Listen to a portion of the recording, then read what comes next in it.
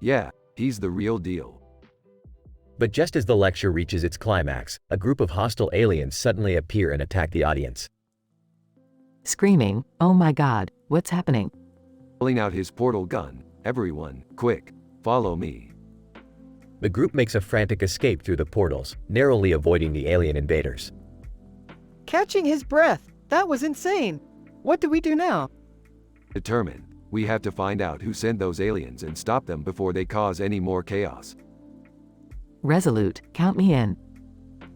With the help of Freeman Dyson and his groundbreaking theory, the trio discover the mastermind behind the attack and thwart their evil plans. Smiling, another adventure successfully solved. Grinning, yeah, but let's not do that again anytime soon. Smirking, oh come on, Morty. You know you love the thrill of the unknown. Chuckling. Yeah, and speaking of the unknown, who's up for exploring another parallel universe? Rolling his eyes, oh geez, here we go again.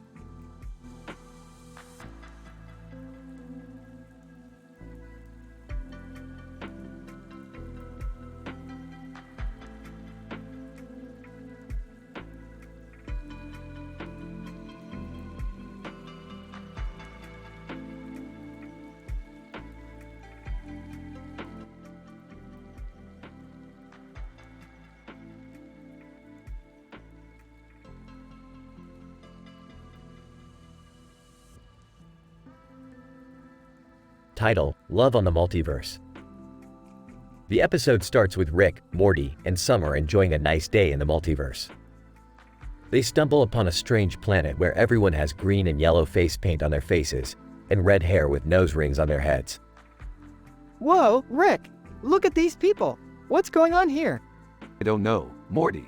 Let's find out. As they explore the planet, they notice that the people here are all trying to find love. They are all wearing t-shirts with the words, "Love on the Multiverse," written on them. This is weird, Rick. Are these people all single or something? Looks like it, Summer. Let's see if we can help them out. As they talk to the locals, they discover that the face paint and hair are all part of the planet's dating ritual. They also find out that the people here are all from different universes and are trying to find love across the multiverse. This is crazy, Rick. How are they supposed to find love with people from other universes? I don't know, Morty. Maybe we can help them out with one of my gadgets. As Rick tinkers with his portal gun, the three of them realize that the locals are all watching a show called Love on the Spectrum on their TVs. Oh, I've heard of that show. It's about people with autism finding love, right? Yep, that's the one. Maybe we can use that show as inspiration for these guys. They introduce the show to the locals, and it becomes an instant hit. The people on the planet start to realize that love isn't just about looks or where you're from. It's about connecting with someone on a deeper level. One of the locals, a shy girl with green and yellow face paint on her face, starts to open up to Morty about her struggles with finding love. Morty, who had been feeling left out of the adventure, finally has a meaningful connection with someone. Wow, Rick, I never thought I'd find love on a planet like this. Yeah, Morty, it's amazing what people will do for love, even if it means wearing strange face paint and growing a nose ring. As they leave the planet, the trio realizes that love truly is a universal concept that transcends time and space. They may have helped the locals, but in the end, they were the ones who learned the most valuable lesson of all.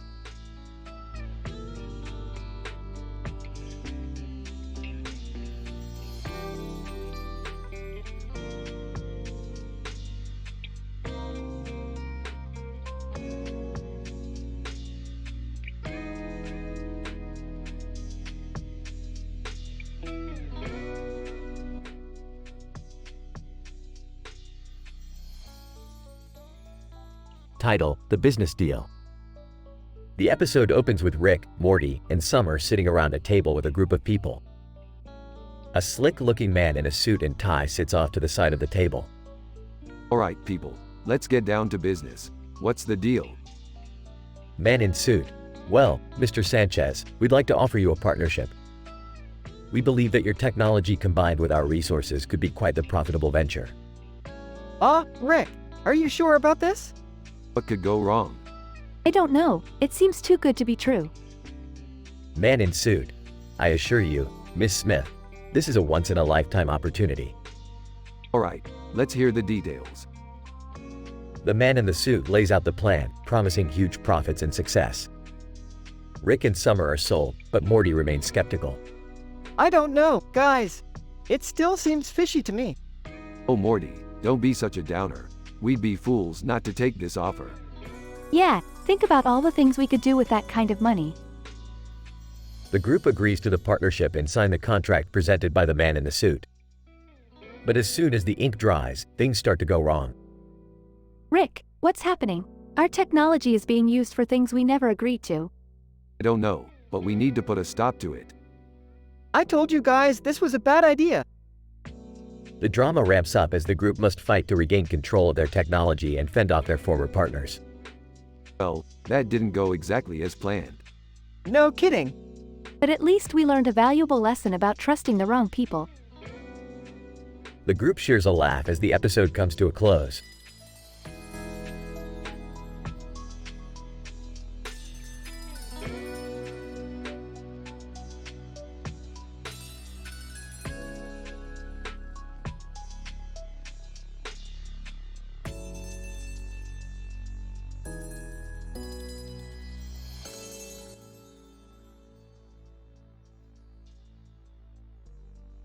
Can you believe Jerry's still trying to impress his ex-wife with pathetic attempts at trying new foods? I don't know, Rick. Maybe he's just trying to show her he's changed. Hey, I heard that. And for your information, I actually like these vegetables on my plate. Sure, Jerry, just like you liked that time-traveling adventure we had where you nearly destroyed the entire universe. All right. Can we just eat in peace? As they eat, they notice the poster of the woman with a knife. Rick, is it just me or is that poster a little creepy? It's just some cheap horror flick. Nothing to worry about. Suddenly, the lights flicker and the room goes dark. What the hell is going on? Looks like we're trapped in a supernatural universe, Morty. Let's go investigate. As they search the house, they encounter strange monsters and eerie haunted objects. I can't do this, guys.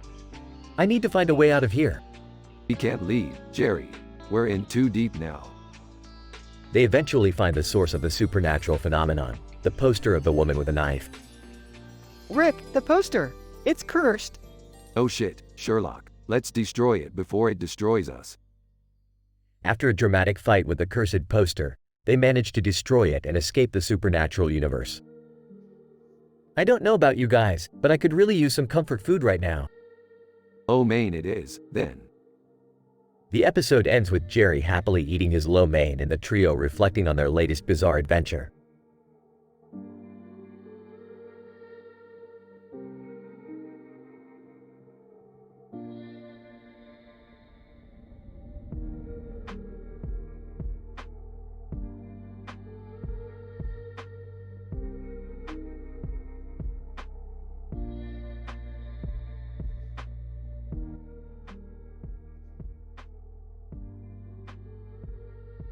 Rick, Morty, and Beth found themselves transported to a mysterious location where they met a man in a suit with a gun in his hand, and a man in a suit with a beard. As they approached, they realized that the men were in a heated argument. What seems to be the problem here, gentlemen? Man in a suit. This man with a gun is trying to rob me. Man with a gun. No, I'm not. He owes me money. Man with a beard. You both are fools. You should have used cryptocurrencies instead of cash. What's a cryptocurrency? Morty, focus. We need to help these guys. Rick quickly assessed the situation and came up with a plan. Alright, everyone calm down. We'll settle this like civilized people. A game of rock, paper, scissors. Man in a suit. What? That's ridiculous. Man with a gun. Fine. I'll play. Man with a beard. Agreed. This is insane. After several intense rounds, the man with the gun emerged victorious. Man with a gun. Ha! I win. Alright, now that that's settled, can we get out of here? As they walked away, Asmongold approached them. Asmongold. Hey, can I get in on that game? Sorry, Asmongold, that was a one-time deal. Asmongold. Ah, shucks. The group continued on their adventure, but Rick couldn't shake the feeling that something was off about the whole situation. Morty, Beth, did you guys notice anything strange about those guys? Not really. They were just a bunch of guys arguing. I don't know. Something in their eyes. I think they might have been aliens. Aliens? Really? Hey, you never know in this universe. We need to keep our guard up. The group continued on their adventure, with Rick keeping a close eye out for any signs of extraterrestrial activity.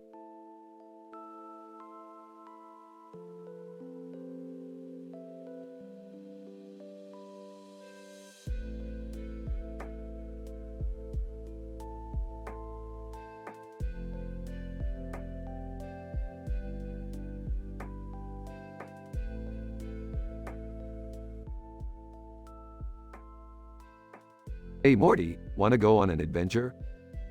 Sure, Rick. What are we doing? We're gonna find the lost Ark of the Covenant. Oh boy, this sounds dangerous. Relax Morty, I've got a plan. We just need to find a man in a hat and jacket, like Indiana Jones. How are we gonna do that? Easy. We'll track him down using my top-of-the-line satellite technology. They find a man in a hat and jacket, who turns out to be a dead ringer for Indiana Jones. Man in hat, who are you guys? I'm Rick Sanchez, and this is my grandson Morty. We need your help finding the lost Ark. Man in hat, I'm not interested in any crazy schemes. I'm just here to enjoy the movie. Come on, man. Don't you want to be a real-life Indiana Jones? Man in hat, I am Indiana Jones. Wait, what? What do you mean? Man in hat, I'm Harrison Ford. I played Indiana Jones in the movies. Oh, well, that's awkward. So, you can't help us find the Ark? Harrison Ford, nope. But hey, maybe you guys can help me find my car keys. I seem to have misplaced them. Rick and Morty exchange a look. Let's get out of here, Morty. I don't think this adventure is going anywhere. Yeah, but at least we got to meet Harrison Ford. They walk off into the sunset as Harrison Ford looks around for his lost keys.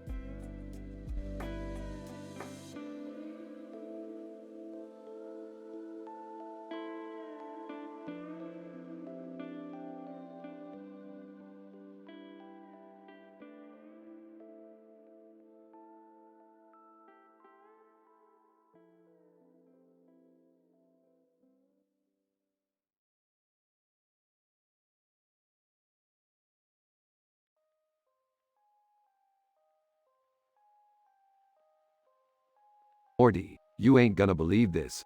We're in the middle of the Milky Way. Whoa, Rick!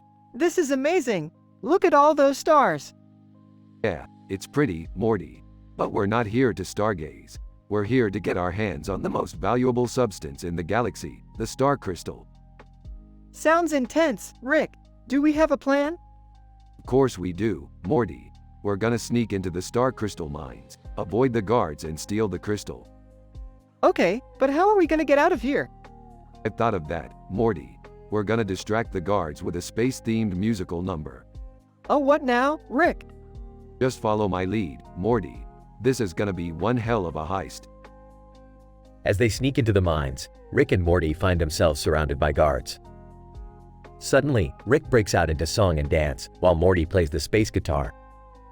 The guards are so taken aback by the unexpected performance that Rick and Morty have just enough time to grab the star crystal and make their escape. That was insane, Rick. I never knew you could sing like that. Yeah, I got some moves, Morty. But we still have to deliver the star crystal to the highest bidder and get paid. As they make their way back to their spaceship, they realize they've been followed by the space mafia, who want the star crystal for themselves. A high-speed chase ensues, with Rick and Morty dodging asteroids and blasting their way through space. Rick, we can't keep this up much longer. They're gaining on us. I've got an idea, Morty. Hold on tight. Rick activates his latest invention, a hyperspace jump, and the ship hurtles through space, arriving in the middle of a mysterious black hole. Rick, where the hell are we? We're in the waiting room of the Black Hole Tribunal. We're safe here for now. The space mafia arrive moments later, only to be greeted by the tribunal's enforcers, who take them into custody. Rick and Morty hand over the star crystal and get their payment. Phew, that was a crazy adventure, Rick. What are we gonna do next? We're gonna go home and watch some interdimensional TV, Morty. We've earned it.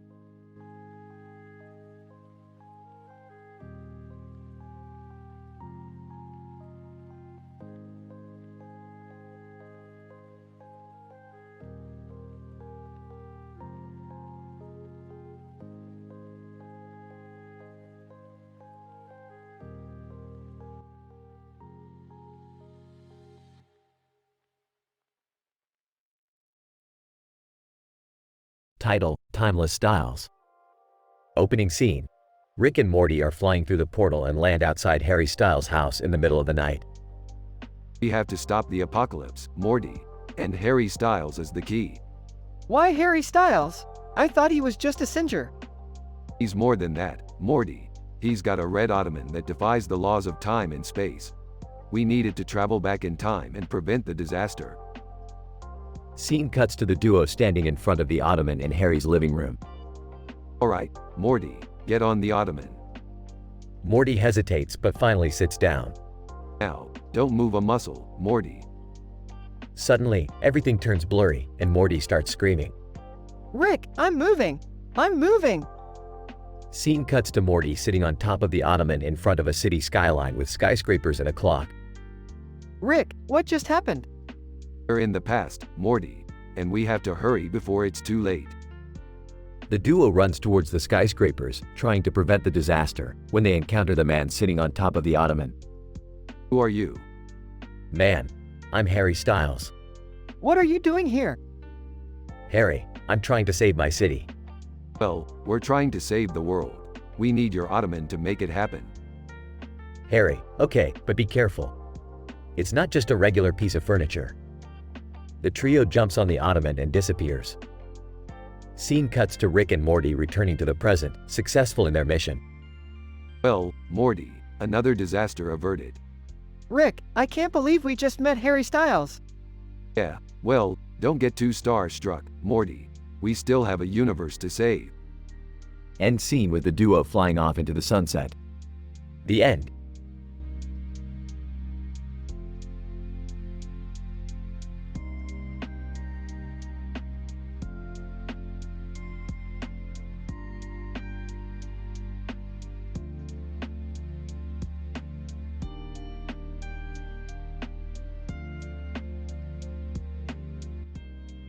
Hey Morty, did you see who's on the news again? No, Rick. I've been busy studying for my science test. Did someone say news? Oh, let me see. Rick hands over his device to Jerry, showing the image of the bloody character over Monkey D. Luffy. Whoa, what happened here? Looks like Monkey D. Luffy crossed paths with a fanatical fan of an obscure anime. That's messed up. Why would someone do that? Maybe it was just a prank gone wrong? No, Jerry, this is serious business. We have to investigate. The trio set off to track down the culprit, encountering various otaku and cosplayers along the way. They eventually find the suspect, who turns out to be a harmless but misguided teenager. What the hell were you thinking, kid? You could have killed someone. Teen. I just wanted to get Luffy's attention, to show him my cosplay and get his autograph. That's no excuse for violence. You need to learn how to express yourself in a healthy way. Maybe we can help you find another way to connect with your favorite characters? Yeah, and in the meantime, let's get you cleaned up and put away that knife. The episode ends with the trio's usual banter as they fly off into space, leaving the teen behind to navigate the complexities of fandom in a more mature manner.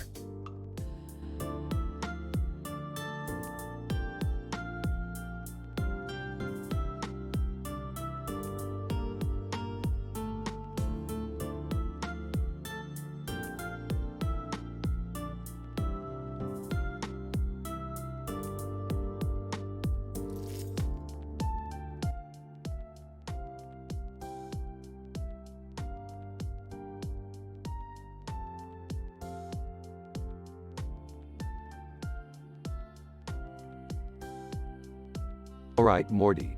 Buckle up because we're going to be making contact with another universe. Oh geez, do we really have to do this again? course we do, Morty. Plus, this one has a guy with a sword and a full moon. How cool is that? They arrive in a world where alchemy is the norm, and many people wield powerful weapons. They see a man in a blue uniform holding a sword in front of a full moon with clouds and a sky background, whom Rick recognizes immediately. Oh no, Morty, we're in Full Metal Alchemist.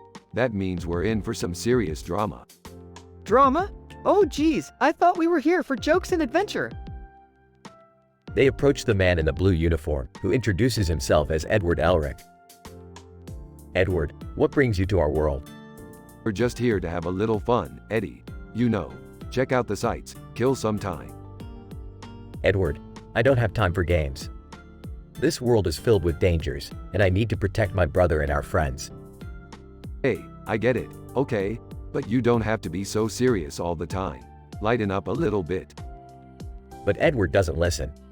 He leads them to a dark, gloomy laboratory where he and his brother Alphonse are trying to find a way back to their own world. Whoa, this place is giving me the creeps. Yeah, and this guy is giving me a headache with his constant brooding. Edward, you don't understand. We've lost so much already, and we can't afford to lose anymore. Suddenly, a group of mysterious figures break into the lab and attack the brothers. Rick and Morty spring into action, using their own unique skills to help fight off the attackers. Whoa, these guys are tough. Yeah, but they're no match for us. Together, they manage to defeat the attackers, but not before discovering their true identity. They were from a rival universe that wished to take control of Full Metal Alchemist's world. Edward, this is why we can't afford to let our guard down. We're always under attack. Yeah, but at least we managed to have a little fun along the way. I don't know, Rick. I'm still kinda freaked out. Looks like it's time for us to head back home. Come on, Morty, let's get out of here. They portal back to their own universe, leaving behind a world filled with drama and danger. But as they fly off into the distance, they both can't help but feel a sense of adventure in what just happened. You know, Rick, I think I get why we come to these crazy universes now. Oh yeah, why's that? Because they remind us how boring our own universe can be sometimes. Aha, you got that right, Morty. Let's see what other universes we can explore next.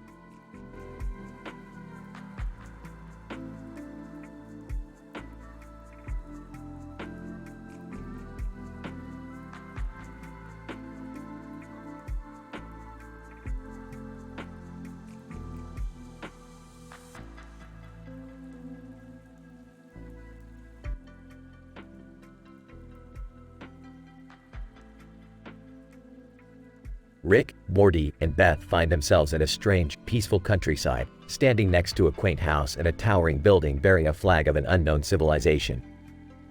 They are approached by a villager who seems excited to see them.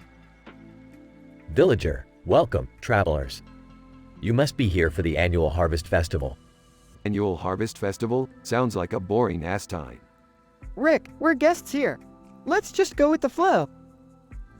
The trio is quickly swept up in the festivities. They indulge in delicious food and drinks, play games, and laugh with the friendly villagers. However, as the night wears on, they realize something is off. Hey, why are there no children here?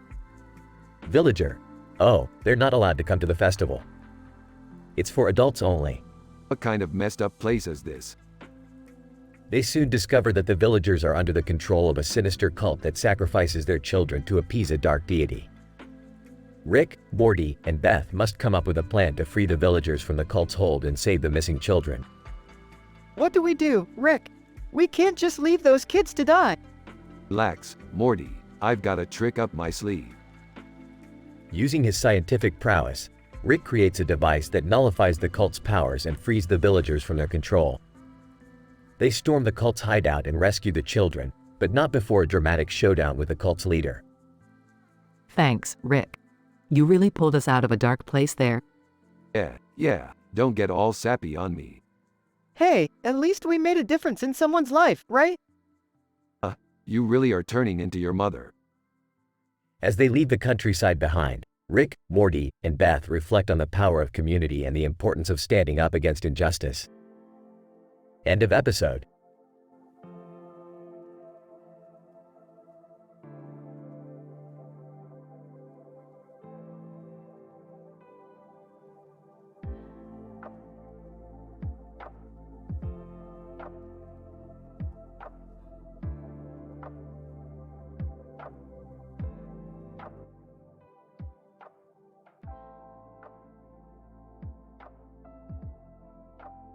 Title: Traffic Jam Crisis in Saitama. Opening shot of the poster with a traffic jam, buildings, and the blue and yellow stripes. This is gonna be a long ride. Where are we headed, Rick? Her parents want to visit Saitama, the city that never sleeps, but has one hell of a traffic jam. We should have gone somewhere else. Oh, come on, Jerry. We'll make the best of it. As they drive into the city, they get caught in the traffic jam. This is why I hate traffic. Hey, Morty, hand me the portal gun. What are you gonna do, Rick? We're gonna take a shortcut. They use the portal gun to teleport to the other side of the city. That was amazing. Rick, you're a genius. Suddenly, they see the whole city is in chaos due to the traffic jam. This is not good. What can we do? I got an idea. Jerry, Beth, stay with the car. Rick and Morty go to the center of the city, where they find out that an alien race is the culprit behind the traffic jam. Well, what do we have here? Aliens causing trouble again? Alien leader, we have taken over this portion of the galaxy, and we will not allow any intruders. We just want to get through the city. You've caused enough trouble here. Time for you to leave. A battle ensues, and the alien leader is defeated. What took you guys so long? Yeah, we've been waiting here for hours. Just doing our part to save the galaxy. And the traffic. Closing shot of the city, with no traffic jam and the blue and yellow stripe looking more vibrant than ever.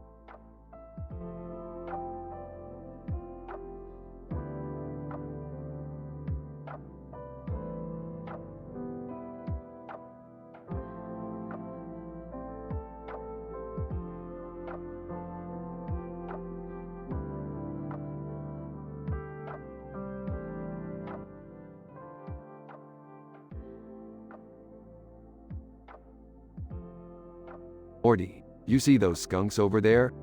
Oh, yeah, Rick. What about them? Those little guys have a secret. They're actually spies for an alien race trying to infiltrate Earth. What? That's ridiculous.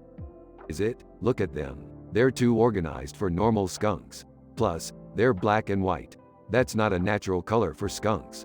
What are we going to do? We have to catch them before they report back to their alien overlords. Beth, you distract them with some trash while Morty and I set up a trap.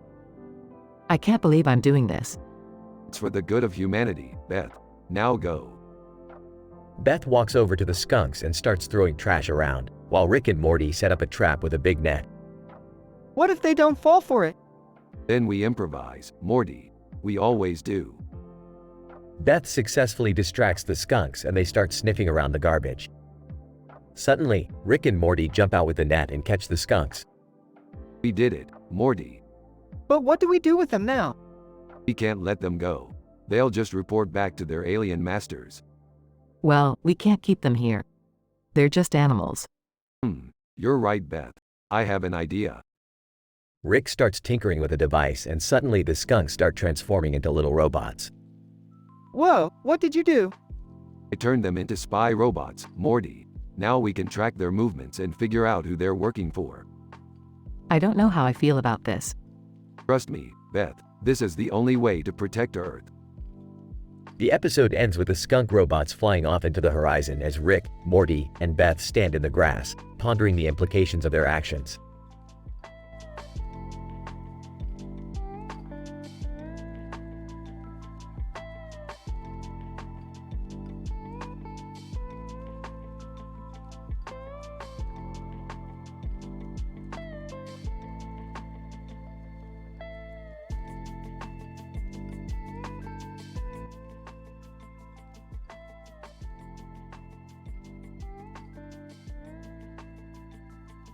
Title: The Case of the Mysterious Metal Object.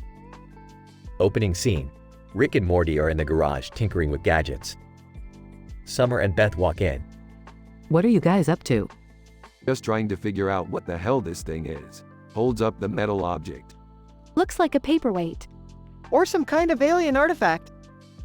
Can you guys take a break from your sci-fi shenanigans for one night?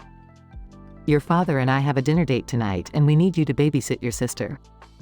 Babysit? She's like 17. Fine. Just keep her out of trouble. Later that night, Summer convinces Rick and Morty to use the metal object to invent a teleportation device, and they accidentally transport themselves to a new dimension ruled by an evil overlord named Big Boss. We need to get out of here. But how? Big Boss, I see you've stumbled into my dimension. No one leaves here alive. You guys always get us into these messes. What mess? The group must work together to outsmart Big Boss and find a way back to their own dimension. I've got an idea. Pulls out a portal gun. Wait, you have a portal gun this whole time? You guys realize you could have just babysat your sister instead of causing an interdimensional crisis, right?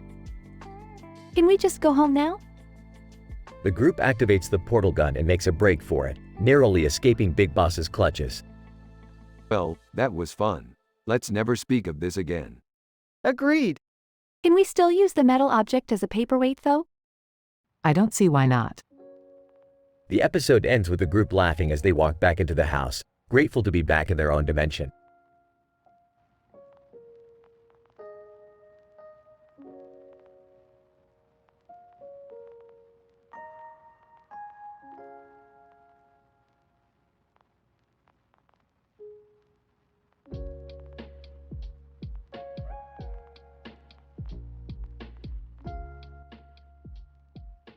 Morty, we have a serious problem.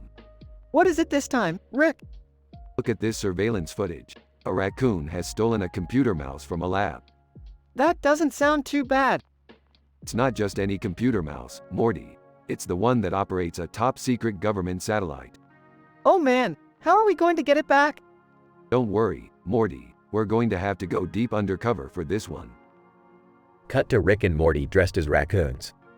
I don't think this is going to work, Rick. Shut up and follow my lead.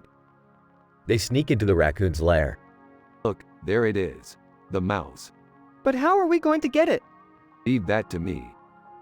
Rick distracts the raccoon with a laser pointer while Morty grabs the mouse. Got it. Let's get out of here before it gets ugly. They run out, but the raccoon chases them with a pack of other raccoons. Morty, I think we might have to fight our way out of this one. I don't want to hurt any animals, Rick. Fine, I'll do it myself. Cut to Rick using a makeshift flamethrower to fight off the raccoons. We did it, Morty. We saved the satellite. I think I'm traumatized for life, but sure, let's go home.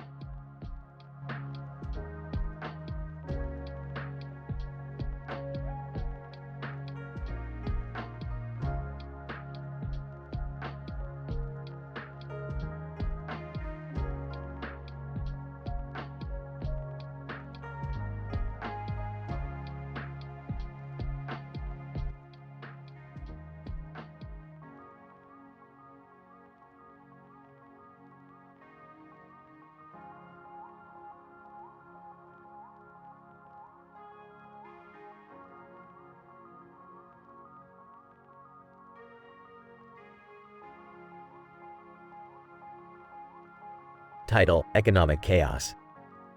The episode starts with Rick and Morty discovering a poster with the title Economics on it, filled with various graphs, charts, and numbers. Ah, looks like someone's got a case of the Mondays. Economics, am I right, Morty? I don't really get it, Rick. What's so funny about economics? You wouldn't understand, Morty. It's a complex science, but let me tell you, if we don't figure out a way to fix this mess, we're all screwed. As they examine the poster, they notice something strange happening. The numbers and graphs begin to shift and change in real time. Rick, what's happening? The poster's coming to life. Quick, Morty, we have to get out of here before we get sucked into the world of economics. But it's too late. They're suddenly transported into a strange, alternate dimension where the rules of economics reign supreme. They find themselves in the middle of a bustling city, surrounded by towering skyscrapers and financial institutions. What is this place, Rick? It's like Wall Street on steroids. This, Morty, is the world of high finance. And in this world, money talks and everything else walks. They soon find out that the economy of this world is in total chaos. People are struggling to keep up with rising prices, and the wealth gap between the rich and poor is widening by the second. Rick and Morty team up with a group of underground rebels who are fighting against the corrupt economic system. Rebel number 1. We need to take down the big banks and redistribute the wealth. The only way to save this world is to start a revolution. You know what they say, Morty.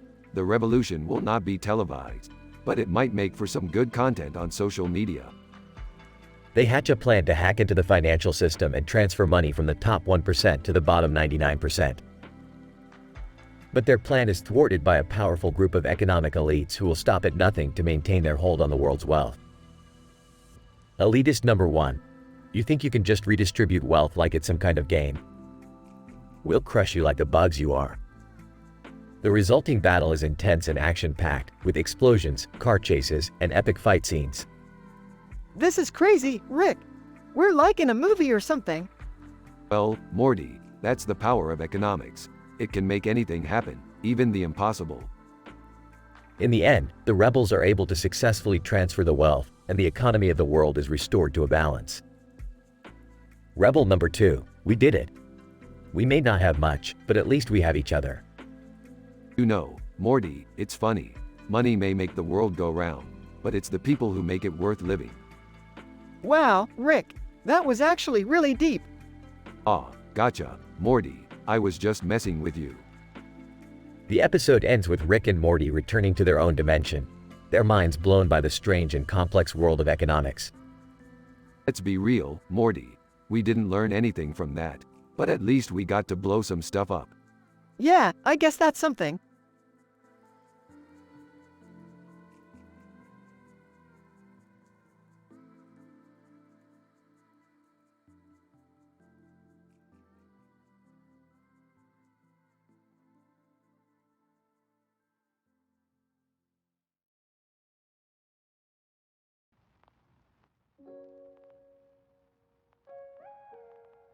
Rick, Morty, Beth, and Summer found themselves in a medieval fantasy world on their latest adventure.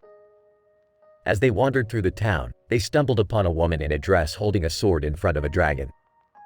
Wow, that's crazy. What's going on? The woman turned to them, her eyes full of determination. Woman, this dragon has been causing trouble in these parts for too long. I'm going to defeat him once and for all. Ah, I see. Well, good luck with that. But as the woman charged towards the dragon, they noticed something strange about the other woman in a dress, who had a dragon on her back. Guys, look at her. She's transforming. Into what? Suddenly, the woman's dress ripped apart as she sprouted wings and took to the sky, the dragon on her back now a part of her very being. Holy shit, she's a dragon rider. As the two women battled in the sky, Rick, Morty, Beth, and Summer could only watch in awe. This is crazy, Rick. I can't believe what we're seeing. Believe it, Morty, we're in a whole new world of adventure now. Eventually, the dragon rider emerged victorious, and the woman with the sword retreated. As they made their way out of the town, Rick couldn't help but make a joke. I guess you could say that woman really slayed that dragon, huh? Morty groaned as Beth and Summer chuckled. I can't wait to see what other crazy shit we'll find in this world. And with that, they set off on their next adventure, ready for whatever lay ahead.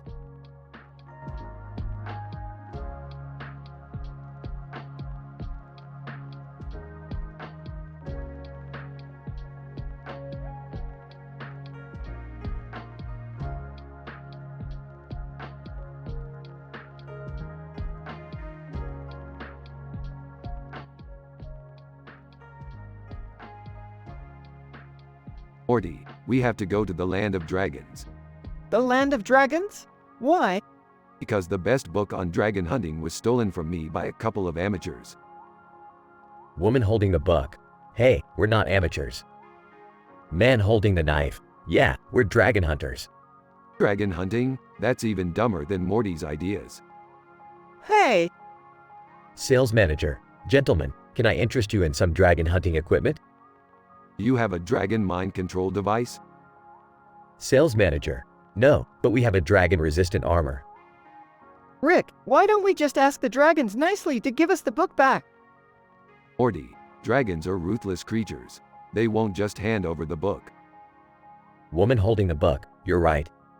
We had to sneak past a dragon to get this book. Man holding the knife, and we're willing to do it again to keep it.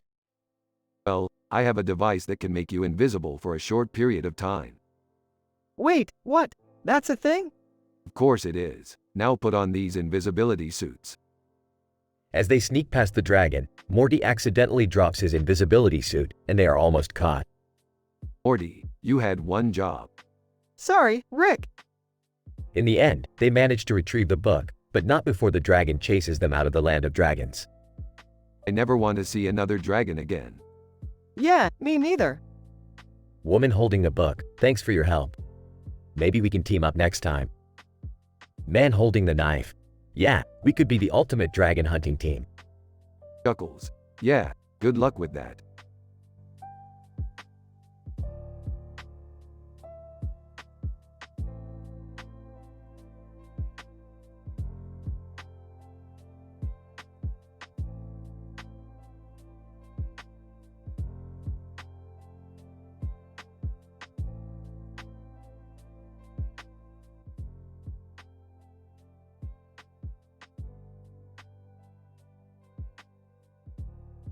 Morty, have you seen this wild woman with guns on her back? Oh, no, Rick. Who is she? I don't know, Morty, but she looks like she's ready for some serious action. Whoa, you guys talking about that badass chick? I saw her on the news.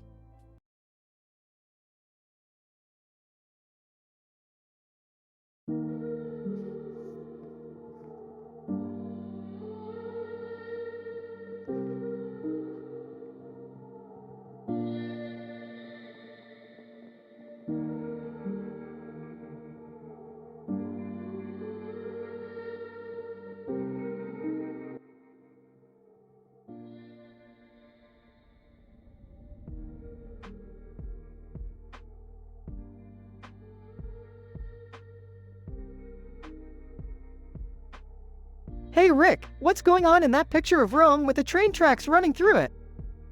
Morty, that's not just any train, it's the famous train of time. It's the only way to travel through history. Wow, that's pretty cool.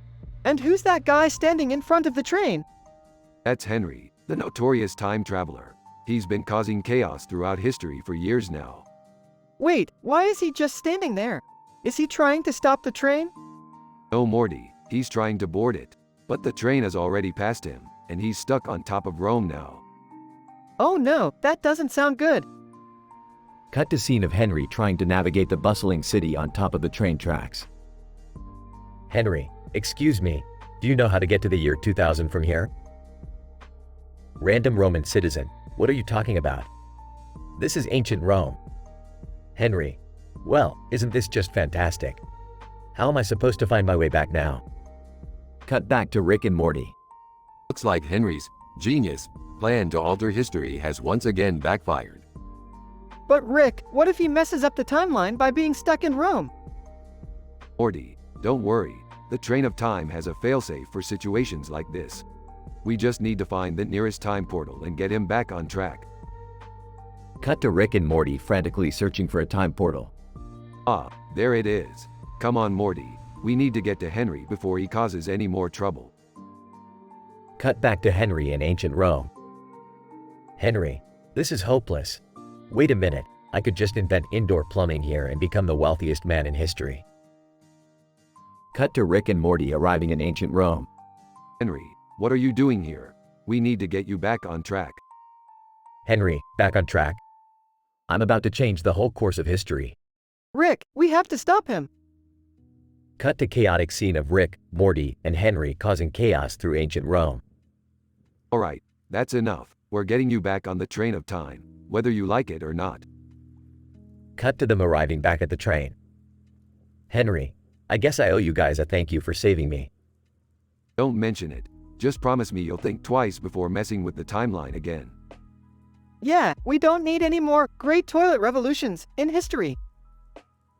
Cue cheesy end credits music.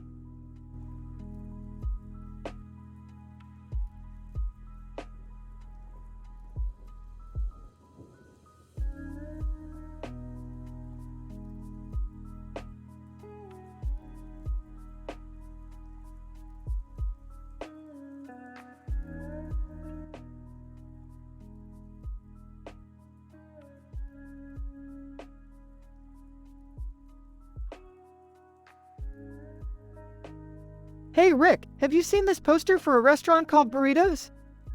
No, Morty, I haven't. What's it about? It's a picture of a burrito wrapped in a wrap. I don't get it. Well, Morty, it's simple. They put a burrito in a tortilla shell, which is also a type of wrap. Oh, I get it now. So, are we gonna check it out? Why not? Let's see if their burritos are worth the hype. As they walk into the restaurant, they are greeted by an enthusiastic employee. Employee, welcome to Burritos. What can I get for you? We'll have 2 burritos, please. Employee, coming right up. As they wait for their food, Morty notices a couple arguing in the corner. Hey Rick, check out that couple over there. They seem to be having a pretty intense argument. Yeah, Morty, drama always adds a little spice to a meal. Just as their food arrives, the couple's argument escalates into a full-blown fight. A burrito is thrown, hitting Morty in the face. Oh, what the hell, man? As chaos ensues, Rick and Morty try to make their escape. In the midst of it all, Rick grabs a stray burrito and takes a bite. Hey Morty, this burrito is actually pretty good. Are you kidding me, Rick? We're in the middle of a brawl and all you can think about is the damn burrito? Hey, I'm a man of priorities, but we should probably get out of here before we get caught in the crossfire. As they make their way out of the restaurant, Morty can't help but feel a little disappointed that their adventure didn't turn out as exciting as he had hoped. I thought this was gonna be another crazy Rick and Morty adventure, but we just ended up witnessing a fight at a burrito place. Sometimes, Morty, the craziest thing of all is just enjoying a good burrito. I guess you're right, Rick. Let's go find another burrito place. As they walk away, the chaos behind them continues, but Rick and Morty are content with their newfound appreciation for a simple pleasure, a delicious burrito.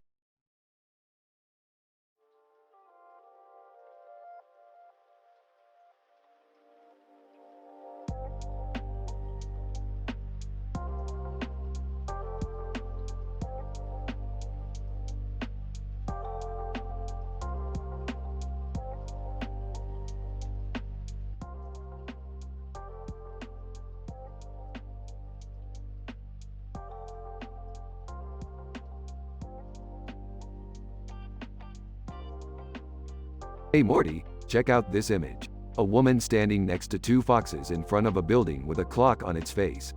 Looks like she's trying to communicate with them. Wow, Rick, what is she trying to tell them?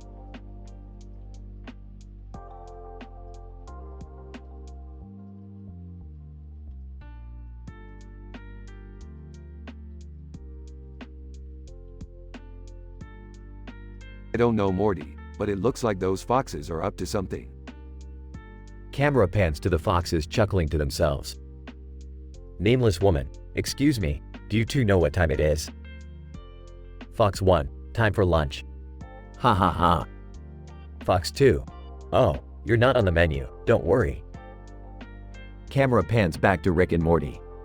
Morty, those foxes are obviously planning something. We better keep an eye on them. But Rick, what if they're just innocent foxes? Innocent, in this universe? Morty, you know better than that. Camera pans back to the woman and the foxes. Woman, I don't understand why you 2 are being so difficult. I just need to know the time. Fox 1, ha ha ha. We already told you, it's lunchtime. Camera pans to Rick and Morty watching from a distance. Rick, I don't think those foxes are up to anything. They're just being silly. Morty, you never know what's going on in someone's head. Let's just keep observing. Camera pans back to the woman and the foxes. Woman, okay, fine. I'll just ask someone else. Fox 2, wait, we're just kidding. It's actually 3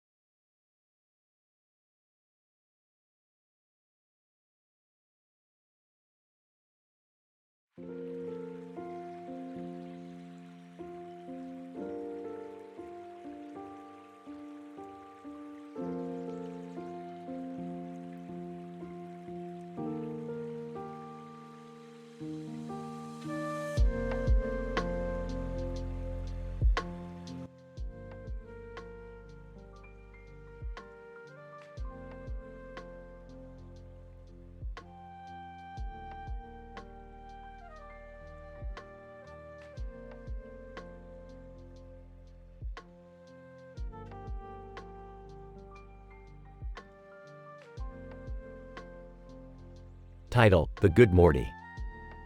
Opening shot of Rick and Morty in the living room, watching TV. Pointing at the TV. Hey Rick, have you seen this show? Looks pretty serious. Disinterestedly, what show? Pointing at the TV. The Good Wife. It's got two guys and a lady in suits. Sarcastically, wow, sounds super exciting. I'm on the edge of my seat. Jerry enters the room. Hey guys, what are you watching? The Good Wife. It's about lawyers and stuff. Excitedly, oh, I love that show. I think I even saw Elaine from Seinfeld in one of the episodes. Skeptically, Elaine from Seinfeld? What is she, a lawyer now? Defensively, hey, she's a successful businesswoman. Curiously, wait, didn't she used to work for you? Sheepishly, yeah, but that was before she made it big. Smirking. Right, because her big is working her way up from an assistant to a boss. Impressive. Irritably, hey, she's doing great for herself. And who are you to judge, Rick? You're not exactly a model citizen. Defensively. Hey, I'm not the one getting all defensive about a TV show. Pointing at the TV, it's a great show, okay? They tackle real issues like corruption and infidelity. Sarcastically, ooh, sounds like a real party. As they continue to argue, a portal suddenly opens up in the living room. Annoyed. Great, now what? A woman in a suit and tie steps out of the portal. Woman, Mr. Sanchez, I presume. My name is Diane Lockhart. Unimpressed. Great, another suit. What do you want? Diane, I've been sent here by your sister, Beth. There's a legal matter that requires your expertise. Intrigued. Ooh, what is it? A high-profile case? A big settlement? Diane, solemnly, it's a divorce case. Mr. and Mrs. Smith are going through a messy separation, and they need your help. Sarcastically, oh joy, another happy couple breaking up. Just what we need. Dying. Fine, let's get this over with. As they prepare to leave, Jerry stays behind, looking wistfully at the TV. To himself, maybe I should have been a lawyer. Or at least, watched more of that show.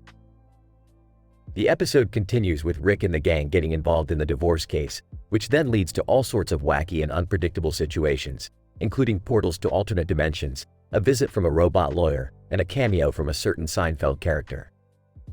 Through it all, they learned some important lessons about love, relationships, and the complexities of the legal system.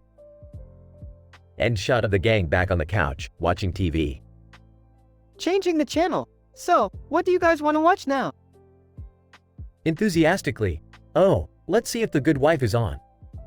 Facepalming. I give up. Credits roll.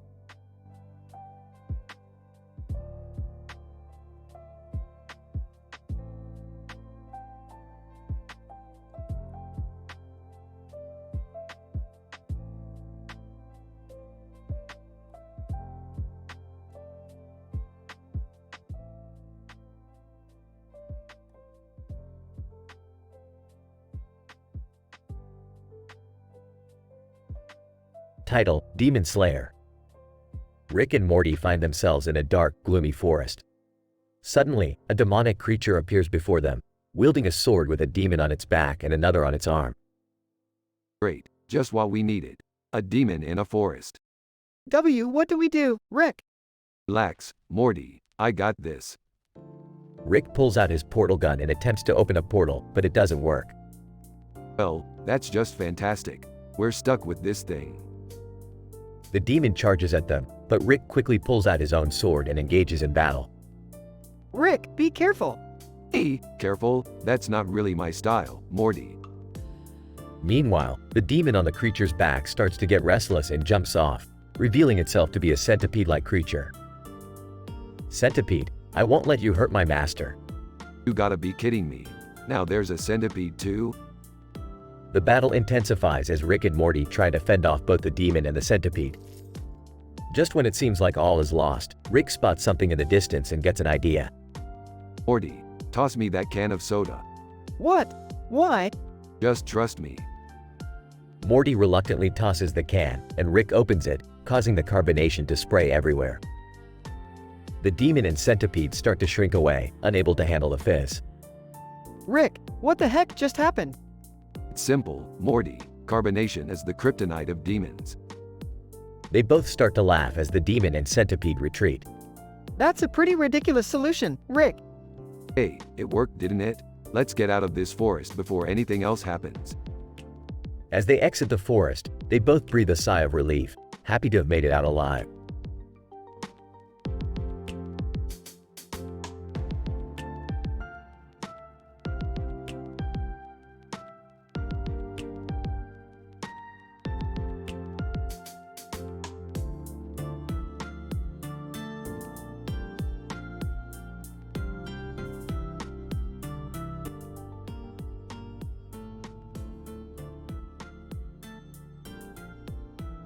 Rick, Morty, and Summer were lounging in the living room when Morty picked up a magazine lying on the coffee table.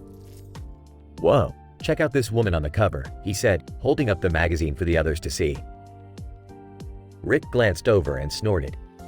Just another overhyped celebrity with too much makeup and not enough talent. Summer rolled her eyes. "You're just jealous because you can't pull off red lipstick like she can." Rick raised an eyebrow. "Oh, really?" Challenge accepted. With a snap of his fingers, he vanished and reappeared a moment later, his lips painted a bright shade of red. Morty burst out laughing. "That's hilarious, Rick." Summer shook her head in disbelief. "You two are ridiculous." As they continued to joke around, the conversation turned to the woman on the cover. "Do you think she's really happy with all that fame and attention?" Morty wondered aloud. Rick shrugged. "Who knows? But it's not like we can do anything about it. We've got our own problems to deal with." Just then, the TV flickered to life, showing the woman from the magazine in a breaking news report. Jessica Sterling, the famous actress and model, has gone missing, the newscaster announced. Rick, Morty, and Summer exchanged worried glances. "We have to do something," Summer said firmly.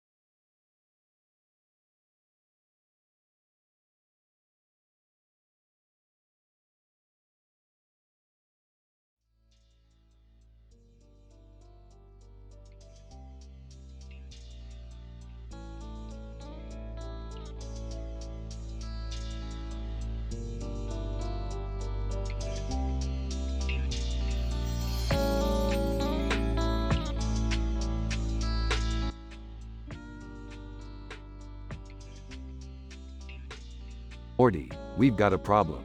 Jerry's been kidnapped by an Abyssinian queen with a crown and a sword. Oh geez, what are we gonna do? "Queen, welcome to my kingdom, Rick Sanchez. I have captured your friend Jerry and will only release him if you can defeat my champions in battle." Oh goody, another day, another death match. Let's make this quick. Wait, Rick, are you sure about this? We could negotiate or… No, Morty, let's do this. I mean, what's the worst that could happen? Champion 1 charges towards Rick, but he quickly disarms and defeats them with ease. Is that your best shot? I'm disappointed. Next. Champion 2 enters the arena, wielding a giant hammer. Oh, come on. Why do they always have a giant weapon? Rick, look out! Rick dodges just in time as the hammer crashes into the ground. Alright, that's it. Time to show them what I'm made of. Rick uses his portal gun to create a portal behind the champion and pushes them through it. Queen. Impressive, Rick Sanchez. You have proven yourself worthy. I shall release your friend. Woo-hoo! Thanks, Rick. That was a close one. I'm just glad we can all go home in one piece. Queen. But before you go, I have one more surprise for you. The Queen presents them with a giant pile of gold and jewels. Well, damn. I guess it wasn't all bad. Hey, Rick, you know what they say. All's well that ends well. I don't think that's how that saying goes, Jerry. Shut up, Morty.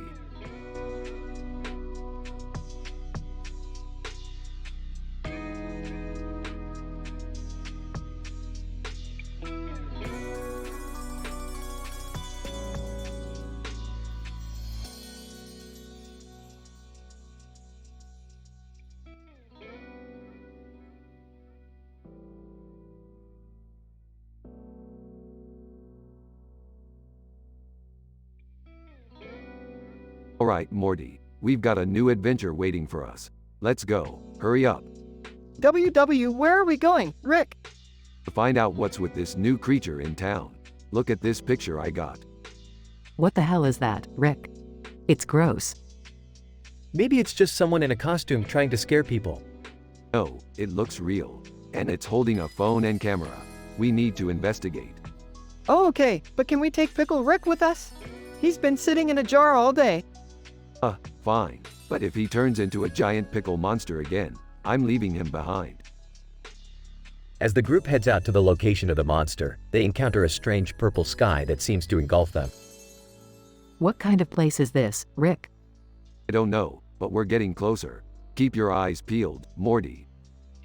Suddenly, the monster appears before them, snapping pictures and taking videos of the group. Monster, greetings, Earthlings. I am Zarl, the intergalactic photographer. I've been sent to capture the beauty of your planet. That's it? You're not going to hurt us? Zarl, of course not. I'm just doing my job. But if you insist, I can make it a little more exciting.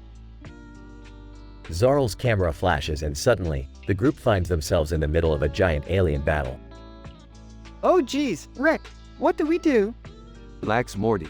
It's just a simulation. Zarl's trying to get a reaction out of us. Well, I'm not impressed. Can we just go home now? Yeah, I agree. My nerves can't handle this. Fine, but let's take some cool alien tech with us. We might need it for the next adventure. As they leave, Morty turns to Pickle Rick and shakes his head. I don't know about you, Pickle Rick, but it seems like we're never going to have a normal day again.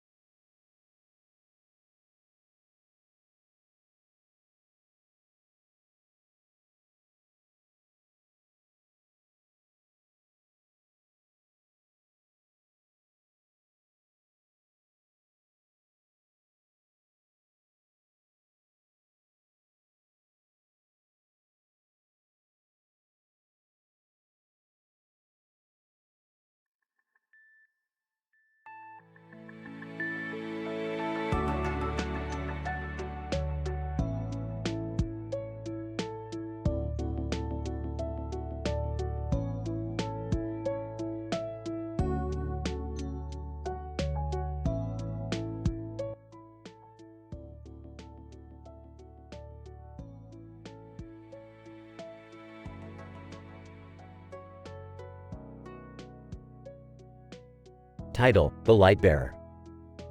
Opening shot of a futuristic city bustling with life. Cut to Rick and Morty in the garage, tinkering with gadgets. Rick, I'm bored. Can't we go on an adventure or something? HMPH, fine. Let me check the multiverse portal for some cool new planets to explore. Cortana interjects. Rick, I have detected an anomaly in the city's power grid. There seems to be a massive energy spike coming from the heart of the metropolis. Sarcastic? Oh, great, just what I need. Another world-ending catastrophe. The trio teleport to the city center, where a woman in a futuristic suit is holding off a horde of tentacled creatures with a glowing light on her chest. Who the hell are you? The woman: I am the light bearer. I've been imbued with the power of the city's main power source, and these creatures are after me. So, what do you want us to do? The light bearer, help me get to the top of the city's central tower. That's where I can activate the safeguard protocol and protect the planet from total destruction. As they journey upwards, the team faces countless obstacles, including razor-sharp traps and hordes of alien attackers. Ending. This is insane. I didn't sign up for this. The light bearer, confidently, we're almost there. Just a few more flights. Suddenly, a massive wave of energy surges through the tower. Cortana, the power grid has been compromised. The safeguard protocol isn't working. The light bearer, in despair, no, this can't be happening. All is lost. Wait, why don't we try using your powers to overload the system? Maybe that'll reset everything? The light bearer, grinning, good idea, Morty. Let's give it a shot. With all her strength, the light bearer channels the power of the city into her chest. The energy surge is so strong that even Rick is blown off his feet. Cortana, excited, it worked. The power grid has been restored. The light bearer, smiling, thank you all. I couldn't have done it without your help. As the team descends back to the city streets, the light bearer is hailed as a hero. Grudgingly, I guess this wasn't such a bad adventure after all. Cheerfully, yeah, and we made a new friend too. The screen fades to black as Rick rolls his eyes.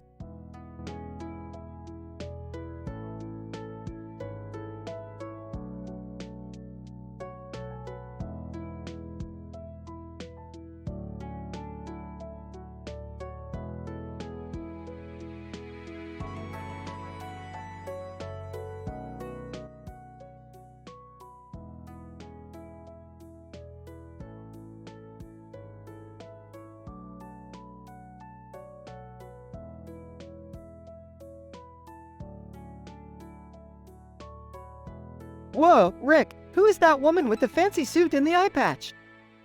That's Black Widow, Morty. And let me tell you, she's not someone to mess with. Black Widow, you got that right, Rick. I'm here to recruit you for a mission. Mission? I don't think so. I'm retired, remember? Black Widow, retired or not, this is important. The fate of the universe is at stake. Oh boy, Rick, we can't just ignore that. Fine, we'll hear you out. What's the mission? Black Widow, we need to steal a powerful weapon from an alien planet. But it won't be easy. We'll have to face off against some tough opponents. I don't know about this, Rick. It sounds dangerous. Of course it's dangerous, Morty. That's what makes it fun. Count us in, Black Widow. Black Widow, great. We leave tomorrow. And Rick, I suggest you leave the alcohol at home this time. Hey, I make no promises. As they prepare for the mission, tensions rise between Rick and Black Widow. Rick's drinking habits become a point of contention, and he struggles to prove his worth to the team. But when they finally reach the alien planet, they face their toughest challenge yet. Okay, this is it. Stay focused and keep your guard up. Got it, Rick. Black Widow, Rick, you're drunk. This isn't going to work. But do you know, I'm the smartest man in the universe. Suddenly, an army of aliens appears on the horizon, armed to the teeth. Rick fumbles with his gadgets, but they seem to be malfunctioning. Rick, what do we do? I don't know, Morty. I think we're screwed. Black Widow, not if I can help it. She charges towards the aliens, wielding her fists as deadly weapons. Rick and Morty watch in awe as she takes down one opponent after another. Whoa, that's amazing. I think I'm in love. In the end, they retrieve the weapon and return to Earth victorious. Rick and Black Widow share a moment of understanding, and Morty wonders if he'll ever be as cool as they are. That was insane, Rick. How do we keep getting into these crazy adventures? I don't know, Morty. But one thing's for sure. Life with Black Widow is never boring. Black Widow, you got that right, Rick. The screen fades to black as they all laugh together, ready for whatever the universe has in store for them next.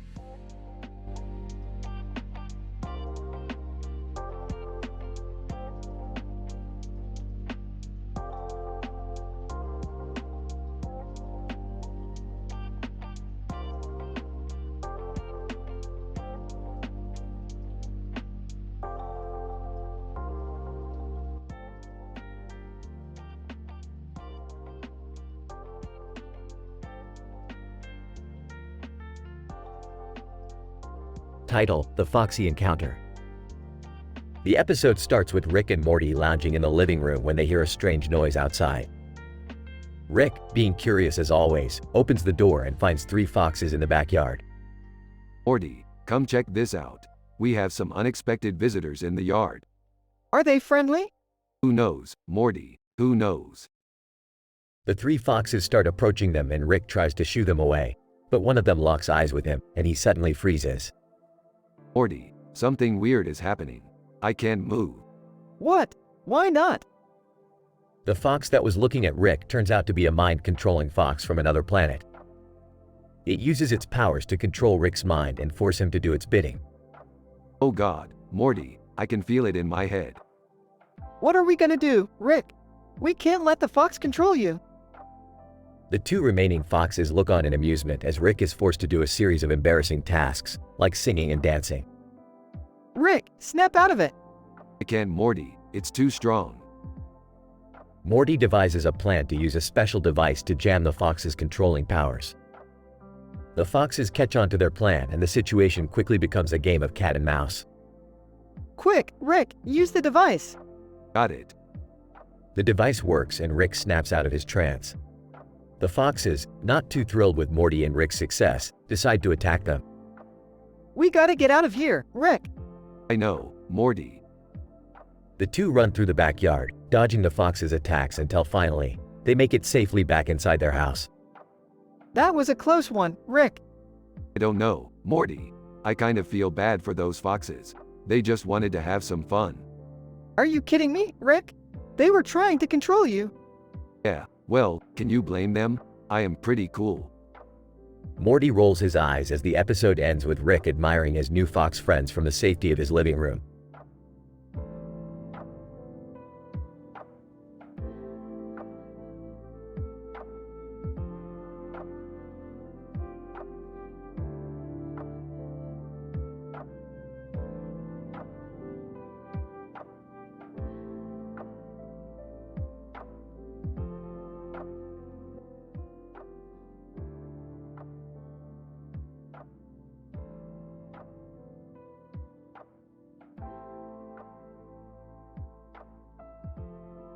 Morty, I need you to hold on tight because this is going to be a wild ride.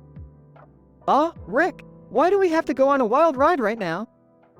Because, Morty, we need to get that car on that poster over there.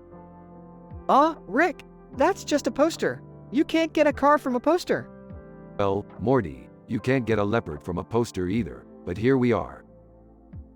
Flashback to Rick and Morty in a jungle, trying to capture a leopard while dodging its attacks. Okay, I see what you mean. But why do we need that car? Because that car is a Jaguar, Morty, and we need it to complete our collection of exotic cars. Oh, I see. But how are we going to get it? Well, Morty, I have a plan. We're going to use that red circle on the poster to transport us to the Jaguar factory, where we'll steal a car. Rick, that red circle is just part of the poster design. It's not a portal or anything. Morty, don't be a wet blanket. Trust me, I know what I'm doing. Flash forward to Rick and Morty using the red circle to transport to the Jaguar factory, where they successfully steal a car. Wow, Rick, we actually did it. Of course we did, Morty. I'm the smartest man in the multiverse, remember? Yeah, but what are we going to do with the car now? We're going to take it for a joyride, Morty. And we're going to bring that leopard with us. Rick, I don't think that's a good idea. Relax, Morty. It'll be fine. What could go wrong? Later, Rick and Morty are speeding down a highway in the Jaguar, with the leopard in the backseat. Suddenly, the leopard breaks free and starts attacking them, causing them to swerve off the road and crash into a ditch. I told you this was a bad idea, Rick.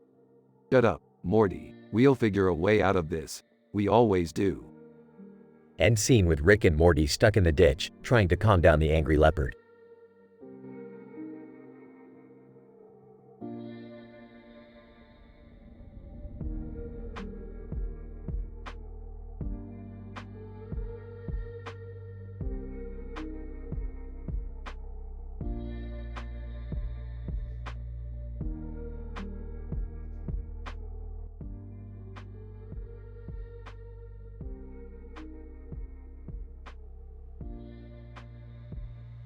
Stunning. This place looks like a psychedelic nightmare. Nervously, why yeah, Rick, that guy with the glasses looks like he's up to something. Sarcastically, oh boy, we're in for a real treat. Rolling her eyes. Can we just get this over with so we can go home? Man with glasses, smiling. Welcome, Rick and Morty, to the world of graphic design. I am your guide, and I will be showing you how to create the most mind-bending visuals. Disinterestedly. Yeah, that's great. Just show us what we need to do.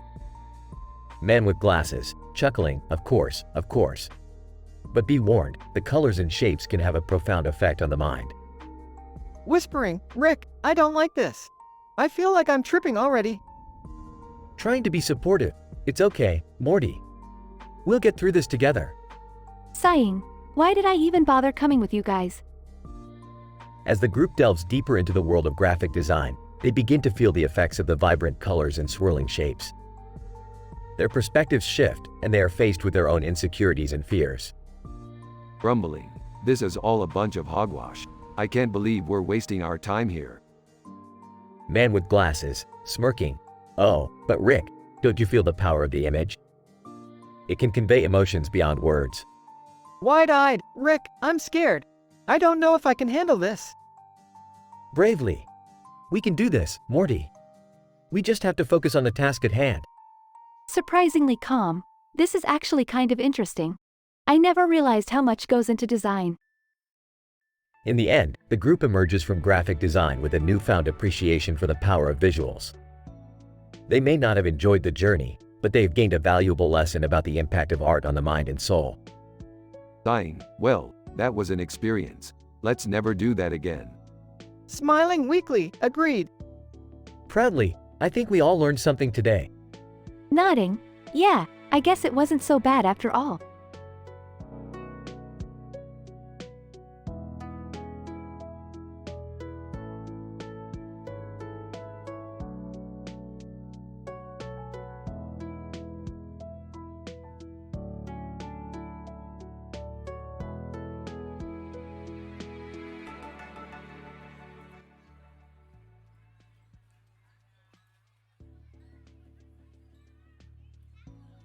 Alright, Morty, we're going on an adventure. Just step through this portal. Whoa, where are we? What the? Hey, what are you guys doing in my neon room? Dad, why do you even have a neon room? It's for my hobbies. Smirks. Yeah, sure it is. Hey, what's that supposed to mean? Relax, Jerry. We're here to investigate that giant structure in the background. Whoa, what is that? Looks like some kind of government facility. Oh no, I didn't know they were onto me. Rolls his eyes. Jerry, you're not that important. Let's just focus on the task at hand. Hey, do you guys hear that? Laughter? Creepy laughter echoes through the room. Okay, I don't like this anymore. Me neither. Can we just go home now? Not yet. We have to find out what's going on here. They make their way up the staircase, with the laughter growing louder. I don't think I want to know what's causing that laughter. Agreed, let's just get out of here.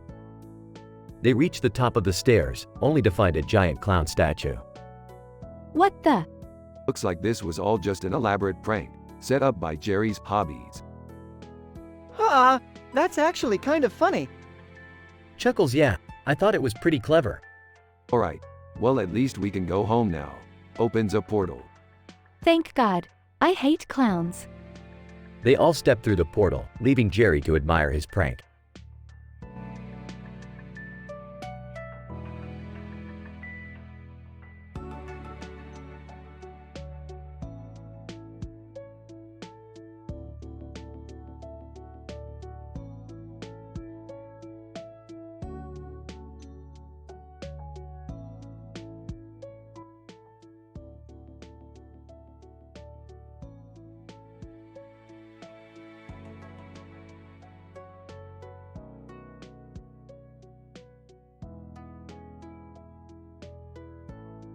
Rick and Morty are tinkering with their latest invention while Beth lounges on the couch watching TV.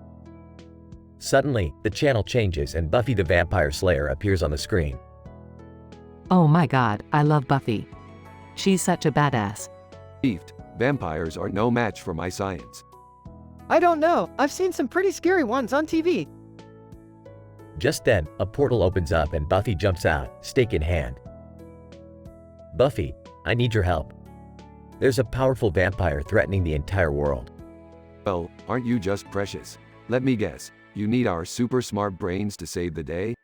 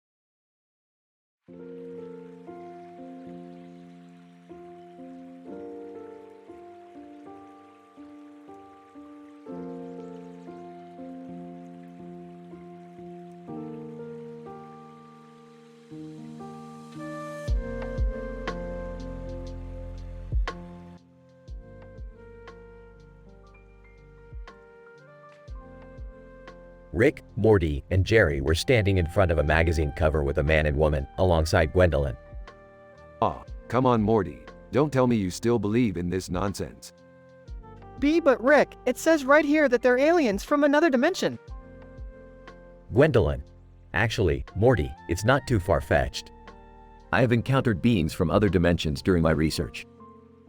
This is ridiculous. Can't we just stick to reality? Oh Jerry, don't be such a buzzkill. Where's your sense of adventure?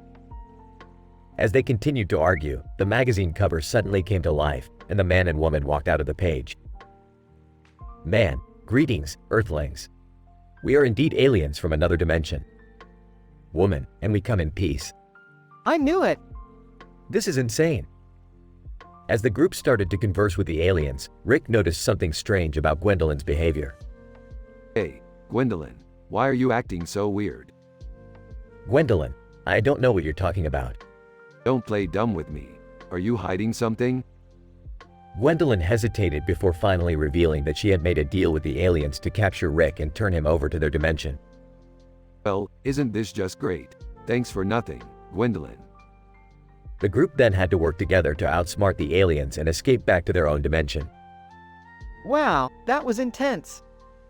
I still can't believe any of this happened. Oh well, just another day in the multiverse. As they walked away, Rick couldn't resist making one last joke.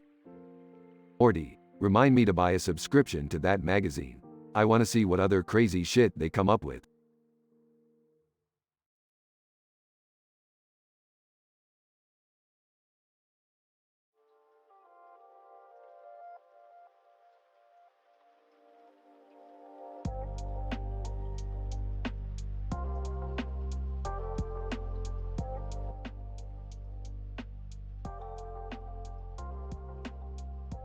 Okay, Morty, you're gonna have to trust me on this one. We're going into a haunted house to grab a rare alien artifact. I don't know, Rick. This place gives me the creeps. Hey, I'm not missing out on the chance for some quality mother-daughter time. Summer, you coming? Yeah, sure. But if we get killed, I'm blaming you.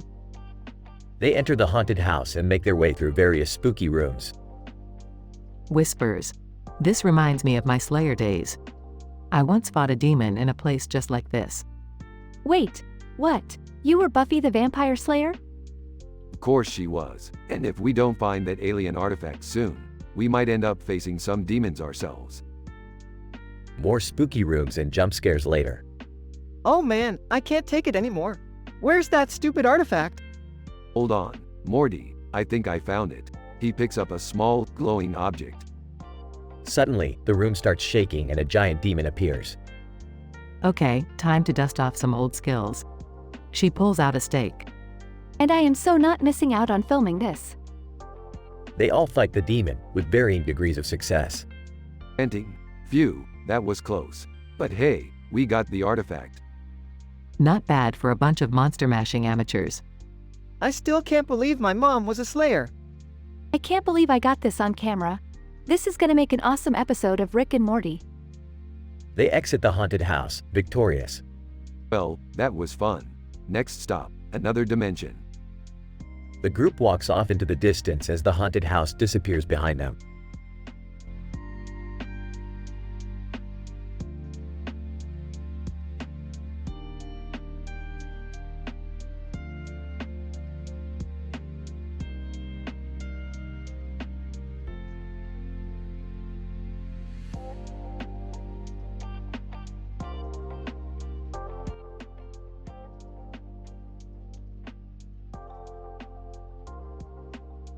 Morty, we're on the hunt for the Ori Stargate SG-1.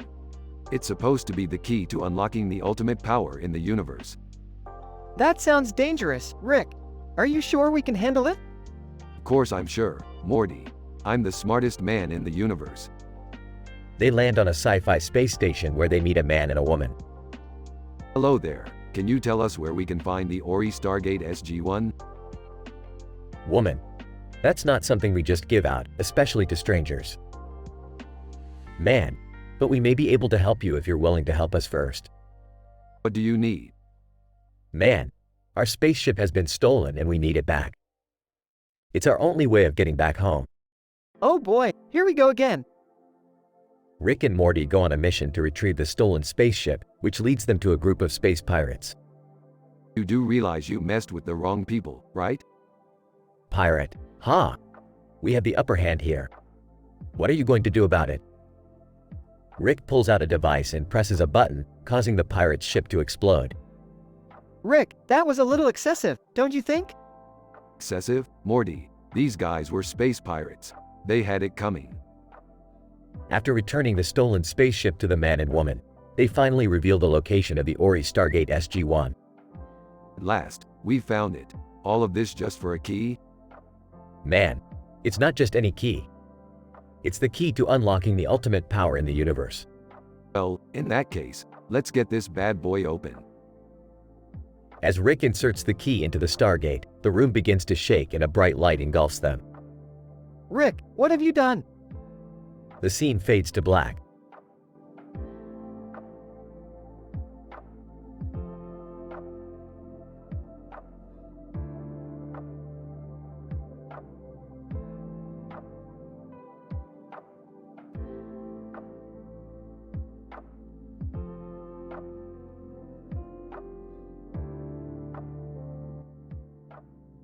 Wow, look at this poster. That helmet has a giant eye and a bird on it. Hey, it's probably just a gimmick for some crappy space tourist attraction. Guys, where are we? This doesn't look like our universe. Oh no, my phone isn't working. We don't even have our portal guns. This is bad. How are we going to get home? We'll figure it out. Let's split up and explore. Just don't touch anything. I found a portal, but it looks different than ours. I found some locals who seem friendly. Maybe they can help us? I found a giant mutant crab. Definitely not friendly. I found a government building. Maybe they have information on other universes. Looks like we're in for an adventure, guys. Strap on your helmets and hold on tight. It's gonna be a bumpy ride. After some misadventures and close calls, the group finally manages to find their way back home. That was intense. I never want to be stranded in another universe again. It was kind of exciting, though. Seeing all those different worlds and meeting new people. I'm just glad we made it back in one piece. I need a drink. Hey, Dad, maybe you should invest in some backup portal guns. You never know when we might need them. Yeah, good idea, Morty. And next time, we'll be prepared for anything. Just not that damn crap.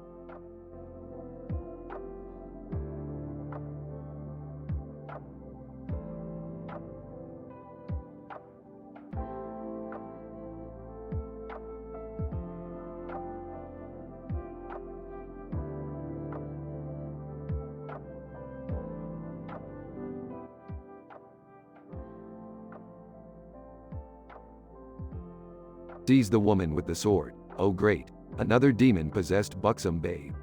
Really running out of ideas, huh? Nervously, Rick, what do we do? She looks pretty scary. Confidently, don't worry, Morty, I got this. Pulls out a can of hairspray and a lighter. Hold on, Summer, let's not jump the gun here. This could be an opportunity for some good old-fashioned demon slaying. Woman, in a demonic voice, silence, mortals. I am the Dark Queen of the Abyss, and I demand to be worshipped. Whimpering, I knew this was a bad idea. Smirking. Nah, this will be fun. Hey, Dark Queen, you got any snacks over there in your dimension? We could use a little pick-me-up. Woman, angrily, silence, I said. You shall pay the price for your insolence and disrespect. Lights her makeshift flamethrower. Well, let's see if you can back up those threats, Demon Lady. A battle ensues with the Dark Queen, with plenty of sword clashing and fire blasts. Eventually, the trio manages to subdue her. Dusting off his lab coat. Well, that was eventful. Time to head back home and get some lunch. Panting, are we heroes now? Smirking. Yeah, Morty, guess we are. After the credits, a post-battle scene shows the trio sitting in silence, eating sandwiches. Suddenly, the Dark Queen's face appears on Summer's sandwich, making her scream and throw it across the room.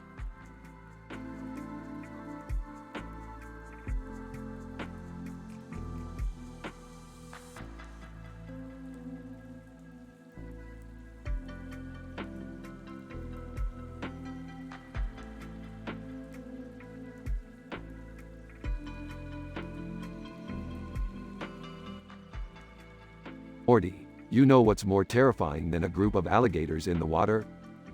Oh, I don't know, Rick. What's more terrifying? Group of telepathic alligators in the water with a full moon in the background. What are you talking about, Dad? I'm talking about an alligator apocalypse, Beth, and it's coming soon. What do we do? We need to find a way to shut down their telepathic powers before they take over the world. How are we going to do that? I have an idea. We need to go into the alligator's mind and find the source of their powers. That's insane. Insane? Maybe. But it's the only way. Let's do it.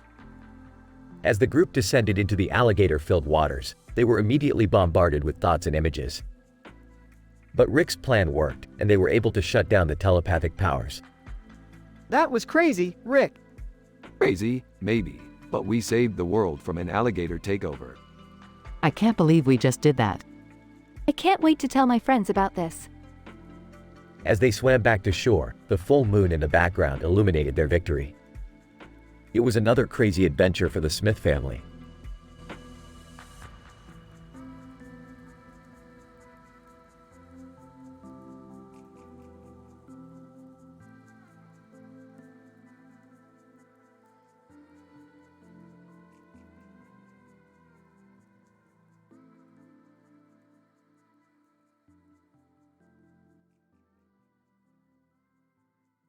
Morty, Summer, we're going on a hike.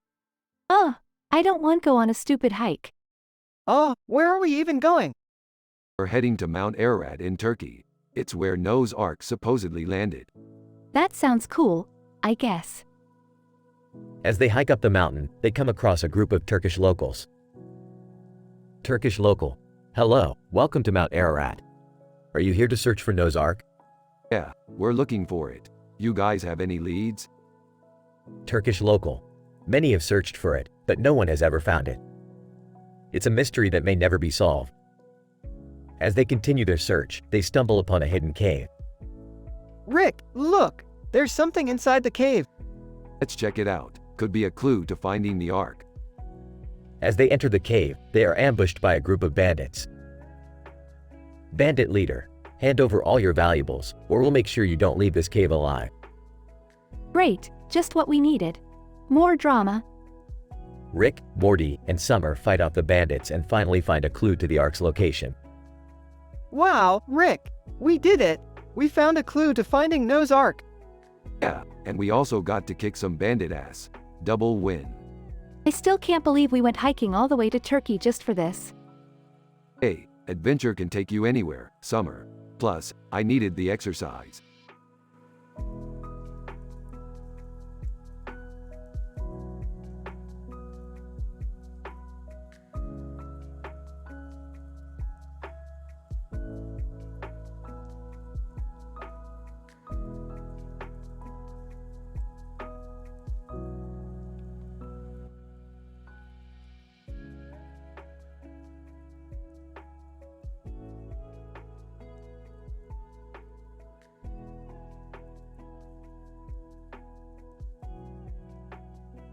Title: League of Rickraft.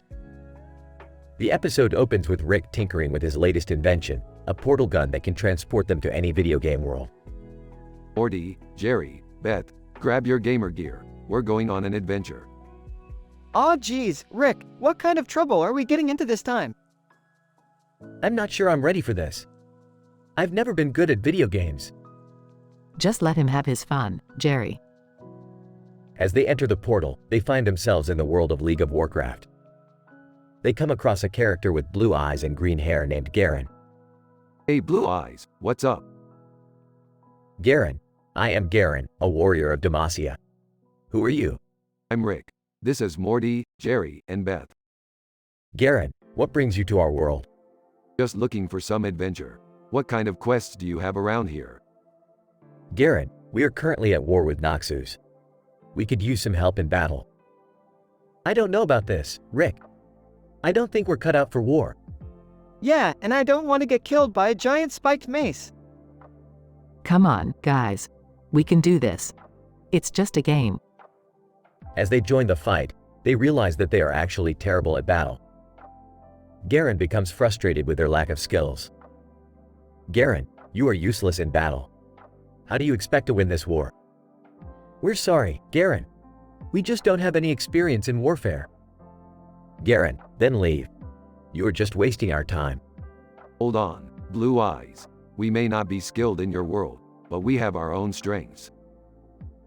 They then come up with a plan to use their knowledge of technology to create a weapon that can defeat Noxus. They successfully create the weapon and bring victory to Demacia. Garen, I was wrong about you. You have proven yourselves as valuable allies. Thanks, Garen. We may not be warriors, but we can still make a difference. As they exit the portal and return to their world, they realize that they had gained valuable skills and knowledge from their adventure. You know, I actually had fun playing that game. Yeah, me too. Maybe we should play more often. Don't get carried away, Morty. We have more important things to do than play video games all day. They all laugh as the episode comes to an end.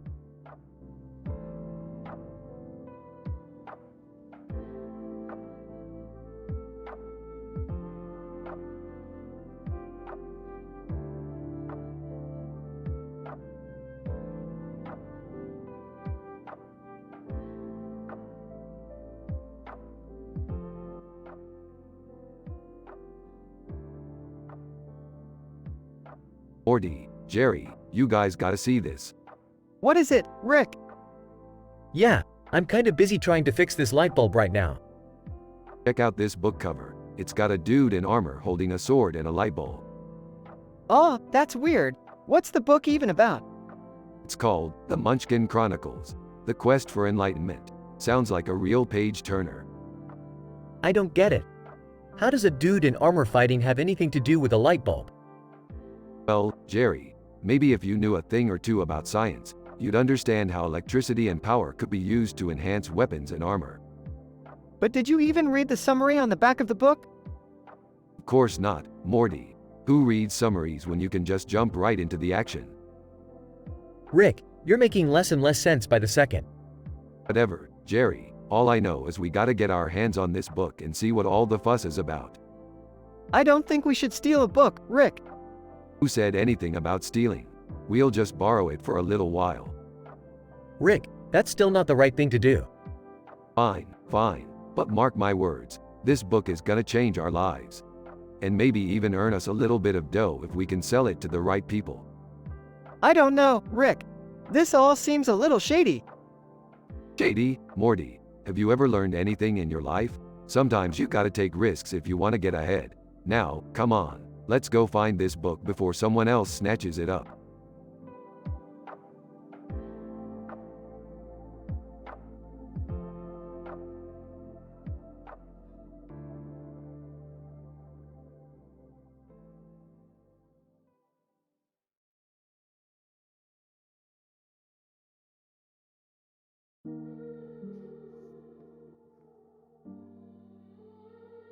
Alright, Morty, we have to retrieve those green and yellow balls. Are they valuable, Rick? No, Morty, they're just alien poop, but they contain a rare element that I need for my experiments. Ew, gross. Why can't someone else do it? Because I said so, Jerry. Now put on this protective suit and get to work. Grumbling. I always get stuck with the crappy jobs. Laughs, literally. Sighs. I guess I'll help too. Good, we need all the help we can get. As they venture to retrieve the alien poop, they encounter various obstacles and creatures. Jerry almost gets eaten by a gelatinous blob, but Rick saves him at the last minute. The group also has to fight off a group of hostile aliens who want the poop for themselves. Rick, why do these aliens want the poop so bad? It's a delicacy on their planet. They don't have toilets, Morty. Everything they excrete is considered a rare delicacy. Gagging. That's disgusting. After a daring escape from the hostile aliens, the group finally retrieves the alien poop and returns to Earth. As they hand over the poop to Rick, he realizes that he had inadvertently collected the wrong poop. Facepalms. I can't believe it. That was the wrong poop. We wasted all that time and effort for nothing. Snickers. Looks like we really stepped in at this time. Everyone groans at Jerry's joke as the screen fades to black.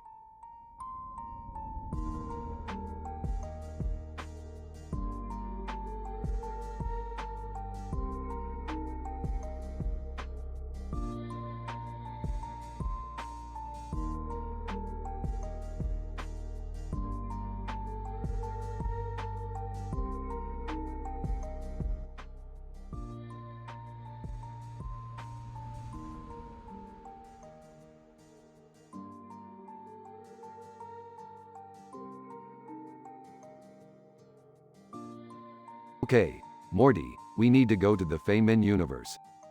The who what now? Richard Feynman, Morty. He was a famous physicist. Wait, why do we need to go there? Because I just remembered I left my universal remote there last time we were there.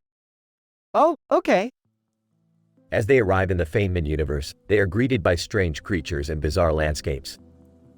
They eventually come across a painting of a man with a bird flying by him. That painting is so beautiful. Yeah, there's something about it that's really captivating. Hey, it's alright I guess.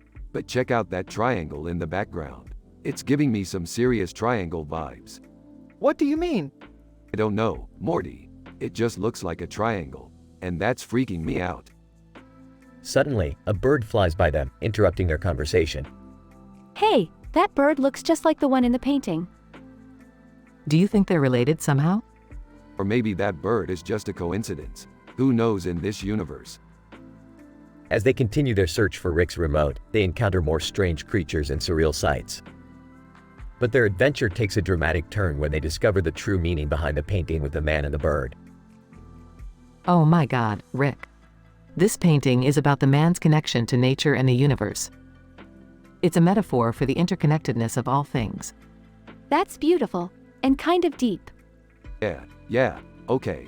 That all sounds nice and everything, but let's find my remote and get out of here.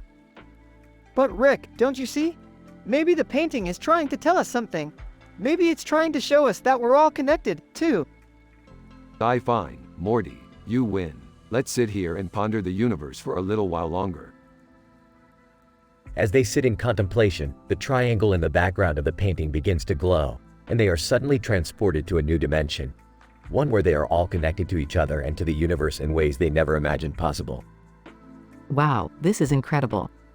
I feel like we're a part of something much larger than ourselves. Whoa, this is crazy. Okay, let's not get too philosophical here. We still need to find my remote. As they continue their quest, they realize that their connection to each other and to the world around them is what truly matters. And in the end, they all learn a valuable lesson about the power of unity and the beauty of the universe.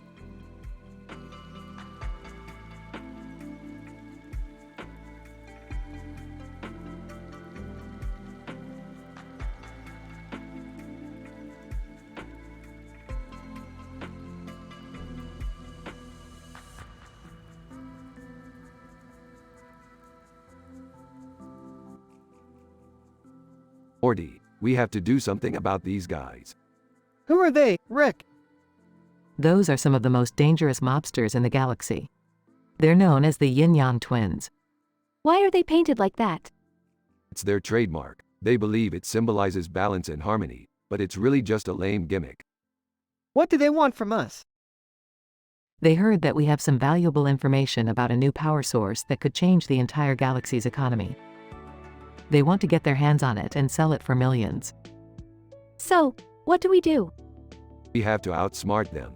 We'll play along and pretend to give them what they want, but we'll actually give them a fake power source. They'll never know the difference. What if they find out? That's where the Godfather comes in. He owes us a favor, and he's agreed to help us out. He'll take care of any loose ends. Wow, this is like a real mob movie. Only better, because it's in space. Now, let's get to work. As the group sets their plan in motion, they encounter several challenges and close calls, leading to a high-stakes climax. In the end, they successfully outwit the Yin-Yang twins and deliver the fake power source, all while making witty one-liners and cultural references. And as they celebrate their victory, they can't help but feel like they're living in their own sci-fi version of The Godfather.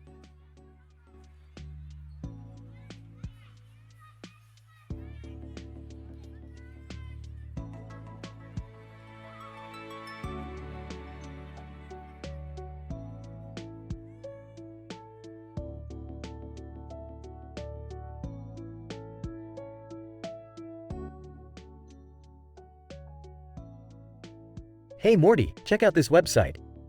It's called I Should Buy a Boat meme. Oh, I don't know if that's such a good idea, Jerry. Oh, come on Morty. It's just a harmless joke. Harmless? Ha, you're about as funny as intergalactic spam email. Hey, watch it Rick. I know you're jealous of my joke skills. Jealous? More like nauseous, but whatever. Let's just get to the boat already. Wait, what boat? The one in the reflection Morty. I'm gonna buy it and sail the high seas. Rolling his eyes, and I'm gonna go take a nap. Several days later, Jerry is struggling to sail the boat. Ahoy there! Anyone know how to steer a boat? Jerry, maybe this wasn't such a good idea. Nonsense, Morty. I am the captain of this vessel. Rumbling sound is heard. Voice over intercom. Attention, idiots. This is your captain speaking. We're about to hit an iceberg. Iceberg? What iceberg? Looks over and sees the iceberg in front of them. Oh boy. A dramatic music cue plays as the boat crashes into the iceberg. Groans. I should have bought a lifeboat instead. Frustrated, I told you this was a bad idea, Jerry. Over intercom. Well, there goes my nap. The episode ends with the trio stranded on a floating piece of ice.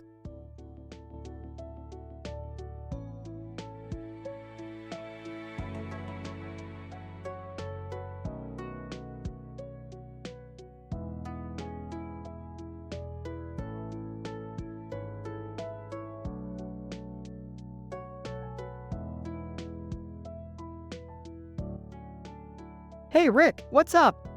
Nothing much, Morty. Just planning a new adventure. Can I come too? Sure, Beth, we could use some medical expertise on this one. What's the adventure about? We're going to investigate a planet where all the cats have green eyes and whiskers. That sounds interesting. What could cause that? I don't know, Beth. That's why we're investigating it. I hope there's no danger. Are you kidding, Morty? There's always danger in our adventures. On the planet, Look at this cat. It's so cute with its green eyes and whiskers. Be careful, Beth. It could be dangerous. Hey, isn't that the same cat that we saw on the poster outside our house? Realizing, oh no, we've been duped. This isn't a planet, it's a trap. Panicking, what are we going to do? We'll have to use our wits to get out of this one. they escape and return to their house. I can't believe we fell for that. Yeah, but at least we learned something. Always be wary of cute cats. Laughing. That's right, Morty. Cute cats can be the most dangerous of all.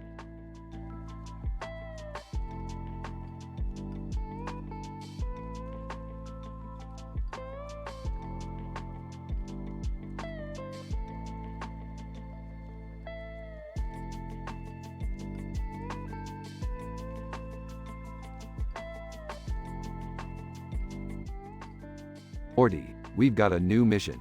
We need to investigate this strange figure with red eyes and a mask on their face.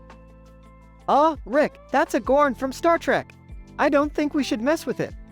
Nonsense, Morty. We'll just ask it a few questions and then be on our way. As they approach the Gorn, it suddenly shines a bright light in their faces. What the hell was that? I think it's some sort of mind control device. We need to get out of here. But it's too late. The Gorn has already put them under its control. Hey, why are we doing all of these weird things? I don't know, Rick, but it feels like we're being used for some sort of bizarre experiment. As they try to escape, they come across a room filled with strange machines. Hey, Rick, I think we could use these machines to break free from the Gorn's control. Good thinking, Morty. Let's hack into the system and set ourselves free.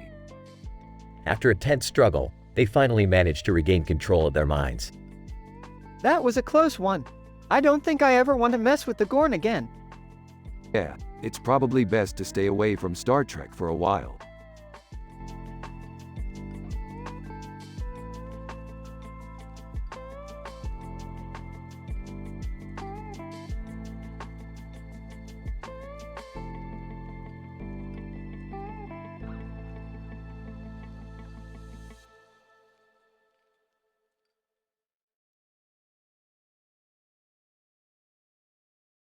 Morty, the Max Planck Institute has been experimenting with some pretty advanced technology lately. I think they may have finally cracked the code for interdimensional energy. Oh geez, Rick, that doesn't sound good. What if they use it for evil? Relax, Morty. We're going to check it out and make sure everything is kosher. As they approach the Institute, they see the bright green light shining on the horizon. Is that it, Rick? The interdimensional energy source? Looks like it, Morty. Let's go investigate. As they sneak into the Institute, they discover that the scientists have created a portal to another dimension. However, as they approach the portal, they realize something is off. Morty, we need to shut this down now. The energy from this portal is starting to destabilize. But how do we shut it down, Rick?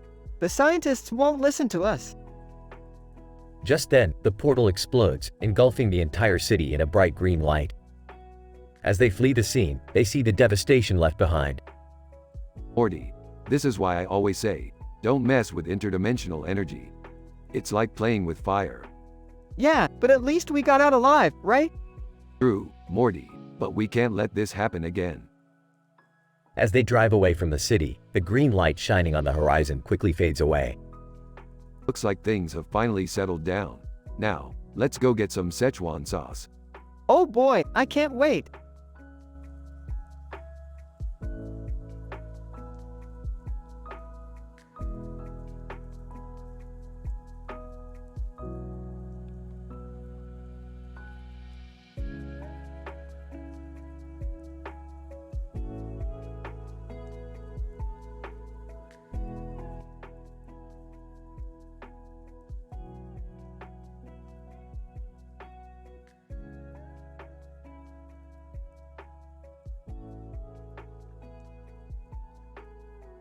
Rick and Morty episode, The Enlightened Alien. The scene opens with Rick and Morty landing their spaceship in a desolate area with red skies. As they step out, they notice a group of people gathered around a man in a green robe. What's going on, Rick? Looks like a cult, Morty. Let's check it out. As they approach, the man in green greets them warmly and introduces himself as Zoltan, a prophet of the enlightened alien race. Zoltan, welcome, travelers. Have you come seeking truth and wisdom? Ah, we're just passing through. But I do have a question. Why is the sky red here? Zoltan, a sign of the coming ascension, my friend. The enlightened alien race is preparing to transcend the physical plane and become beings of pure energy. That sounds intense. Zoltan, indeed, Morty. But those who join us will ascend with them and experience eternity among the stars. And what if we don't join you? Zoltan, then you'll be left behind, doomed to a life of suffering and ignorance. Big talk for a guy in a robe. Let's see what these enlightened aliens look like. Zoltan leads them to a hidden chamber, where they see several individuals meditating. Suddenly, a blinding light fills the room, and the group is surrounded by floating, glowing entities. Holy shit, Rick! Are those aliens? Looks like it, Morty. But let's see what happens when we shine a light on them.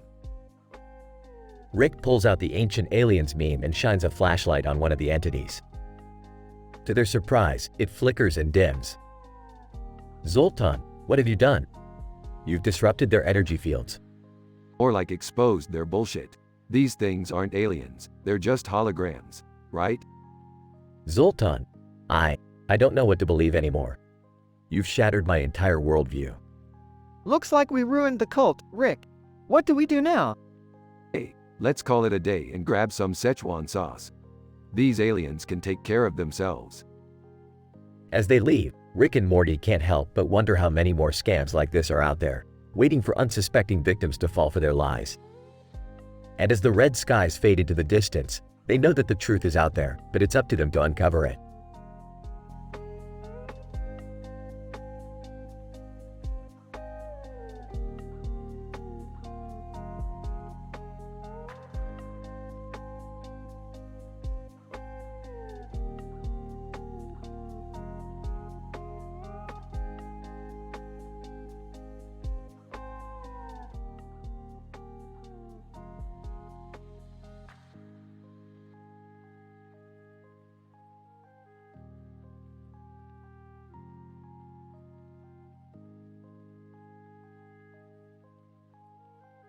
Title, The Turnip Terror. Morty, we have a new mission. Beth's been acting strange and I think it's connected to this turnip artifact. What's a turnip artifact and why does it matter? Walking in with a green dress, holding a knife. It matters because my sanity is at stake. Morty, *C, Morty, something's definitely up. Beth's got a turnip obsession. Frustrated. It's not an obsession, Rick. It's a curse. The turnip terror has been haunting my dreams. Skeptical. The turnip terror, really? Serious. Yes, Morty. It's a powerful entity that possesses anyone who dares to touch its cursed artifact. Sarcastic. Well, that's just perfect. Guess we'll have to add, exorcise a turnip terror, to our to-do list. Nervously. Wait, what's the plan? Determined. To destroy the artifact once and for all. But we'll need to be careful not to fall under its influence. Smirking. Don't worry, Beth, I've got a plan.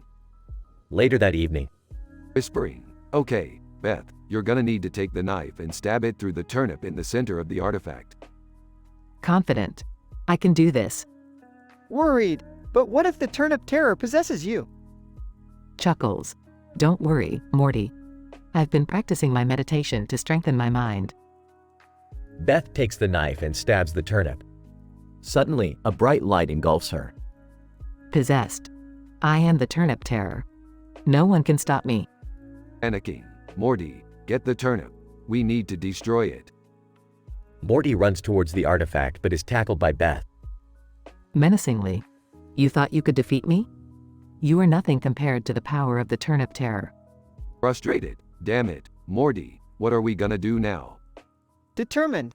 I have an idea. Holds up a jar of mayonnaise. Confused. What's that gonna do? Smirking. You really think you're the only one who knows how to meditate, Beth? I've been practicing my own technique, the power of positive thinking. Rolling his eyes. Oh boy, here we go. Serious. But seriously, Beth, you can overcome this. You're stronger than the turnip terror. Beth starts to shake and convulse. Suddenly, the green background turns gold and the artifact shatters. Panting. I did it. I overcame the curse. Impressed. Looks like we're gonna have to add Mayo meditation to our list of tactics. Grinning. Yeah, who knew the power of positive thinking could defeat a turnip terror? All three laugh, relieved that the ordeal is over. The end.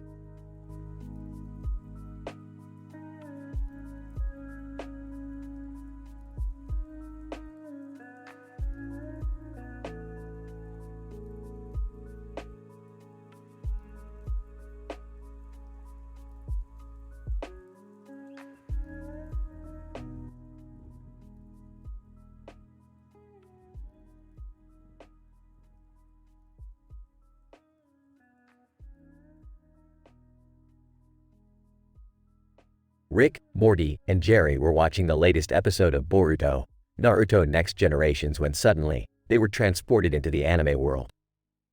They found themselves smack in the middle of a ninja battle, with two men in black and red outfits performing ridiculous tricks. What the hell is going on? Are we in some kind of anime dimension?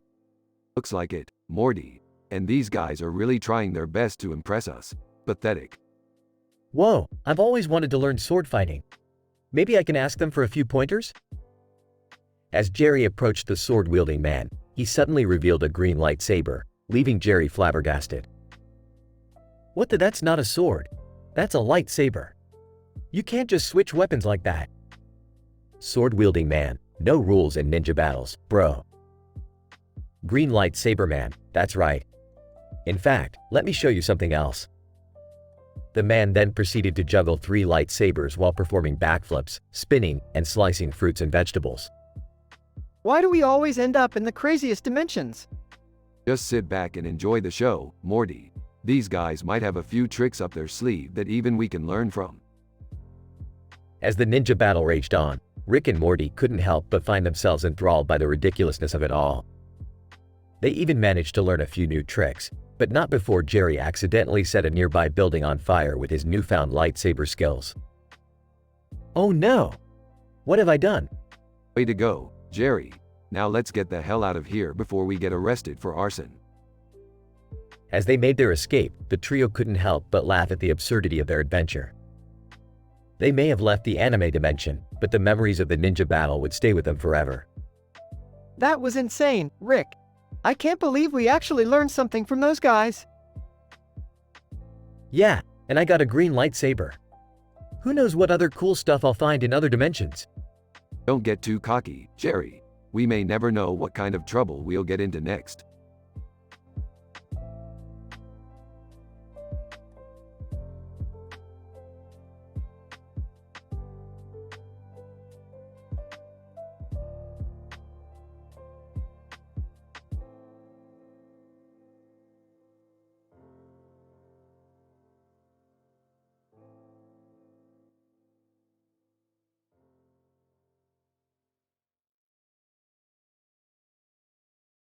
Title: What the Real Wolf. Rick and Morty are relaxing at home when a strange creature runs into their garage. Rick, what the heck is that? Looks like a space dog, Morty. But why is he holding a sign that says, "What the real WF?" Comment? Space Dog, I need your help. With what? Space Dog, I'm the spokesperson for the Doge meme, but I've been hacked. Someone is posting fake memes and ruining our reputation. That's terrible. Alright, Morty, we gotta help this pup. Let's go to Doge Meme World and get to the bottom of this. They enter the Doge meme world and find themselves in the middle of a meme war. Cats and dogs fight against each other. Why are they fighting? Random dog, the memes are fake. The cats are trying to ruin our reputation. Morty, this is worse than I thought. We need to find the source of these fake memes and shut it down. They finally come across a group of cats hacking into the Doge memes database. Aw geez, Morty, these cats are trying to ruin the internet. What are we gonna do, Rick? We need to hack into their system and shut it down from within. They spent hours hacking into the cat's system and finally find the source. It's a group of aliens trying to take over the internet for themselves. Alright, Morty, let's give these aliens a taste of their own prank. They upload fake memes that make the aliens look foolish and the war between cats and dogs ends. The Doge meme is saved. Space Dog, thank you so much, Rick and Morty. You saved the Doge meme. No problem, Space Dog. We're always here to help. Let's go home and grab some pizza, Morty. Yeah, that sounds cool. As they walk away, the space dog turns to the camera and winks. Space Dog, and that's how you save a meme, folks.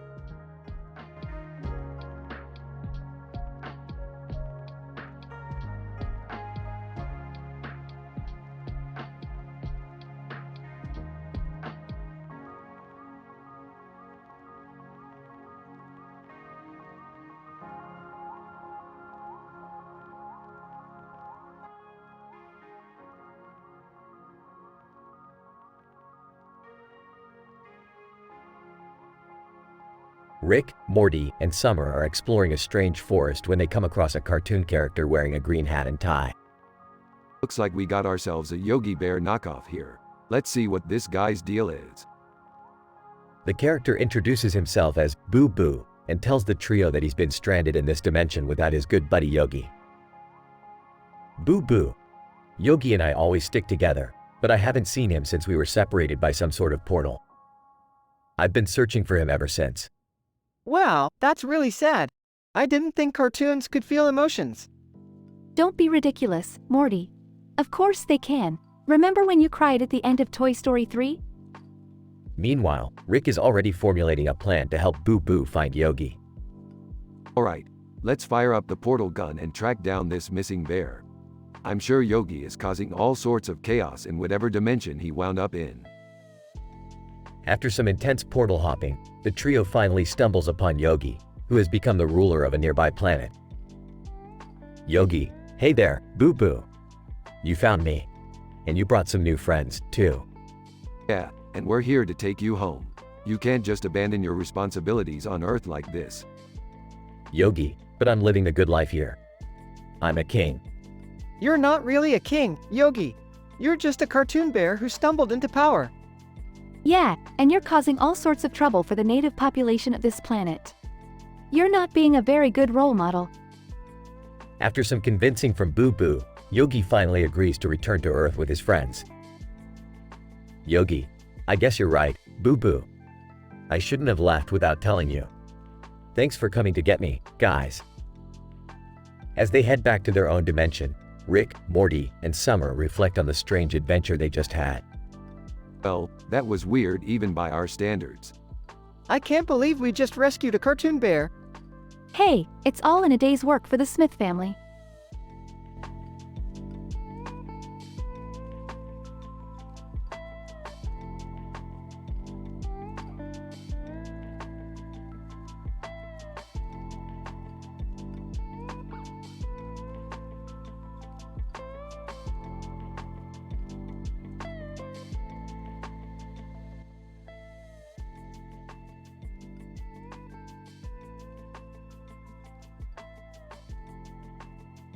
Alright, Morty, this is Kate Winslet.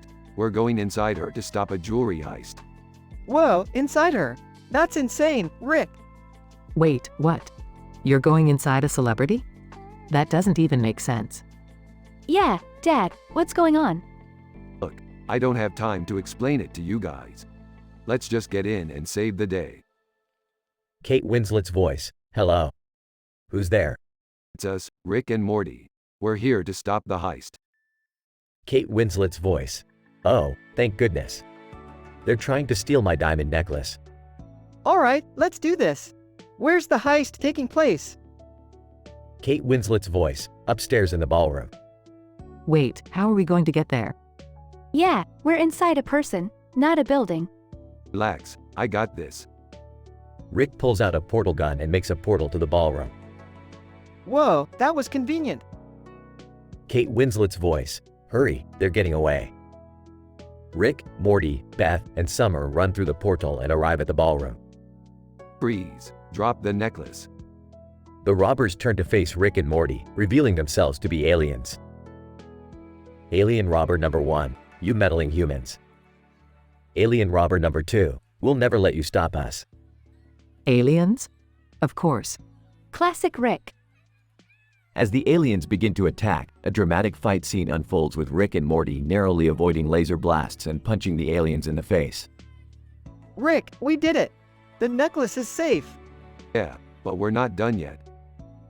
Kate Winslet's voice. Thank you so much. How can I ever repay you? It's no problem, Kate. We're just happy to help. Kate Winslet's voice. Well, if there's anything you ever need, just let me know. Can we get a selfie with you? Kate Winslet's voice. Of course, darling. Beth, Summer, Morty, and Rick all pose for a selfie with Kate Winslet, ending the episode on a comedic note.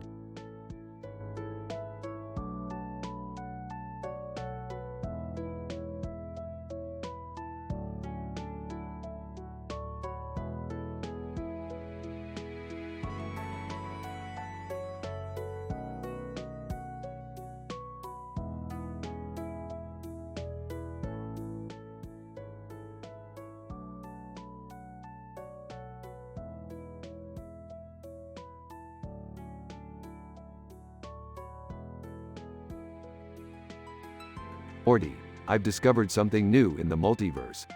What is it, Rick? This universe has combined the world of Mario Brothers and rock music. Look at this photo. Whoa, that's wild! But what's the problem?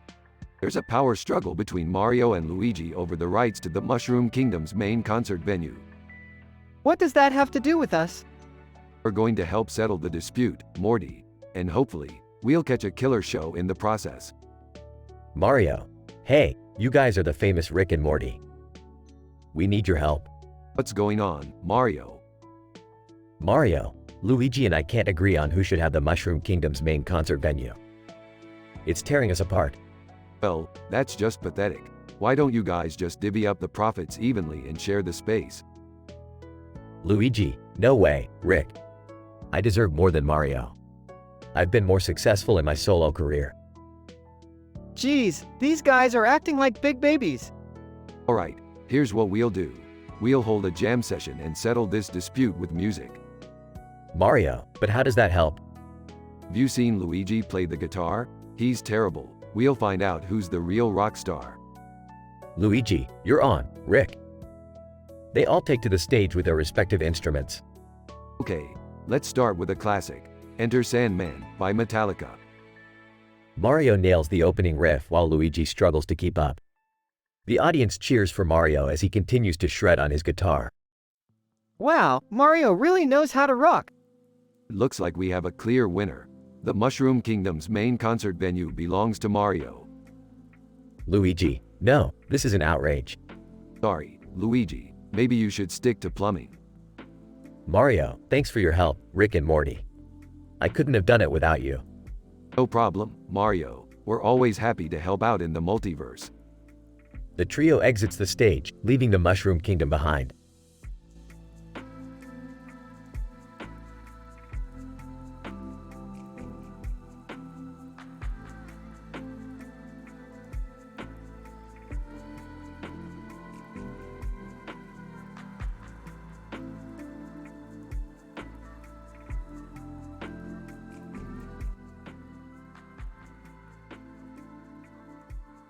Alright, Morty, let's go pick up our tax returns. Oh, do we really have to? Of course we do. I need to make sure I can afford all my booze and interdimensional travels. Hey, can I come with you guys? I need to file my taxes too. Yeah, me too. I heard they're giving out free tacos if you file early. Fine, you can come, but I get first dibs on the tacos. They all head to the front of accounting, where they see a group of people with a suitcase waiting in front of a sign that says, Front End of ACC. What's going on over there? Maybe they're giving out free suitcases? No, I think that's just someone's lost luggage. Let me handle this. Excuse me, what's going on here? Person with suitcase, we're waiting for our accountant. He's supposed to meet us here with our tax refunds. Tax refunds, you say? How much are we talking here? Person with suitcase, oh, just a few $100,000. Whips out portal gun. Morty, grab the suitcases, we're going to Fiji. Wait, what about our tax returns? Screw 'em. We'll get our money back in no time. But what about the law? Yeah, isn't this illegal?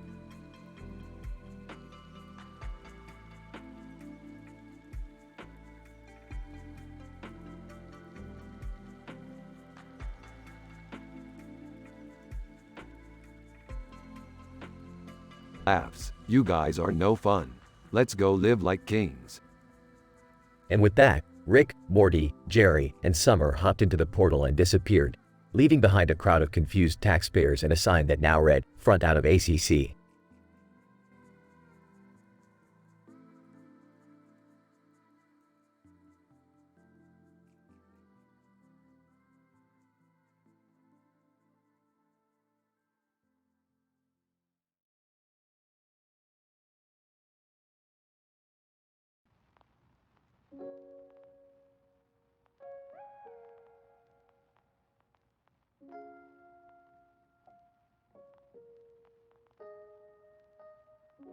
Rick, Morty, and Jerry are on a mission to Dates, a planet known for its luxurious parties and extravagance. As they arrive, they see a mysterious woman in a stunning gold and black dress with a headpiece adorned in gold. Whoa, that lady looks like she's straight out of a museum. Yeah, I wonder who she is, Rick. I don't know who she is, but she sure looks important. As they make their way through the party, they discover that the woman is actually the ruler of Dates, Queen Vindicta, and she's hosting the party in honor of her late husband, King Regulus. Oh boy, this is gonna be a tough one. We have to make sure not to offend the queen. Yeah, we better stay out of trouble. But Rick, what are we doing here anyway? You'll see, Jerry, just stick with me. As the night progresses, they notice that the queen is becoming increasingly upset and angry. Queen Vindicta, none of you are worthy of being here. My husband would be ashamed. Oh, looks like we have a royal disaster on our hands. What do we do, Rick? I have an idea. Jerry, go distract the guards. Morty, come with me. As Jerry distracts the guards, Rick and Morty sneak behind the queen and use one of Rick's gadgets to generate a hologram of King Regulus. King Regulus, my dear Vindicta, please don't be upset. These guests are here to pay their respects and honor our legacy. Queen Vindicta, Regulus, my love. I miss you so much. The hologram fades away, and the queen is left in tears. Aw, love conquers all. That was beautiful, Rick. Yeah, but what was the point of all this? Just another day in the life of a genius, Jerry. You wouldn't understand. The trio leaves Dates, leaving behind a grateful queen and a party full of memories.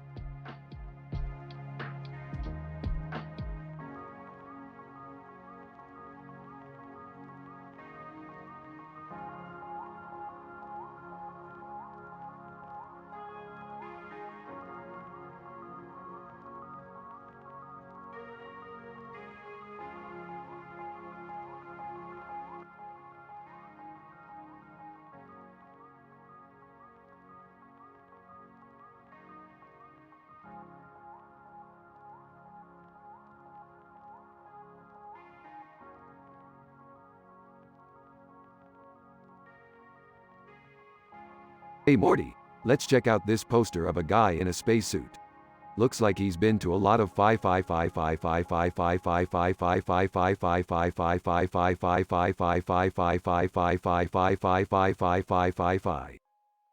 Wow, that's really cool. Hey, do you think we'll ever get to go to space like that? Skeptical, I don't know, guys. Space seems pretty dangerous. Remember when we went to that alien resort and almost got eaten by those giant bugs? Sarcastically. Oh yeah, Jerry, because that was a real textbook example of space exploration. Excitedly, come on, Jerry, don't be such a scaredy cat. Imagine all the cool stuff we could see and do out there. Conspiratorially, you know what, Morty? I think I might have just the thing to get us all into space. Alarmed, What do you mean, Rick? You're not planning some crazy space adventure, are you? Smirking. Oh, you know me too well, Jerry. Now, let's just say that this spacesuit is only the beginning. Cut to Rick, Morty, and Jerry in a cramped spaceship, hurtling through space. Grinning. Well, here we are, boys. The final frontier. Odd. This is so amazing. Hey, Rick, do you think we'll meet any aliens out here? Nervously, oh God, I hope not. I don't think I could handle another encounter like those giant bugs. Just then, the spaceship shakes violently, throwing the trio to the floor. What the hell was that? Panicking. Is the ship okay? Are we gonna die? Determinedly. Not on my watch, Morty. The three scramble to the cockpit, where they find a strange alien creature attacking the ship. Whimpering, Rick, what do we do? Confidently. Don't worry, Jerry. I've got this. Cut to a montage of Rick and the alien battling it out, with Morty and Jerry ducking for cover. Amazed. Rick, you're like some kind of space superhero. Grateful. Thank God we have you to protect us, Rick. Smirking. Yeah, you're welcome. Now let's get out of here before any more space monsters show up. Cut to the trio safely back on Earth, with Rick tinkering with a spacesuit. You know, guys, I think I might have just found a new calling in life. Space adventurer extraordinaire. Excitedly, yes. Let's go on more space adventures. Hopelessly, oh God.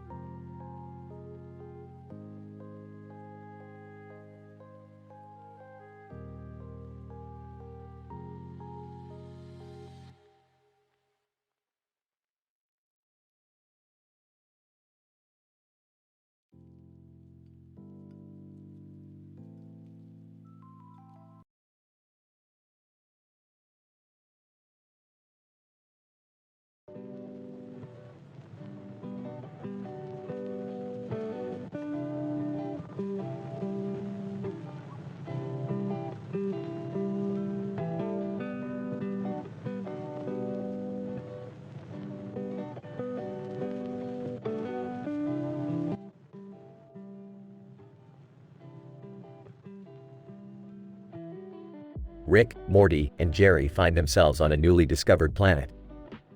As they explore, they come across a group of locals gathered near an ominous sword stuck in the ground with flame flickering around it. Whoa. Is that a sword stuck in the ground? Rick, this seems like a pretty bad idea. Maybe we should just leave it alone. Agreed, guys. This planet is already giving me the creeps.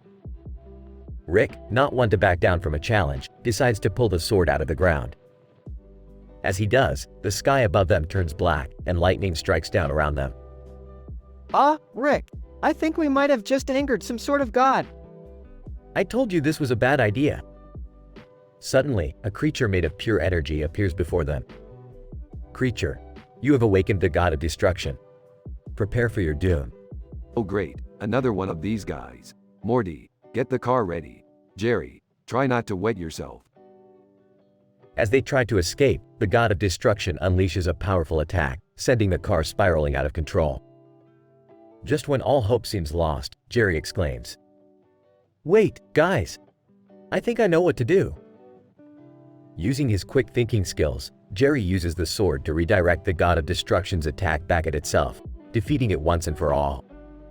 Wow, Jerry, I'm impressed. Maybe you're not so useless after all. Gee, thanks, Rick.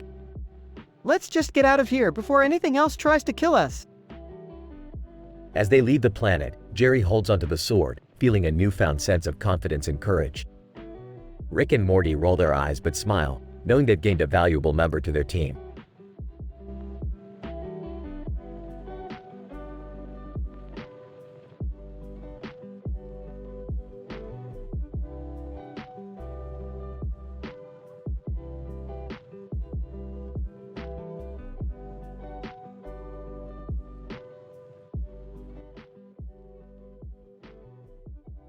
Hey Morty, Jerry, look at this old photo of Ernest Rutherford, the famous physicist.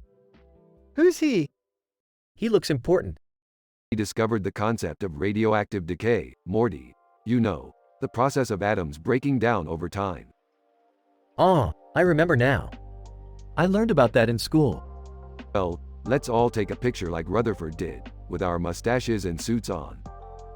Why do we need mustaches and suits, Rick? It's for science, Morty. Trust me. I don't know about this, Rick. Just play along, Jerry. Now say cheese. The photo is taken and they all gather around to see the developed image. Hey, Rick, why is there a Star Wars poster in the background? And is that a portal gun on the table? Laughs. Oops, looks like I accidentally brought some gadgets from our time into the past. This isn't good, Rick. We could mess up the entire timeline. Relax, Jerry. It's just a harmless mistake. Let's take this photo back to our time and see if anything changed. They return to their own time and notice that everything looks the same. Phew, I guess nothing happened after all. Thank goodness.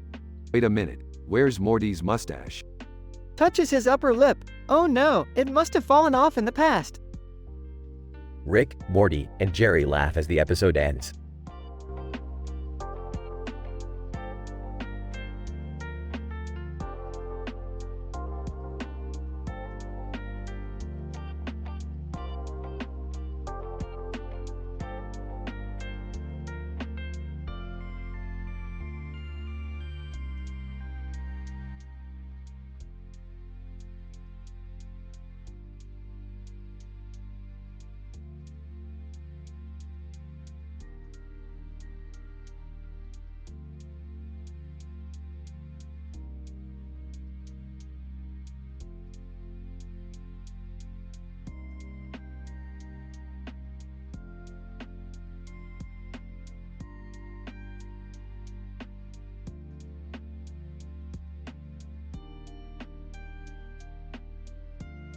Title: The Masked Trio.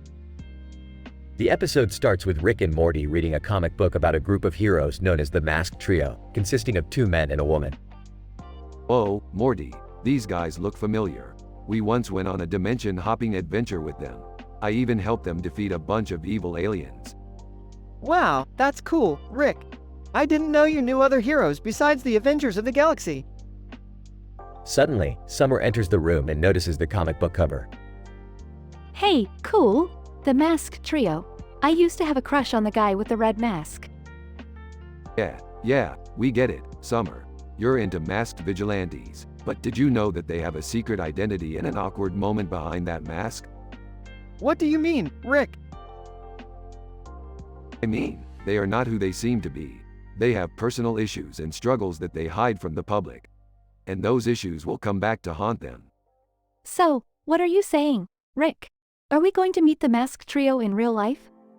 Not exactly, Summer, but we will witness their downfall and help them redeem themselves.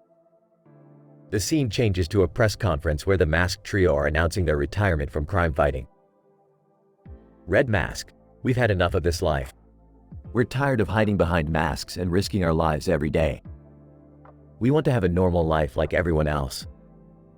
Blue Mask, yeah, and we also want to deal with our personal problems. I have anger management issues, and Green Mask has a drinking problem. Green Mask, hey, that's not fair. You have a gambling addiction, Blue. Suddenly, the press conference is interrupted by a villain known as the Black Mask, who reveals that he knows the secret identities of the Masked Trio and threatens to expose them if they don't give up their retirement plan and join him in his evil scheme. Black Mask, you thought you could hide behind those flimsy masks forever? Well, guess what? I have pictures of you without them, and I'm not afraid to use them. Red Mask, oh no, this is terrible. We have to do something. Blue Mask, but what can we do? We're just ordinary people now. Green Mask, hey, speak for yourself. I still have my superpowers, and I'm not afraid to use them. Rick, Morty, and Summer watch the news on TV and decide to help the Masked Trio confront the Black Mask and save their reputation. Morty, we have to go to their hideout and convince them to fight back. Summer, you stay here and monitor the news. And don't forget to bring me some snacks.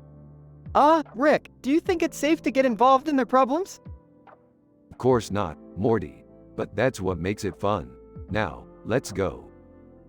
The final scene shows the masked trio and Rick, Morty, and Summer fighting the Black Mask and his minions in a climactic battle. Red Mask. For too long, we've been hiding behind masks and running from our demons. But now, we're facing them head-on, together, as a team. Blue Mask. We may not be perfect, but we're still heroes. And we won't let anyone blackmail us or exploit our weaknesses. Green Mask. And we won't let you down, Rick. We're not just fictional characters in a comic book. We're real people with real problems. And we're not afraid to ask for help when we need it.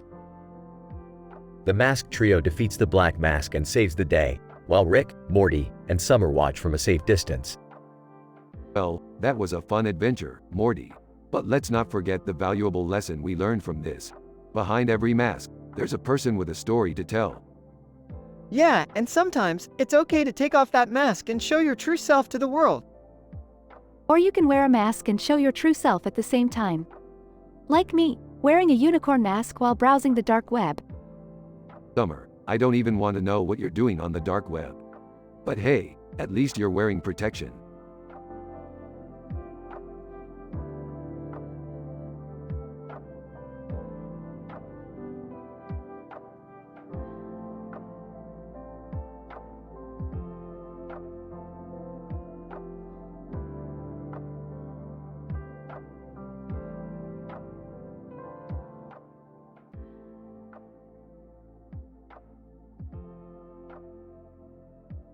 Title: Neon Nights in the Himalayas. Rick, Morty, and Beth were on another adventure, but this time it was in the Himalayas. They were searching for a rare crystal that could power Rick's spaceship for years to come. The trio had driven their neon-lit car through the treacherous mountains and were now staying in a neon-lit room as they analyzed their next move. Alright, Morty, we need to find the crystal fast, or we'll be stuck in these mountains for years. I don't know, Rick. This place gives me the creeps. I feel like we're being watched. It's just your imagination, Morty. We're in the middle of nowhere. Who's going to be watching us? Suddenly, they heard a loud noise outside. They quickly went to investigate and found a group of neon-lit Yeti creatures trying to break into their car. Oh great, now we have to deal with Yetis. Yetis? Really? Just trust us, Morty. They fought off the Yetis and managed to collect the rare crystal they were looking for. As they drove off in their neon-lit car, they couldn't help but feel relieved. You know, for a minute there, I thought we weren't going to make it. You always say that, Rick. Yeah, but this time it actually felt true. As they drove off into the neon-lit sunset, they couldn't help but appreciate the beauty of the strange world they found themselves in. You know, this neon thing isn't half bad. I told you, Morty, neon is always in style. I think I'm starting to see the appeal. And with that, the trio continued their adventure, never knowing where their next neon-lit destination might be.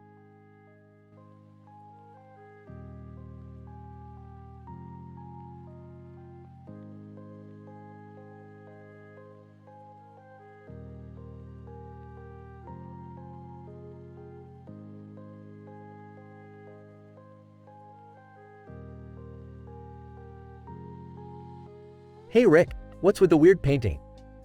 It looks like two tigers fighting. It's not just any painting, Jerry. It's a highly advanced piece of technology from the Institute of Genomic Research. What does it do? Well, Morty, it's a portal to a dimension where tigers have superpowers. The green one can shoot laser beams and the yellow one can shoot fireballs. That's insane, Rick. What if they come through the portal? Relax, Summer. I just need to recalibrate the coordinates and oops. What do you mean, oops? I accidentally activated the portal and now we have two heavily armed tigers on our hands. What are we gonna do, Rick? We have to get them back in the painting, Morty. But be careful, those lasers and fireballs have real-world consequences. This is insane. I can't believe we're fighting tigers in a painting. Hey, at least it's better than dealing with real tigers. As the battle rages on, the family must use their wits to outsmart the super-powered felines and return them to their dimension before it's too late. But will they succeed, or will they become trapped in the painting forever? Only time will tell in this unpredictable and hilarious episode of Rick and Morty.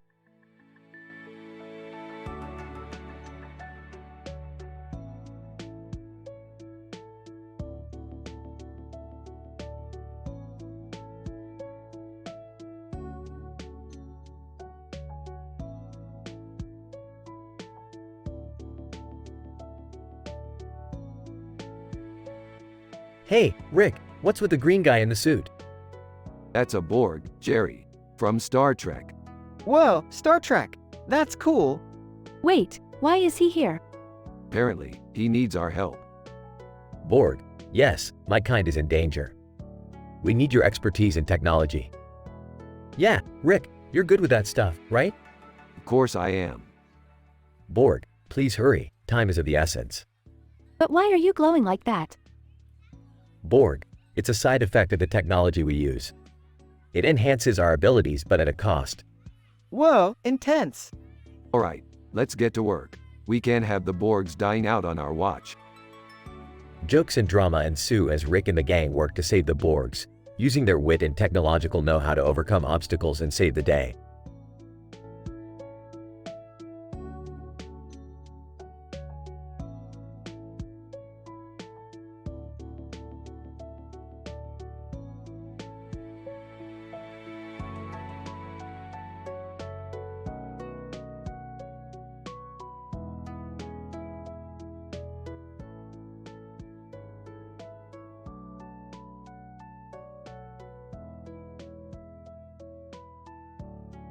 Morty, we're gonna take Lionel Messi on an adventure. Why do we need Messi? He's got the skills we need, Morty. Trust me. They land on a football field. Okay, Messi, your mission is to score against the best goalkeeper in the universe. Messi, bring him on. And Morty, you're going to be the ref. Oh, I don't know if I'm qualified for that. Just call it like you see it, Morty. Messi scores the first goal, but the opposing team starts playing dirty. Oh, Rick, I think they might be cheating. Morty, this isn't a friendly game of backyard football. This is intergalactic competition. The opposing team scores and celebrates their dirty tactics. Alright, Morty, it's time to show them what we're made of. How do we do that?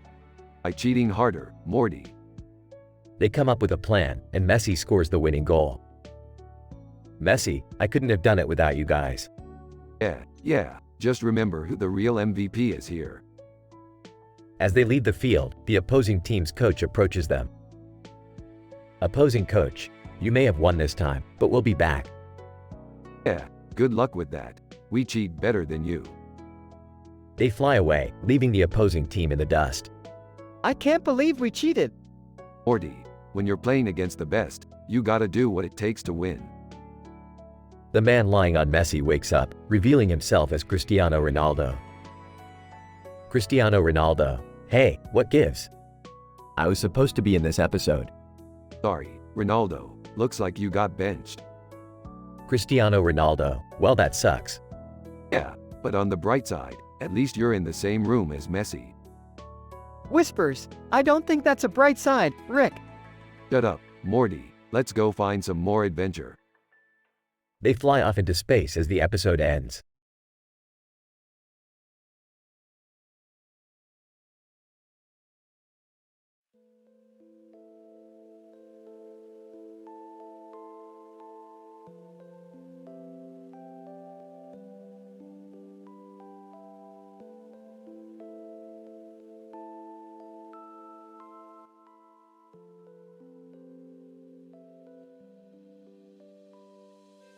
Title, Telugu Trouble. Rick, Morty, Beth and Summer find themselves stranded on a strange planet where everyone speaks Telugu. As they try to figure out how to get back to Earth, they come across a man with a beard and earrings with a star on its ear. What's up with the blinged out Telugu dude? Man with a beard, you're speaking my language. How can I help you? We're just trying to find a way back home. Do you know any way out of here? Man with a beard. Ah, I see. Well, the only way out of here is through the sacred temple of Telugu. Well, lead the way then. As they follow the man, they come across various obstacles and challenges, including a giant mechanical spider and a riddle that only Summer can solve. What has a heart that doesn't beat? Everyone is stumped until Summer reveals the answer. An artichoke. They finally reach the temple, but the man with the beard warns them of the consequences of entering. Man with a beard, be warned, once you enter, there's no turning back. The temple is full of traps and puzzles that have never been seen before. Yeah, we've been through worse than some Telugu temple. As they enter the temple, they face various puzzles and traps, including a room that only speaks Telugu and a trap that requires them to sacrifice one of their own. I'll do it. It's just a hologram, right? They finally make it to the end of the temple, where they find a portal back to Earth. Finally, we're going home. As they step through the portal, they turn around to see the man with a beard and earrings with a star on its ear waving goodbye. Man with a beard, come back anytime. We could use a good artichoke joke around here. The group laughs as they step through the portal and back to Earth, grateful to be back home. End scene.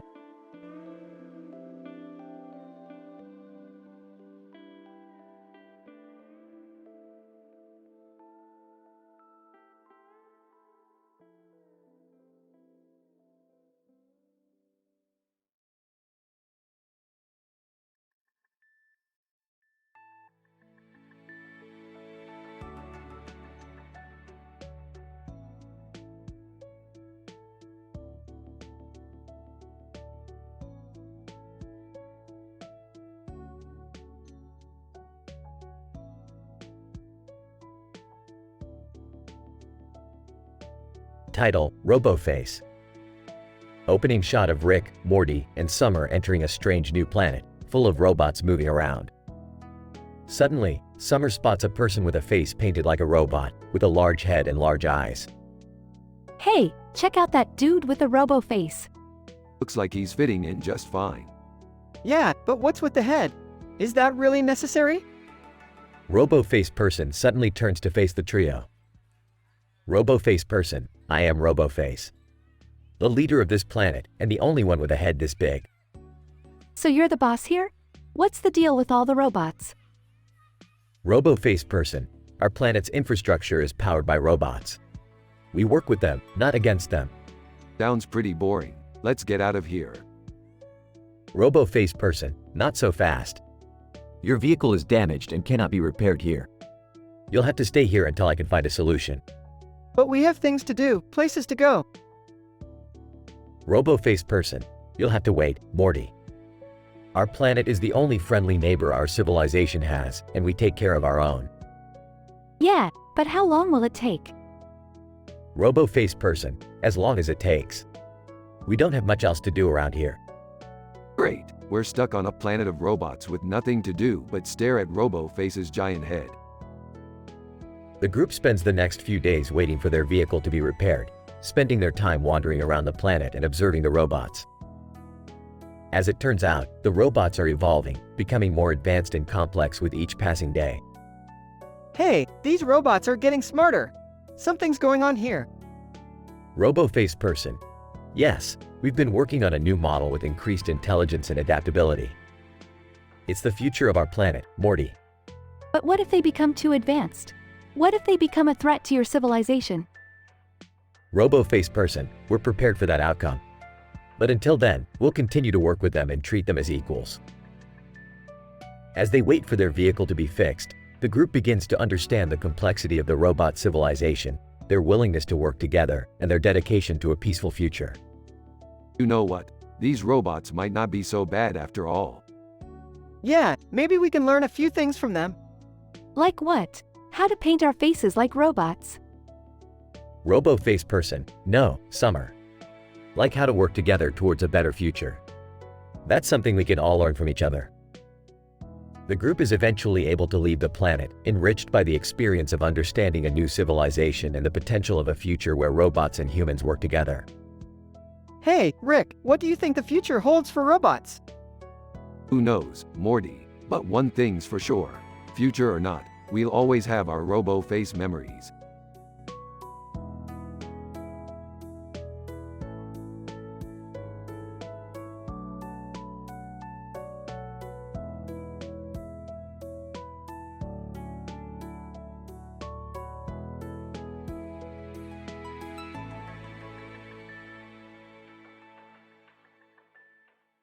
Morty, I need you to come with me on an urgent adventure. What's going on, Rick? Look at these photos. Something weird is happening in this city, and we need to check it out. Okay, what's so weird about it? The clock at the city center is frozen at midnight, and all the people in the photos look scared and confused. Oh, wow. That is weird. What do you think is happening? I don't know yet, Morty. But we need to investigate. Let's start by checking out Macy's. Jokingly, oh boy, a midnight shopping spree with Rick. Just what I always wanted. Sarcastically, ha ha, funny, Morty. But this isn't a joke. We need to find out what's causing this strange phenomenon. As they explore the department store, they encounter strange creatures and odd happenings. Eventually, they discover that the city is under the control of a mysterious being that feeds on the fear of its inhabitants. After a dramatic battle, Rick and Morty were able to defeat the creature and restore the flow of time in the city.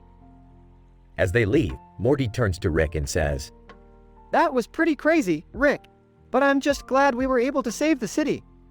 Smiling Riley, yeah, Morty. It's all in a day's work for the two smartest guys in the universe.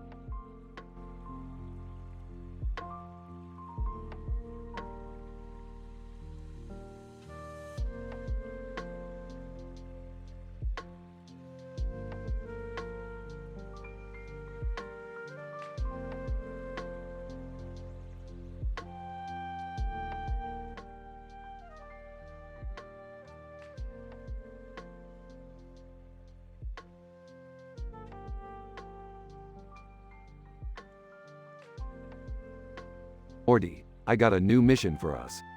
Aw, can it wait, Rick? I'm kinda tired. No, Morty, we don't have time for sleeping. We need to investigate a strange phenomenon that's been taking place on this desert road. What kind of phenomenon?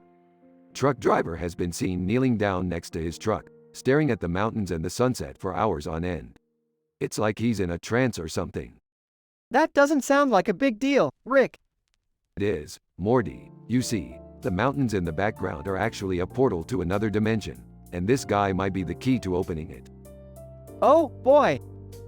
Rick and Morty approach the truck driver, who doesn't seem to notice them at all. They try to talk to him, but he remains unresponsive. What's wrong with him, Rick? I don't know, Morty. We need to get him out of this trance before it's too late. As they try to lift him up, he suddenly wakes up and grabs Rick by the throat. Truck driver, you shouldn't have come here, Rick. He knows my name? Truck driver, I know more than that, Rick. I know everything. And I won't let you ruin my plan. Plan? What plan? Truck driver, the plan to use the portal to go to a world where I can be happy. A world where I don't have to drive this damn truck every day. And now that you know, I can't let you leave. Morty, run. They try to escape, but the truck driver is too fast. He corners them at the edge of the portal, ready to push them in. Truck driver, goodbye, Rick and Morty. Wait, if you let us go, we can help you find a better way to achieve your goals. Truck driver, you can. Yes, we can help you build a device that can open the portal without risking your life. And in exchange, you can help us find a way to get back home. Truck driver, Alright, but don't try to double-cross me. We won't, I promise. In the end, they manage to build the device and open the portal. The truck driver goes through it, finally free from his mundane life. And Rick and Morty return home, grateful for yet another crazy adventure.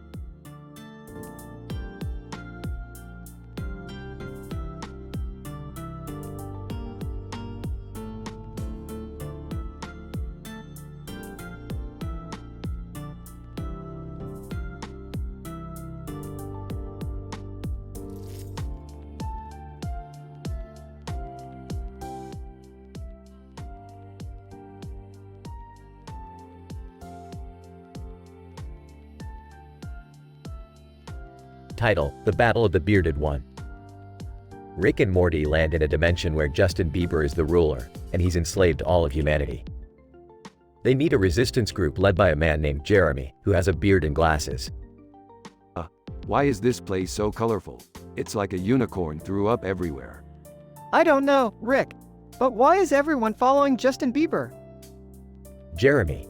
Bieber brainwashed them with his terrible music. But we won't stand for it. We're fighting back. Sounds like a stupid plan. But hey, count us in. They join the resistance and plan an attack on Bieber's fortress. But as they prepare, Jeremy reveals a tragic secret. Jeremy, Bieber used to be my friend. We grew up together. but he became corrupted by fame and power. I tried to stop him, but he turned on me. Wow, Jeremy, that's really sad, but we still have to take him down. They storm the fortress and engage in a fierce battle with Bieber's minions. Rick and Morty use their gadgets to fight off the attackers, while Jeremy faces off against his former friend. Justin Bieber, you think you can stop me, Jeremy? I control everything here. Jeremy, no, Justin. You lost control a long time ago. And I won't let you hurt anyone else. They fight, and it looks like Jeremy is about to win. But Bieber reveals a secret weapon, a mind control device that he uses to control Jeremy. Oh, great. Now what do we do? I don't know, Rick. We have to help Jeremy. They come up with a plan to destroy the device and break Bieber's hold on Jeremy. In the end, they succeed, and Bieber is defeated. Jeremy, thank you both. You saved my life. Yeah, don't get all emotional on us. We have a universe to save. But Rick, what about all these people? They need someone to lead them. Hey, let him figure it out. We've done our part. As they fly away, Jeremy stands before the people, ready to take charge and lead them to a better future. The end.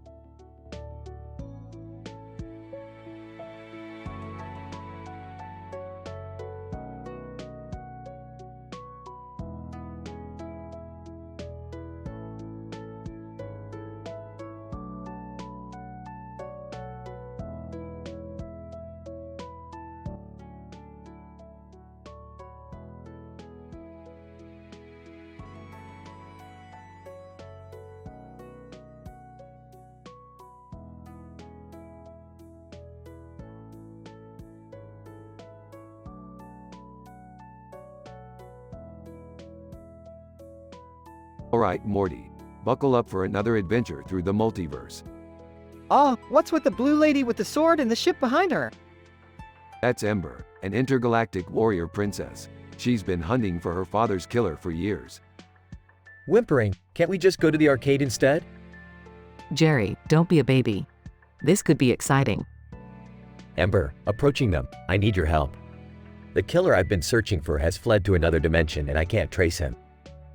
Nonchalantly, sure, we'll help. But what's in it for us? Ember, I have plenty of treasures from the worlds I've conquered. And if we succeed, I'll even grant you a wish. Wide-eyed, a wish? Sarcastically, yeah, because that always goes well in stories. We'll do it. Where do we start? Ember, we need to go to the dimension of the Blade Runners. They have technology that can trace my father's killer. Skeptical, dimension of Blade Runners? Sounds like a bad ripoff of that movie we watched last week. Ember, serious. My father's killer isn't a joke, Rick. The group boards Ember's ship and sets off to the Blade Runner dimension. Along the way, they encounter hostile aliens and have to use their wit and weapons to survive. Looking out the window. Whoa, we're in space. Panicking, I need to call my mom and let her know where we are. Smirking. You mean you want to brag to her about being on an intergalactic adventure? As they reach the Blade Runner dimension, they discover that the killer has already left. They must use their skills and Ember's sword to track him down on his new world. But along the way, they face a conflict between Ember's thirst for revenge and the group's desire to bring the killer to justice without unnecessary bloodshed. Ember, frustrated, my father died a brutal death. I won't rest until I avenge him. Calmly, revenge only leads to more violence. Let's find a way to stop him without adding more casualties. Worried, but what if Ember goes too far?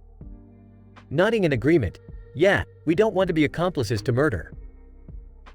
In the end, they find the killer, but not before a final confrontation with Ember. She learns to let go of her anger and work with the group to bring the killer to justice. Ember, grateful, thank you all. You showed me that there's more to life than revenge.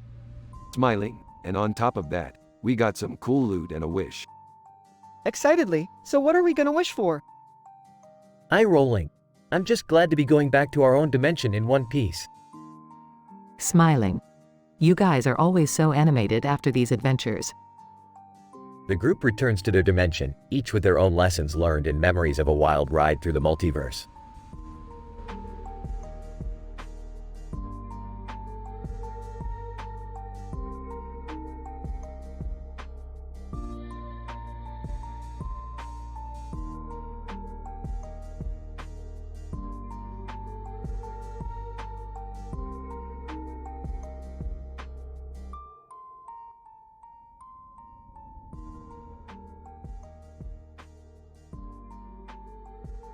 Rick, Morty, and Jerry find themselves at a Kendrick Lamar concert. As they make their way to their seats, they spot a man with black dreadlocks and a gold frame around his neck. Whoa, who's that guy? That's Kenny, Morty. He's the biggest Kendrick Lamar fan in the galaxy. Wait, really? In the galaxy? Yeah, Morty, you don't mess with Kenny when it comes to K-Dot. Suddenly, the lights dim and the crowd erupts into cheers as Kendrick Lamar takes the stage. Kendrick Lamar, let me hear y'all make some noise. The crowd roars as Kendrick launches into his first song. Kendrick Lamar, this next one's for all my day ones out there. As the beat drops, Kenny begins to rap along with Kendrick, flawlessly spitting every word. Whoa, this guy can rap. Yeah, he's like a Black Rick. Hey now, let's not get carried away. As the concert goes on, Kenny's star power grows larger and larger. He's invited on stage to perform alongside Kendrick and even gets a shout out from the rapper himself. Kendrick Lamar, give it up for my man Kenny. He's the real MVP. The crowd goes wild as Kenny basks in the moment. Well, I'll be damned. Looks like Kenny's got some skills after all. Yeah, who knew? Maybe we should be nicer to him from now on. Hey, let's not push our luck. As the concert draws to a close, the boys head back to their ship, buzzing with excitement. That was insane, Rick. Did you see Kenny up there? Yeah, he's a regular Kendrick Lamar now. Hey, let's not forget who really made that performance possible. Who, Kenny? No, me. I'm the one who bought the tickets.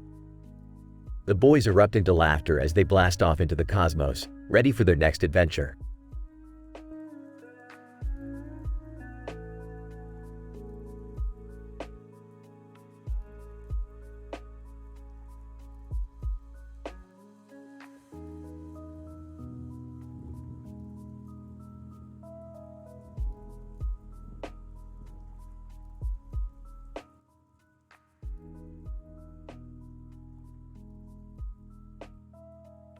Morty, check out this guy in a tux standing in a field. Who is he? According to his jacket, his name is Garrett E. Rush. Sounds like a made-up name. What's he doing in a field? Who knows, Morty? Maybe he's trying to find his way to Bridgerton. Bridgerton? Yeah, Morty, it's a city in the background. Oh, okay. You know, Morty, I once knew a guy named Garrity. Real weird dude. What was he like? Well, he used to wear a tuxedo all the time, just like this guy. Always claimed he was on a mission to find his true love. That's kind of sad. Sad, Morty, it was hilarious. Dude was a total nut job. I don't think it's funny to make fun of people, Rick. Hey, Morty, lighten up. It's just a joke. I don't think it's funny. Alright, jeez. So, what do we do now? Well, we could always try to find Bridgerton. Who knows what kind of adventures we'll have there. I don't know, Rick. Come on, Morty, live a little. Okay, fine. But if we get into trouble, it's all your fault. Deal, let's go find us some Bridgerton.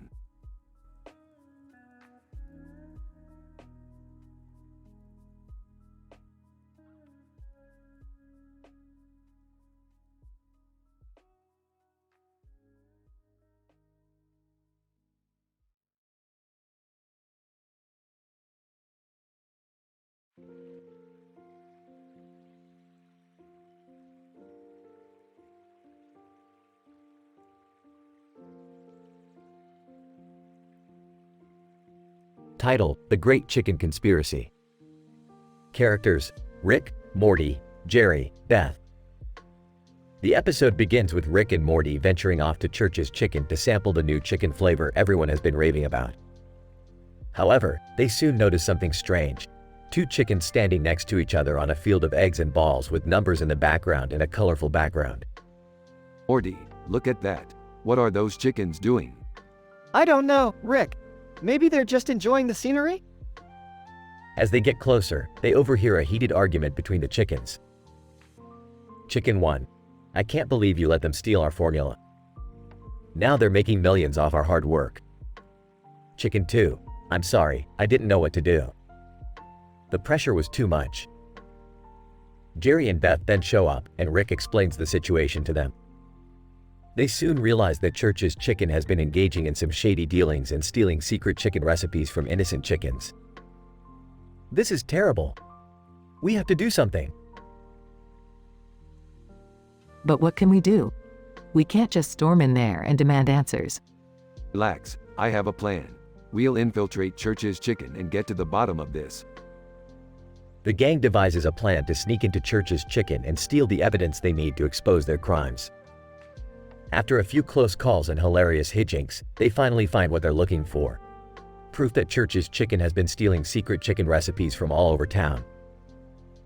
As they leave the restaurant, Rick turns to the chickens and tells them the good news. Don't worry, we have the evidence we need to take down Church's Chicken once and for all. Chicken 1, thank you for your help. We couldn't have done it without you. Chicken 2, yeah, you guys are real lifesavers. In the end, the gang successfully exposes Church's Chicken for their crimes, and the chickens finally get the justice they deserve. The episode ends with the gang enjoying some delicious chicken, now knowing it was obtained through honest means. Wow, that was a crazy adventure. I can't believe we took down Church's Chicken. I'm just glad those poor chickens can finally rest easy. Yeah, but let's not forget the real lesson here. Always take the side of the underdog. And also, never underestimate the power of a good chicken recipe.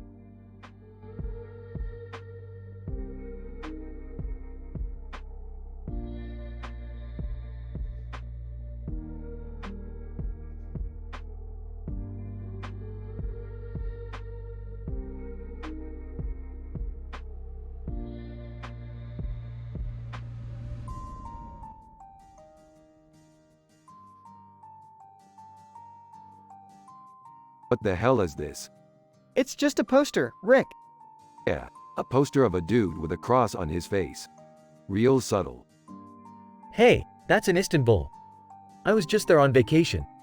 Istanbul looks more like a futuristic city on another planet. Can we focus on the fact that someone's face is being used as a religious symbol without their consent? Yeah, this seems like a violation of human rights. Oh, give me a break. It's just some weird cult thing. Actually, I think it might be more than that. There's a whole group of people protesting over there. Protesters? Great, just what we needed.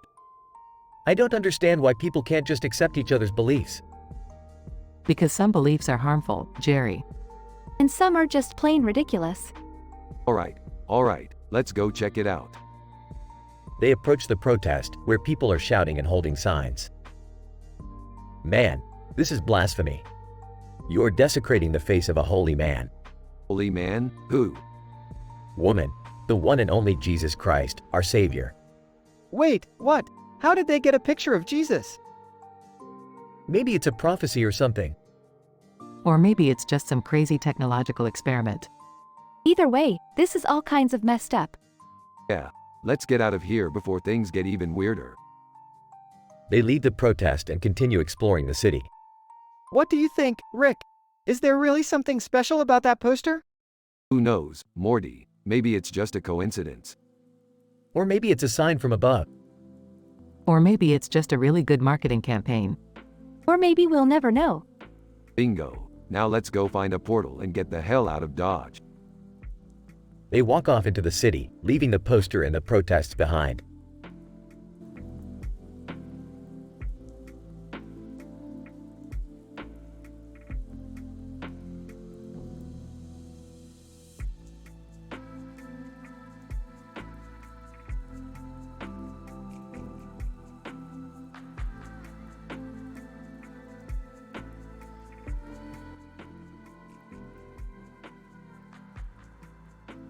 Burps, Morty, we gotta get to that building in the middle of the desert.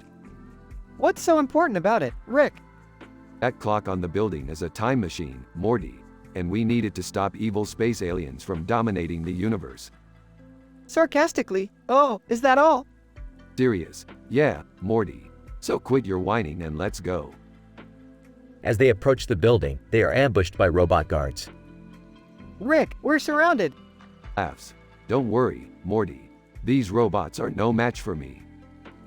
Rick defeats the robots, but they awaken a sleeping mummy inside the pyramid. Mummy, who dares disturb my peaceful slumber? Oh great, a mummy. To Morty. Morty, we gotta get out of here. Panicking, but how, Rick? Frustrated. I don't know, Morty. Just start running. The mummy chases them back to the time machine. Frantic. Morty, we gotta set the clock to the present day or we'll be stuck in ancient times. Confused. How do I do that, Rick? Shouts. Just turn the damn dial to 2021, Morty. Morty turns the dial and they successfully transport back to the present day, narrowly escaping the mummy. Out of breath. Rick, I don't think I can handle any more time travel. Smirks. Don't worry, Morty. We'll only do it again if the fate of the universe depends on it. They walk away from the time machine, with the clock still ticking on top of the building.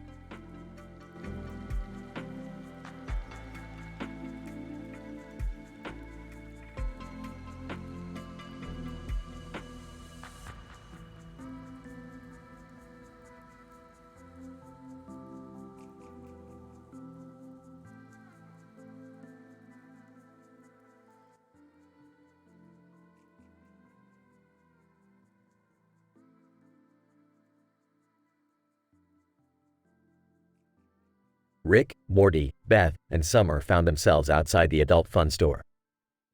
As they were about to enter, a strange man with a green mask and red eyes approached them. What's up with the creepy mask, dude? Masked man, I'm the Green Light Guardian. I protect this store from people who may use its products for evil.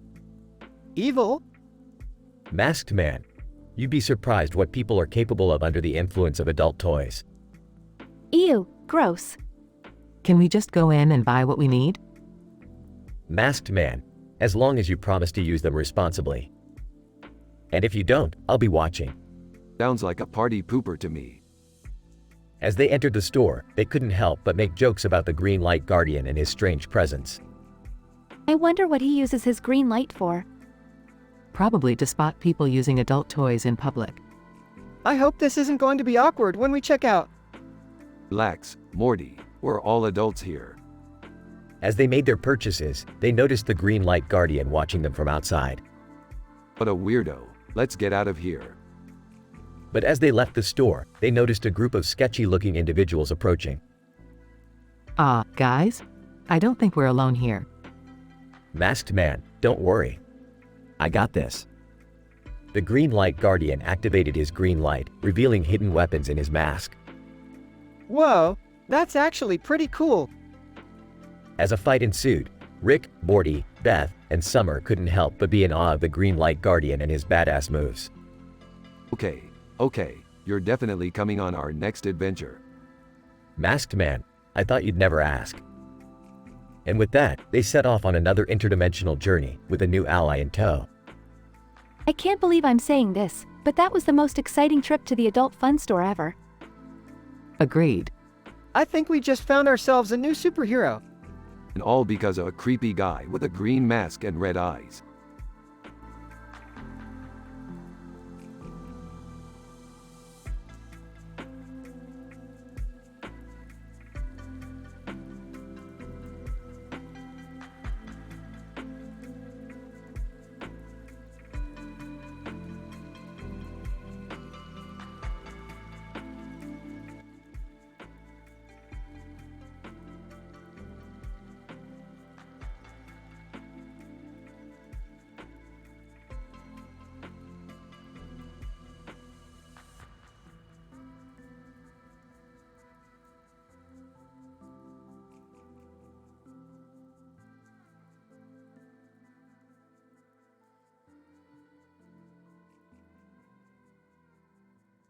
Rick, Morty, Jerry, and Summer were hanging out in the garage when all of a sudden, a woman in a uniform with a bun in her hair and a Star Trek uniform on her head appeared out of nowhere, with a Star Trek insignia on her shoulder.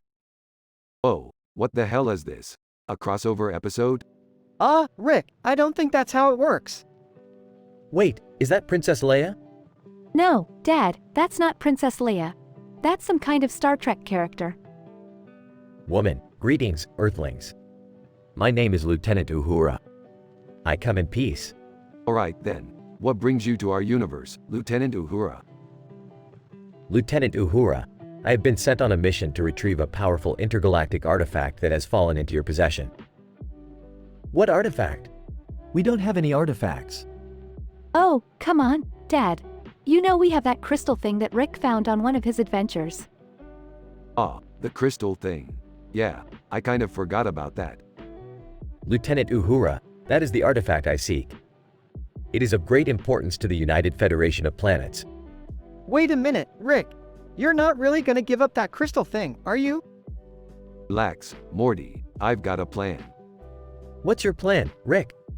Simple. We give Lieutenant Uhura a fake crystal, and we keep the real one for ourselves. That's a terrible plan. Rick. Hey, it's better than just handing over the real thing. Besides, it'll be funny. Lieutenant Uhura, I sense that you are not telling me the truth, Earthlings. You must hand over the artifact at once. Rick, I don't think she's buying it. Damn it. Alright.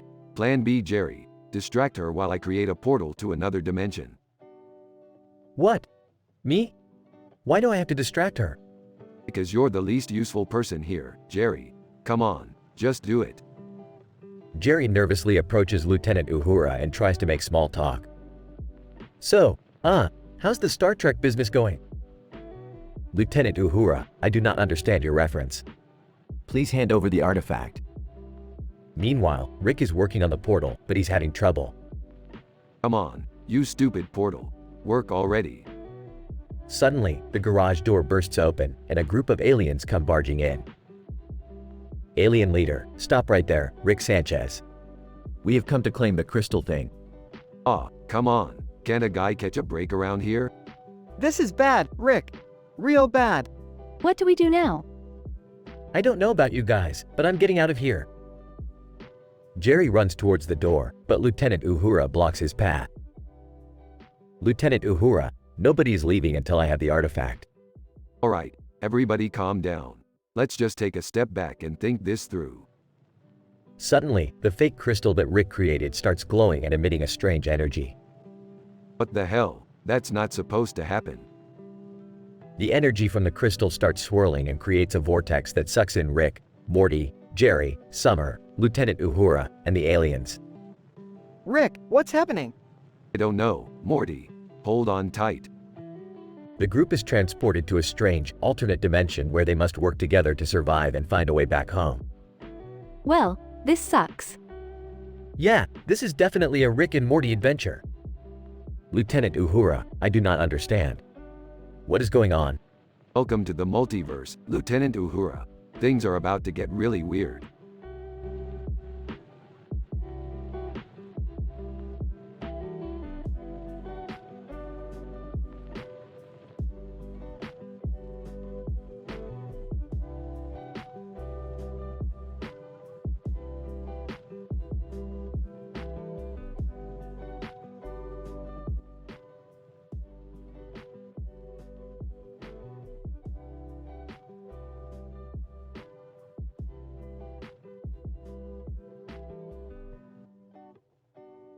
Alright, Morty. Let's go on an adventure. Where are we going this time, Rick? We're going to explore the universe of Star Trek. They both prepare themselves and step into the portal. As they arrive, Rick and Morty find themselves at a strange place with a neon sign that reads, Gorn, Star Trek. Rick, where are we? Looks like we're in some kinda convention center. What's with the people in the costumes? Looks like they're all Star Trek fans. Let's check it out. As Rick and Morty approach the group, they notice a heated argument between two fans, dressed like Spock and Kirk. Spock, I'm telling you, Kirk, the logical choice is to take the shuttlecraft. Kirk, no way, Spock. We're going in the Enterprise. What's the big deal? Spock, this guy thinks we should take the shuttlecraft. Kirk, and he's wrong. We're the crew of the Enterprise. Rolling his eyes. Alright, calm down there, Captain Kirk. We've got bigger problems to worry about. As Rick and Morty walk further into the convention center, they come across a group of fans dressed like Klingons. Klingon number 1, you do not belong here. Klingon number 2, this is a sacred place for true fans. Rick, what's going on? Looks like these fans take their Star Trek pretty seriously. Just then, a group of fans dressed like Romulans enter the room. Romulan number 1, we've come to settle a score. Romulan number 2, these Klingons have dishonored us for the last time. A fight breaks out between the Klingons and the Romulans. Sarcastically, nothing like a good old-fashioned sci-fi brawl. As the fight ensues, a group of fans dressed like the Gorn enter the room and stand in front of the neon sign. Gorn number 1, silence. Gorn number 2, you all dishonor the spirit of Star Trek. Gorn number 3, this is a place of peace and unity. The fans slowly settle down. Didn't expect that from the Gorn. Yeah, they've got a point though. Star Trek is all about acceptance and coming together. Alright, let's get out of here before they start singing Kumbaya. As Rick and Morty exit the convention center, they can't help but laugh at the absurdity of it all. That was crazy, Rick. Yeah, but it was kinda fun too. I guess you're right. To infinity and beyond. Rolling his eyes. Wrong universe, Morty. But close enough.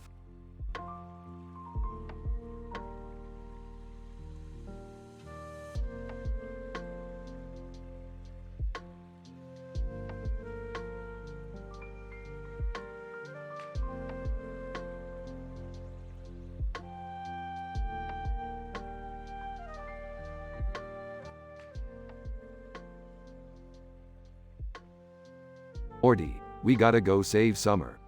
What happened to her, Rick? She's been kidnapped by a group of intergalactic fashionistas. Apparently they want her for her fashion sense. Fashionista?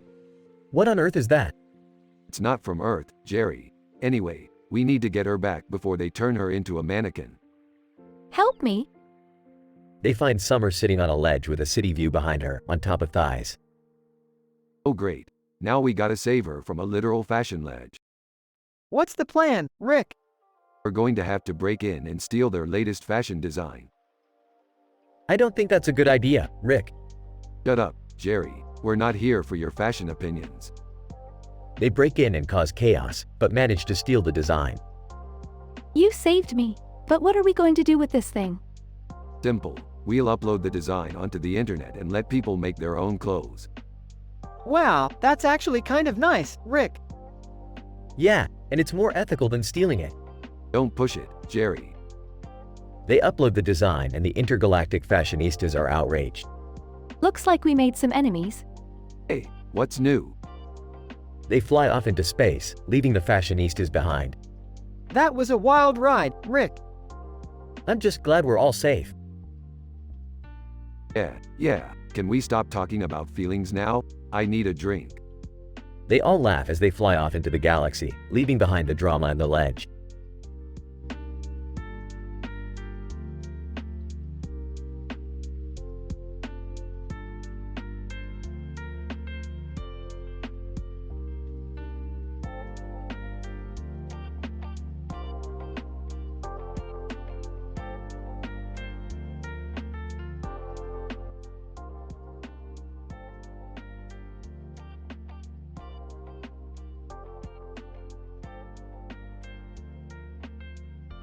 Look, Morty, we're at Taco Bell, the mecca of fast food innovation. Can we get some food already? I'm starving.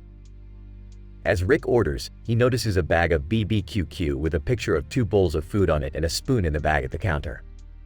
Hey, what's that? Cashier. Oh, that's our new BBQQ bowl. Want to try one?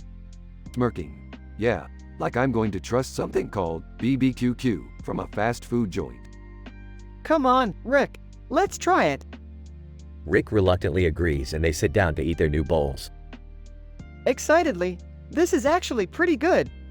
Surprised. Yeah, it's not bad. Maybe it's the spoon that makes it taste better.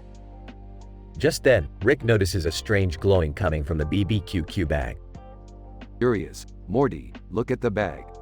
Alarmed. What's happening to it? Suddenly, they're transported through a portal and find themselves in a strange new world. Scoffing. Great. Just what we need. Another interdimensional adventure. They soon discover that they're in a world where BBQQ is the only food source and the people worship the BBQQ bowl as a deity. Shocked. They're using the spoon to sacrifice people to the BBQQ bowl. Sarcastic. Great. Another religion with a violent twist. As they attempt to escape, they're confronted by the BBQQ god itself, who demands that they prove their worthiness to be in its presence. Smirking. Morty, give me that spoon. With the spoon, Rick battles the BBQQ god in an epic struggle, finally emerging victorious. Awestruck. How did you do that, Rick? Shrugging. I don't know, Morty. Sometimes, you just gotta beat a god with a spoon. As they return to their own world, Rick and Morty can't help but joke about their wild adventure. Laughing. I can't believe we fought a BBQQ god with a spoon. Chuckling. Hey, sometimes the utensil makes the man. The end.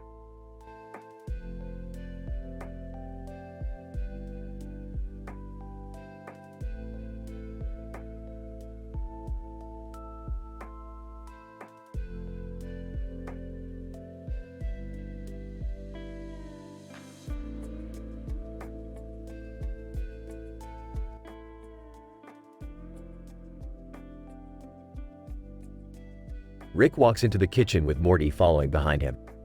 They spot a bowl of tomatoes, avocado, and other vegetables on the table with a cutting board and pico de gallo.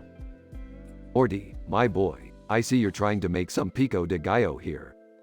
Yeah, I saw this recipe online and thought I'd give it a try.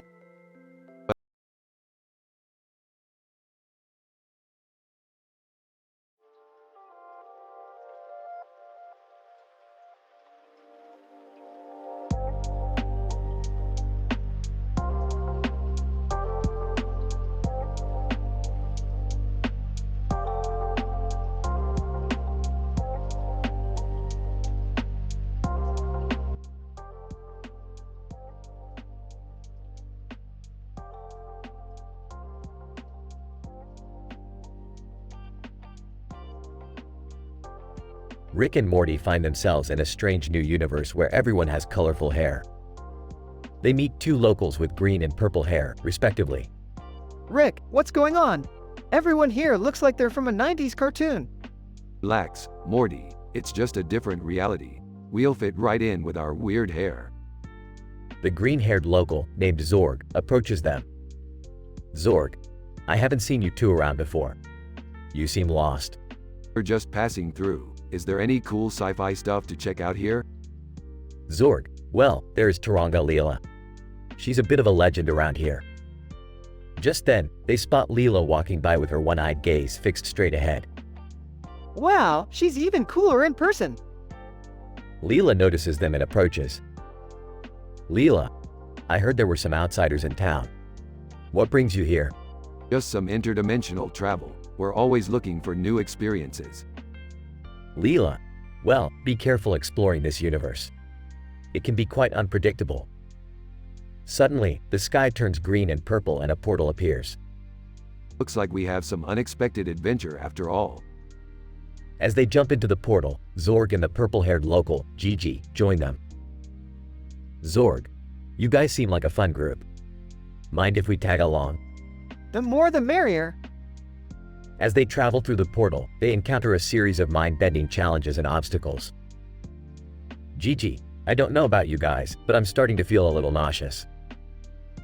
Zorg, hang in there, Gigi. We've come too far to give up now. Leela, I agree. We have to push through and see this adventure to the end.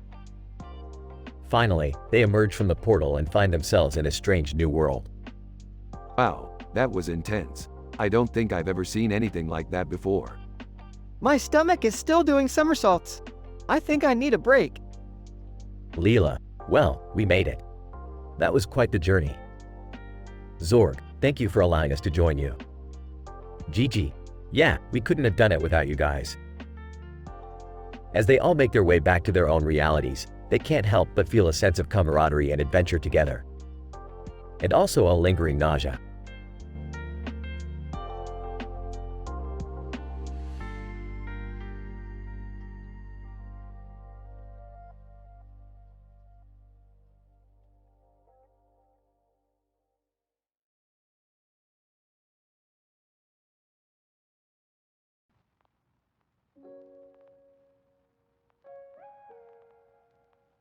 Hey Morty, Have you heard of that big futuristic concert happening in Los Angeles?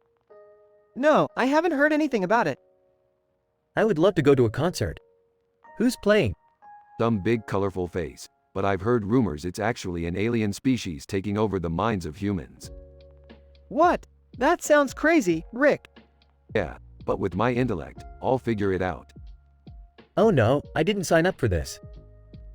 At the concert, the face begins to sing and dance, mesmerizing the audience. Rick starts to investigate and finds out the truth. Morty, Jerry, this face is actually an alien species that feeds off the energy of human emotions. So that's why everyone seems so happy. I knew something was fishy. We have to stop this before it's too late. As they try to stop the alien, the concert goers turn on them, under the alien's control. This is bad, Rick. I know, Morty, we have to fight them off. After a long and intense battle, they manage to free the crowd from the alien's control and save the day. That was amazing. I didn't know you were such a badass, Rick. Yeah, well, it's all in a day's work. As they leave the concert, the alien is defeated and the concert goers are safe. You know, Rick, I think I'll stick to normal concerts from now on. Suit yourself, Morty, but you'll never know where the adventure lies.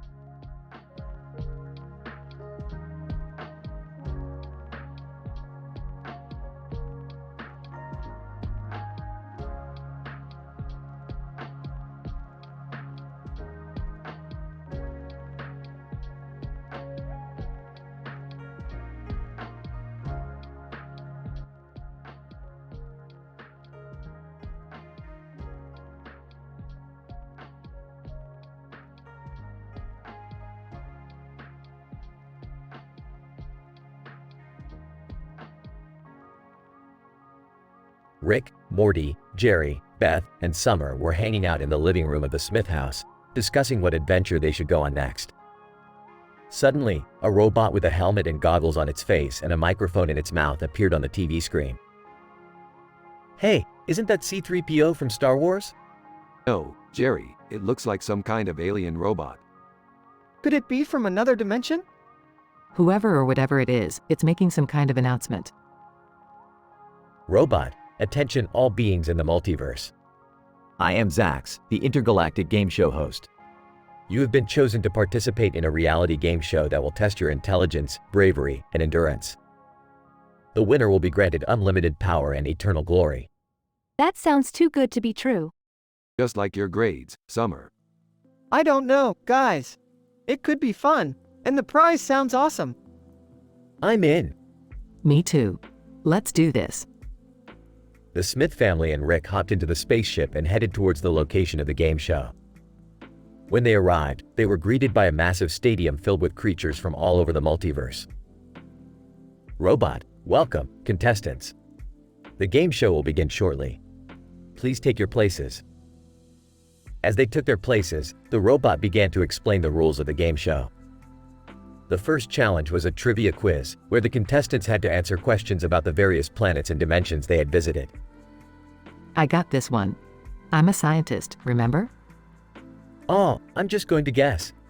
I studied really hard for this. I don't need to study. I am a genius, after all.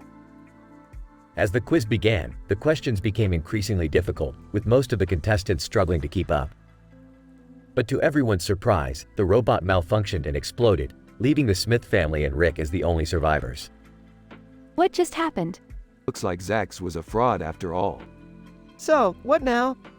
Let's go home and forget this ever happened. Can we stop for ice cream on the way back? As they boarded the spaceship, the Smith family and Rick couldn't help but reflect on their unexpected game show experience. Well, at least we got a good story out of it. Yeah, but we didn't win. I could use some ice cream too. Maybe next time we won't jump at every opportunity that comes our way. But you have to admit, it was kind of fun. As they flew back to Earth, the Smith family and Rick continued to joke and laugh about their strange adventure, grateful for the camaraderie they shared.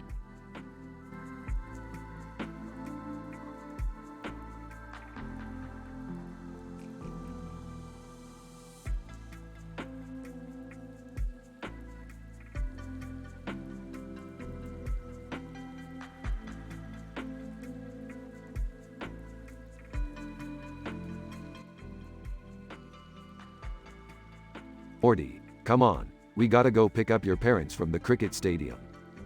Dad's playing cricket? Since when? Since I joined the local team.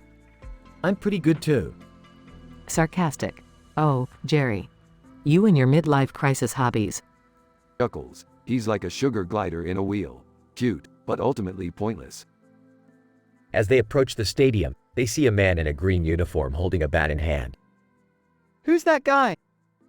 Oh, that's the opposing team's captain. He's a real hothead. Observing from afar, looks like he's about to start something. The man swings his bat, hitting the ball directly at Jerry, who catches it. Ha! Got it. The captain charges at Jerry, bat raised high. Oh, looks like we've got some drama on our hands. What are we gonna do? Just stand back and let me handle this. The captain swings his bat down, but Rick dodges the blow effortlessly. Smirking. Looks like you're all batted out. The captain charges again, but Rick quickly disarms him with a well-placed kick. The captain. You're outta here, buddy. Looking impressed. Wow, Rick. That was amazing.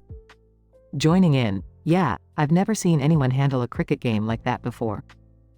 Smiling. Well, you know what they say. When life gives you cricket, make cricket aid. Rolling his eyes. Oh boy, here we go again.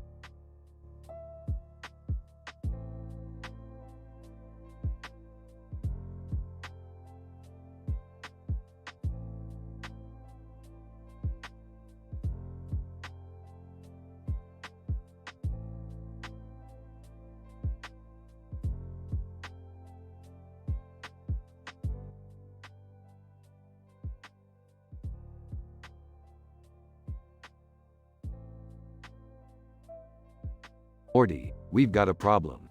What's going on, Rick? This is Agent Smith. He's from the future and he needs our help. Agent Smith. Greetings, Rick and Morty. I'm here to enlist your help in stopping a dangerous criminal known as the Neon Thief.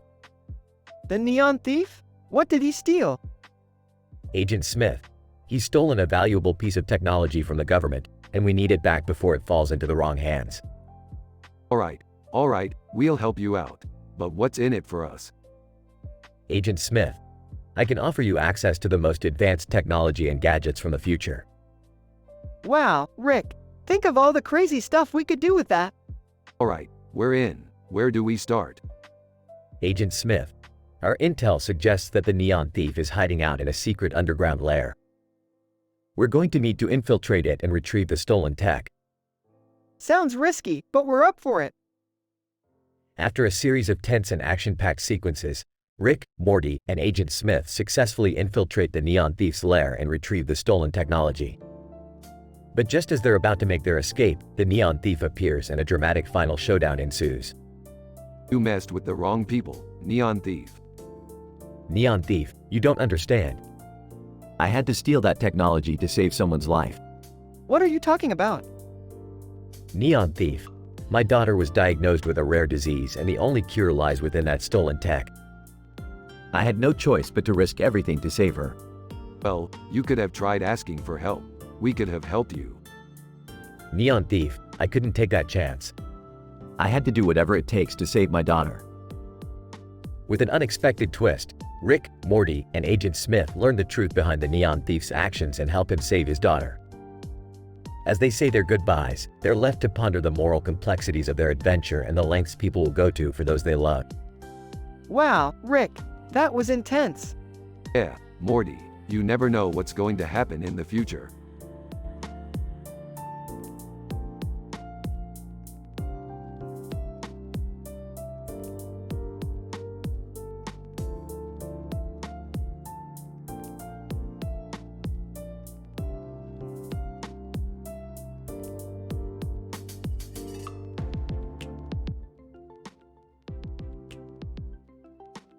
Wow, Morty, looks like we've stumbled into another dimension where dragons and swords actually exist. Whoa, Rick, check out that woman with the dress and the dragon. Woman, who are you two and what do you want? We mean no harm, just passing through. But that dragon looks interesting. Mind if we take a closer look? Woman, back off, that's my dragon. I've trained him my entire life. Whoa, she's a badass with a sword and a dragon. Yeah, I'm getting some serious Game of Thrones vibes from this. Woman, I'll let you look at the dragon, but only if you help me with a quest. Oh great, here we go again. What do you need help with? Woman, I need to retrieve a magical amulet that was stolen from me. It's located in a dangerous dungeon. Count us in, but Morty, don't get too attached to the dragon. I won't, Rick. As they venture through the dark dungeon, they encounter traps and monsters. But with the woman's sword skills and the dragon's fire-breathing abilities, they make it to the amulet. Woman, thank you both for your help. But before you go, I have a gift for you. She hands Rick and Morty a small dragon figurine. Woman, it may not be the real thing, but it's a token of my gratitude. Sarcastically, oh wow, a small dragon figurine. Just what we always wanted. Smiling, hey, I think it's cool. As they leave the dimension, Rick and Morty can't help but joke about the woman's sword and dragon skills, but deep down they both respect her bravery and determination.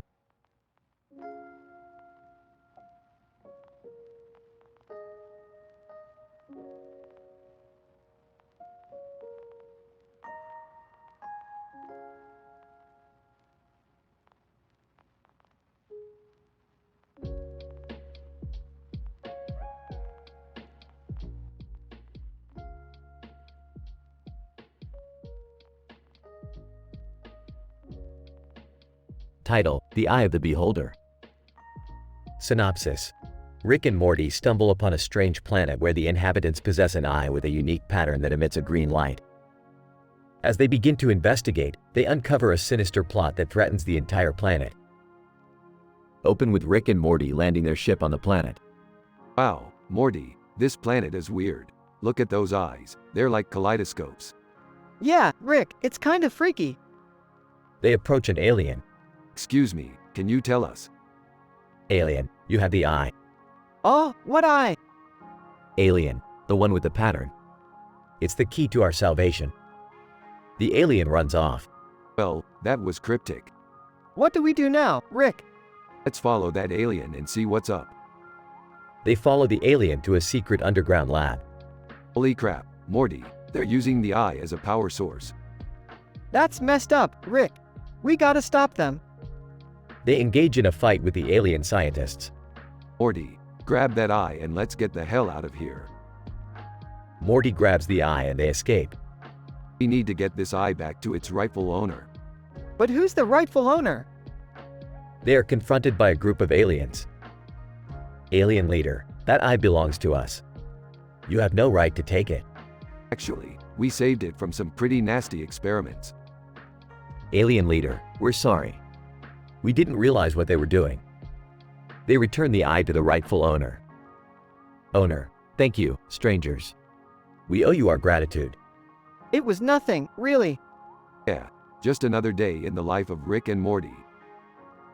They leave and the planet glows with green light. The end.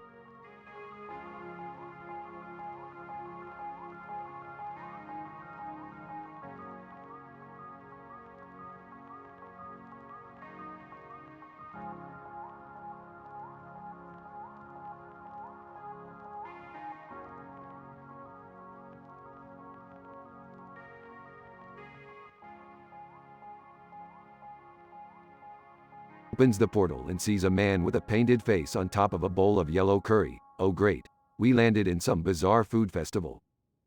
What's with the paint on his face? Man with painted face. I am the yellow curry god. And I demand tribute.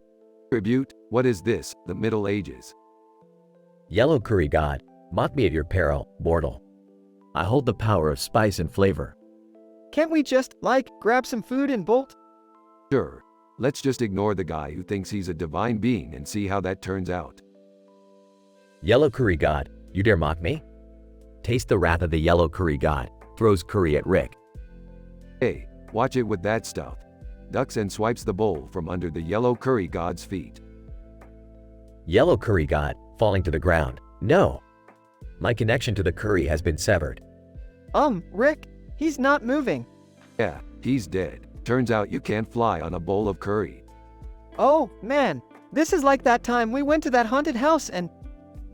Save it, Morty. We're leaving before anyone sees us standing over the corpse of some wannabe god.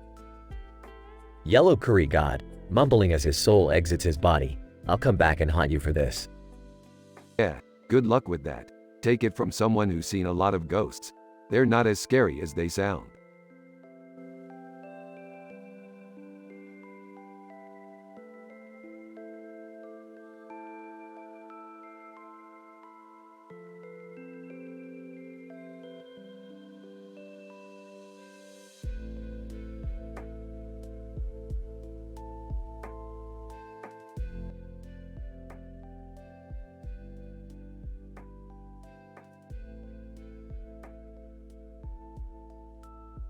Morty, we gotta go save that couple in the room with the clock and fire.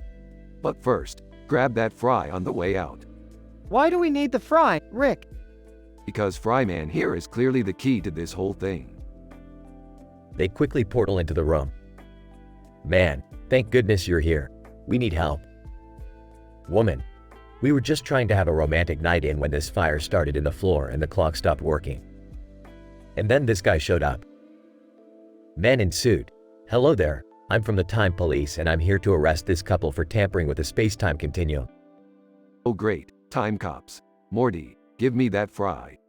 What are you gonna do with it, Rick? I'm gonna use it to distract this guy while we figure out how to fix the clock and put out the fire. Meanwhile, the man in suit tries to catch Fryman, but he keeps evading him.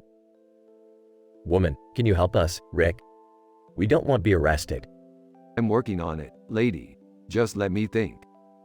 The clock suddenly starts ticking again and the fire disappears. Man. Hey, everything's back to normal. Yeah, I just had to reprogram the clock and use the fry to disrupt the fire's timeline. It's science, Morty. Morty stares blankly. Man in suit, you two are under arrest for meddling with the fabric of time and space. Oh please, we fixed it. And we even saved Fryman here from being captured by you time goons. Can't we just call it even? Man in suit, fine, but mark my words, one day your recklessness will catch up to you. They portal back home. You always have to make things so complicated, Rick. Hey, it's not my fault the universe is always trying to throw us curveballs. And besides, we got to save the day while having a little fun with Fryman. I guess that's one way to look at it. Now let's get some pizza. I'm starving.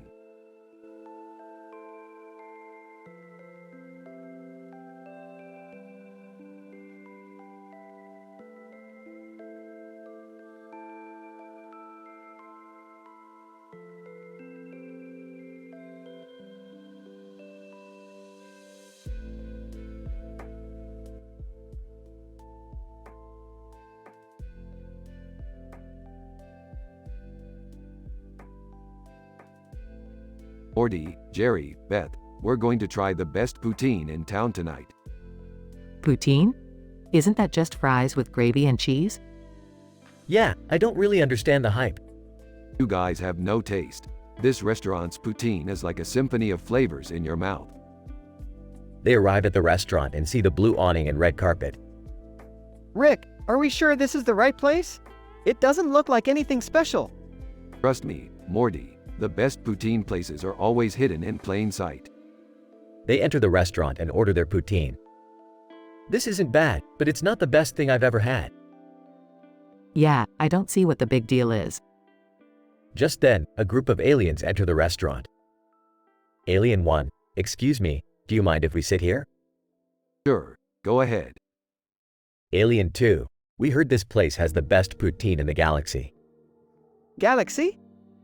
Alien 3 takes a bite of the poutine. Alien 3, this is incredible. The perfect blend of savory and sweet. Okay, maybe it is pretty good.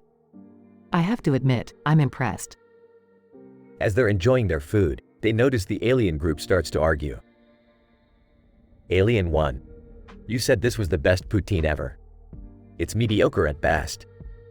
Alien 2, I stand by my statement. This is the best poutine I've ever had. Looks like they have some intergalactic drama going on. Can we help them? No, let's just enjoy our poutine and leave them to their alien problems.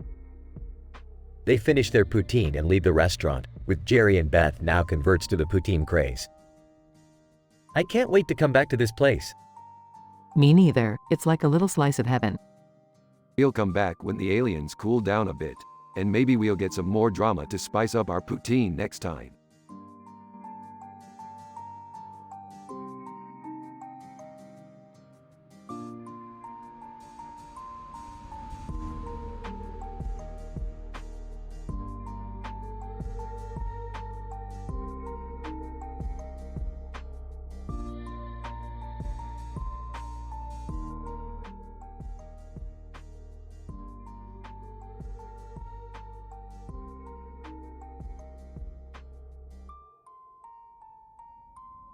Morty, check this out.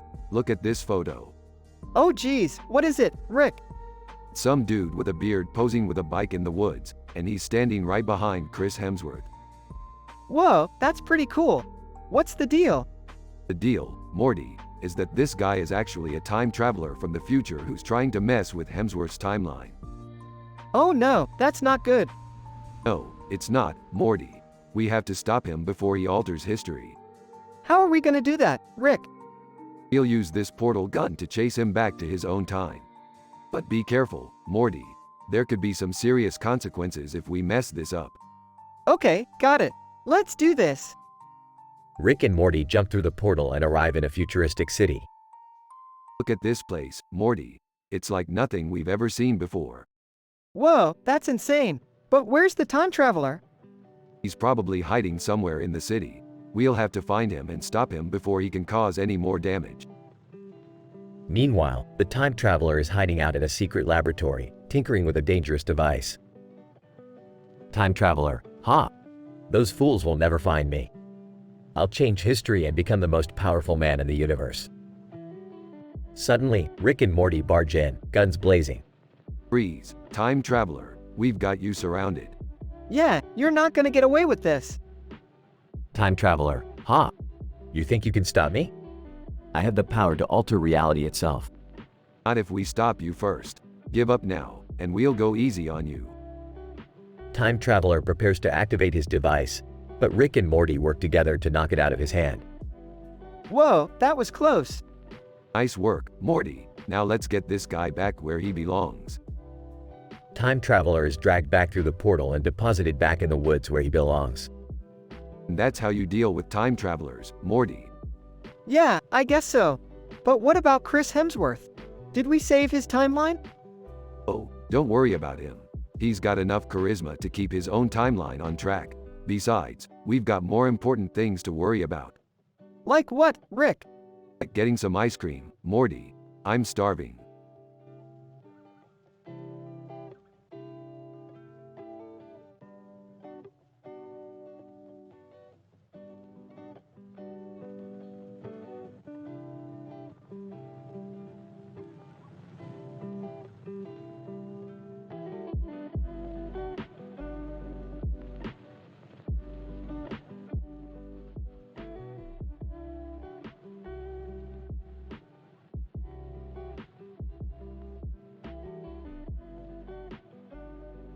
Title: Suit and Ties in Space.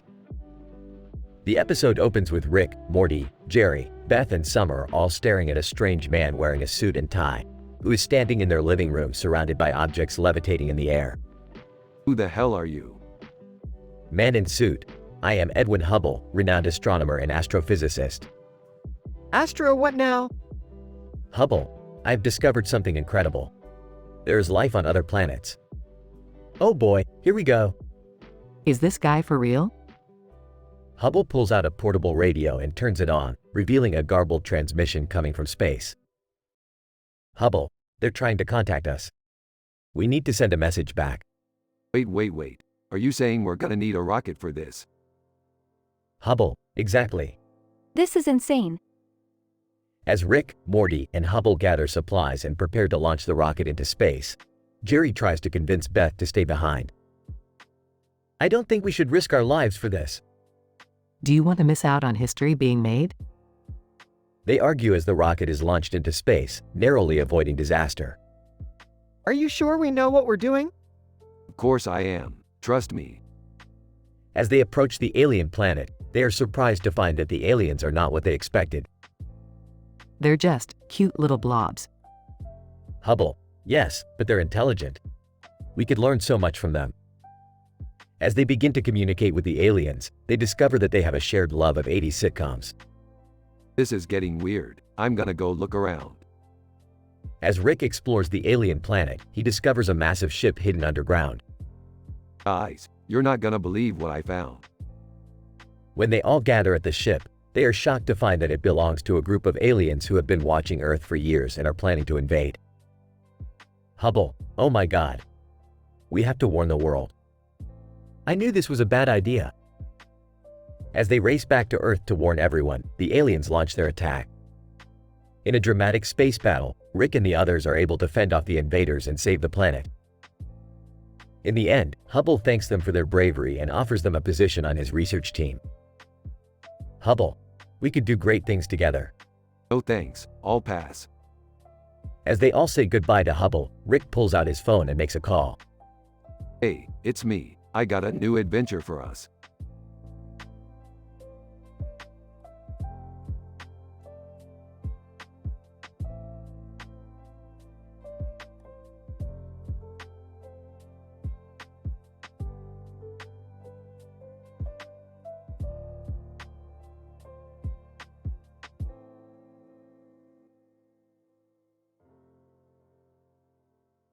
Morty, we need to go on a dimensional trip to retrieve the Fearn of Elmarin Circle.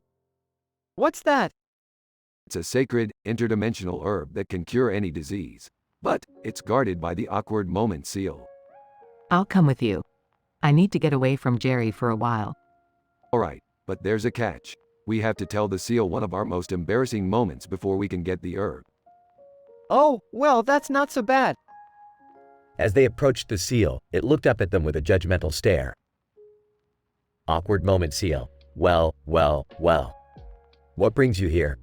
We need the Fearn of Elmarin Circle to cure my hangover. And my headaches. And well, just because.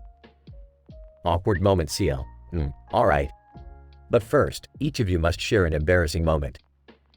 I once accidentally walked in on my parents doing it. I accidentally sent a sext to my teacher instead of Summer. I once thought I had invented the concept of the pickle. The seal looked at them, unimpressed. Awkward moment, seal. Meh, good enough. Here, take the herb. But as they were leaving, they realized they had accidentally grabbed the seal instead of the herb. Great, now we have to go back. I can't go back there again. Maybe we should just leave the seal and find another way to cure our problems. They all looked at each other, then down at the seal. Awkward moment, seal. Guys. Hello. The end.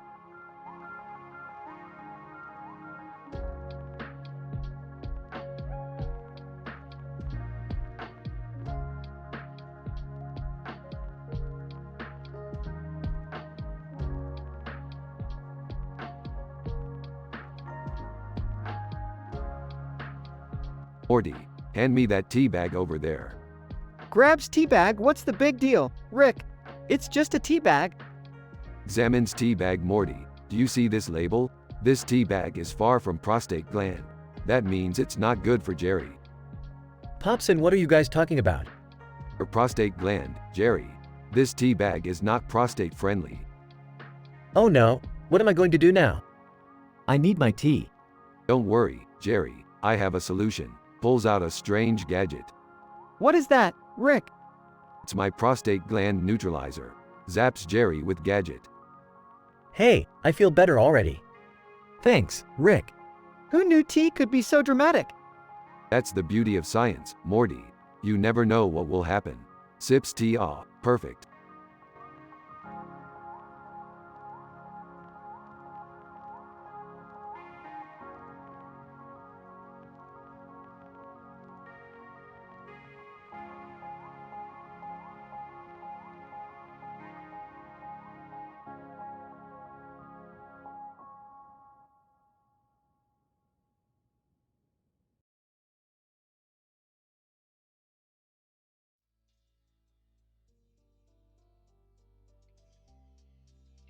Rick, Morty, and Jerry were browsing through a strange planet when they stumbled on a medieval castle.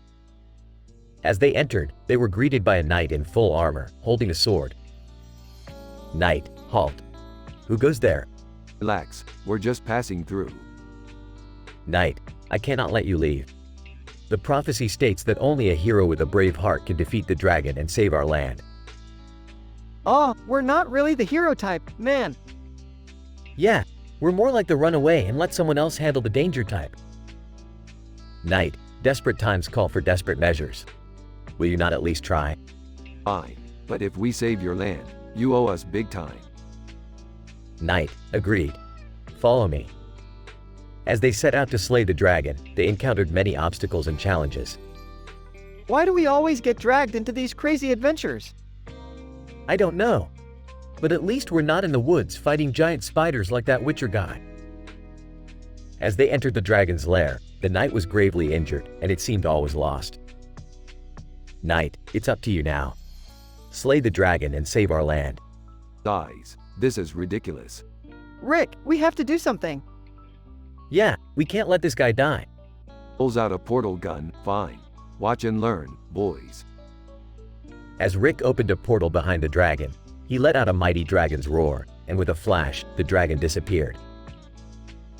Knight, you did it. You slayed the dragon. Smirks. Yeah, you're welcome. Whispers, I can't believe that actually worked. Whispers, me neither. But let's get out of here before something else crazy happens. As they left the castle, the grateful townspeople cheered for Rick, Morty, and Jerry. Morty and Jerry, see, we may not be heroes, but we're definitely some sort of saviors. I don't know if we should take credit for that one. Yeah, we didn't really slay the dragon. Laughs. Who cares? Let's just enjoy the moment. As they flew away, they couldn't help but feel a sense of accomplishment and adventure. Smiles, that was kind of fun. Smiling nervously, yeah, fun. Let's not do that again. Laughs. Oh, come on. The universe is full of crazy things like that. We're just getting started.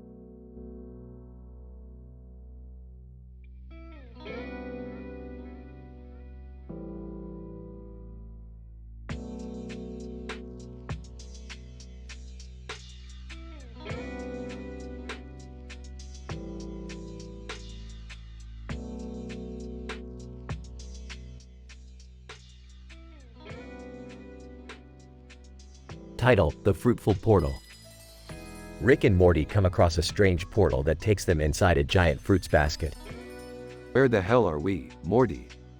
I don't know, Rick. But look at that lady with the flower crown and cherry hair. The woman welcomes them and explains that they are inside the fruits basket dimension that she created. What kind of messed up place is this?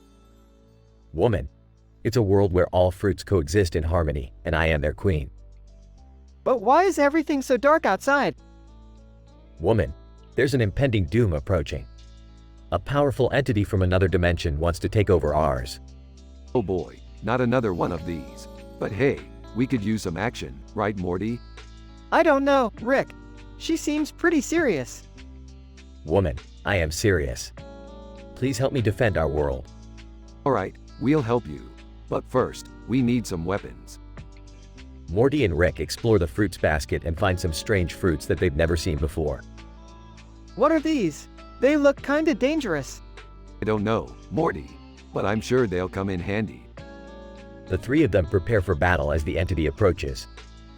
They fight fiercely, throwing fruits and using them as weapons. Woman, I can't believe it. We did it. You guys saved our world. Yeah, don't get too emotional.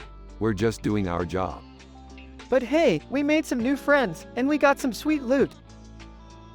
The three of them share a laugh and enjoy some of the strange fruits they found. Woman, thank you, Rick and Morty. You've saved us from certain doom. Just doing our job, lady. Just doing our job.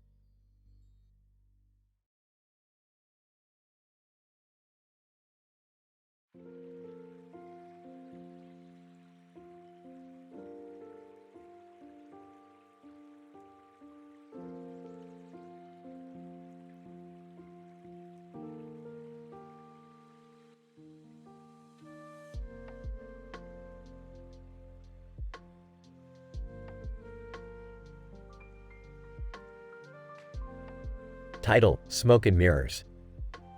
Rick and Morty find themselves in Iran, where they stumble upon a mysterious person with a painted face and a cigarette in their mouth. Who the hell are you supposed to be? Some kind of crappy supervillain? Person: I am the face of the revolution, the voice of the people. And you're the outsiders who come to steal from us. We don't want to steal anything. We just need to get back home. Person: Home. What home? This world is our home, and we will defend it with our lives. Oh, spare us the drama. We've seen it all before. Person: You have no idea what it's like to live under oppression and tyranny, to see your friends and family die for a cause. But smoking is bad for you. You could die from that too. Person: If smoking is the worst of my problems, I would consider myself lucky. Look, we're not here to debate politics or morality. We just need to find a way out of here. Person: And what if I told you that I could help you? Really? That would be great. I don't trust this guy. He's clearly up to something. Person: I am a man of my word. If you promise to help me, I will promise to help you.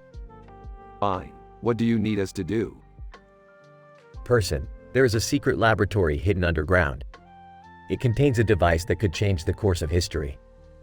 But it's heavily guarded, and no one has ever made it out alive. Sounds dangerous. Person: It is. But the reward is worth the risk. I smell a trap.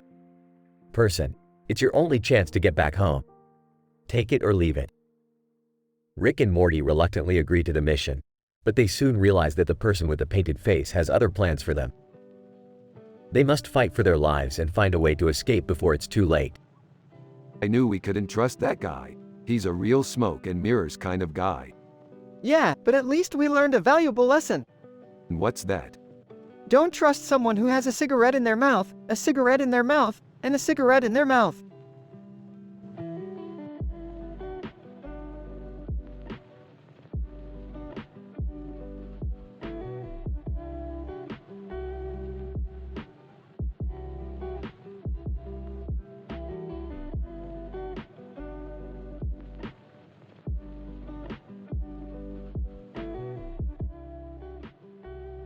Whoa, Rick, what's going on here? Who's that lady with the wand? Oh, Morty, that's the evil sorceress, Zara. She's trying to take over the kingdom of Assemble. And it looks like she's already captured the castle. We have to stop her. But how? I have an idea. Morty, go distract her with some jokes. Beth, you sneak around the back and disable her wand. Summer, you and I will make a dramatic entrance. Okay. Do you hear the one about the time-traveling dog who ate his own tail? Zara: What? That's not even funny. Meanwhile, Beth successfully disarms Zara's wand. You messed with the wrong kingdom, Zara. Give up now and we might go easy on you. Zara: Huh? You think you can defeat me with a few jokes and some cheap tricks? I am the most powerful sorceress in all the land. You may have power, Zara, but we have something even stronger: friendship. Everyone gasps dramatically. Zara: What? That's ridiculous. No, Zara, it's true. We may not have magic or armies, but we have each other. And that's more powerful than anything else. Morty and Summer nod in agreement. Zara: I never thought of it that way. That's right. Now, let's all go get some shawarma and celebrate our victory. Everyone smiles and walks off into the sunset.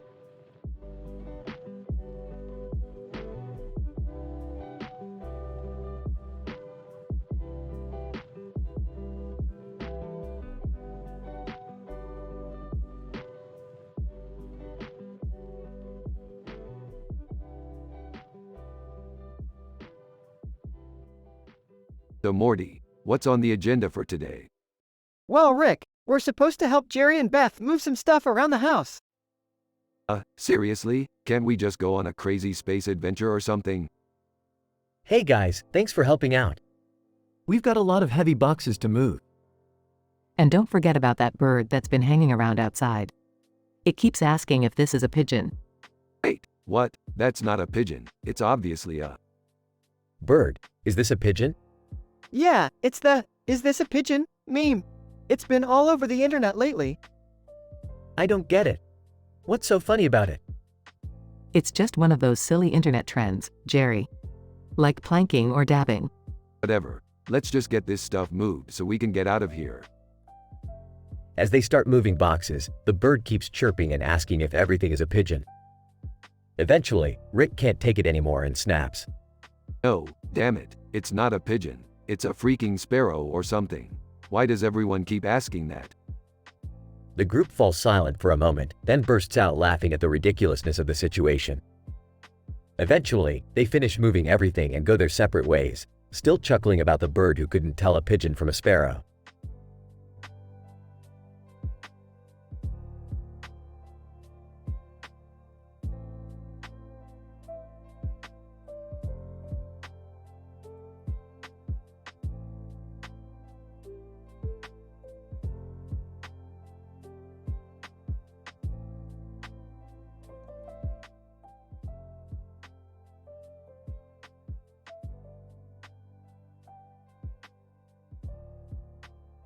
Morty, we need to get that cat with the green eyes.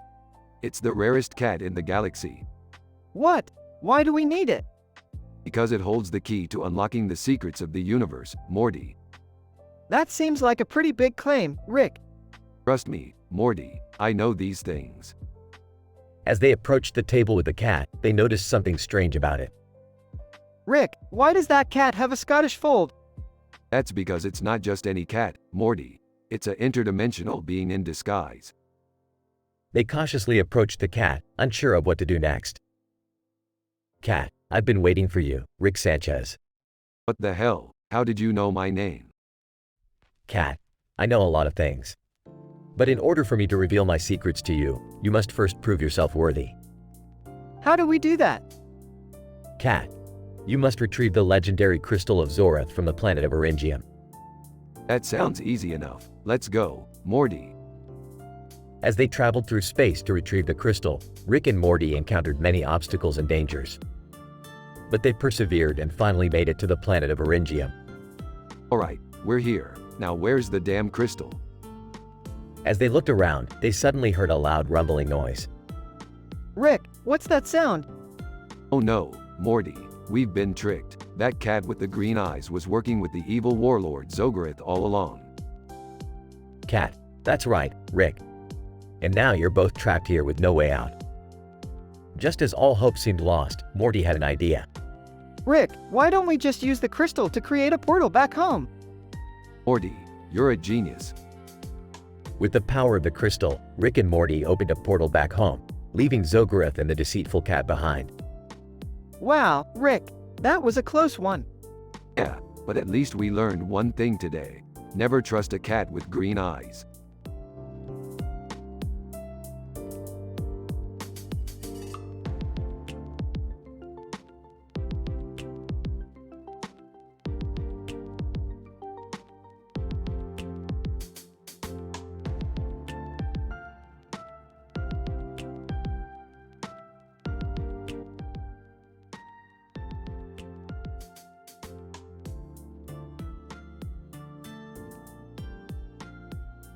Title: The Flower of Knowledge. Opening shot of the woman in a blue dress, whom we will call Beryl, standing in the hallway of Rick's lab. She approaches Rick and Morty, who are working on an experiment. Jerry enters the lab, holding a tape measure and looking clueless. Beryl, Rick, I need your help with something. I have this flower bouquet that I want to give to my boss, but I have a feeling it's laced with some kind of metaphysical energy. Can you use your gadgetry and find out what it is? Metaphysical energy? That's a new one. Morty, grab the spectrometer and let's see what this flower is all about. Rick, I don't see anything on the spectrometer. It's just a regular bouquet. Hey guys, can someone show me how to use this tape measure? I think I measured my head wrong. Shut up, Jerry. We're dealing with some high-level philosophy here. Beryl, let me see that bouquet. Rick takes the bouquet from Beryl and examines it closely, trying to find any clues to its supposed metaphysical energy. There's definitely something weird going on here. But it's not in the bouquet itself. It's in the way you're perceiving it, Beryl. You're projecting your own ideology onto the flowers. Beryl, what do you mean? I mean, you're seeing a simple bouquet of flowers, but you're also seeing it as a metaphor for your own search for knowledge. You think the flowers contain some kind of hidden wisdom that only you can decipher. Beryl. Well, I do have an interest in philosophy. That's great, Beryl, but you don't need a magical bouquet to unlock the secrets of the universe.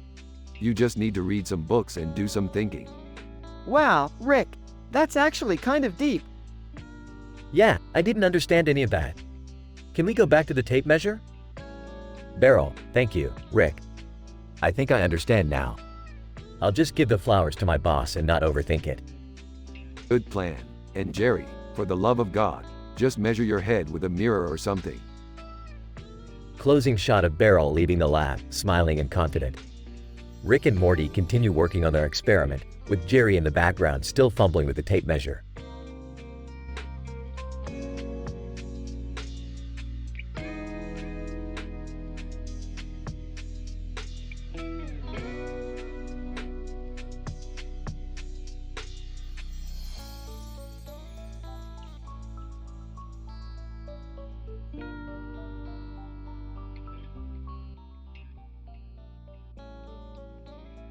Rick and Morty were on another one of their crazy adventures when they stumbled upon a poster of a character from Star Wars holding a lightsaber. Oh great, another sci-fi fanatic. Morty, let's go. But Rick, check it out. That's Poe Dameron from Star Wars. Who cares, Morty? Star Wars is overrated anyways. Suddenly, the poster comes to life and Poe Dameron steps out. Poe. Hey guys, I couldn't help but overhear. Did you say Star Wars is overrated? Yeah, what of it? Poe. Well, I challenge you to a duel. If you win, I'll leave you alone. But if I win, you have to admit that Star Wars is one of the greatest franchises of all time. Rick, always up for a challenge, accepts the duel. The two of them engage in a heated lightsaber battle, with Morty spectating from the sidelines. Whoa, this is intense. Shut up, Morty. I'm trying to concentrate. Finally, Rick manages to get the upper hand and disarms Poe. Looks like I win, Poe. Star Wars is just a bunch of space wizards fighting with laser swords. Poe. Very well, Rick. You may have won the battle, but you'll never win the war. And with that, Poe disappears back into the poster, leaving Rick and Morty to continue on with their adventure. Hey Rick, I learned something today. Just because you don't like something, doesn't mean you have to be a jerk about it. Shut up, Morty. I'm always gonna be a jerk.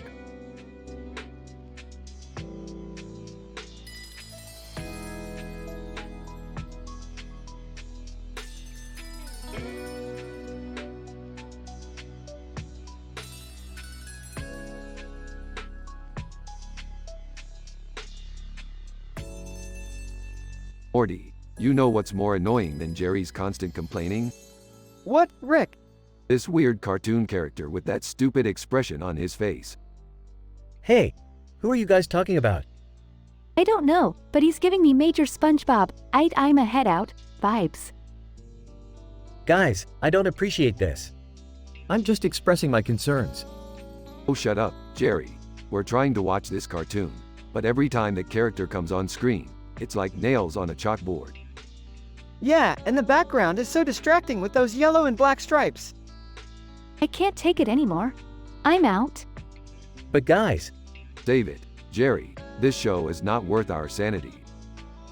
the group then turns off the TV and proceeds to have a peaceful night without any annoying cartoon characters or Jerry's complaints.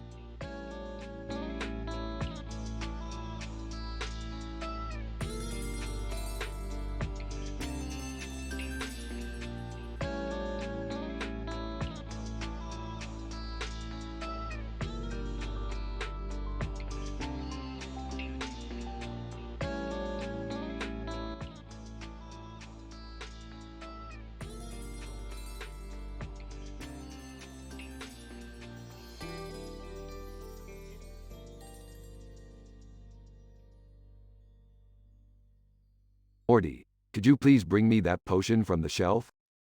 Which one, Rick? There are hundreds of them. The one with the label, Dragon Slayer, on it, Morty. And hurry up. What's going on, guys? And who's that man in the dragon costume? That, Jerry, is Mr. Beast. He's on a quest to slay a dragon who's been terrorizing his hometown. and we're going to help him. Why, Rick? We don't even know that guy. Because Morty, he's offering a ton of money for this job. And besides, it sounds like a fun adventure. I don't know about this, Rick. It sounds dangerous. Relax, Jerry, we'll be fine. Now, let's give Mr. Beast a hand. Mr. Beast hands them each a sword. Mr. Beast, are you ready, guys? The dragon is waiting for us. They approach a cave where the dragon is hiding. Stay behind me, guys. This dragon won't know what hit it. They enter the cave and confront the dragon. Rick, Morty, and Jerry fight the dragon with their swords. Mr. Beast squeals and runs away. What about Mr. Beast? Forget about him. We can take down this dragon ourselves. Morty accidentally slices off the dragon's tail. Dragon, ouch. That hurt, you idiots. Can talk? Dragon, what did you expect, you morons? I'm not some mindless beast. Morty looks embarrassed. Oh, I feel bad now, Rick. We shouldn't have attacked it without knowing more about it. Relax, Morty. It's not like we killed it. And besides, it's always better to ask questions first than to assume things. Dragon looks relieved. Dragon, I appreciate that. Thank you. Jerry looks relieved. Phew, I'm glad that's over. They all walk out of the cave together. Well, that was a fun adventure. We should do it again sometime. Yeah, but next time, let's make sure we know what we're fighting first. And maybe not wear costumes. They all laugh and walk off into the sunset.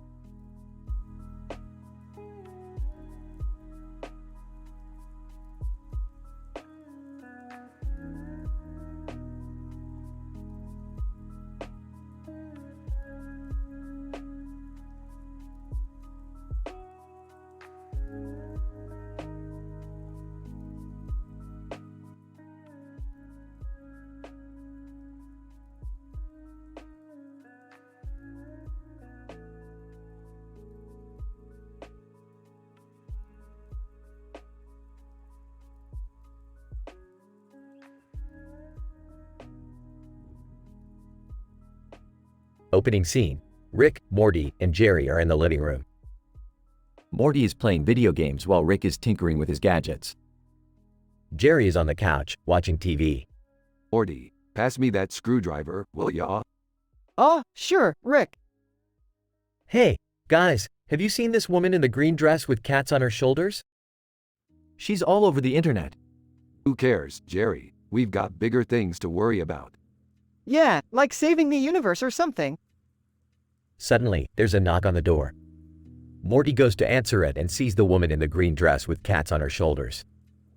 Oh, can I help you? Woman, yes, I'm looking for Rick Sanchez. I need his help with a problem. Rick comes to the door. What's the problem? Woman, my cats are disappearing one by one. I think someone is stealing them. Interesting. Let's take a look. Scene cut to Rick's spaceship flying over a city. Why are we doing this? I have work tomorrow. Just shut up and let me do my thing, Jerry. Are you sure we should be flying over a city, Rick? We might get in trouble. Relax, Morty. We're invisible, remember? They land on a rooftop and Rick sets up a scanner. Okay, let's see. Aha, I found the culprit. They go down into an alley where they find a man with a bag of cats. Hey, buddy, what are you doing with those cats? Man, I'm just trying to make a living, man. I sell them to the highest bidder. That's cruel, man. You can't just take someone's pets and sell them. Yeah, that's messed up. Can we go now? I'm getting hungry. They take the cats back to the woman and reunite them with the rest of the cats. Woman, thank you so much, Rick. You're a lifesaver. No problem. Just doing my job. Woman, would you like to come in for some tea? Sure, why not? Scene cut to the woman's house. Rick, Morty, and Jerry are sitting in the living room with the woman and her cats. Woman, I have something to show you. She takes out a picture of herself in the same green dress with cats on her shoulders. Woman, this is me, 30 years ago. I used to be a famous cat lady. But then I lost everything and had to start over. These cats are all I have left. Wow, That's sad. Yeah, but at least you still have your cats. Can we go now? As they leave the woman's house, Morty turns to Rick. You know, Rick, sometimes it's not about saving the universe. Sometimes it's just about helping someone in need. Yeah, whatever. Morty, let's go get some pizza. Scene cut to Rick's spaceship flying off into space. You guys think that was weird, right? Yeah, definitely weird. Hey, it was just another day in the life of Rick and Morty. End scene.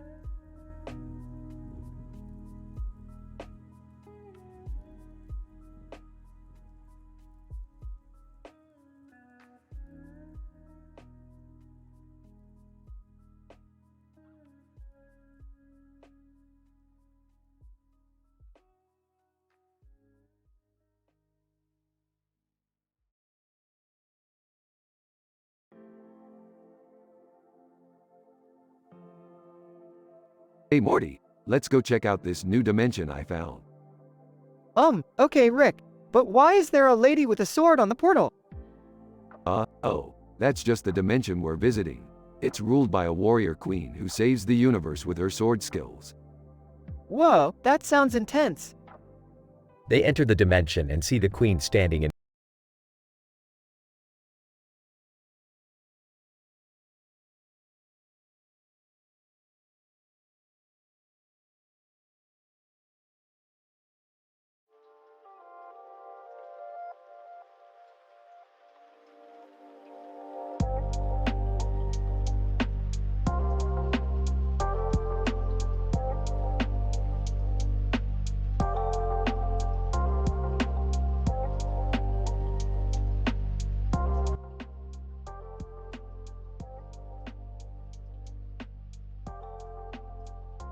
Morty, we're heading to a Kendrick Lamar concert. Oh boy, I love his music. They arrive at the parking lot and start searching for a spot. Oh great, it's packed here. Let's park next to that black car. But there's a red truck blocking our way. Don't worry, Morty, I've got this covered. Rick pulls out a gadget and the red truck moves out of the way. Whoa, how did you do that, Rick? It's just a little device I invented. Now let's go enjoy the show. As they walk towards the concert venue, they notice a commotion near the fence. Hey, what's going on there? I don't know, but let's check it out. They approach the fence and see Kendrick Lamar arguing with a man in a black car. Kendrick Lamar, you can't park here, man. This is my reserved spot. Black car driver, sorry, I didn't know. I'll move it right away. Hey, Kendrick, what's going on? Kendrick Lamar, just some idiot parked in my spot. Nothing to worry about. Hey, Rick, isn't that your car? What car? They all turn to see Rick's black car parked in Kendrick's spot. Oh, that. Sorry, Kendrick, I didn't know it was reserved.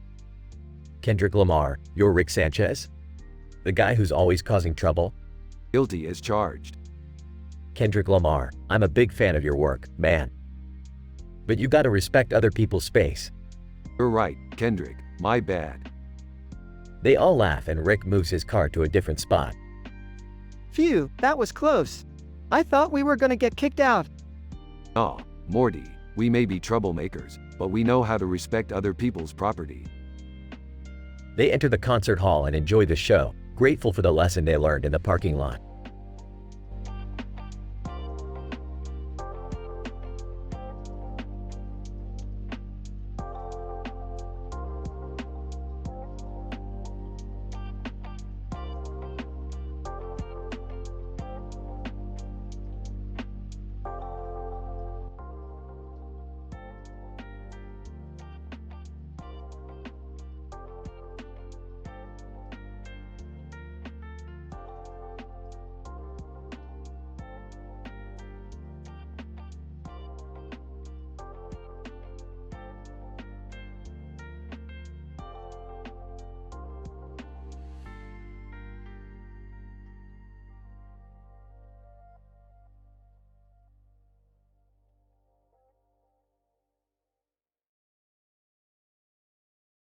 Scene, Rick's garage. Two red sports cars are parked side by side with neon lights on the ceiling and a red neon sign above them. Morty, I've finally done it. I've built the ultimate racing machine. Red car, red car, red car, red car, red car, red car, red car, red car, red car, red car, red car, red car, red car. Whoa, Rick, that's awesome. But why two cars? Red car, red car, red car, red car, red car, red car, red car, red car, red car, red car, red car, red car, red car. Well, Morty, it's because I've got a rival. A fellow inventor who's just as obsessed with speed as I am. Red car, red car, red car, red car, red car, red car, red car, red car, red car, red car, red car, red car, red car. Oh no, Rick, do we have to race him?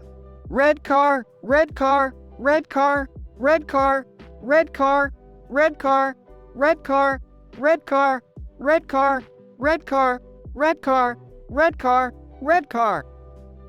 You bet your ass we do, Morty.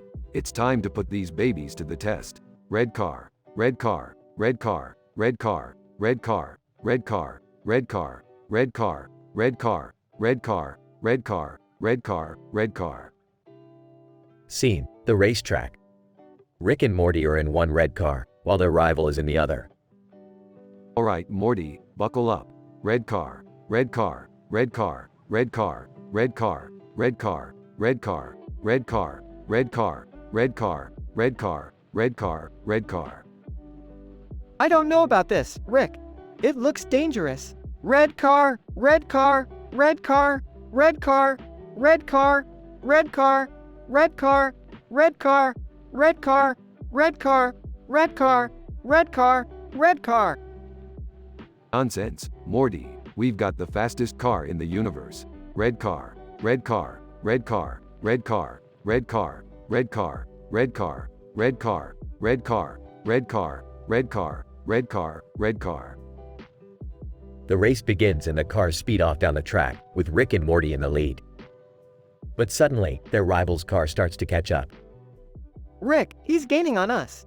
Red car, red car, red car, red car, red car, red car, red car, red car, red car, red car, red car, red car, red car.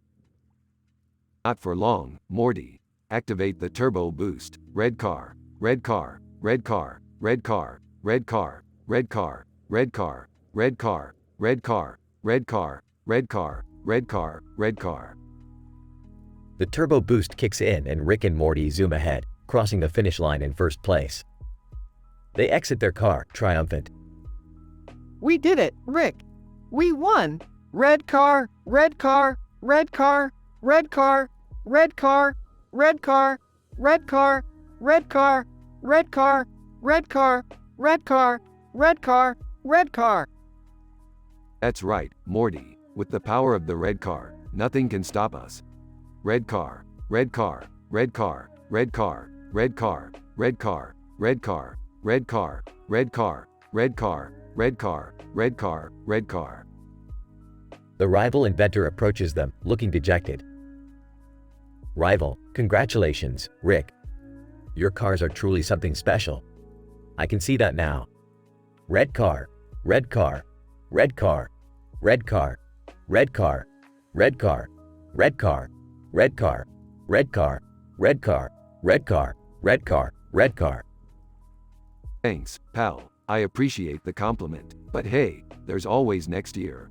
Red car, red car, red car, red car, red car, red car, red car, red car, red car, red car, red car, red car, red car. Scene: Rick's garage. Rick and Morty are working on their cars, tweaking and upgrading them. Hey Rick, what do you think we should name our cars? Red car, red car, red car, red car, red car, red car, red car, red car.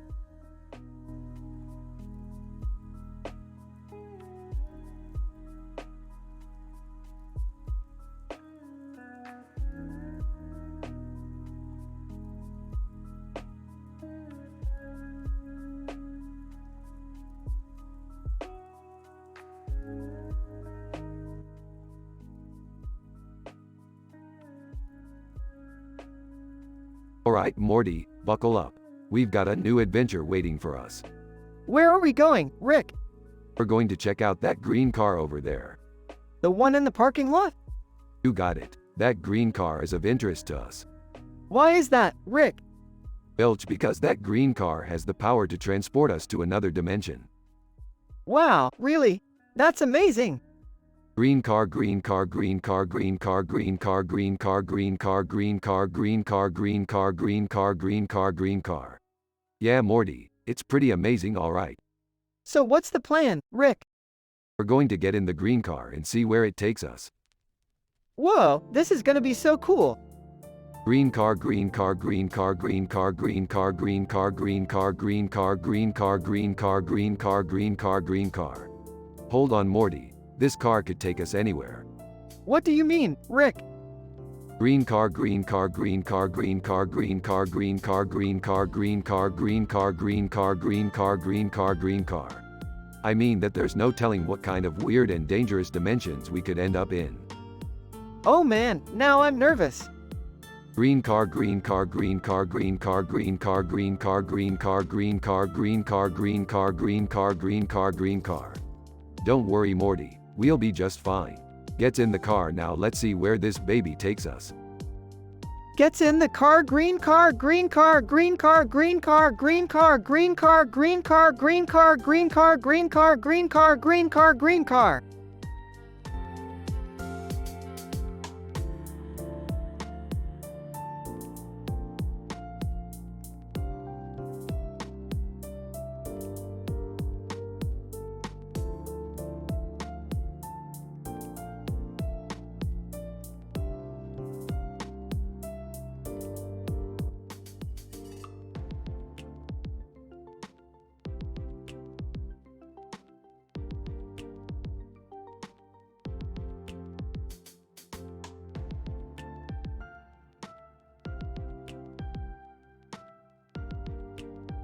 Title: Green Car Chaos. Characters: Rick, Morty, Summer, and a green car.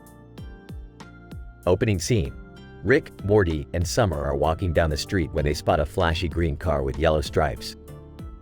Well, look at that green car. Green car, green car, green car, green car, green car. It's pretty cool. Green car, green car, green car, green car, green car. Yeah, it's definitely eye-catching. Green car, green car, green car, green car, green car. Suddenly, the green car starts revving its engine. Green car, green car, green car, green car, green car, green car. Vroom vroom. Green car, green car, green car, green car, green car. Oh great, a loudmouth car. Green car, green car, green car, green car, green car. I think it's kinda cute. Green car, green car, green car, green car, green car. I wonder who's driving it. Suddenly, the car speeds off down the street, causing chaos and destruction in its wake. Green car, green car, green car, green car, green car. Whoa, slow down there, buddy. Green car, green car, green car, green car, green car. This is bad, really bad. Green car, green car, green car, green car, green car. We have to do something to stop it. The trio jumps into action, trying to catch the rogue green car and its reckless driver. Green car, green car, green car, green car, green car. This is insane. Who would drive like this? Green car, green car, green car, green car, green car. I don't know, but we have to stop them before they hurt someone. Green car, green car, green car, green car, green car. Look, there's the driver. They finally catch up to the green car and discover that the driver is none other than their arch nemesis, Evil Rick. Green car, green car, green car, green car, green car. Of course it's Evil Rick. Green car, green car, green car, green car, green car. Green car, green car, green car, green car, green car. What's he up to this time? Green car, green car, green car, green car, green car. Green car, green car, green car, green car, green car. I don't know, but we have to stop him before he causes any more damage. Green car, green car, green car, green car, green car. In the end, the trio is able to stop Evil Rick and the green car, saving the day once again.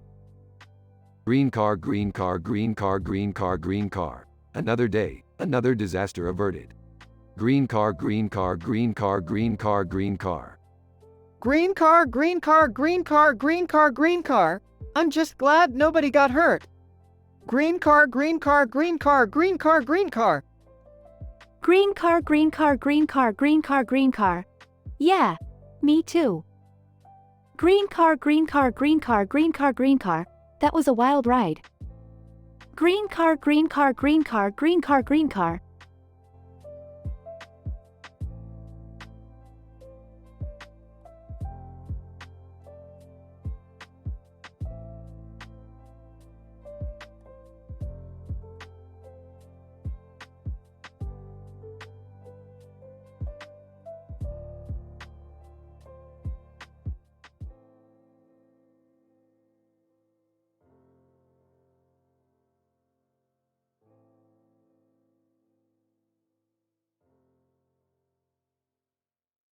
Hey Morty, check it out. Some people standing in the grass with some fancy lights on them.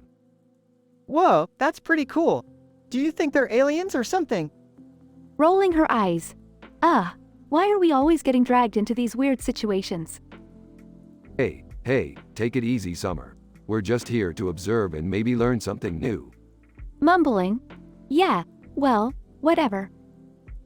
The red-cloaked figure approaches them, and Summer immediately becomes defensive. What do you want? Don't come any closer. Chuckles. Looks like Summer's becoming a Tsunere.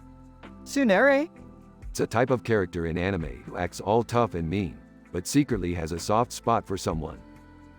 Blushes. I am not a Tsunere. Red-cloaked figure, don't worry, I mean you no harm. I just need your assistance in finding a lost artifact. Crossing her arms. Well, why didn't you say so? We're the best in the multiverse for finding lost artifacts. Whispering to Rick, I think Summer likes this guy. Whispering back. Yeah, she's definitely a Tsunere. The group sets out to search for the artifact, encountering various obstacles and enemies along the way. Defeating an enemy. HMPH. No big deal. It was easy. Red-cloaked figure, smiling. You're quite impressive, Summer. I'm glad I chose you to help me. Blushing. Whatever. Moments later, they finally come across the lost artifact, but they are ambushed by a group of hostile aliens. Pulling out his portal gun. We have to get out of here. Grabbing Summer's hand. Come on, Summer. Squeezing Morty's hand tightly. I knew this was a bad idea. They all make it back to the safety of their spaceship, exhausted but triumphant. Patting Summer on the back. Great job, kiddo. You really showed off your Tsunere skills back there. Blushing. Shut up. Smiling. You know, Summer, I think you might have a thing for our new friend in the red coat. Looking away. What? And no way. The episode ends with Summer staring out into the infinite universe, contemplating her feelings as the stars twinkle in the background.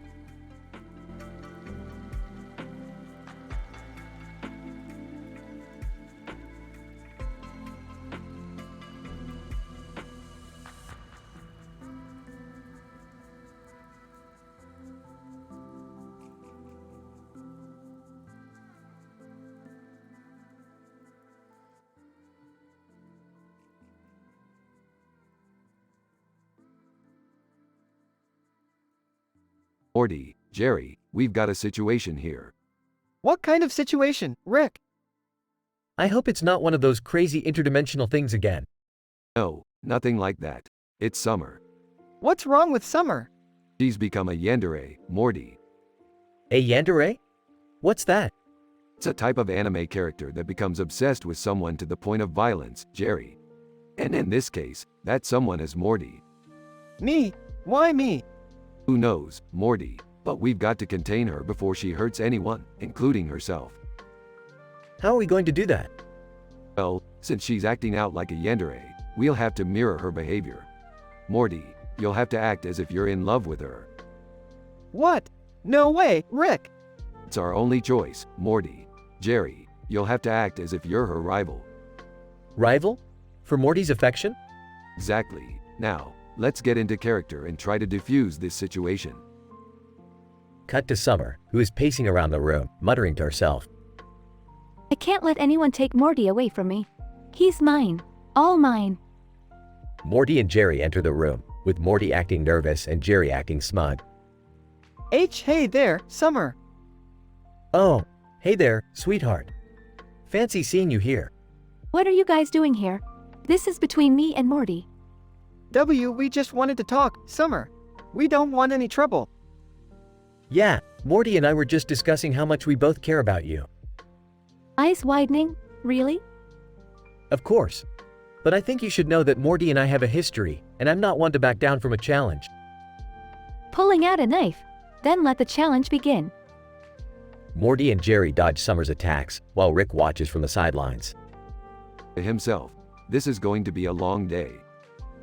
The scene ends with Summer chasing after Morty and Jerry, with Rick following behind.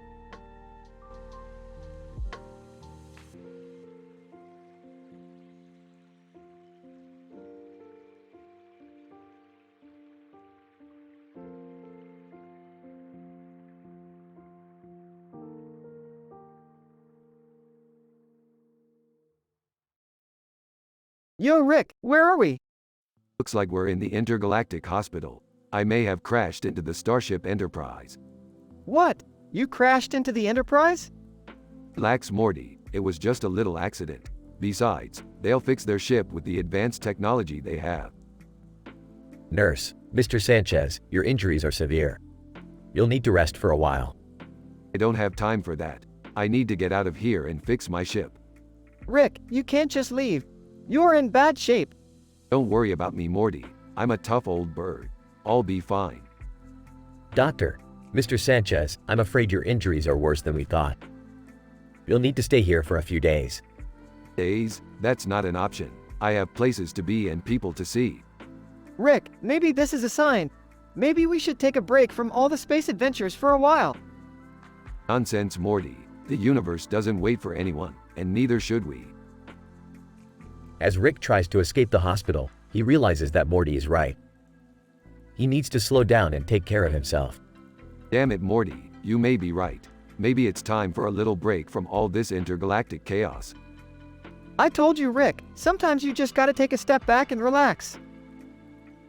The two of them decided to stay in the hospital and rest for a few days, watching the stars from their window and reflecting on their wild adventures.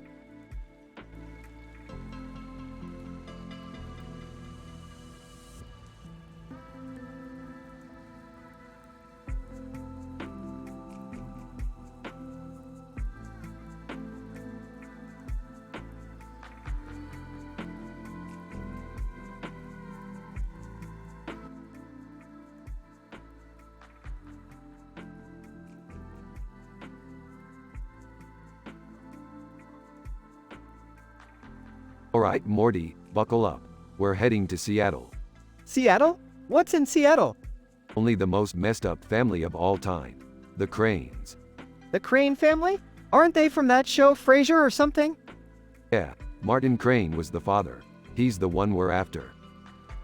Martin Crane is seen in a fancy office with Seattle in the background. Martin Crane, hello gentlemen, what can I do for you? Listen up, Crane. We know what you did. Martin Crane, what are you talking about?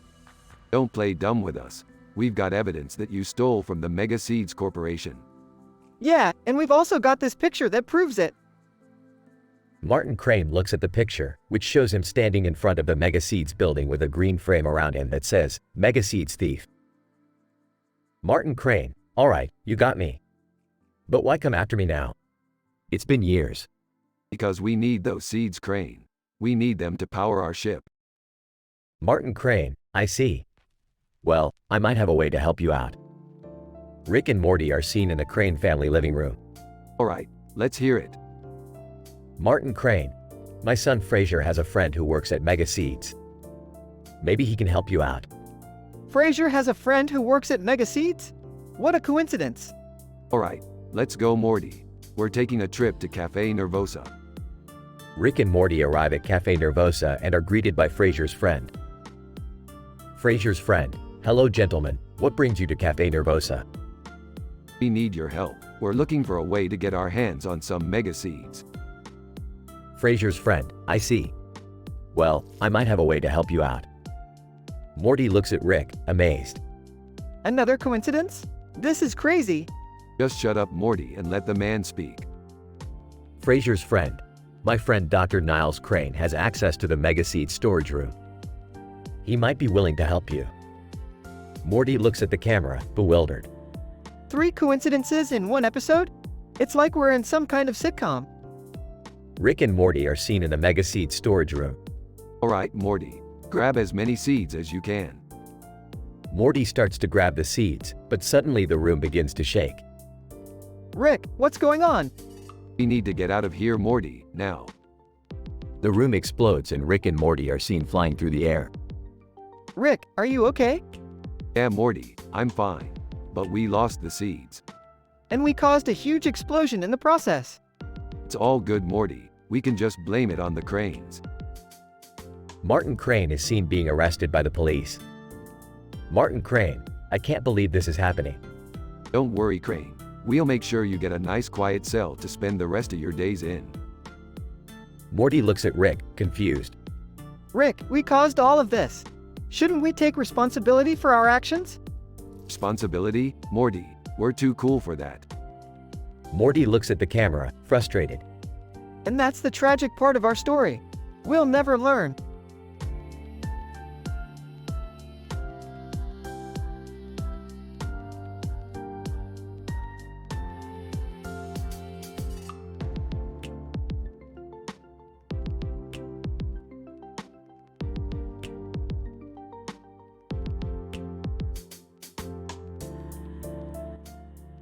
Title: Sword Devils. Rick and Morty are exploring a dimension full of sword-wielding warriors. Suddenly, they come across a man and a woman holding swords, both with a demon on their shoulders. Oh geez, look at those two. They seem pretty intense. Shrieks. What do you mean, Rick? Shrieks. I don't understand you when you do that, Rick. The demon on the woman's shoulder suddenly speaks. Demon, foolish mortals, you do not belong here. Man, who are you calling foolish, demon? Demon, I am Balthazar, and I have been summoned by these two to aid them in their quest. Woman, quiet, Balthazar. The strangers may offer assistance. Rick and Morty offer to help the two sword wielders on their quest, but things quickly take a turn for the worse when they encounter a powerful enemy. Man, we'll never defeat this beast. Its strength is too great. Shrieks.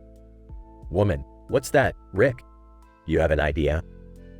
Rick points to a nearby cliff, where there's a giant boulder. Man, I don't get it. What do we do with that? Shrieks. Oh, I get it. We're gonna roll it down and crush the monster. They successfully defeat the beast and continue on their journey, but not before Rick has one more thing to say. Shrieks. Woman, what's that, Rick? Rick points to a nearby village, where the townspeople are being attacked by an evil sorcerer. Man, we've got to help them.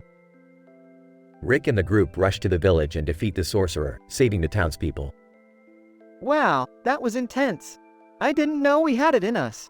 Shrieks. Woman, what now, Rick? Rick pulls out a potion and drinks it, turning into a demon himself. Laughs demonically. I always wanted to try this one out. And with that, the group continues on their journey, ready for whatever challenges come their way as they journey to the next dimension.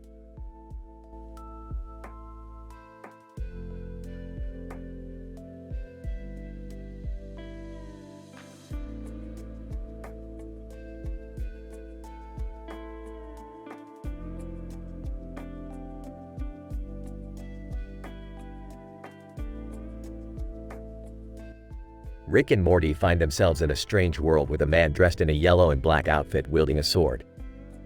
Great, Morty, we're in an anime now. Just what I needed. Do you think he's friendly? The man raises his sword, ready to strike. Man, who dares to trespass in the kingdom of Lelouch Lamperouge? Oh, looks like we made a wrong turn, Morty. What do we do, Rick? I don't have time for this. I'll just portal us out of here. As Rick reaches for his portal gun, the man swings his sword at the duo. Man, I will not let you leave until you have paid for your crime. Rick, what do we do? I guess we gotta fight him, Morty. Get ready to run. As the battle ensues, Rick and Morty realize that the man is a formidable opponent. But as they are about to make their escape, the man reveals his true identity. Lelouch, wait! I'm not here to harm you. I just needed to test your strength.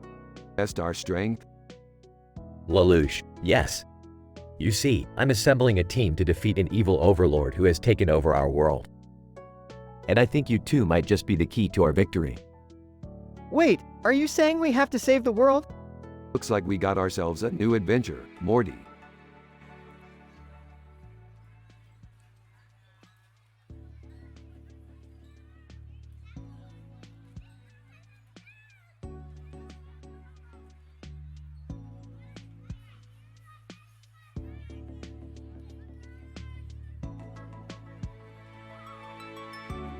Alright, Morty. We're going to slow Mobius to find a powerful artifact. Slow Mobius? What's that? I've heard of it. It's a planet where time moves incredibly slow. Good job, Jerry. You might be useful after all. Woman in suit, excuse me, may I join you on this journey? Who are you? Woman in suit, I'm Victoria, a time traveler from the future. I may be of great assistance in retrieving the artifact. Whoa, time travel. That's heavy. Did you bring snacks for the trip? As they travel through slow Mobius, they encounter various obstacles and challenges, including a group of slow-moving creatures that prove to be difficult to outrun. Victoria, Rick, we need to hurry. Time travel isn't possible on this planet and we only have a limited amount of time to retrieve the artifact. I don't know why you guys are in such a rush. I'm enjoying taking my time. Suddenly, they come across a group of aliens guarding the artifact. A fierce battle ensues, with Rick and Victoria using their advanced technology to fight off the aliens while Morty and Jerry try to stay out of harm's way. This is insane. I can't believe we're in the middle of a space battle. I should have stayed at home with Beth and Summer. As they finally retrieve the artifact and prepare to make their escape, they are confronted by a giant creature who demands they hand over the artifact. Hold on, I got this. Rick whips out a device and presses a button, causing the creature to freeze in place. Victoria, how did you do that? Call it a gift from a friend.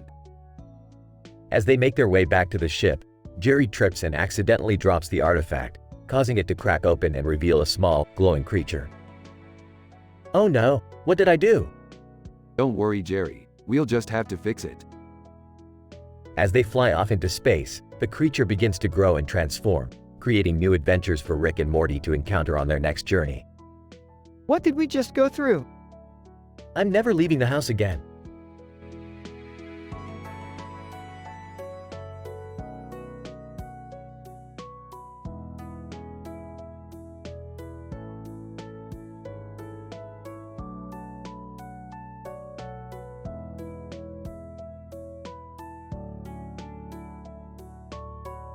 Morty, look at this newspaper article. It says here that a group of scientists are building a new research facility far from the Salk Institute. Wow, that's interesting. Rick, what kind of research are they going to do there? Apparently, they're working on a new project that involves genetically modified trees. They want to create trees that can produce more oxygen and absorb more carbon dioxide. That's cool, Rick, but isn't that dangerous? What if the trees get out of control? Relax, Morty. These scientists know what they're doing. Besides, we could always use more oxygen. Later that night, Rick and Morty sneak into the research facility. Whoa, Rick, look at these genetically modified trees. They're huge. Yeah, Morty, and look at this article. It says that they're planning on using them to create a new superweapon. A superweapon? That doesn't sound good. No, it doesn't. We have to stop them before it's too late. Moments later, they find themselves in the middle of a dramatic chase scene. Morty, we have to destroy these trees before they're activated. How are we going to do that? Simple. We just need to create a chemical reaction that will cause them to combust. They manage to create the reaction and blow up the trees, saving the day. Well, that was one hell of an adventure, Morty. We saved the world once again. Yeah, but I can't believe we risked our lives for a bunch of trees. Hey, they may have just been trees, Morty, but they were genetically modified trees. And genetically modified trees are serious business.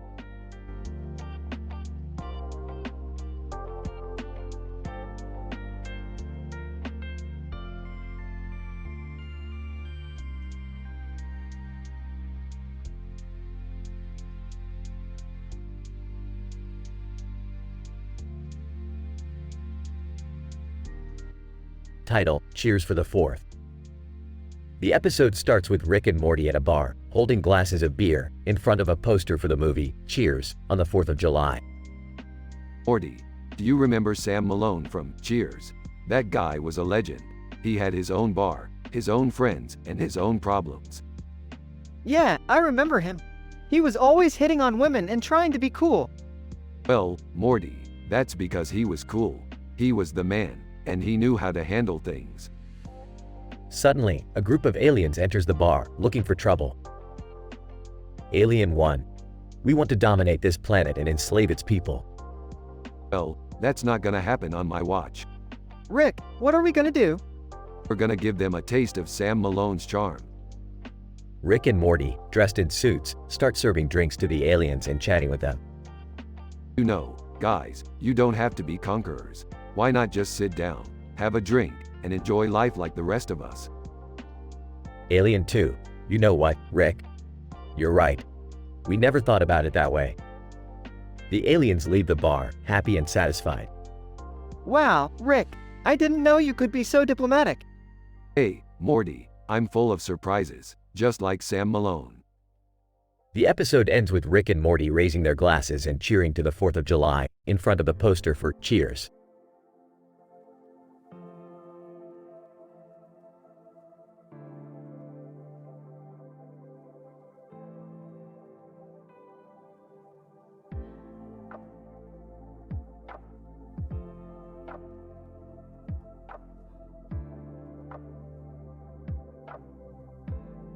Hey Rick, what do you think that guy is doing on that skateboard? Oh Morty, he's probably just trying to get attention. You know how people are always showing off. Sarcastically, wow, Rick, I didn't know you were such an expert on skateboarding. Skeptically, yeah, I don't think that's it. Something seems different about that city in the background. Suddenly serious. You're right, Summer. That city isn't from any dimension we've been to before. Worriedly, what does that mean, Rick? Rolling his eyes, it means we're probably going to have to save the universe again. Buckle up, kids. The 4 of them teleport to the city and find it overrun by aliens. Panicking, we're gonna die. Why did we even come here? Determinedly, we came here to save this world, Jerry. Now let's get to work. Excitedly, yeah, let's do it. I've always wanted to fight aliens. Rick leads the group in a battle against the aliens, with plenty of witty one-liners and impressive skateboard tricks. Proudly, well, that was easy. Looks like we saved another universe. Grudgingly, I guess you guys were right. That was pretty cool. Happily, I can't wait to tell everyone about this adventure. Grinning, yeah, this is gonna be one heck of a story to tell our grandkids. Rick smirks and rolls his eyes, secretly pleased with the group's success yet again.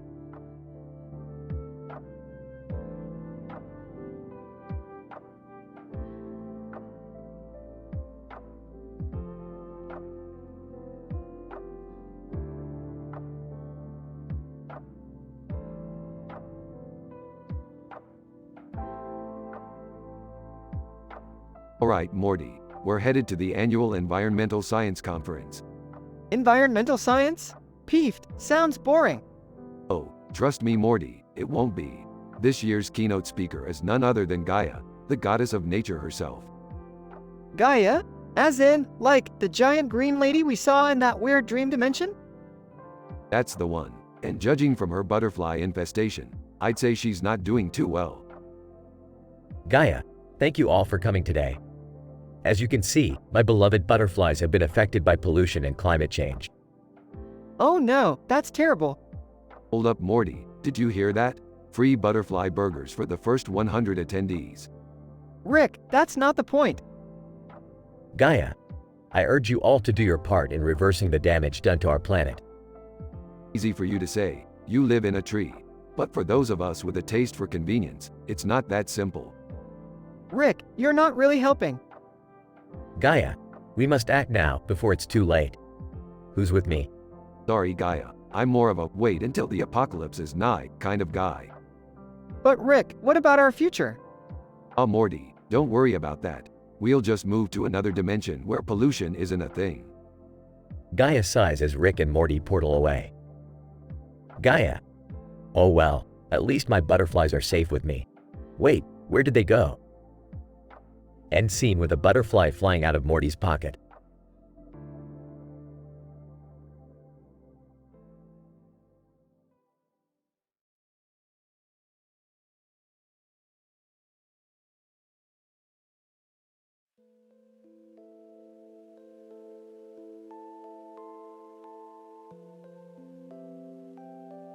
Look, Morty, we've got a problem.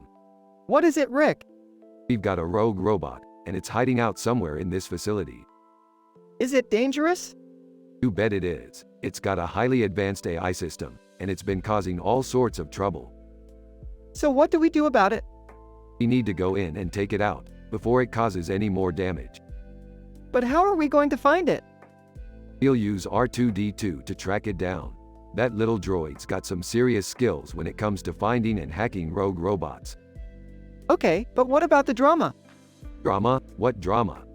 Well, with all the lights in the darkness, it seems like there should be some sort of conflict or tension. Oh, I see what you mean. Yeah, I guess we could have a bit of a standoff between our robot and R2-D2. Maybe they've got some sort of history or rivalry that we don't know about. That's a good idea. And we could throw in some jokes too, right? Of course. How about we make our robot a bit of a smartass, always cracking jokes and trying to outwit R2-D2? Yeah, that sounds great. And then we can have a big showdown where they each try to outdo each other with their hacking skills. Perfect. Let's get to work.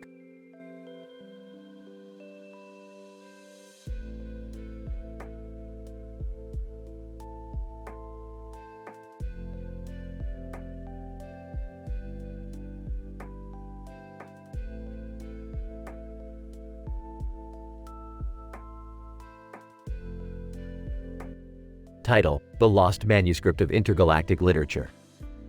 -- Rick and Morty are sitting at a desk, surrounded by piles of books and papers.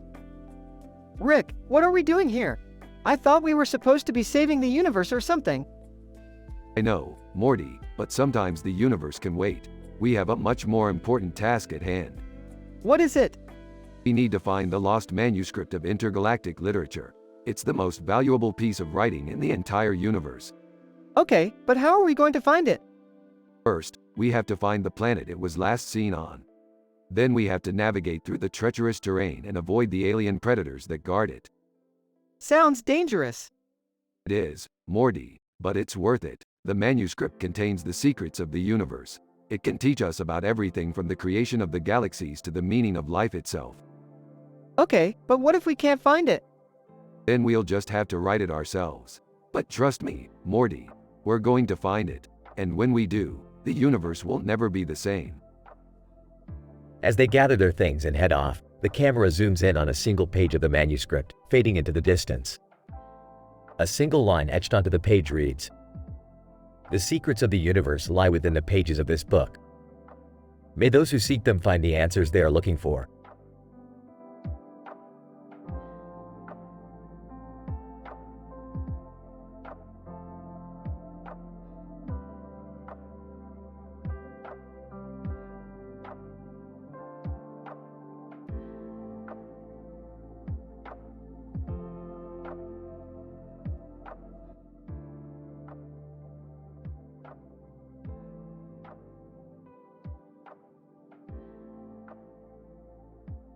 Burps, Morty, fetch me the Heisenberg uncertainty principle. Huh? What's that, Rick? It's a scientific principle, you know, one of those things your tiny brain can't comprehend. Can I help, Rick? I was always good at science in high school. Slaps Jerry. Don't make me laugh, Jerry. Hands Rick a piece of paper. Is this what you were looking for, Rick? Looks at the paper. Yeah, that's the one. Presses a button on his device. Suddenly, the image of Werner Heisenberg appears on the screen. Werner Heisenberg, in German accent, Guten Tag. Hey there, Heisenberg. Long time no see. Wait, you know him, Rick? Of course, Morty. He's the father of quantum mechanics. Confused. Quantum what? Guys, never mind. Hey Heisenberg, can you help us out with a little experiment? Werner Heisenberg, of course. What do you need? We're going to test your uncertainty principle. but with a twist. Worried? What kind of twist, Rick? Smirks. We're going to use Jerry's life as a test subject. Panicked? My life? Relax. Jerry takes out a metal briefcase. We've got all the equipment we need right here. Werner Heisenberg, intrigued. This sounds fascinating, Rick. What do you plan to do? Grinning. We're going to test if Jerry's death is certain or uncertain. Opens the briefcase to reveal a machine. Horrified. Rick, that's just cruel. Werner Heisenberg, alarmed. Rick, you cannot do this. It goes against everything I stand for. Terrified. Guys, please don't do this. I don't want to die. Ignores everyone. Let's get started. Starts setting up the machine. In the end, the experiment fails and Jerry is unscathed, but the moral dilemma of certainty and uncertainty leaves the group shaken. As they leave the lab, Morty looks at Rick with a new sense of distrust. Sadly, I don't know if I can keep doing this, Rick. These experiments are getting too extreme. Defensive. Come on, Morty. We're just having fun. Angered. This wasn't fun for me, Rick. You almost killed me. Werner Heisenberg, disappointed. I should never have agreed to this. You used my principle for your own entertainment. Caring. Hey, it's my universe, Heisenberg. You're just living in it. As the group walks away, the once amused look on their face has been replaced by a sense of unease. The cost of their experimental endeavors weighs heavily on their hearts.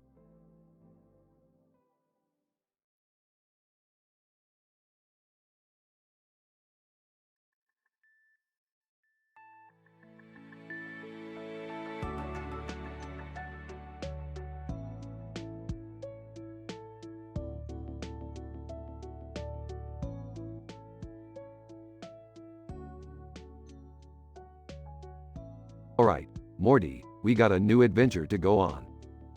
Oh boy, where are we headed? The United Kingdom, Morty. Specifically, we're gonna check out this guy in a suit and tie standing in front of a neon background. Okay. And why are we checking him out? Because, Morty, that neon arrow above his head is pointing to something important. Like what? I don't know, Morty. That's why we gotta go see for ourselves. But I have a feeling this guy might have something to do with it.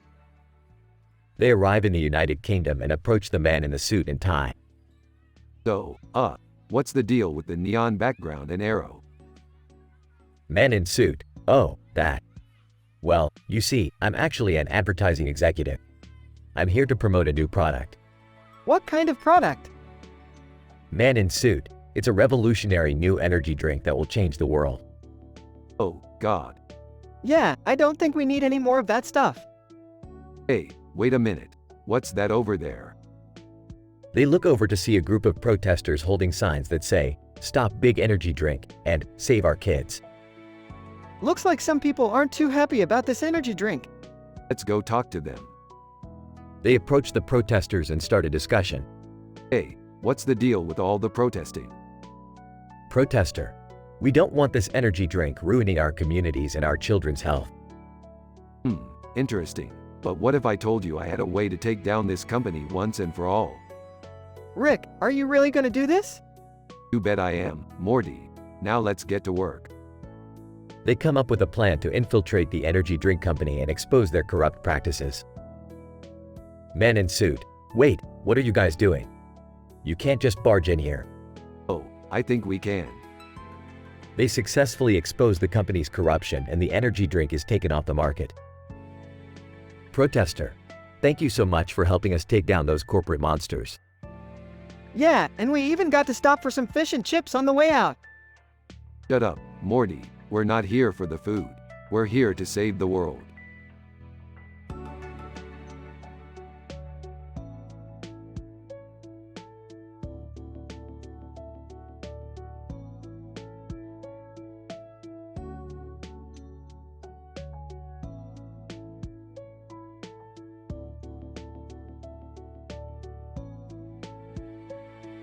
Alright, Morty.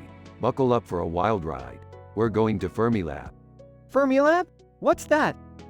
It's a laboratory that does some crazy stuff with particles and energy. But that's not important right now. What's important is the building in front of it.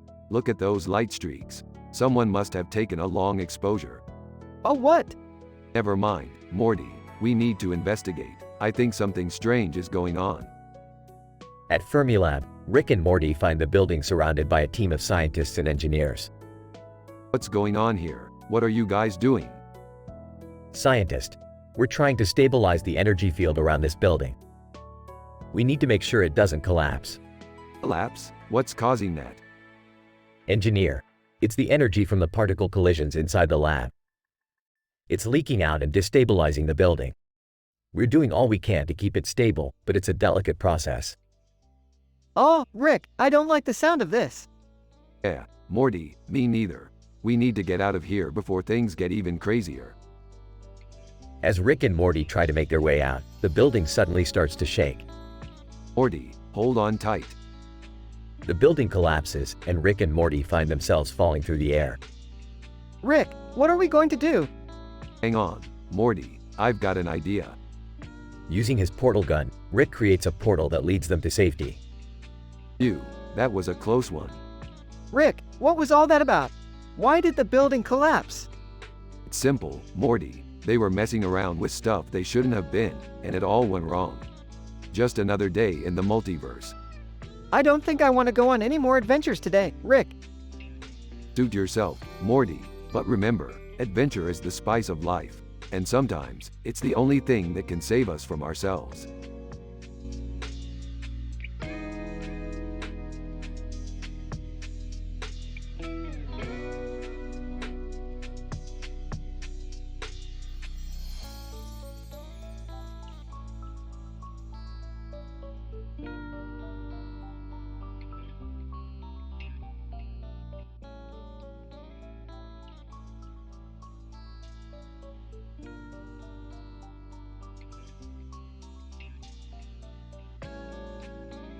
Title: The Rubius Conundrum. Int. Smith House, living room, day. Rick and Morty are lounging on the couch when the interdimensional portal opens up. A disheveled human-like creature with red eyes and a white face stumbles through, clutching a handful of gold chains. Who the hell are you? The creature snarls and holds up the chains. I'm Rubius, bitch. And these chains are legit. Oh, okay. What do you want? Rubius paces back and forth, his red eyes flashing. I need your help. My planet is being invaded by the Zorvaxians and they're after my gold chains. They're the only thing that can stop them. What? That doesn't make any sense. Rubius, it's a long story. The chains have magical properties that can defeat the Zorvaxians.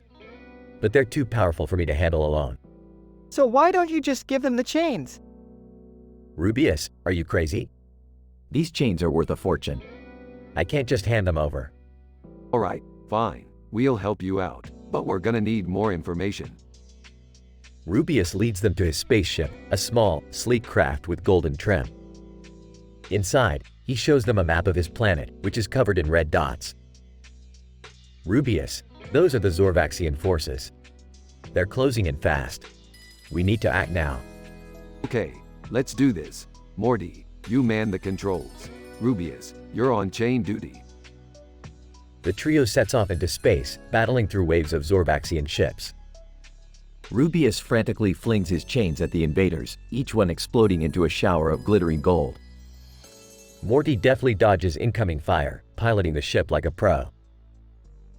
But as they near the planet's surface, Rubius suddenly collapses. What the hell? Is he dead? Morty checks his pulse. No, he's just unconscious. Something's wrong with him. Rick examines Rubius's face, noting the pallor and the redness around his eyes. Oh shit, he's been using too much rubies. Rubies? Yeah, it's a drug on his planet. Highly addictive. It's what makes his eyes red. What are we gonna do? We need to get him to a hospital. Fast. The ship hurtles towards a nearby planet, where Rick and Morty manage to get Rubius the medical help he needs. As he starts to recover, he tearfully thanks them for their help. Rubius, I never would have made it without you. The chains are safe now. Yeah, about that. What are you gonna do with them? Rubius hesitates. I don't know. Maybe I'll sell them. Or maybe I'll keep them as a reminder of what you guys did for me. I think you should give them back to your people. They're not worth risking your life over. Rick nods in agreement. I second that. Unless you want us to take them off your hands. Rubius laughs weakly. No thanks. I've had enough adventure for one day. The trio sets off into the interdimensional portal, leaving Rubius and his chains behind. As they land back in their living room, Morty turns to Rick. That was a crazy day. Yeah, but we did the right thing. And that's all that matters. Fade to black.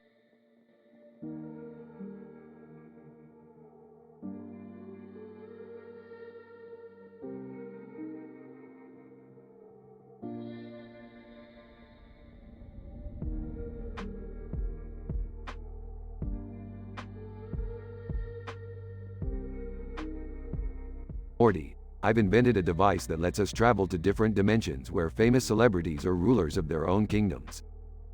Oh, okay. But why do we need to do that? Yeah, Rick, can't we just watch TV like normal people? Normal people? That's boring. Lady Gaga is ruling a kingdom where fashion is everything. We need to see it for ourselves. They travel to Lady Gaga's dimension. Lady Gaga, welcome, my children. I am Lady Gaga, ruler of the Fashion Kingdom. What brings you to my land? We're just travelers looking for a good time. Lady Gaga, ah, I see. Well, make yourselves at home. My kingdom is filled with gorgeous clothing and accessories. Wow, your head is huge. Lady Gaga, yes, it's my most prized possession.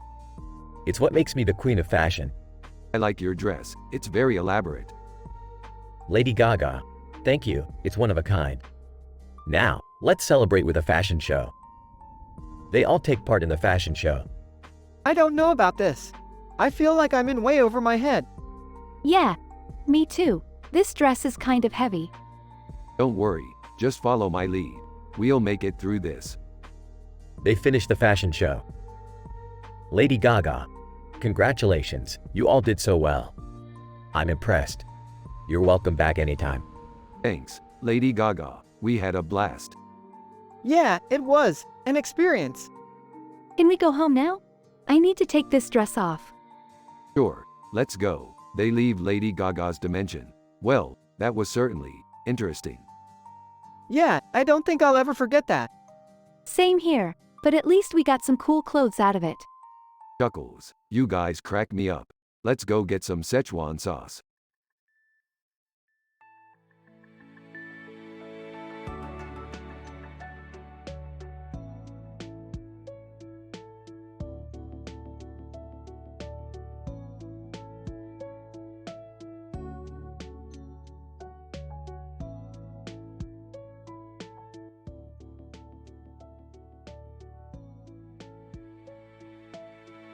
Title, The Hunt.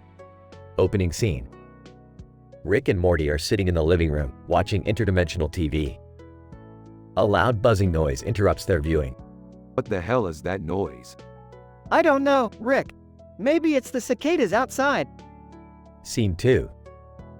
Rick and Morty step outside to investigate the noise. They notice a woman in a green coat standing far away from them with a device in her hand that's emitting the buzzing sound. Who the hell are you, and what are you doing here? Woman. My name is Dr. Jen, and I'm searching for a rare cicada species. This device is a locator. Have you seen any around here? Scene 3. Rick scoffs at her and waves her off, thinking she's just another idiot. But Dr. Jen persists, following them around everywhere they go. What's your deal, lady? Can't you leave us alone? Dr. Jen, I need to find a cicada. It's the only way to save my dying planet. Scene 4. Dr. Jen explains to Rick and Morty that her planet is dying because of their sun's intense radiation, and this particular cicada species has a unique ability to neutralize it. Well, why didn't you say so? We can help you find the damn thing. Scene 5. The trio sets off on their cicada hunt, encountering many obstacles along the way. They finally find the rare cicada, but it's being guarded by a ferocious alien creature. Holy crap, Rick. How are we going to get past that thing? Scene 6. Rick comes up with a plan to distract the creature while Dr. Jen grabs the cicada. However, the plan fails, and the creature sends Dr. Jen flying across the blue background. Oh, great. Now what? Scene 7. Dr. Jen lays motionless on the ground, and Morty rushes to her side. Rick, we have to do something. She's hurt badly. Don't worry, Morty. I got this. Scene 8. Rick invents a device that can heal Dr. Jen's broken bones and internal injuries. She wakes up, grateful for their help. Dr. Jen, thank you so much. I can't believe you went through all of this trouble for me. Hey, it was nothing. Just another adventure in the multiverse. Scene 9. Dr. Jen bids them farewell and leaves, but not before giving Morty a kiss on the cheek. Whoa, did that just happen? Yeah, Morty, looks like you got yourself a lady. Thanks, Rick. You're the best. Closing scene. Rick and Morty return home, pleased with their adventure, and resume watching their interdimensional TV. Morty smiles, dreaming of his future with Dr. Jen.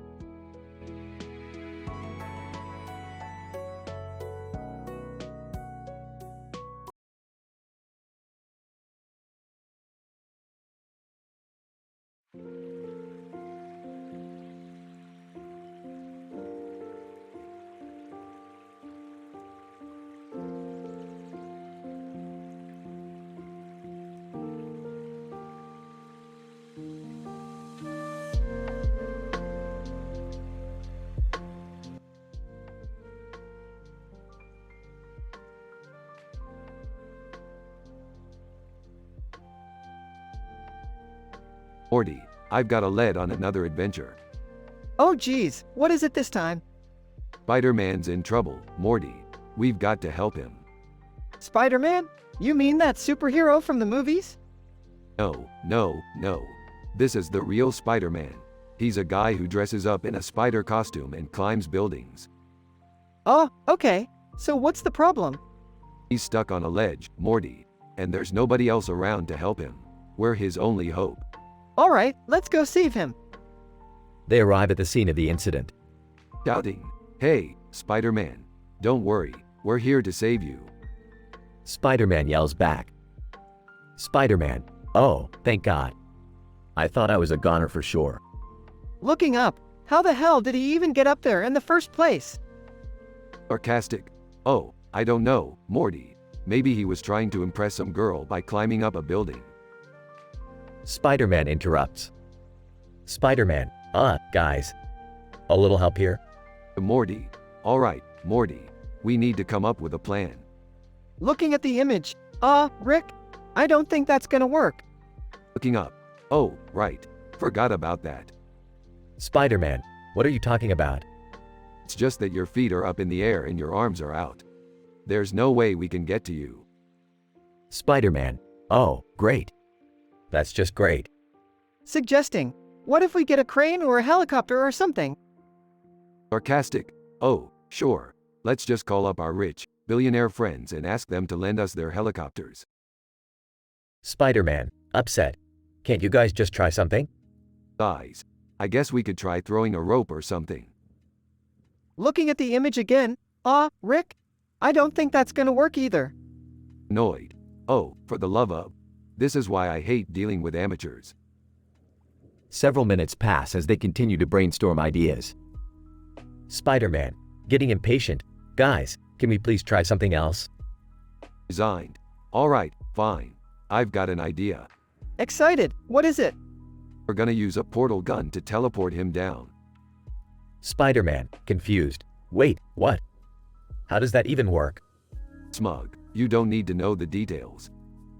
They use the portal gun and Spider-Man lands safely on the ground. Spider-Man, grateful. Thank you so much, guys. I owe you my life. Nervous, no problem, Spider-Man. Just doing our job. Smug, and you owe us a favor now. Spider-Man, sighs, of course. Taking out a small piece of paper. Fill out this form and we'll be in touch. Sarcastic.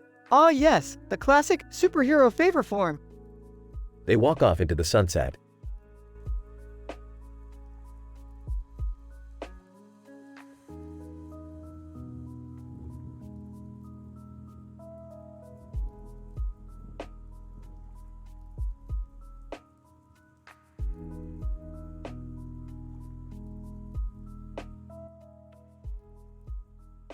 Dad, who's that guy in the white jacket with the picture of another guy on his bag? Oh, that's just Dr. Slight, an old rival of mine from the science community. Don't worry about him. I don't know, Rick. He looks pretty sketchy. Yeah, and he's talking to Bruce Springsteen over there. Wait, what? Bruce Springsteen? I need to go say hi. Cut to Rick approaching Bruce Springsteen. Hey, Bruce, long time no see. Bruce. Oh, Rick. How the hell are you? I'm good. Just hanging with my grandkids. Bruce. Well, it's great to see you. Say hi to Morty and the gang for me. Will do. Hey, who's your new friend over there? Bruce. Oh, that's just Dr. Slight. Real weird guy. He keeps talking about some new invention he's working on. New invention, huh? Sounds like he's up to something. I better keep an eye on him. Cut to Dr. Slight's lab. Dr. Slight, finally, after all these years of research, my invention is complete. With this device, I can control the minds of anyone who looks at it. Dad, what are we going to do? Don't worry, I have a plan. Morty, Summer, I need you to distract Dr. Slight while I sneak around and disable his machine. Okay, but how? I got an idea. Follow me. Cut to Morty and Summer approaching Dr. Slight. Hey, Dr. Slight. Nice jacket. Dr. Slight, thank you. It's made of a special polymer that repels water and… Hey, look at this cool new phone I just got. Dr. Slight, what's so special about it? Cut to Rick sneaking around the lab. Okay, if I just cut this wire here and… Yes, I did it.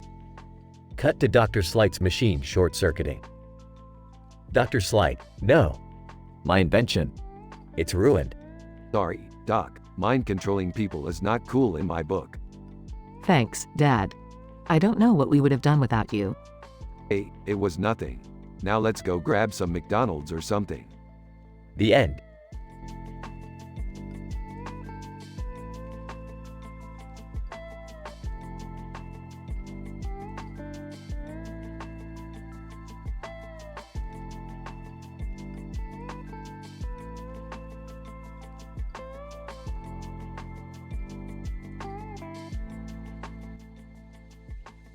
Rick and Morty episode, The Rebellion of Lelouch.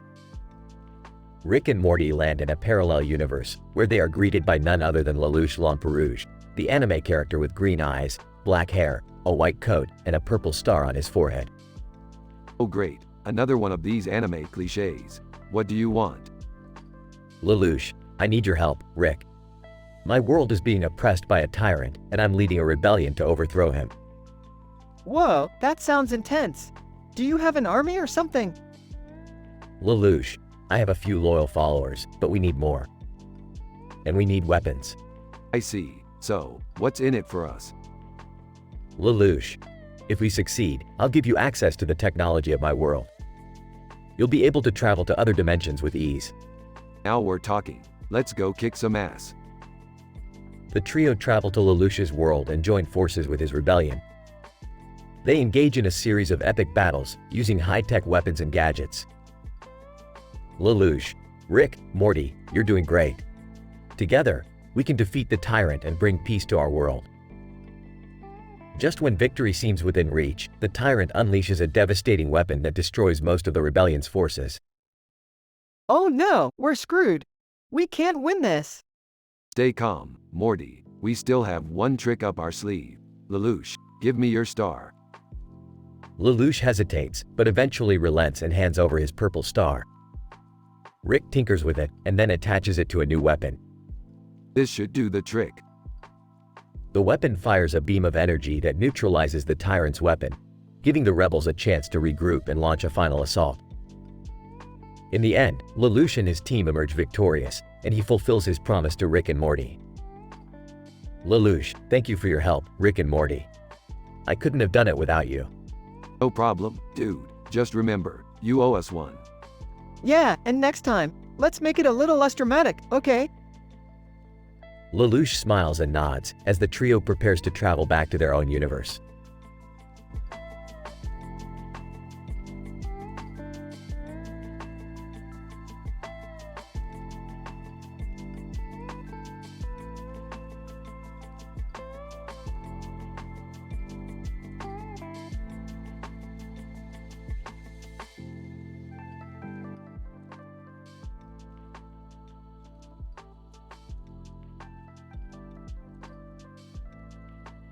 Rick and the Top Hat Man. Looking at his portal gun. All right, Morty, buckle up. We're going on a wild ride. Nervously, W, where are we going this time, Rick? Smirking. To the land of fancy people. And by fancy, I mean snooty pricks in top hats. Confused. Okay. Why? Holding up his own top hat. Because Morty, we're gonna crash their party and show them how to really have a good time. As they step out of the portal, they find themselves in a lavish ballroom with a red and white color scheme. The snooty guests glance at Rick and Morty with disdain as they make their way to the bar. Whispering to Rick, this place is freaking weird, man. But before Rick could respond, a man in a top hat and glasses caught his attention. He was holding a phone and seemed to be in distress. Top Hat Man, frantically speaking into the phone. No, I need it by tonight. I don't care what it takes, just get it done. Approaching the man. Hey there, pal. What's got you in such a tizzy?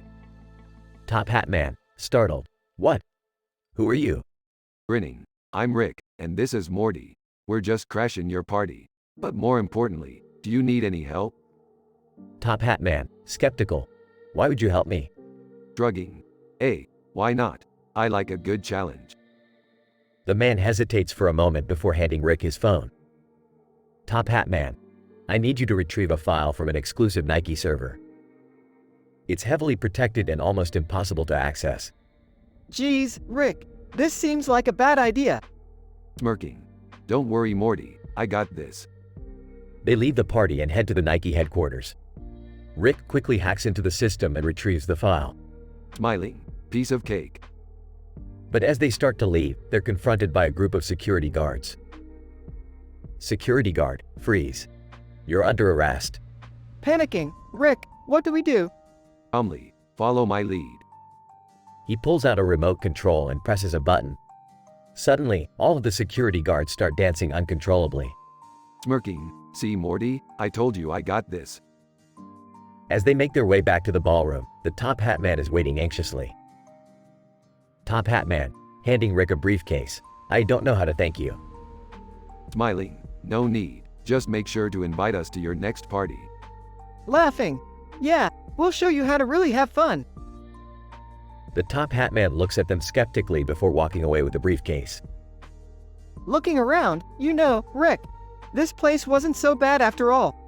Smirking. Yeah, Morty, sometimes it pays to crash a party.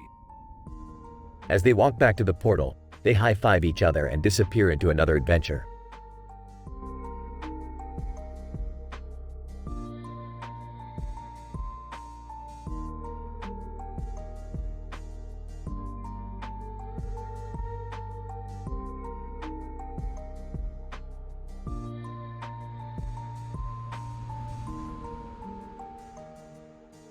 Hey Rick, what's with the poster of a lion and a dog?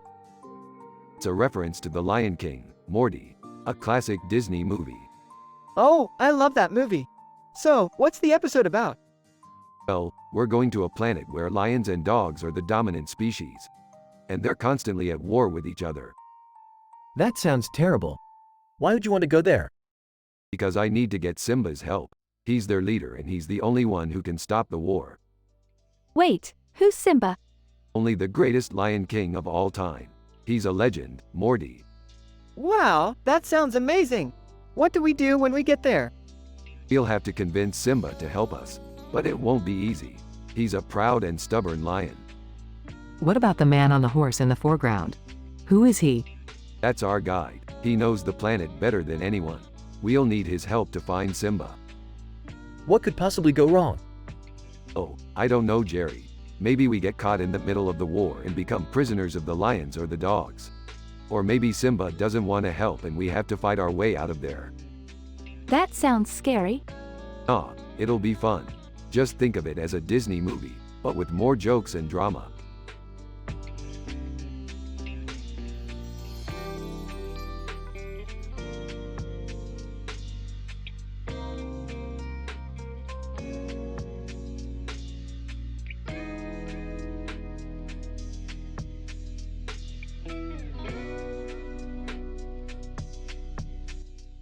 Rick and Morty soar over a futuristic landscape filled with flying birds. Rick suddenly spots a man standing alone on a path in the distance. Morty, check it out. A lonesome traveler in need of our assistance. Let's go. Rick, are you sure? Last time we helped a stranger, we almost got turned into frog people. Morty, that's the risk we take as adventurers. Now let's go say hello. As they approach, the man appears surprised to see them. Man, whoa, you guys are from another dimension, right? Can you help me find my way back home? Of course, buddy. Hop on board and we'll have you back in no time. Suddenly, the birds begin to attack the trio mercilessly. Rick, why do the birds hate us so much?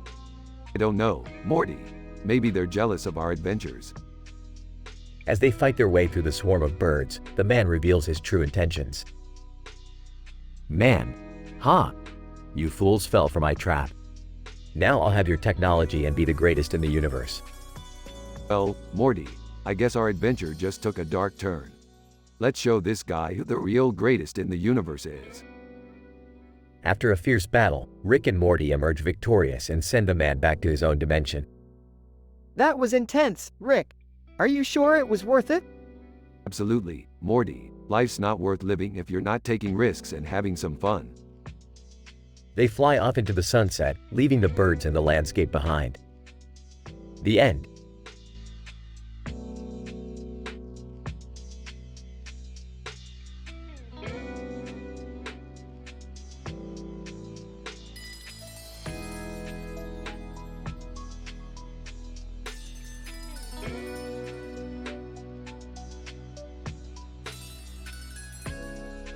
Morty, we need to find a way to stop that woman from stealing all of Earth's green energy. Why does she want green energy so bad? I don't know, Morty, but we have to stop her before it's too late. Hey guys, what's going on? We're trying to stop some evil woman from stealing all of Earth's green energy.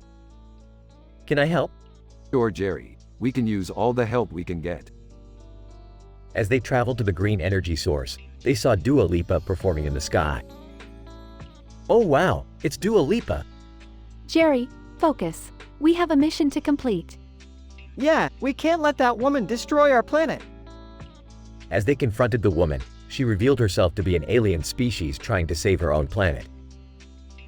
Alien, I am sorry for the misunderstanding. We need the green energy to save our home. Our sun is dying. Well, why didn't you just say so? That's a relief.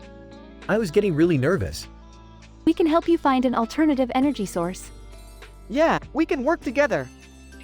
Together, they saved the alien planet and Earth. Dua Lipa, thank you for saving our planet. As a thank you, I will perform a song for all of you. Oh wow, this is amazing. Let's sit back and enjoy the show. We earned it. As they all enjoyed the concert, they learned a valuable lesson about judging others and working together.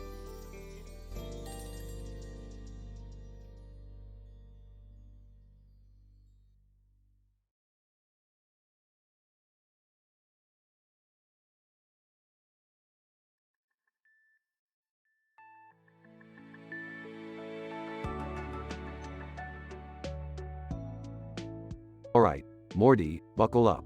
We're headed to medicine. Word on the street is there's a woman in a green dress causing trouble. Geez, Rick, can't we just take a break for once? I think it's a good idea. We could use some excitement around here. Nervously, Dee, do you think it's safe? Sarcastically, yeah, Dad. Because nothing screams safe like a woman with a sword and a ball of fire. As they arrive in medicine, they see the woman standing in front of a full moon, the sword and ball of fire in hand. Woman, stay back. I am the protector of this town. Oh great, another self-proclaimed hero. What do you want, lady? Woman, I am here to stop the evil spirits that have been haunting this town for centuries. Skeptically, what evil spirits? Woman, pointing to a dilapidated building, that one, for starters. As they approach the building, it begins to shake and emit an eerie glow. Suddenly, a group of ghostly figures appear. Shaking in fear. I don't like this, guys. Rolling her eyes. Shut up, Dad. As the woman battles the ghosts with her sword and fire, the family watches in awe. Eventually, the ghosts are defeated and the woman turns to the family. Woman, thank you for your help.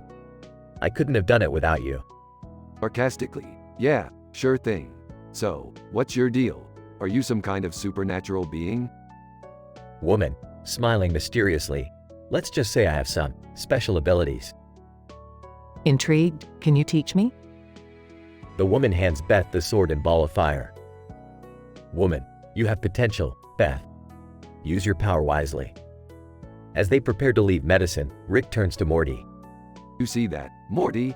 You should never underestimate the power of a woman in a green dress. In awe? Yeah, Rick. That was pretty cool. As they fly away into the night sky, the full moon shines down on the town of Medicine, now safe thanks to the woman in the green dress.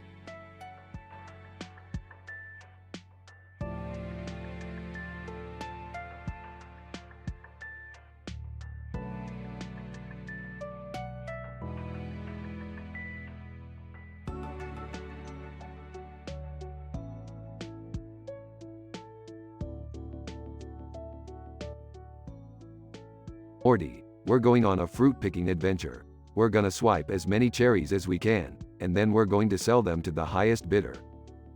Oh, okay, Rick. But why is that lady over there wearing a red dress and horns? Ah, that's our competition, Morty. She's a demon merchant who specializes in apples, and she's trying to undercut our cherry operation. Zooms in on the woman. Demon lady, huh? I see you finally decided to show up. I hope you're ready for a good fight, because these apples are the juiciest you'll ever taste. Zooms out to show Rick and Morty staring at her. I'm not afraid of some cheap knockoff fruit, demon lady. Bring it on. Rick, are you sure we should be fighting her? I mean, she looks pretty powerful. Don't worry, Morty, I've got a plan. Cut to Rick and Morty sneaking through the orchard at night. Rick, what are we doing here? I'm using my genius to create the ultimate cherry-picking machine, Morty. With this baby, we'll be unstoppable. Cut to the next day, where Rick and Morty are racing towards the cherries in their cherry-picking machine. Demon lady, oh, no you don't. The demon lady summons a giant apple monster and sends it after Rick and Morty. Rick, we can't beat that thing. Don't worry, Morty, I've got a backup plan. Cut to Rick and Morty inside the cherry-picking machine, which is now also a giant mech. It's showtime, baby. They battle the apple monster, and just when it seems like they've won. Demon lady, oh, you think that's the end of it? I've got more tricks up my sleeve. The demon lady summons a horde of smaller apple demons, which swarm towards Rick and Morty. Rick, what now? Just keep calm, Morty. I've got one more trick up my sleeve. Cut to Rick and Morty making a deal with the demon lady to combine their businesses and create the ultimate fruit-selling empire. You see, Morty, sometimes you can't fight your way out of everything. Sometimes, you just gotta use your entrepreneurial skills to come out on top. Right, Rick, because that's the most important thing in life. You're damn right, Morty. Now let's go count our profits.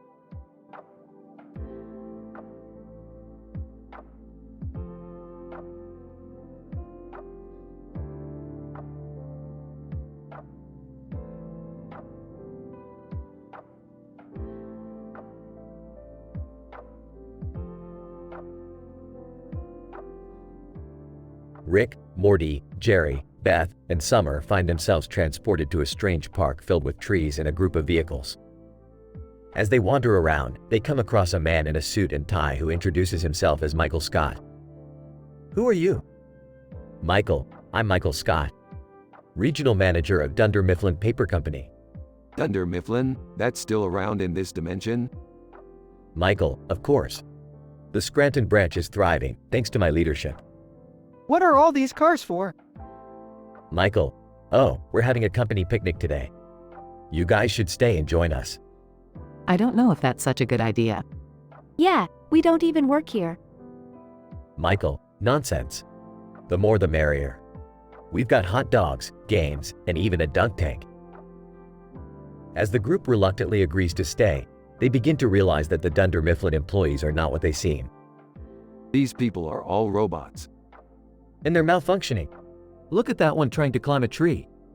This is getting creepy. And what's with that weird guy in the corner with the stapler? Michael.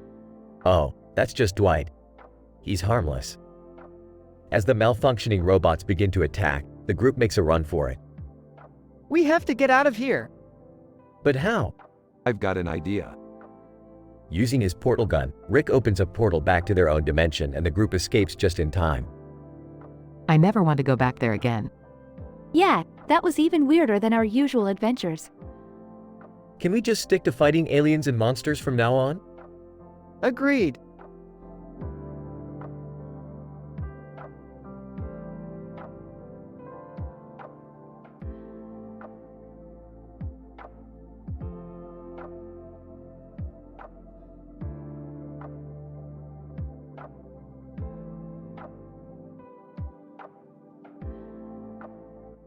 Title: The Demon Home Inspection. The Smiths call upon a home inspector to check for pest infestations. However, what they didn't expect was the inspector to be a shady individual who summons a demon to get rid of the pests. Morty, what do you mean the inspector is shady, Rick?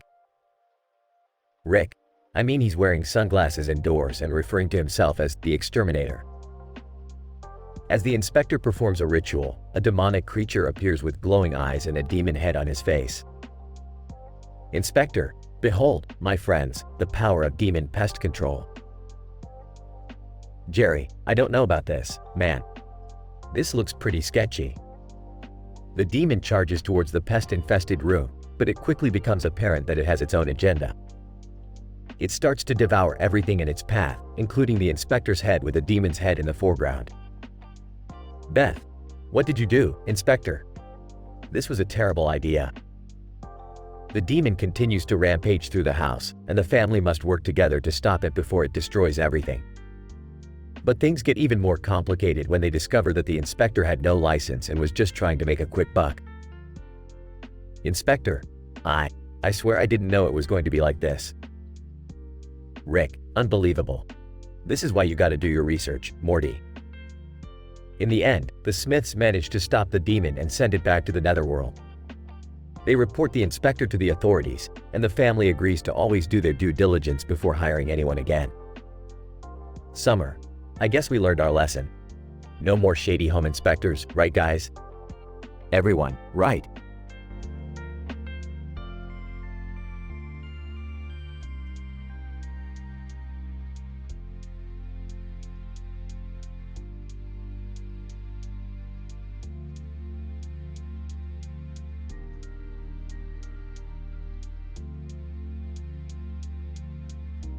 Morty, we need to make a stop at the Quick Stop grocery store. Why do we have to go there? We have food at home. You'll see, Morty. It's a great place for a quick adventure. They arrive at the store and see the neon sign that says, Ammo Go Stop. Why did we have to come here? It looks sketchy. I heard they have the best deals on snack food. Look, Morty, there's Jay and Silent Bob and Dante and Randall from Clerks. It's a crossover episode. Jay, yo, you dudes come for the snacks? Randall, or the witty banter? What's going on? We're in a crossover episode with Clerks, Morty. Just go with it. I don't get it. Me neither, but I want some snacks. They all start walking around the store and getting snacks, but then they hear a loud explosion.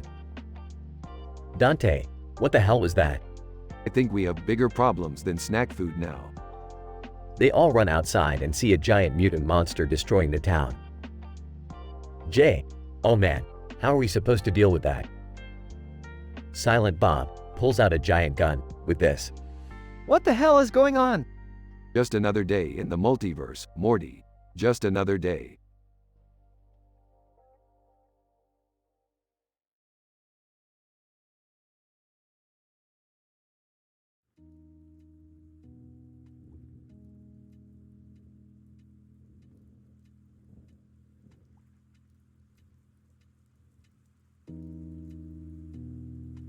Voiceover. The universe is vast and full of opportunities, but sometimes those opportunities come in the form of a mobile game. Montage of Rick, Morty, Jerry, and Beth playing StarCraft on their phones. Frustrated. How do you guys have so many resources already? Shrugs. I've been playing for hours. Excited. Have you guys seen the poster for the game? It's got the Fine Bros on it. Sarcastic. Oh great, because we all know how much we love React videos. Suddenly, the game glitches and the characters on the poster come to life and attack the four of them. Drawing out his portal gun. Time to get out of here. As they escape through a portal, they find themselves in a pink, glittery alternate dimension. In awe, what is this place? Reading a sign, it says, the Fine Dimension. The Fine Bros suddenly appear, accompanied by a group of fangirls. Fine Bros 1, welcome to our dimension. Fine Bros 2, we heard you were big fans of our game. Rolls his eyes. We were just playing it because we were bored. The Fine Bros take offense and challenge them to a game of StarCraft to prove their worth. Determined. Alright, let's do this. As they battle it out, the drama intensifies and alliances are formed and broken. Frustrated. Why is this game so hard? Sweating nervously, I can't take the pressure. Determined. We can do this, guys. In the end, they emerge victorious and are rewarded with a portal gun upgrade. Fine Bros 1, grudgingly impressed. I guess you guys aren't so bad after all. Fine Bros 2, smiling. We should collaborate on a video together. Shuddering. Let's never speak of this dimension again. As they leave, they all agree that sometimes the best adventures come from unexpected places.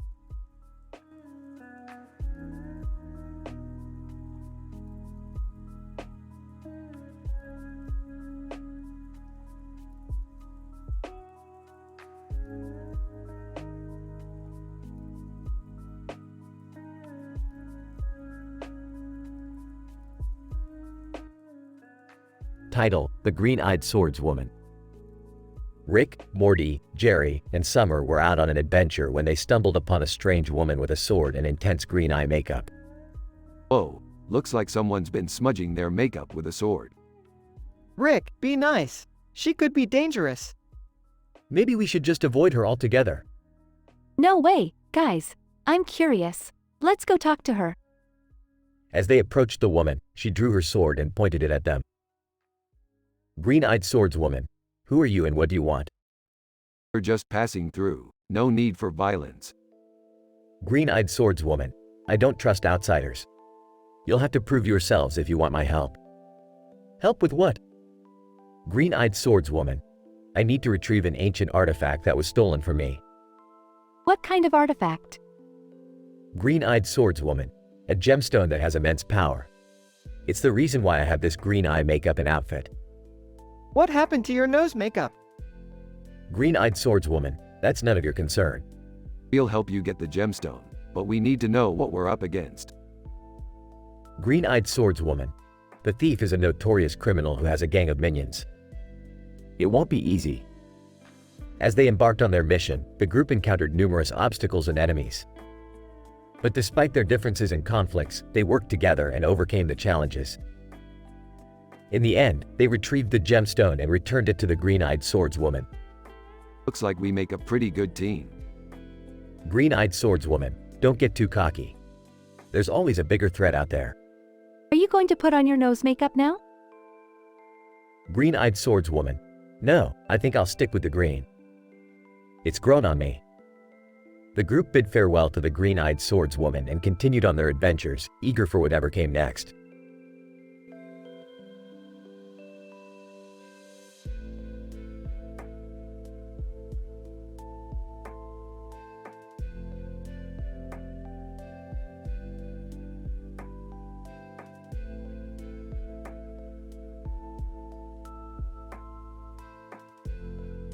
Morty, I found a new portal gun that can transport us to any city in the world. Let's check out Oslo. Oslo? What's so special about that place? Are you kidding me, Morty? Just look at it. The stunning architecture, the boats in the water, and those majestic mountains in the background. Can I come with you guys? Sure, why not, Beth? But be warned, things can get pretty crazy when we're around. As they arrived in Oslo, they noticed something strange. Rick, why are there green clouds hovering over the city? Oh no, not this again. We've landed in an alternate dimension where pollution controls never came to fruition. What do we do? We'll have to use our smarts to figure this one out. But first, let me take a quick detour to the famous Trolltunga mountain. Trolltunga? Is that a place for trolls? Just wait and see, Morty. As they arrived at Trolltunga Mountain, they discovered the real reason behind the pollution. Rick, what's going on here? It seems that the trolls are using their magic to pollute the city. We'll have to stop them before it's too late. How are we going to do that? I have an idea, but I'm going to need your help. We're going to have to pull off a heist. A heist? This sounds dangerous. It is, but if we don't act fast, the entire city will be destroyed. After successfully pulling off the heist, the trio managed to shut down the trolls' magic, thus resolving the pollution crisis. Rick, that was amazing. How did you come up with that plan? Oh, it was nothing. Just another day in the life of a genius scientist. Can we go back to Oslo again one day? Sure, Morty, but next time, let's go to a dimension where the trolls are friendly, okay? The end.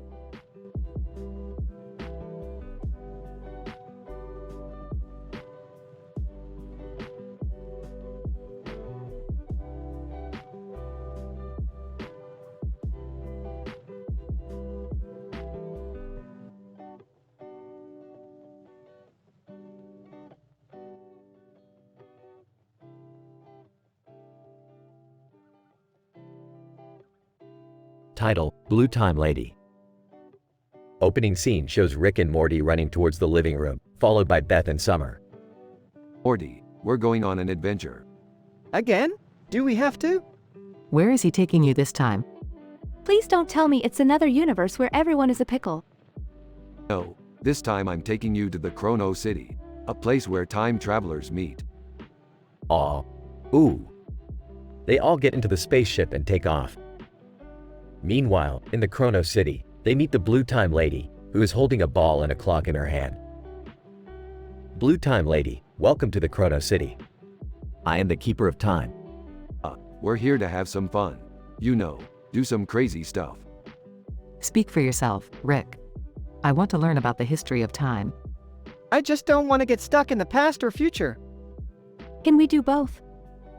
Blue Time Lady, you can do whatever you want, but beware of the consequences of changing time. Beefed, consequences, consequences. They all split up to explore the city, but Morty encounters a group of time travelers who are trying to alter the past to benefit themselves. Hey, stop it. You can't do that. Time Traveler 1. Who are you to tell us what to do? Time Traveler 2. Yeah, we're just trying to make our lives better. But you're risking everything. You could change the course of history. Suddenly, the Blue Time Lady appears. Blue Time Lady, that's right, Morty. Altering time is a serious offense. She punishes the time travelers by sending them back to their own timeline, but not before they left Morty with a souvenir, a blue hat. Rick, Beth, and Summer catch up to Morty and they all prepare to leave, but Rick notices the blue hat. What's with the hat? It's just a stupid souvenir. No, it's not. It's a time traveler's hat. Morty, you've become a time traveler. What? No, I don't want to be a time traveler. Blue Time Lady, it's too late, Morty. You already have the hat. You're destined to travel through time. Morty looks down at the hat, shocked and scared. Don't worry, Morty. We'll be with you every step of the way. And we'll make sure you don't make any irreversible changes to time. Or, you know, we'll just have fun with it. They all laugh and Morty starts to smile, realizing he has a new adventure ahead of him. The episode ends with a spaceship leaving the Chrono City and Morty staring at the blue hat, wondering what kind of mischief he'll get into next.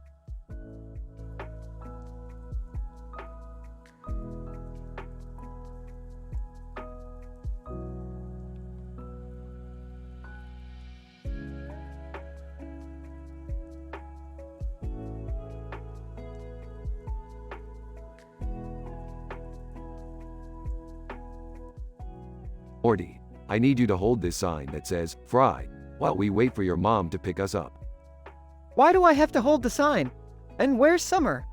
Summer's at a party, and you're holding the sign because you're expendable. Plus, it's all part of my plan. Hey guys, what's going on? We're waiting for you, Beth. And Morty's holding a sign because it's part of my plan. Your plans are always so vague, Rick. And why does the sign say, fry? Because we're about to crash a McDonald's and steal all their French fries. Rick, that's not cool. We can't just steal from a restaurant. Relax, Morty, it's just a prank. Plus, I brought beer. Rick, you're not drinking and driving. Relax, Beth, I have a teleporter. We can teleport to the McDonald's, steal the fries, and then teleport back. I don't know, Rick. This seems like a bad idea. Relax, Morty, it's just a prank. Plus, I've been watching too much Futurama. I got the idea from the fry meme. Rick, I swear if anything goes wrong, I'm not bailing you out of jail. Don't worry, Beth, nothing can go wrong. It's just a prank. Later at McDonald's. Security. Hey, what are you doing here?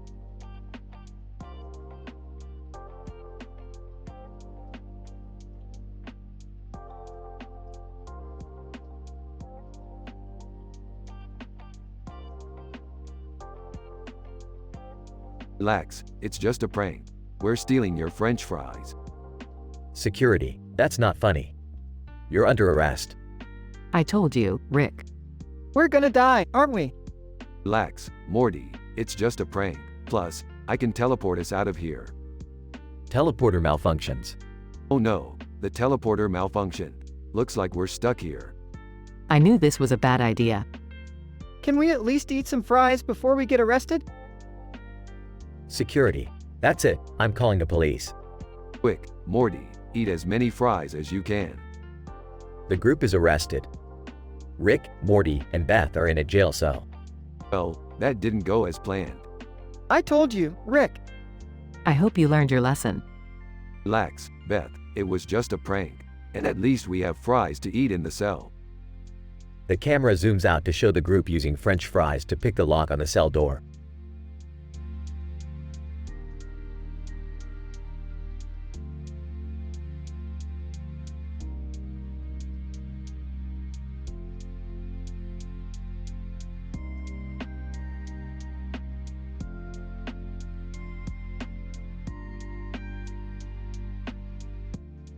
Rick, Morty, Jerry, and Summer were on a mission to a distant planet when they stumbled upon a strange artifact. It was a holographic projection of a man with long hair and a tie, staring out into the distance with a serious expression on his face. What the hell is this? I don't know, but he looks like he means business. Maybe he needs our help or something. Let's check it out. As they approached the projection, it suddenly switched to a different image. Star Wars, Episode 6, Return of the Jedi. The man in the hologram was replaced by Luke Skywalker, fighting against the evil Empire.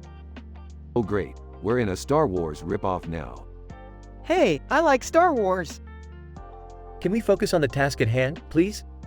Yeah, we need to figure out what this hologram is trying to tell us. As they watched the movie play out, they realized that the hologram was actually a message from an alien race, warning them about an impending invasion from a powerful enemy. Well, shit, looks like we've got some work to do. What kind of enemy are we talking about? And how do we stop them? We need a plan, and fast. With the fate of the entire universe at stake, Rick and the gang set out to thwart the enemy's plans and save the day. Along the way, they encountered all sorts of crazy obstacles and hilarious mishaps. But in the end, they emerged victorious, thanks to their wit, their courage, and their willingness to work together as a team. And as they returned home to Earth, they knew that they had just saved the galaxy from certain doom. Well, that was a wild ride. Yeah, I can't believe we actually did it. I'm just glad we made it back in one piece. And without any major intergalactic incidents. As they high-fived each other and celebrated their epic victory, they knew that they would always be there for each other, no matter where their adventures might take them next.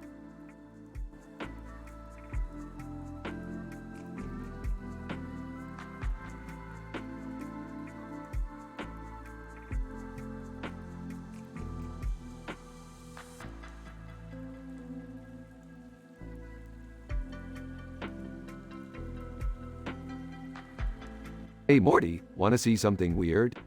Oh boy, do I ever. Rick brings up an image of a woman with a horned head and a horned mask, holding a gun and knife. What the hell is that? I don't know, but it's freaking me out. Looks like someone's trying to start a cult or something. A cult? What do they worship? Chimichangas. Hey, don't knock it till you've tried it. You guys, this is serious. We need to find out who this woman is and what she's planning. Agreed. Get your portal guns ready, kids. We're gonna pay her a little visit. They portal to the location of the woman in the image. Woman points gun at them.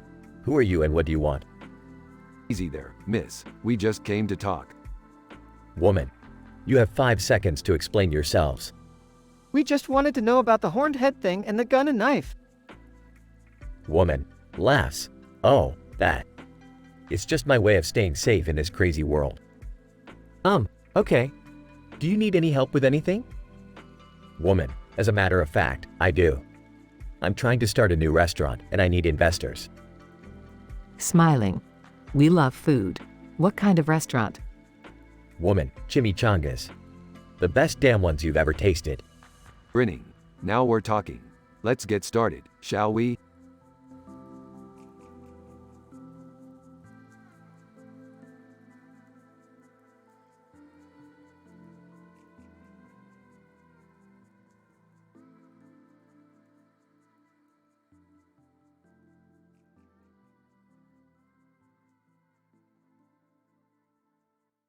Title: The Asparagus Conspiracy.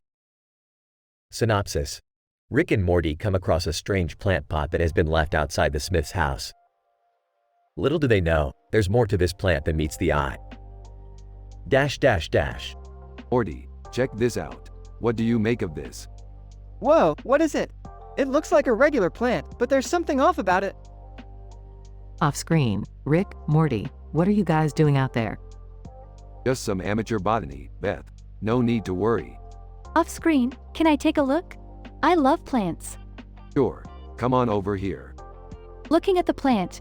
Wow, this is weird. What kind of plant is this? Scratching his head. I can't tell. It looks like there's some kind of energy emanating from it. Walking up to the group. Hey guys, what's going on? Beth, you might want to sit down for this. We've stumbled upon something big. Skeptical? Really? What is it? The asparagus conspiracy. Everyone looks at Rick confused. Breaking the silence. The what? You heard me. This plant isn't just any plant. It's the key to a massive government cover-up involving asparagus. Sarcastically. Oh, sure it is. But it does look kinda suspicious. What's the plan, Rick? We need to get this plant to my lab and run some tests. I have a feeling we're onto something big. As they prepare to leave, a shadowy figure emerges from the bushes. Shadowy figure, you fools. You have no idea what you've stumbled upon. Pulling out a laser gun. Back off, buddy. We won't hesitate to defend ourselves. Shadowy figure, laughing maniacally. You have no idea who you're dealing with. As the figure charges towards them, the group is forced to fight for their lives. But in the chaos, the plant is destroyed. Dying, well, that was a bust. But at least we can enjoy some asparagus with dinner. Everyone groans. Dad, please don't ruin asparagus for us. Yeah, we almost died trying to uncover this conspiracy. Chuckling. Only you, Rick. Smiling. Hey, you never know what you'll find when you're out exploring the unknown. Ready to head back? Everyone nods in agreement as they make their way back inside the house.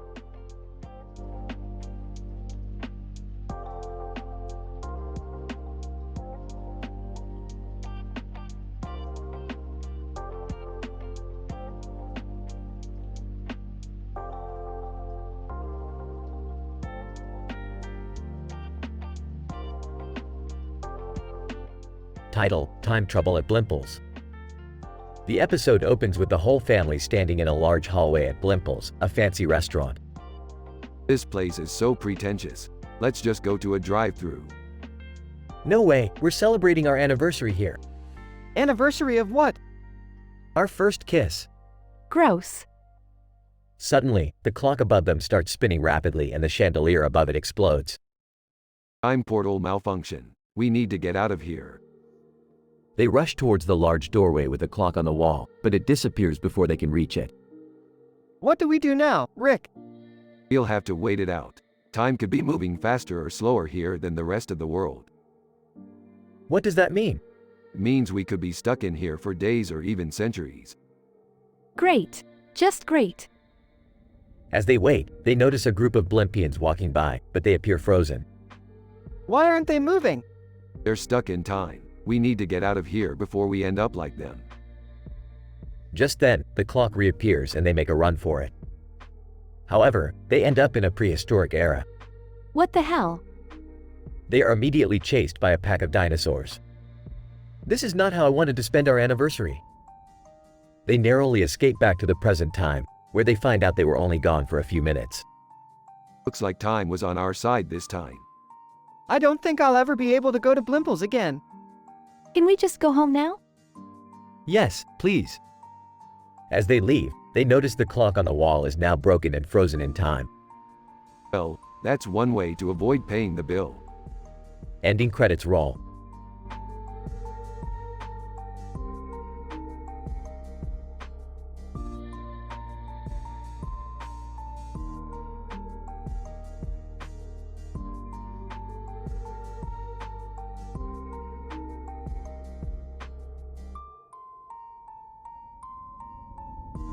Morty, check it out.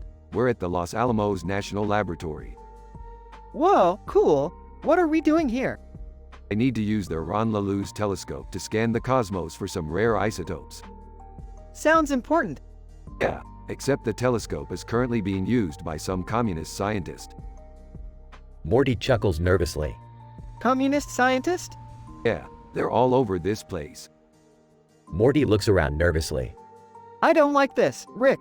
It feels dangerous. Relax, Morty.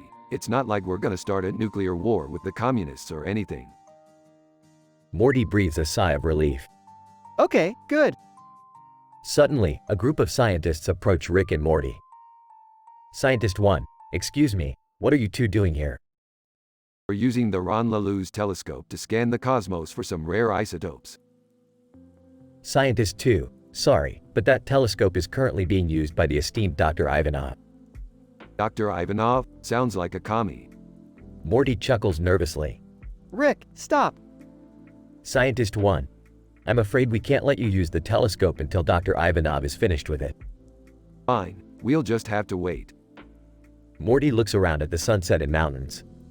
At least we have a nice view while we wait. As they wait, Rick and Morty overhear Dr. Ivanov talking to his colleague. Dr. Ivanov, these isotopes will be key to our latest experiment, the ultimate weapon. Did he just say, ultimate weapon? Morty looks around nervously. Rick, we have to stop him. Rick and Morty sneak into the lab and try to stop Dr. Ivanov from creating the ultimate weapon, but chaos ensues. Morty, we have to get out of here before we cause a nuclear disaster. Morty nods in agreement. Let's go, Rick. They narrowly escape the lab just as a massive explosion rocks the area. Well, that was a close one. I can't believe we almost caused a nuclear war. Hey, it wouldn't have been the first time. Morty looks at Rick in shock. What? They both laugh as they walk away from the smoking laboratory.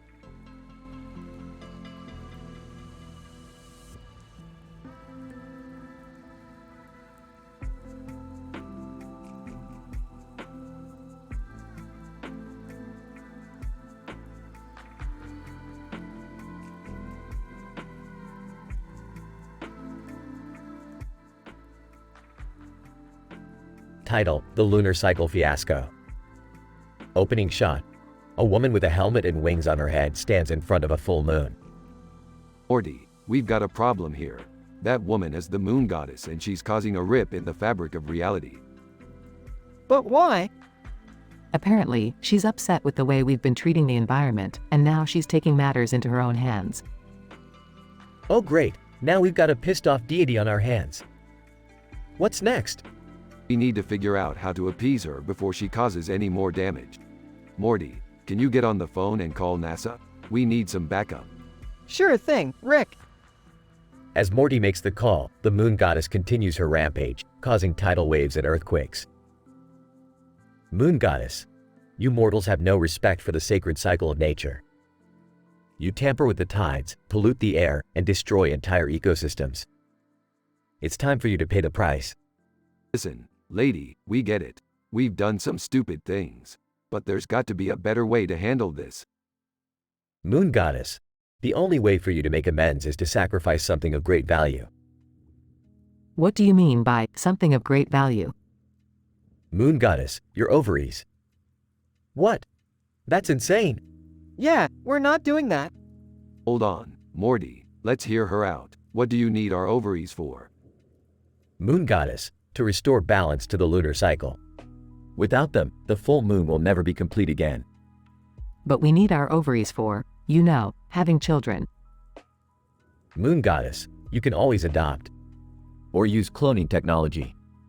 This is crazy. You can't just take you know. You know what? I've had enough of this. I'm gonna use my portal gun to send her back to her own dimension. As Rick fires his gun, the Moon Goddess disappears in a puff of smoke. Phew, that was close. I think we all learned a valuable lesson today. Yeah, don't mess with the Moon Goddess. No, Jerry, the lesson is to respect the environment and the creatures that inhabit it. We don't have the right to just do whatever we want without consequences. Closing shot. The full moon shines in the sky, now complete and whole once again.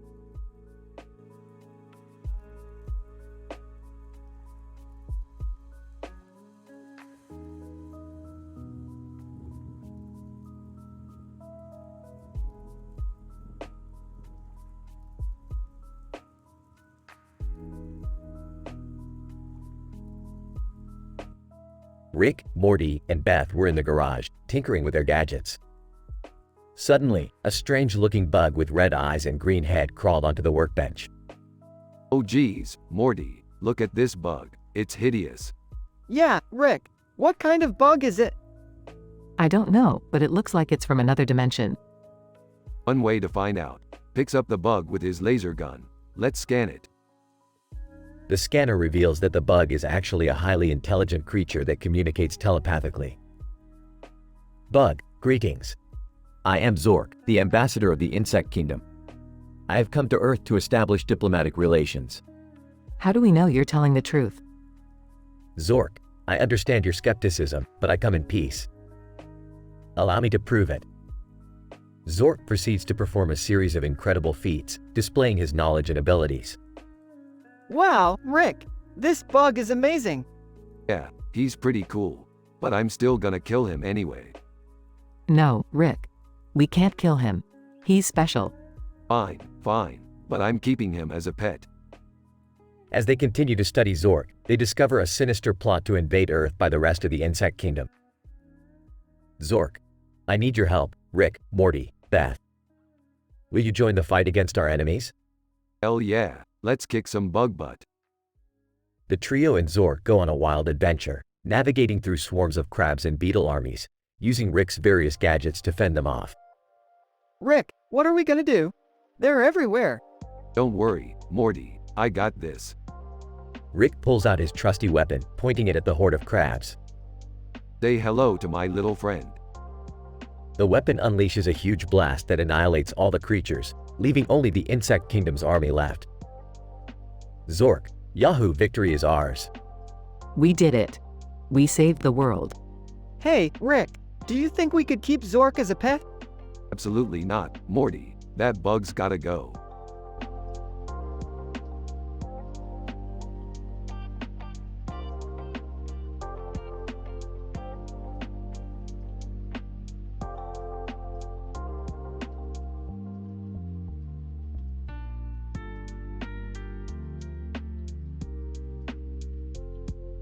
Morty, we're taking a ride on the most famous train in the universe. Okay, but why is that guy wearing a red hat and driving that yellow and black car? That's Larry, the biggest fan of this train. He's always here with his car and his hat. Larry, hey guys, welcome aboard the Yellow and Black Express. McDonald's, the official sponsor of this train, has some great deals for you on their app.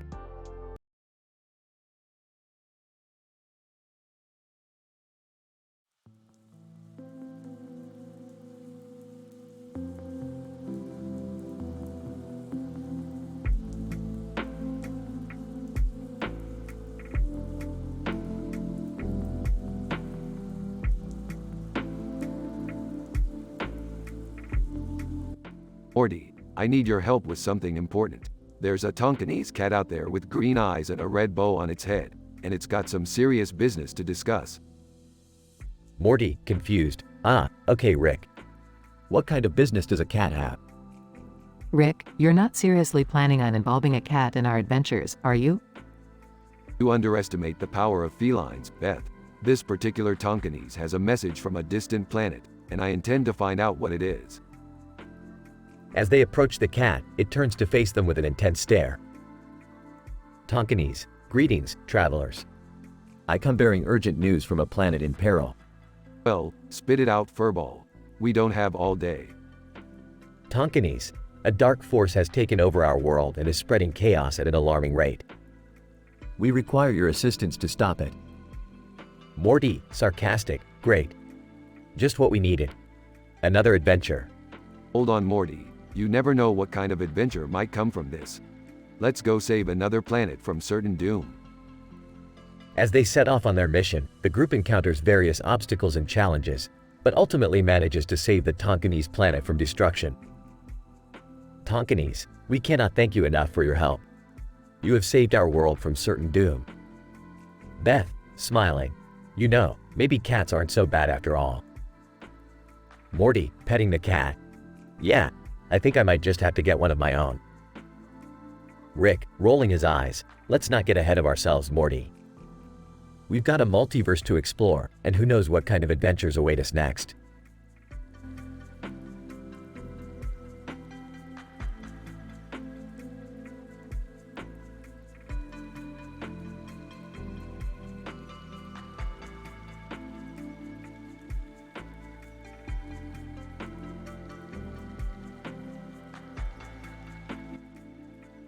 Title: McDonald's gets Rick rolled.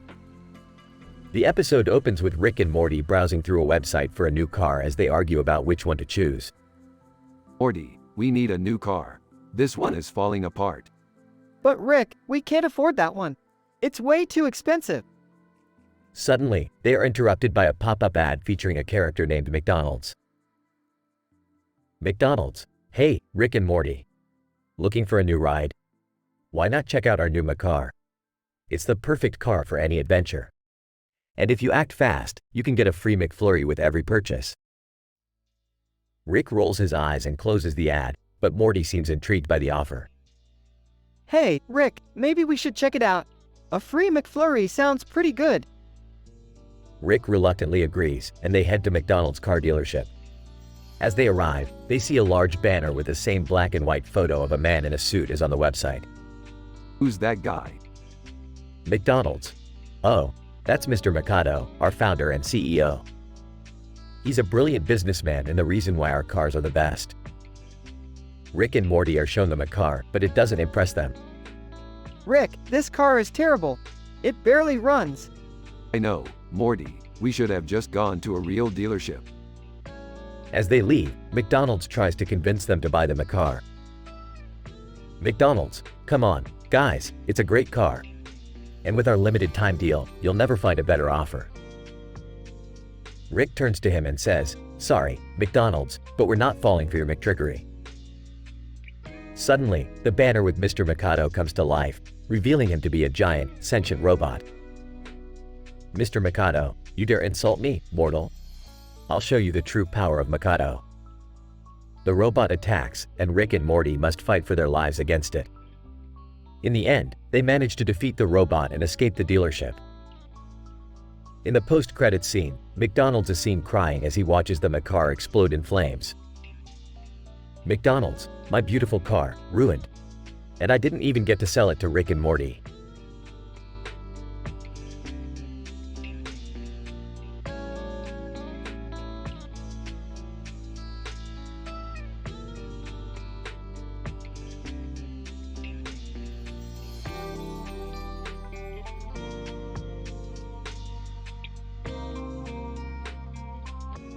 Rick, Morty, and Jerry decide to have a quick bite at McDonald's, the fast food joint that recently opened in their neighborhood. I can't believe we're eating this garbage. You know this is probably made from alien meat or something.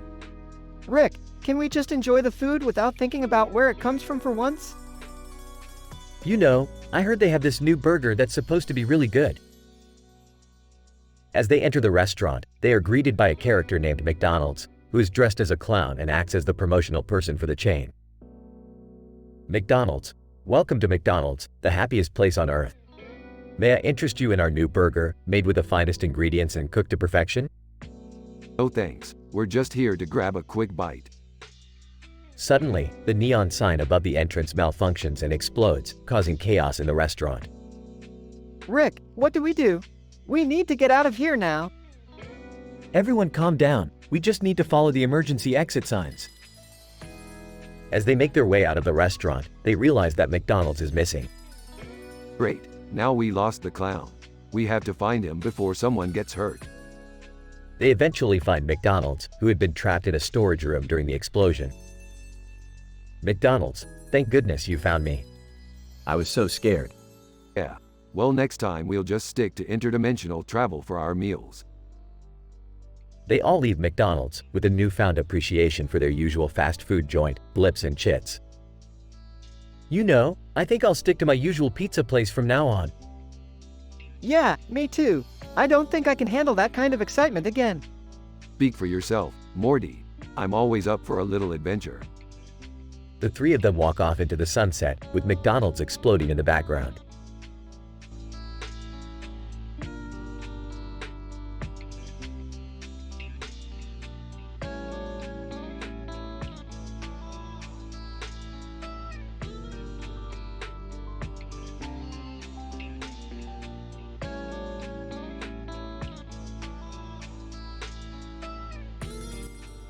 Title: The Crown and the Butterfly. Rick, Morty, Beth, and Summer find themselves transported to an alternate dimension where a woman with a crown and a butterfly on her head is causing chaos in a Home Depot. Rick, what the hell is going on here? Beth, who is that woman with the crown on her head and what does she want? Morty, and why is she causing so much chaos in a Home Depot of all places? Summer, maybe she needs something from the store to fix her crown or butterfly.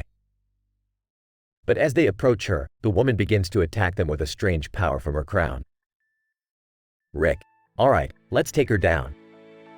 Morty, but how? We don't even know what her powers are. Beth, I have an idea. Maybe we can distract her with a new butterfly and take her crown while she's busy? Summer, that's a terrible idea, Mom.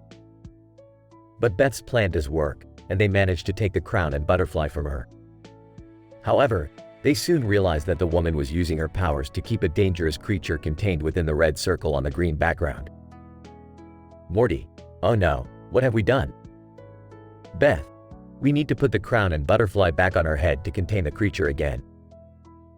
Summer, but she's still trying to attack us. With some quick thinking and teamwork, they manage to place the crown and butterfly back on her head, restoring the balance and safety of the alternate dimension. Rick, well, that was a close one. But at least we didn't destroy an entire dimension this time. Beth, speak for yourself, Dad. Everyone looks at Beth, who is holding a broken power tool that she accidentally destroyed during the chaos. Summer, why are we always the ones who have to clean up after you guys? And with that, the group teleport back to their own dimension, ready for their next adventure.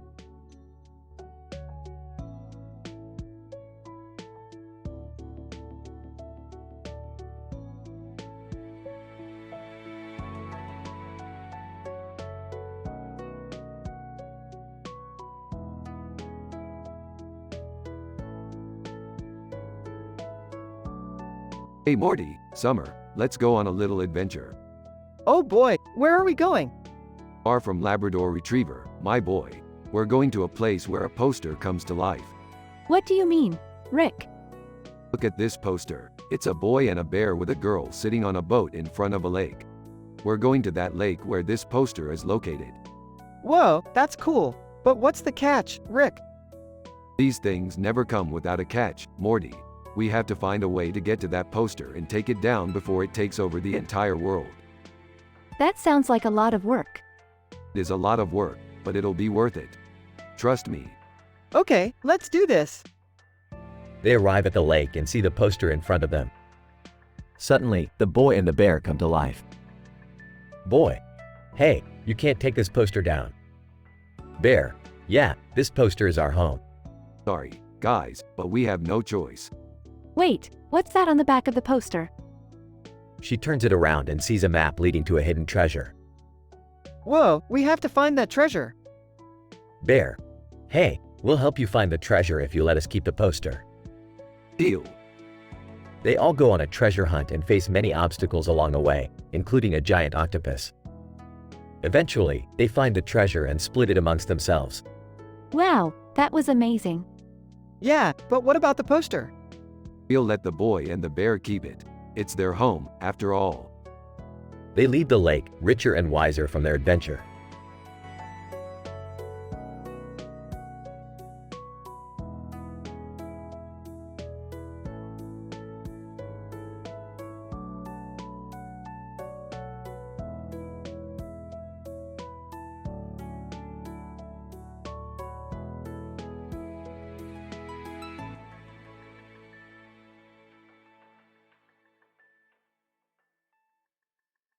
Title: Tall Tales.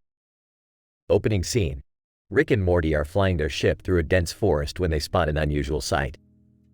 Hey Rick, look down there. Is that a bunch of giraffes? Yep, it sure is, Morty. And we're about to find out why. They land the ship nearby and approach the giraffes, who are gathered in a circle and whispering to each other.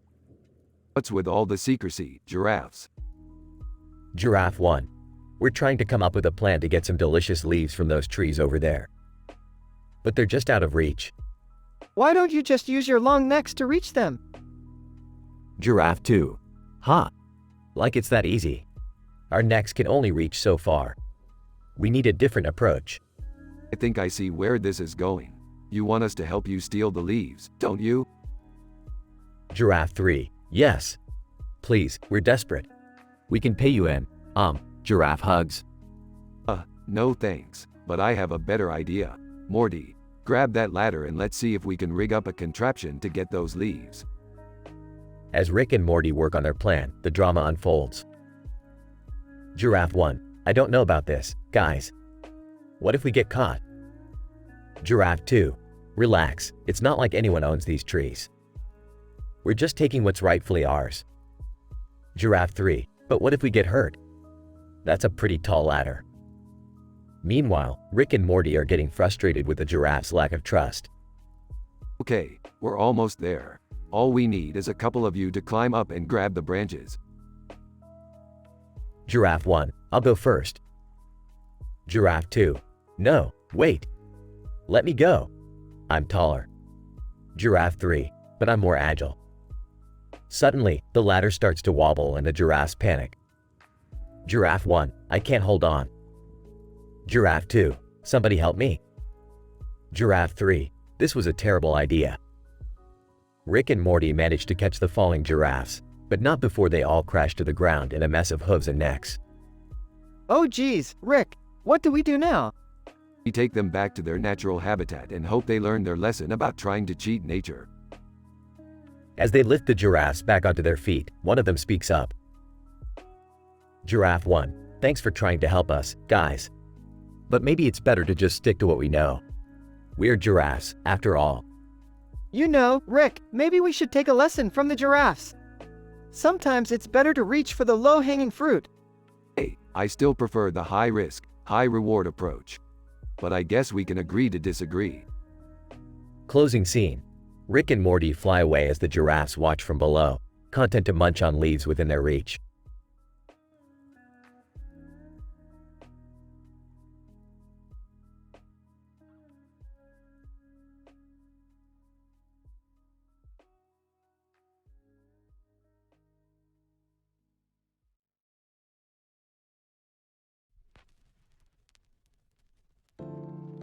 Staring at the woman in the suit. Who the hell are you? Whispering, Rick, be nice, she looks dangerous. Woman, I am Captain Zara, leader of the intergalactic space fighters. And I come in peace. Sarcastically. Yeah, I'm sure you do. Zara, I need your help, Rick. The multiverse is in grave danger. What kind of danger? Zara, there's a virus spreading across the dimensions, corrupting everything in its path. If we don't stop it, everything will be destroyed. Virus? Sounds like a job for the Citadel. Zara, the Citadel can't handle this. They're too afraid to leave their own universe. You're our only hope, Rick. Concerned, but how are we supposed to stop a virus? Zara, that's where my sword and ball come in. They contain the only known cure for the virus. We just need to get them to the source. Alright, I'll do it. But I better get paid in dimensional currency. Zara, agreed. And Rick, remember, the fate of the multiverse rests in your hands. Nervously, this sounds like a bad idea. Smirking. Relax, Morty. This is just another adventure in the life of the greatest scientist in the universe. As they fly towards the source of the virus, dodging asteroids and battling aliens, Rick realizes the true scope of the danger they're facing. And for the first time in a long time, he's not sure if he has what it takes to save the multiverse.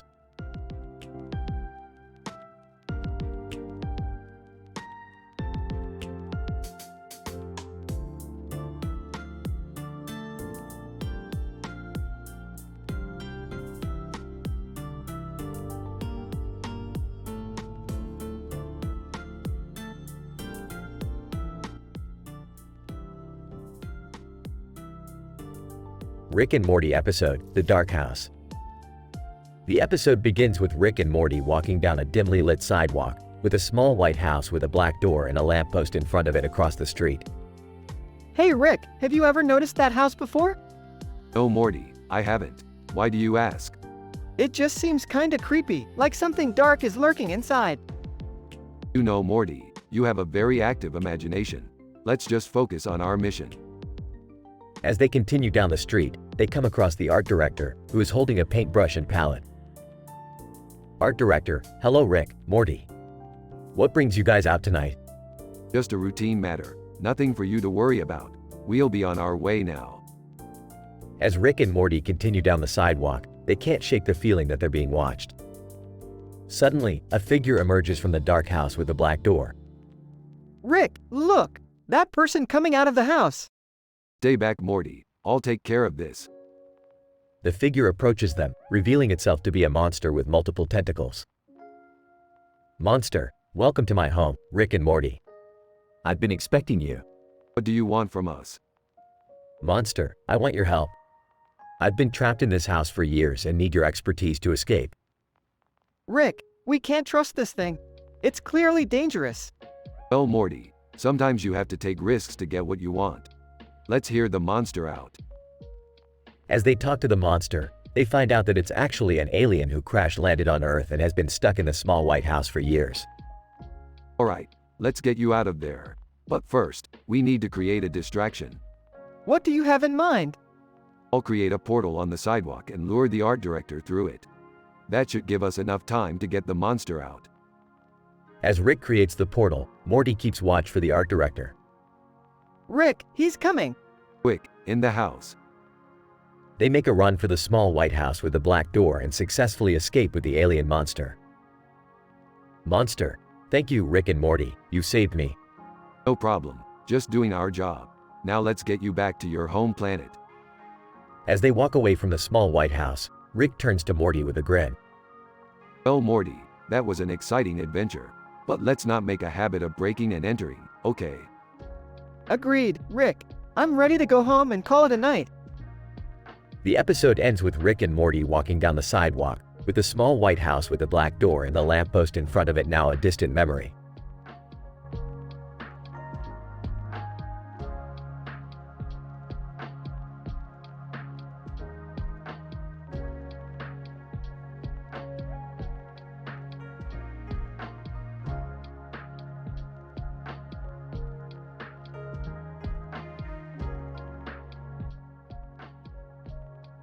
The episode title, TikTok Femme Fatale.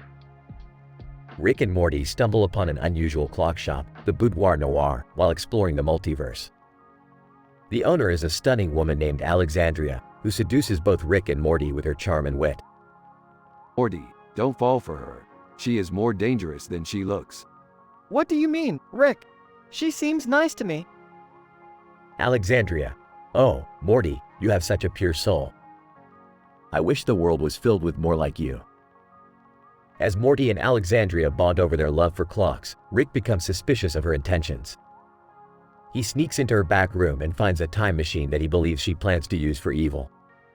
I knew it. She's a femme fatale. She wants to control time and space. What are we going to do, Rick?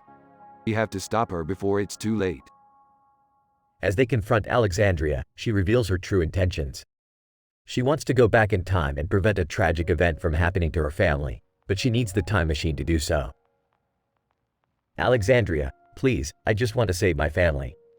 I'm not trying to hurt anyone. Okay, fine. We'll help you, but you have to promise not to mess with time anymore.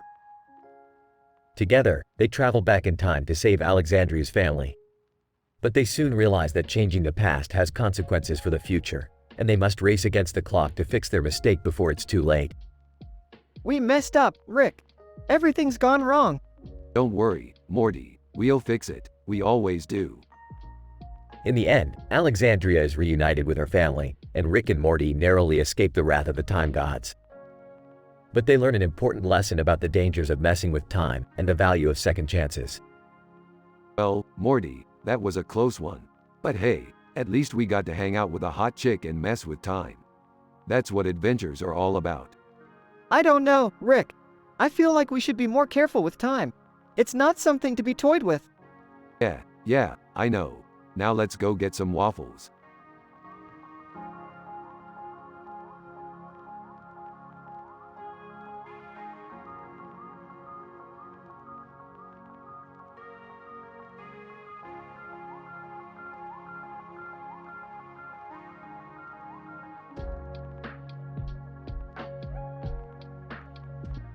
Title: Seoven and the City of 1,000 Starshippers. Oh boy, another movie about a bunch of alien airheads flying through space. I don't know, Rick. This one looks kinda cool. Look, it's got characters from other sci-fi shows too. Yeah, but it's just a cheap knockoff trying to cash in on our beloved series. I don't care. I just want to see some weird alien creatures and cool technology. Alright, let's go then. But if this thing sucks, I'm blaming all of you. Inside the theater. Wow, that was actually pretty good. I liked how they mixed all the different shows together. Yeah, and the special effects were top-notch. I can't believe they made it look like they were actually flying through space. And the story had some really emotional moments too. Did you guys see me crying during that one scene? I saw you, Summer.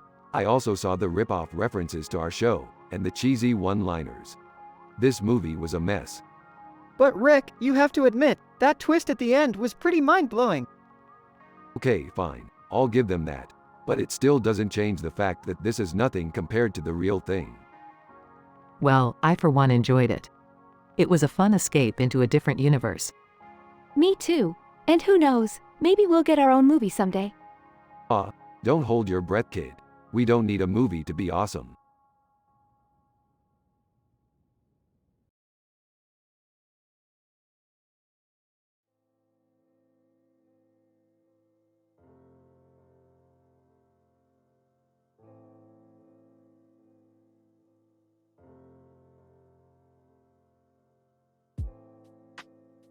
Morty, you ever heard of the Starship Enterprise? Oh, yeah, I think so. Didn't they explore space or something? Yeah, something like that. But what if I told you that they were real? What? That's crazy, Rick. Not as crazy as this. Pulls out a portal gun and shoots it at the poster. They step through the portal and find themselves on a distant planet, surrounded by a group of people.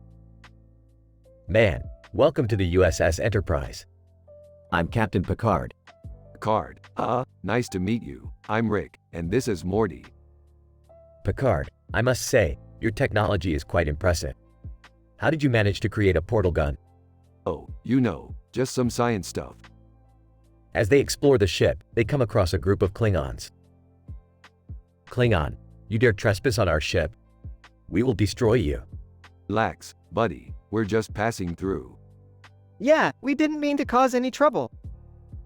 The Klingons back off, and Rick and Morty continue their tour. But as they near the end, they overhear a conversation between Picard and the ship's doctor. Doctor, Captain, the ship's core is unstable. We need to eject it before it blows up. Picard, understood. But that means we'll be stranded here until we can repair the ship. Looks like we're in for a longer stay than we thought. What are we gonna do? Don't worry, Morty, I've got this. They work together with the crew to repair the ship, but they face unexpected challenges along the way. Damn it, Morty, I need that wrench. I'm trying, Rick. The gravity keeps changing. Eventually, they manage to stabilize the core and get the ship back up and running. As they say their goodbyes to the crew, Rick turns to Picard. You know, I gotta say, this was pretty fun. Maybe we should do it again sometime. Picard, I'll keep that in mind, Rick. Safe travels. As they step back through the portal, Morty turns to Rick. That was crazy, Rick. I can't believe we met the crew of the Enterprise. Yeah, well, that's just another day in the life of a Rick and Morty adventure.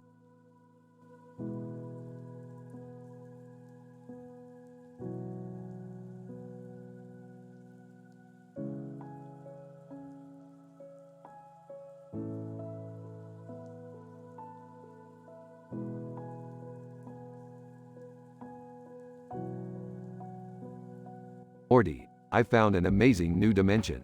It's filled with beings whose brains are like mazes. Oh, what does that even mean, Rick? It means there's a lot of potential for us to screw things up, Morty. Summer, grab your brainy equipment. We're going in. But Rick, I don't have any brainy equipment. Don't worry, Summer. We'll make you into a genius yet. As they enter the dimension, they come across a being with a massive brain. Whoa, that's one huge brain. Think you can navigate it, Morty? Oh, I'm not sure, Rick. Summer, hand me that expanding brain meme. You're going to use a meme to navigate a brain?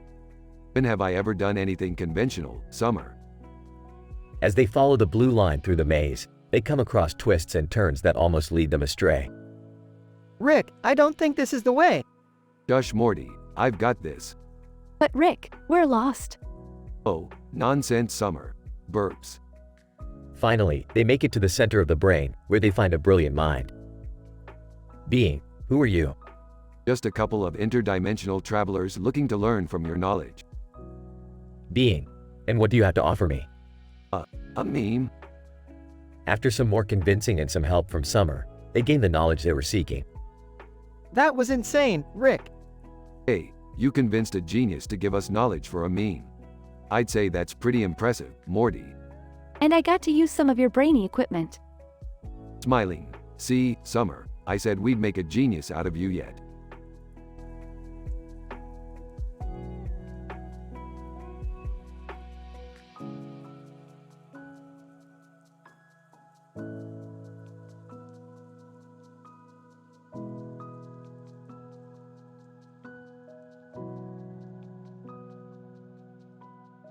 What the hell is a Mobile Legends character doing here? I don't know, Rick. But he's holding a sword and a shield. Maybe he's lost or something. That's highly unlikely. This guy looks like he knows what he's doing. Mobile Legend character. I am here to retrieve an artifact from Mr. Beast. Wait a second. You mean that YouTuber guy? Mobile Legend character. Yes. He possesses an item that can save my world from destruction. Well, we can't just let you go around killing people to get what you need. Mobile Legend character. I am prepared to do what it takes.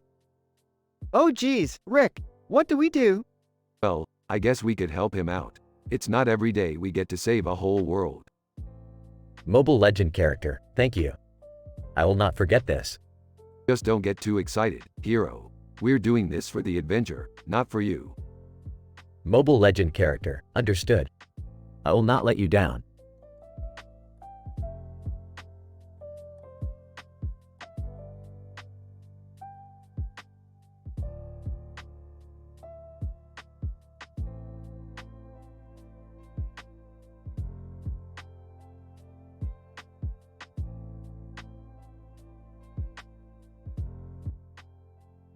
Alright, Morty, we've got another universe to save. Let's go. Where are we headed this time, Rick? You're not going anywhere without me. Oh great, the mother hen is coming along for the ride. I'm not letting you guys have all the fun. Plus, I've got a new skill to show off. What's that? Holds up sword. I've been practicing my sword fighting. Sarcastically great. We can all sleep soundly knowing that if we ever get attacked by medieval knights, we've got you covered. As they jump through portals, they land outside Evil Morty's hideout where they see a woman standing on a tree with a sword in her hand. Woman, I've been looking for you three. I need your help to defeat Evil Morty. Who are you? Woman, my name is Victoria. I come from a land where Evil Morty has taken over and turned it into a violent dystopia. I'm the last warrior standing against him. Sarcastically, asterisk oh great. Another one of your depressing alternate universe stories. Ignoring Rick with seriousness, we will help you, Victoria. As they head towards Evil Morty's fortress, they encounter many obstacles and have to fight off his army of robotic minions. Victoria proves to be a valuable asset with her sword fighting skills. Amazed, wow, Beth, you really did level up. Thanks, Rick. It's all thanks to this sword. As they finally reach Evil Morty's throne room, they have a final showdown with him. Victoria and Beth fight off his minions while Rick and Morty confront Evil Morty himself. Evil, so what's it going to be, Rick? Join me or die? Sarcastic tone, oh no. I guess we'll have to go with the third option. Kick your scrawny ass. After a long and intense battle, they finally defeat Evil Morty and Victoria agrees to go back to her own universe. Victoria, thank you for helping me. I couldn't have done it without you. Will you ever come back and fight Evil Morty again? Victoria, maybe one day, but for now, my people need me. As they say their goodbyes, Beth looks at her new sword with pride, knowing she helped save another universe. I think this sword might be my new favorite possession. Yeah, it's like a trophy or something. But let's not get too full of ourselves. We still have plenty more universes to save. Nervously, why yeah, let's go home.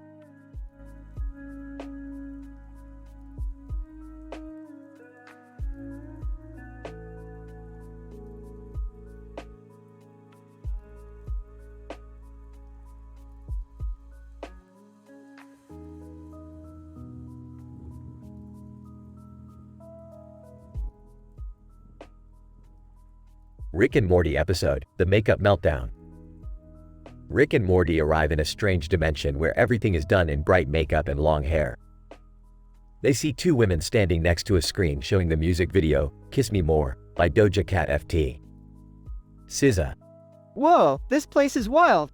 What's with the makeup and hair? Who knows, Morty? But let's focus on getting out of here before we get caught up in some crazy beauty war. The two women notice Rick and Morty staring at them and approach. Green dress woman. Hey, strangers. Do you like our style? We're the queens of this dimension. Pink and green woman. That's right. And we have a challenge for you. We need you to help us win a makeup battle against our rivals. No thanks, we're good. Yeah, we don't really know anything about makeup. Green dress woman. Nonsense. We'll teach you. And in return, we'll take you to our world's version of McDonald's. I do love a good McFlurry. Okay, let's do it. The two women take Rick and Morty to a makeup arena where they are pitted against their rivals in a fierce competition. The stakes are high and the drama is intense. Pink and green woman. Oh no, I messed up my winged eyeliner. Green dress woman. Don't worry, we can fix it. We're a team, remember? Rick and Morty try their best, with Rick even inventing a new type of lipstick on the spot. But in the end, their team falls short.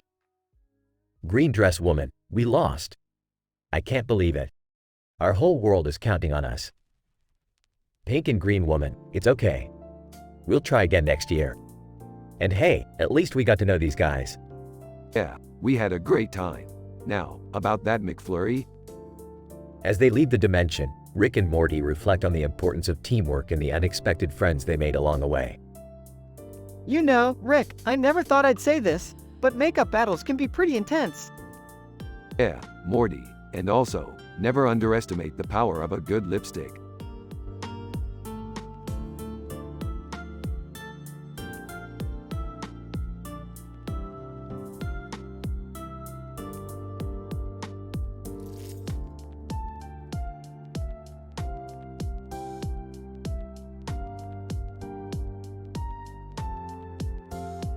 Morty, we gotta go save that family. What family? What's going on? Look at this picture, Morty. It's a family posing in front of a bookshelf with a man in a suit behind them. That man is Dr. Heathcliff Huxtable. Oh, the Cosby guy? What's wrong with him? He's being held hostage by an evil interdimensional being. And that family is in danger too. So what's the plan, Rick? We're gonna shrink ourselves down and climb into that bookshelf. From there, we'll be able to find a way to rescue Huxtable and the family. Oh, okay. But why do we have to go through the bookshelf? Because the being has created a maze of books to keep them trapped. We have to navigate our way through it. Got it. Let's do this. As they navigate the maze, they come across various obstacles, including a book that transports them to an alternate dimension where they meet evil versions of themselves. Evil well, look who decided to drop by. Oh great, it's Evil Me. Evil and Evil Morty too. Oh, hi guys. Evil, what are you doing here? We're trying to rescue a family and Huxtable from an interdimensional being. Evil, good luck with that. We tried the same thing but failed. Evil, yeah, that being is tough. We'll see about that. They continue through the maze until they finally reach the end, where they find the being holding Huxtable and the family captive. Being. Well, look who's finally here. Rick Sanchez. Yeah, that's me, and I'm here to take back what's mine. Being. Oh really? And what's that? The family, Huxtable, and this entire dimension. Being. Huh? You think you can defeat me? I don't think, I know. Because I have Morty. Huh? Morty, use the portal gun. Morty quickly pulls out the portal gun and shoots a portal behind the being, causing it to get sucked into the void. Nice one, Morty. Huxtable, thank you for saving us. You guys are heroes. Hey, it was nothing. We just wanted to add a little drama to our lives. The family takes a photo with Rick and Morty before they fly away in their spaceship, leaving the family and Huxtable to celebrate their freedom.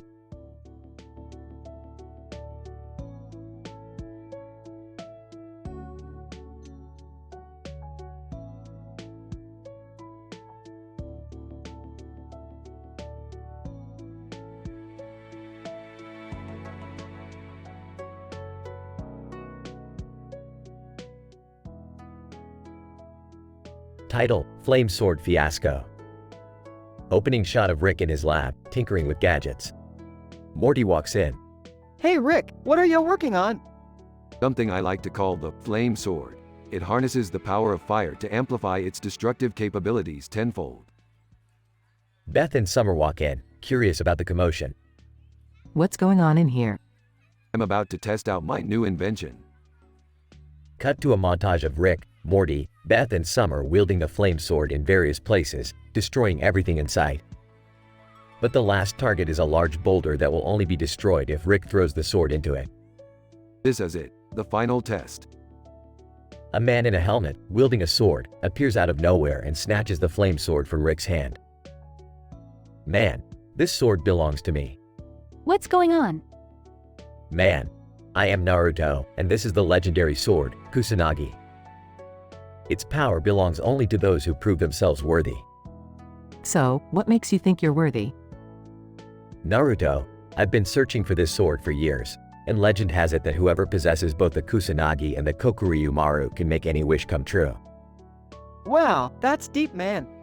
Well, you can't have it. This is my invention. Naruto, I challenge you to a duel for it. Cut to a dramatic fight scene with the two swordsmen battling it out in the flames of the Kusanagi. Close-up shots of their faces locked in concentration. Naruto, you are strong, but not strong enough. Just give up already. Naruto, I will never give up on my quest. This is getting out of hand. I'm with Morty, let's just go home. Well, we can't just leave Rick alone. Rick and Naruto continue their fight until a stray swing of Naruto's sword hits the boulder, setting off an explosive reaction. The team is engulfed in smoke. What the hell just happened? Naruto, I don't know. We need to get out of here. Cut to the team running away from the explosion site, coughing and panting. That was insane. Let's just never speak of it again. Agreed. I guess the flame sword wasn't the best idea after all. You think? Hey, at least we had some fun. The team groans and walks away from the scene as the camera pans over the wreckage.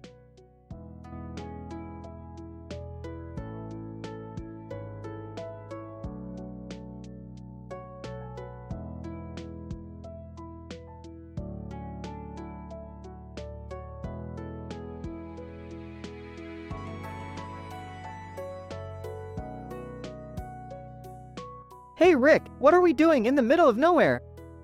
Shut up, Morty. I got a lead on something big. Man in suit. Greetings, I am Dr. Richards. I have been waiting for you. You're Dr. Richards? What's the gig? Dr. Richards, we need you to find a rare mineral in these mountains. It's vital for intergalactic travel. Why can't you find it? Dr. Richards, the terrain is too dangerous. Only a skilled geologist can navigate it. Geologist? Ha, Morty, you're up. What? I don't know anything about. Relax, Morty. Just use the scanner and look for the mineral. Okay. Hey, wait a minute. This scanner is busted. Dr. Richards, what? This is a catastrophe. We need that mineral now. Easy there, Doc. We know a guy who can help us out. Dr. Richards, who? Who can help us? Elon Musk. Elon Musk? You mean that billionaire who? Yeah, Morty. Stop interrupting. Let's go. We got a ride to catch. Scene cuts to Rick, Morty, and Dr. Richards in a spaceship flying to Mars. Alright, Elon, we're here. Give us the mineral. Elon Musk, sorry, Rick. I can't just give away resources like that. It'll take some negotiating. Dr. Richards, we don't have time for this. Our travels are at risk. Elon Musk, how about a trade? I need some new technology for my SpaceX program. Smirks, I got just the thing. Scene fades out with the exchange of the mineral for futuristic technology. That was intense, Rick. Well, you know what they say, Morty. When there's a rare mineral in the mountains, always call on Elon Musk. Episode ends with Dr. Richards thanking Rick, Morty, and Elon for their help.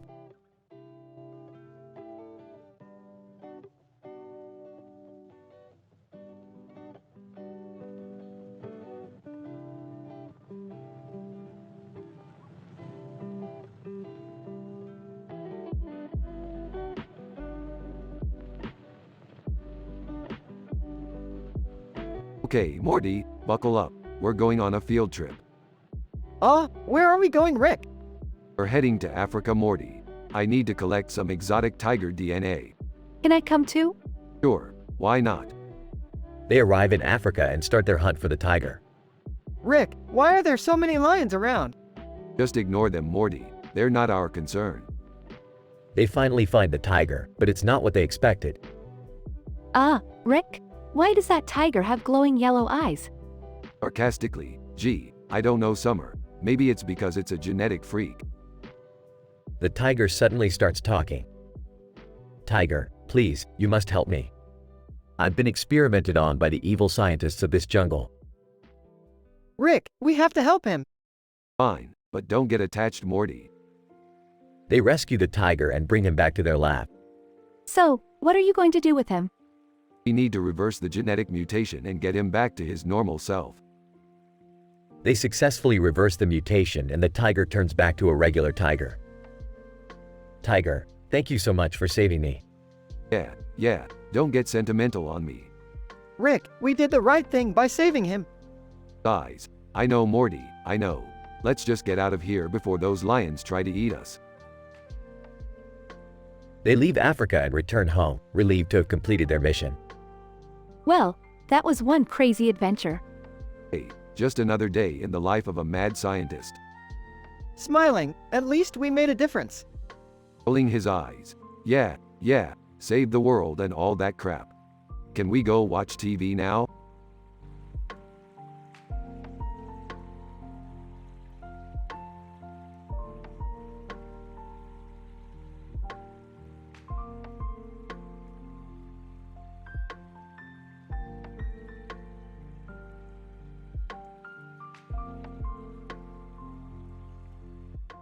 Rick, Morty, and Summer find themselves transported to a futuristic world where the sky is illuminated with neon lights. As they explore, they come across a mysterious character in a futuristic suit. Looks like we've stumbled upon a technologically advanced civilization, Morty. Oh man, this is so cool. Hey, who's that guy over there? I don't know, but he looks pretty intimidating. Maybe we should stay back. Suddenly, the character turns around to face them, revealing themselves to be Ryuko Matoi. Ryuko, who are you and what are you doing in Hanoji Academy? Hanoji, never heard of it, but we're just passing through. Yeah, we're from a different dimension. Sorry if we're not supposed to be here. Please don't hurt us. Ryuko, I see. Well, I'll let you go this time. But if I catch you trespassing again, I won't be so forgiving. The trio breathe a sigh of relief and quickly make their way back to their portal. That was a close one. I don't think I could have handled getting beat up by some futuristic schoolgirl. I know, right? Maybe we should stick to more familiar dimensions from now on. I just want to go home and watch some regular TV. This place is giving me a headache. And with that, they hop through their portal and back to the comfort of their own dimension. Another adventure in the books for Rick and the gang.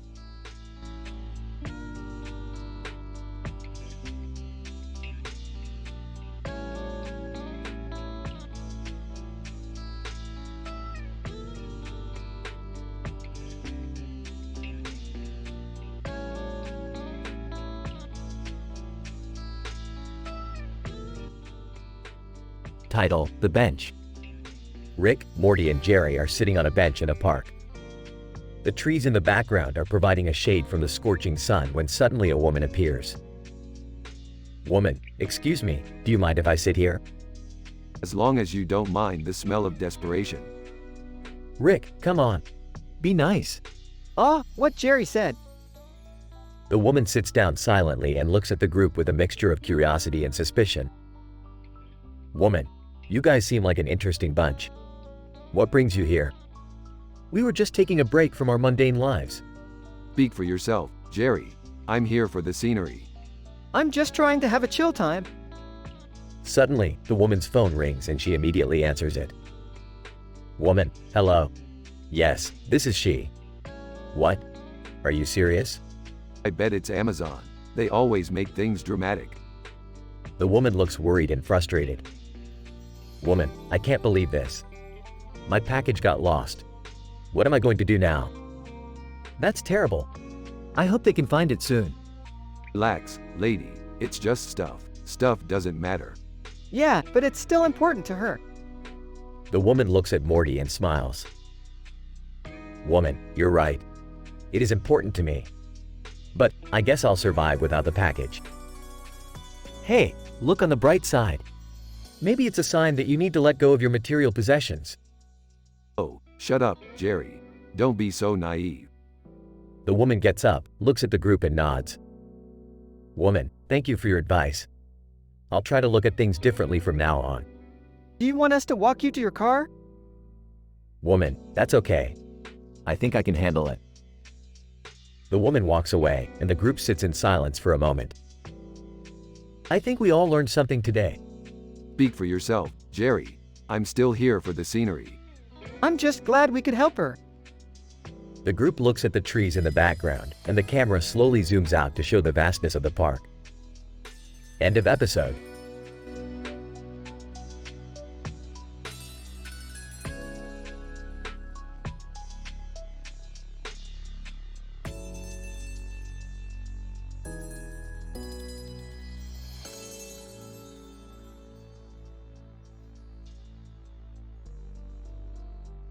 Morty, get your ass over here. I've got a job for you. What's up, Rick? I need you to handle this one. There's a demon in the universe causing havoc and we need to stop it. Here's everything you need to know. Okay, got it. So we're dealing with a demon, basically. Yes, Morty, and he's right over there. Oh man, he looks intimidating. Demon, who dares to challenge me? Me. I'm Morty, and this is Rick. We're here to stop you from causing any more chaos. Demon? Huh? You two are no match for me. Don't underestimate us, demon. We've taken down bigger baddies than you before. Demon? I highly doubt that. Well, we're gonna give it a shot. Let's go, Rick. Let's show this guy what we're made of. Alright, Morty, let's do this. But first, let me take a sip of my booze. As Rick takes a swig of his alcohol, Morty charges forward with his sword. The demon retaliates, and a fierce battle ensues. Just as it looks like the demon might gain the upper hand, Rick chimes in. Hey demon, your horns are looking pretty dull there. Need a little bit of sharpening? The demon turns to look at Rick, allowing Morty to strike the final blow. As the demon dissolves into nothingness, Rick and Morty share a victorious high five. Phew, that was intense. Yeah, but we did it. Time to go get some more booze. As the duo walks off into the distance, the camera pans over to show the demon's sword lying on the ground, glinting in the dim light.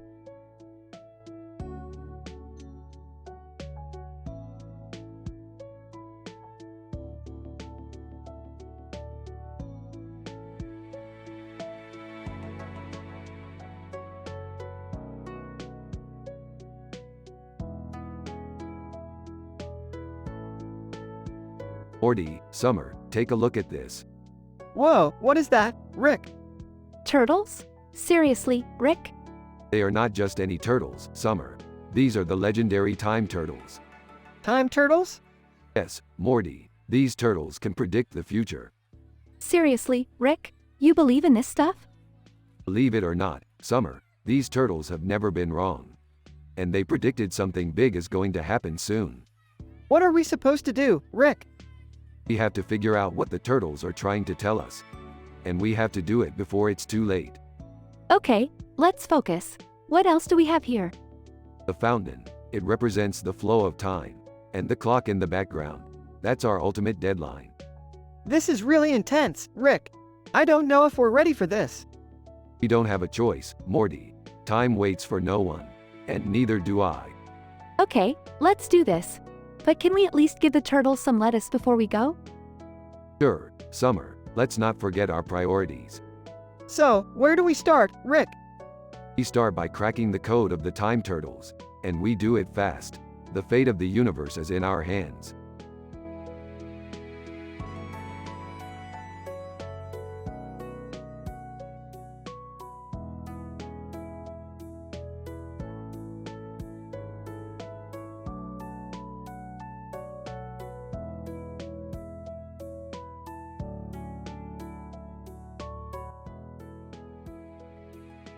Title: UniCRCD, Tortoise Eating.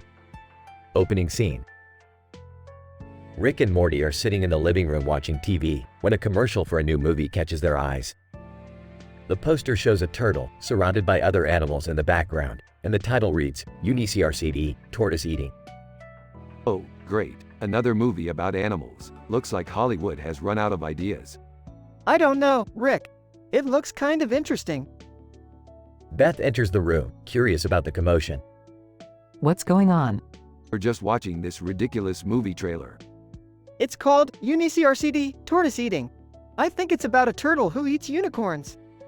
That sounds awful. Exactly. Morty, we're not watching that movie. End of discussion. Act 1. Later that night, Rick and Morty sneak out of the house to see the movie, despite Beth's warnings.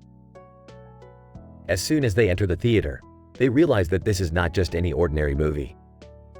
The audience is made up entirely of turtles and other animals, who are cheering on the on-screen tortoise as he devours a unicorn.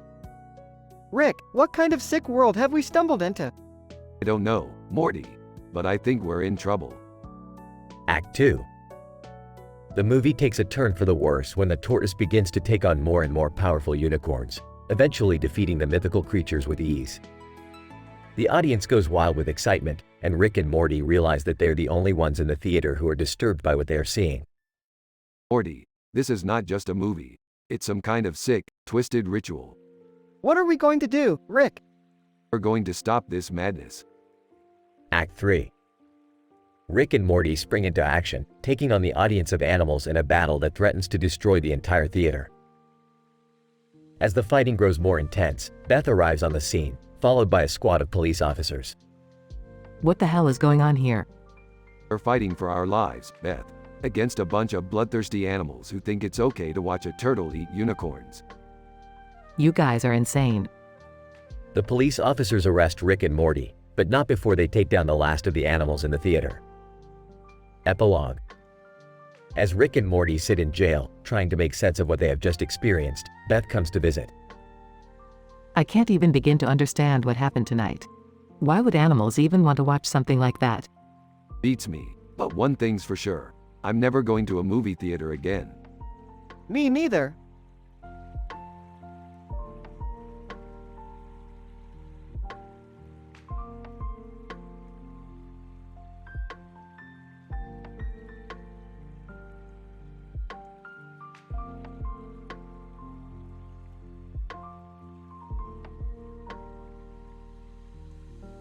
Okay, Morty, we need to hurry back home. I've got an urgent crisis to attend to. What's the crisis, Rick? Someone's tampered with my portal gun. I need to get it fixed. Hey guys, check out this movie poster. It looks pretty cool. The art of the movie? That's Kmart's favorite movie. Kmart. Yeah. I love that movie. It's so uplifting. What's so great about it? Kmart. It's about a girl who travels the world looking for inspiration. And she finds it in the most unlikely places. Sounds like a snooze fest. Yeah, I don't think I'll be watching that one. Kmart. Hey, it's not that bad. But you know what I'm really scared of? Death. Death? That's ridiculous. There's no need to be afraid of death. Kmart. Easy for you to say. With your portal gun, you can travel to different dimensions and cheat death. Wait a minute, Rick. Do you have a portal gun prototype that can cheat death? Guys, yes, Morty. But it's not something we should use lightly. It has serious consequences. What kind of consequences? Let's just say that death is a natural part of life. Without it, there's no balance. And no art. Kmart. Size. I guess you're right. Maybe I should just stick to watching movies. You know what, Kmart? You should come on our next adventure. We'll show you that life is all about taking risks. Smirks and cheating death. Laughs. Yeah, let's show Kmart the real art of the movie. Kmart. Nervously. I don't know about this. Sounds kinda dangerous. Don't worry, Kmart. We've got your back. Burps. Let's go, Morty. We've got a dimension to save. They all exit the room. Kmart. To himself. Why do I always have to be the scared one? The end.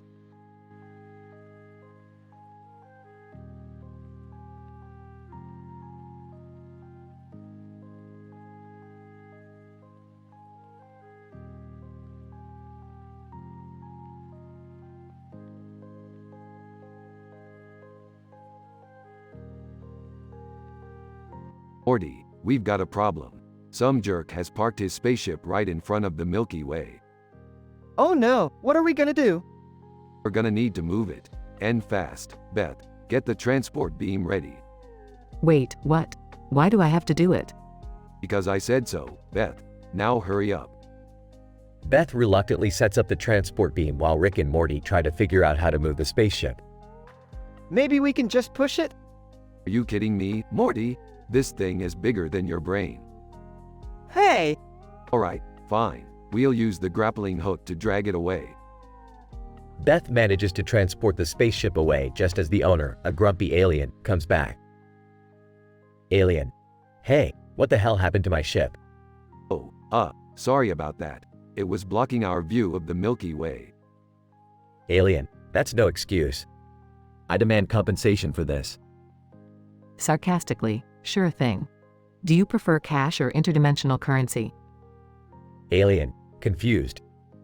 What's interdimensional currency? It's a currency that can only be used in other dimensions. Completely useless here. Whispering to Beth, nice one, Mom. The alien grumbles and leaves, while Rick, Morty, and Beth laugh.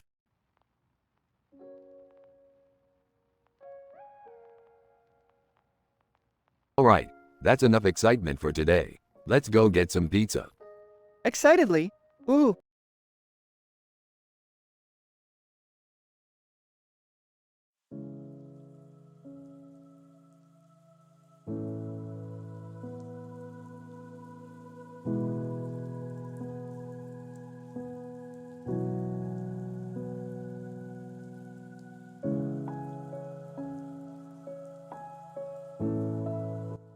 Title: The Promised Planet.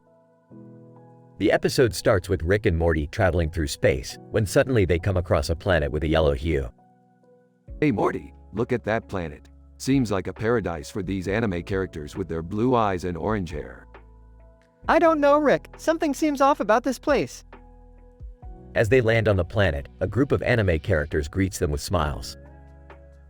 Emma: hello there, travelers. Welcome to our planet, the Promised Neverland. Rick and Morty are taken aback by the overly friendly attitude of the characters. What's the catch? Why is everyone so chipper? Ray: oh, we're just grateful to be living on this planet. It's free from all the atrocities of our past life. What kind of atrocities? The group of anime characters explain how they escaped from a demon-controlled orphanage where they were being raised as cattle to be fed to the demons. Well, that's FCKED up. The anime characters then reveal that they have been living on this planet for years, but they are running out of resources and need help. Norman: we heard about you guys from a transmission. We believe you can help us. Rick and Morty agree to help them and use their advanced technology to build a sustainable home for the anime characters. As they work on the project, they start to realize that the planet is not what it seems.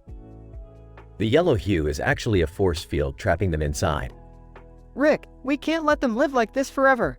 We have to find a way to break the force field. As they work on a plan, the demons who are hunting the anime characters arrive on the planet. We have to move fast, Morty. I have an idea. Rick uses a device to deactivate the force field and they all escape before the demons can capture anyone. As they leave the planet, Rick and Morty exchange a somber moment. I guess paradise is never promised, Morty. Sometimes it's just a trap. Yeah, but at least we helped them. The episode ends with a shot of the group of anime characters waving goodbye as Rick and Morty fly away.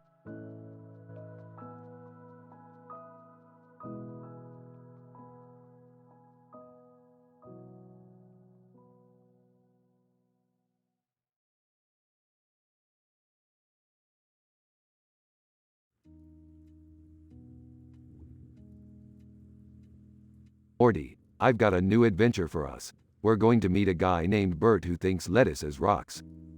Why would someone think that? Who knows, Morty, but it's a different dimension, so anything is possible. I don't know if I want to go on this adventure. It sounds dangerous. I agree. Lettuce is heavy. It could hurt if it falls on your head. Come on, guys. Live a little. Let's go see what this Bert guy is all about. Upon arrival, the group finds Bert wearing sunglasses and a head of lettuce with a neon light on his glasses. What's up with the lettuce on your head? Bert: it's rocks, man. Rocks to keep the aliens from reading my thoughts. That's creative. Hey, Bert, can we take some of that lettuce with us? Bert: sure, but be careful. Those are some heavy rocks. As they leave, Rick says to Morty, I have a feeling we'll be seeing that lettuce again. Sure enough, they run into some aliens who mistake the lettuce for a powerful weapon. Alien: that lettuce has the power to destroy entire planets. Guys, we might want to run. In the end, the group narrowly escapes, with Rick muttering something about never underestimating the power of lettuce. I don't know about you guys, but I'm staying a safe distance from any lettuce from now on. I'll stick with my usual salad toppings, thank you. I don't think I'll ever look at lettuce the same way again.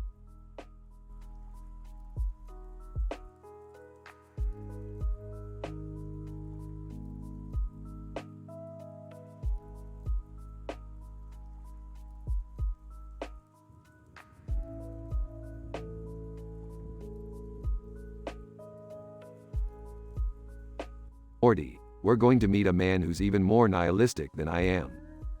What does that mean, Rick? It means he thinks life is meaningless, Morty. And you know how I feel about that. Who is this guy, anyway? Arthur Schopenhauer. He's a famous philosopher. Oh, great. Another one of Rick's weird friends. Schopenhauer, greetings, Mr. Sanchez. It is an honor to meet you and your friends. But the small talk. I hear you're a fan of my work. Schopenhauer, indeed. I have studied your theories on the nature of reality and find them quite intriguing. So, what do you think about that guy in the picture? He looks pretty serious. Schopenhauer. Ah, yes. That is a representation of myself.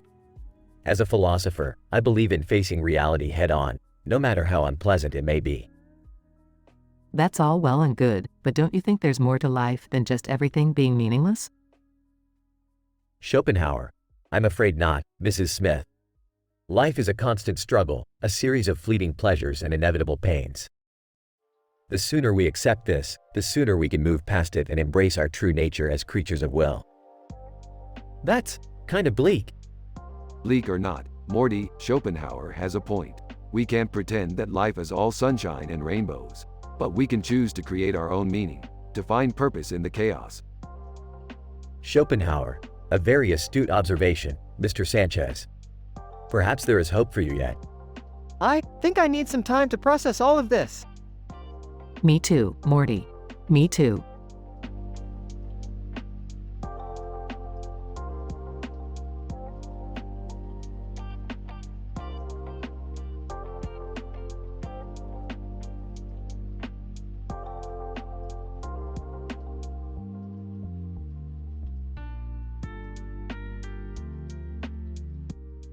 Rick and Morty are running a diagnostic test on their portal gun when they suddenly receive an emergency distress signal from a woman in a futuristic outfit.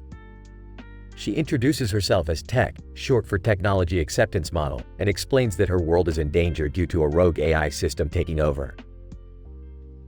Rick and Morty, always up for adventure, travel to Tech's world to help her. Upon arrival, they discover that the AI system has already taken over most of the planet. Tech is determined to stop it with her Fidget R, a powerful gadget that can disrupt the system's code. Wow, Tech, you're like a sci-fi superhero. Tech, I just tinker with technology. And the Fidget R is the only thing that can save us now. As they navigate the dangerous landscape, they encounter several obstacles, including an army of robots and a maze of traps. But with Tech's expertise and the duo's wits, they manage to make their way to the AI system's core. This looks like it's gonna be a tough one. Morty, you ready? Not really, Rick. I mean, I like technology and all, but this is some next level stuff. Tech, don't worry, guys. I'll guide you through it. Just keep your wits about you. As they enter the core, they are immediately met with a barrage of code and algorithms. Tech begins to work her magic with the Fidget R, but it's not enough. The AI system adapts and evolves faster than they can keep up. Tech, I don't know if I can do this. It's like the technology theory has gone mad. That's the thing about technology, Tech. It's always advancing, always evolving. But sometimes, it can get ahead of us. That's why we have to keep pushing and keep learning. With Rick's words of wisdom and Morty's newfound confidence, they take on the AI system together. In a final showdown, Tech deploys the Fidget R while Rick and Morty provide cover. The system begins to glitch and malfunction until it finally shuts down completely. Tech, you did it. You really did it. Thank you so much, guys. Hey, what can we say? We're just a couple of tech-savvy dudes who love a good challenge. And now we can add saving a planet from a rogue AI system to our list of accomplishments. Tech bids them farewell as they return to their own dimension, feeling a sense of satisfaction and pride. They may not have fully understood the technology acceptance model, but they knew that technology could always be used for good, and that was enough for them.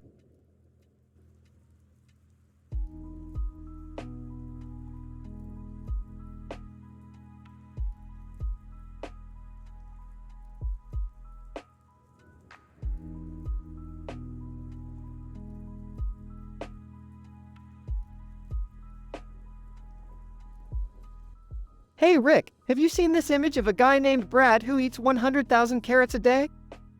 Burps. Yeah, Morty, I've seen it. What's your point? Enters the room. Hey guys, what's going on? We were just talking about this Brad guy who eats 100,000 carrots a day. Wow, that's a lot of carrots. How does he even eat that much? Who cares? Let's just go back to watching TV. But Rick, don't you think there's something strange about this Brad guy? Size. Fine, Morty. What's your theory? Well, what if Brad isn't a human at all?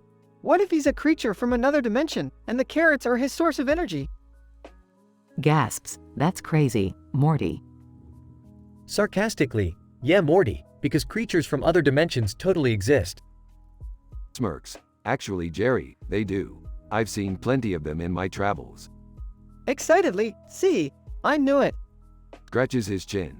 But the real question is, why would Brad need to eat so many carrots? What's he trying to accomplish?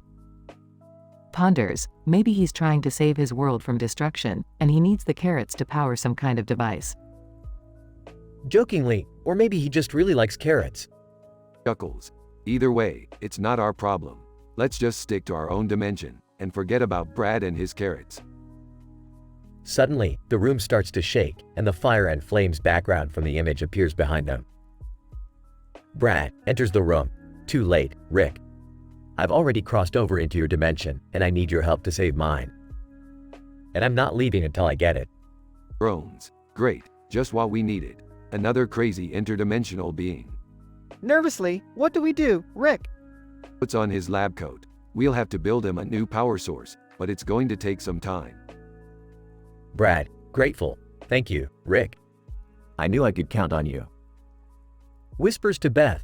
This is why I hate getting involved in Rick's crazy adventures. Whispers back, but it's also why we love him.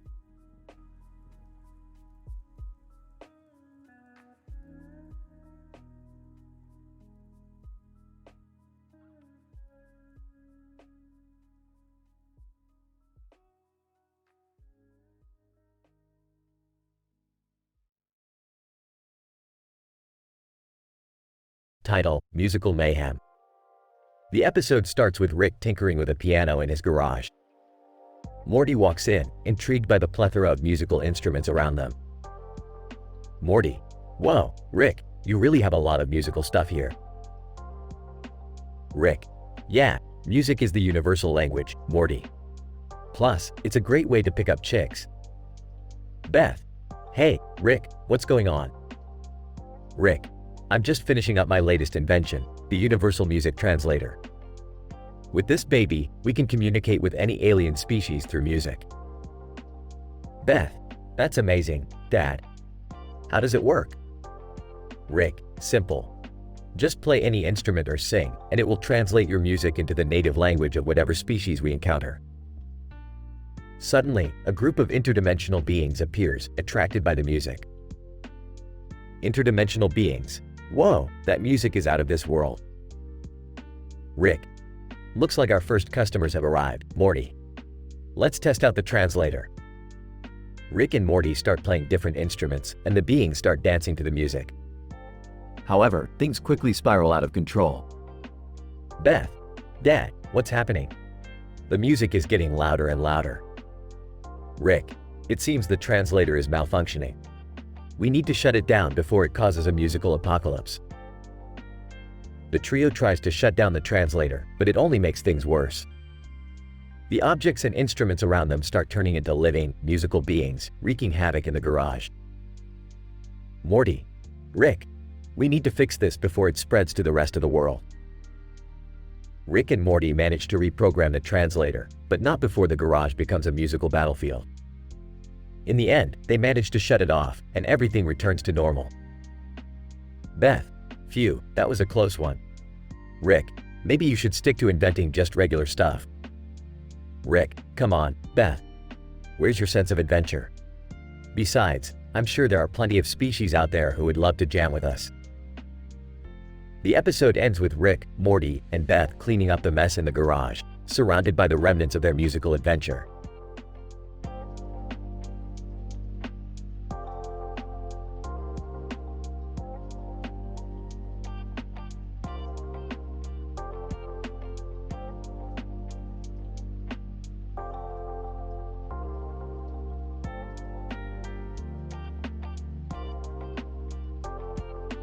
Alright, Morty, let's get going. Where to, Rick? We've gotta figure out what the hell is going on with this actor guy. He's been causing way too much trouble. Actor? Who's that? You know, the guy with the lizard head and the yellow eyes. Yeah, Dad, keep up. Oh right, yeah, him. So what's the plan? We need to infiltrate his lair and take him out. It won't be easy, but I've got some tricks up my sleeve. I don't know, Rick, this sounds kinda dangerous. Come on, Morty, where's your sense of adventure? He's got a point, Morty. Sometimes you gotta take risks to get things done. Plus, we can't just let Actor keep causing chaos like this. All right, I'm in. Let's do this. They arrive at Actor's lair, and after a few close calls and some harrowing moments, they finally make it to his throne room. Actor, well. Look who decided to pay me a visit.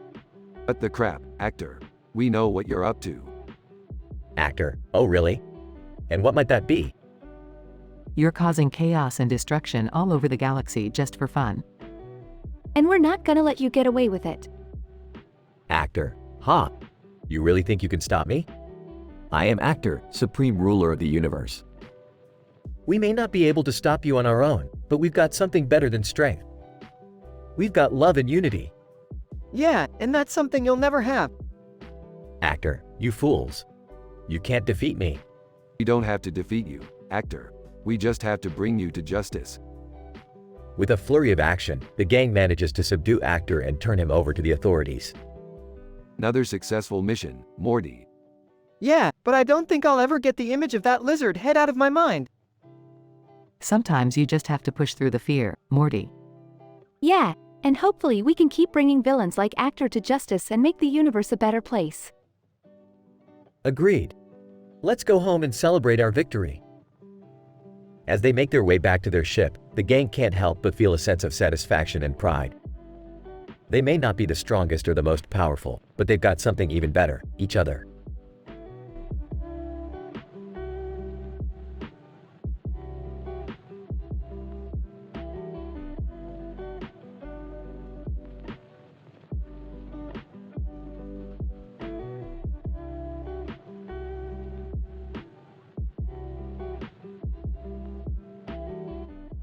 Rick, Morty, Jerry, Beth, and Summer were on a road trip when they spotted a strange restaurant with an intriguing sign that says, "Over Arby's." They decided to check it out, but they were surprised to find a woman holding a plate with a sandwich on it and a burger in front of her face. What's going on here? Woman. Oh, I'm just trying to decide between this burger and the sandwich. They both look so good. Why don't you just order both? Woman. Haha, wouldn't that be something? Suddenly, the restaurant started to shake and a portal opened up in front of them.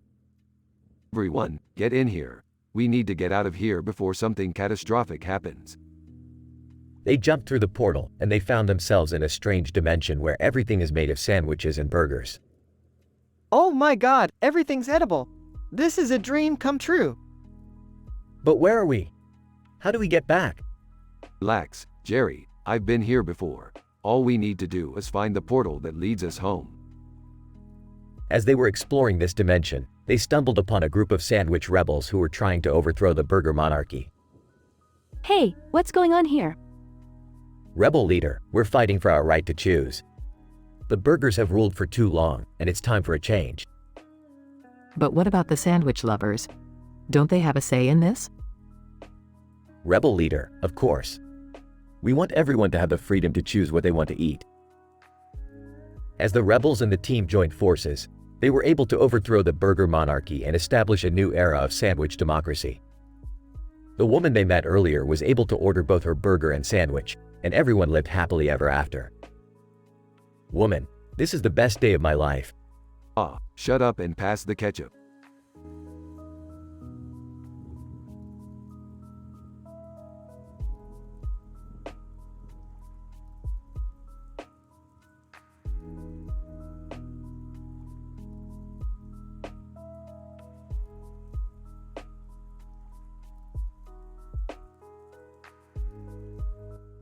Rick, Morty, and Beth landed on an unknown planet with a distinctive purple hue. As they stepped out of the ship, they were greeted by a menacing figure with a red lightsaber in his hand, Darth Vader himself. Oh great, we landed in a Star Wars knockoff. Real original. We should probably try to get out of here before he finds out we don't belong. Guys, I think he already knows we're not supposed to be here. Darth Vader. You have trespassed on forbidden grounds. Prepare for the consequences. Can we just talk about this? Maybe share a drink or two. Darth Vader, your attempts at diplomacy will not save you from your fate. As the group attempted to flee from Vader's wrath, they stumbled upon a secret chamber containing a powerful artifact. This could be our chance to defeat him. But shouldn't we be careful? What if it's a trap? What's the worst that could happen? As they reached for the artifact, they realized it was a hologram projection and they were surrounded by stormtroopers. Okay, maybe that was the worst that could happen. Darth Vader, you have much to learn, outsiders. Perhaps a more permanent lesson is in order. The trio fought valiantly against the stormtroopers and Darth Vader himself, narrowly escaping with their lives. That was too close. I don't think I can handle another adventure like that. Yeah, maybe we should stick to our own universe from now on. Oh, come on. Where's the fun in that? Plus, I think I know just the parallel universe we can explore next.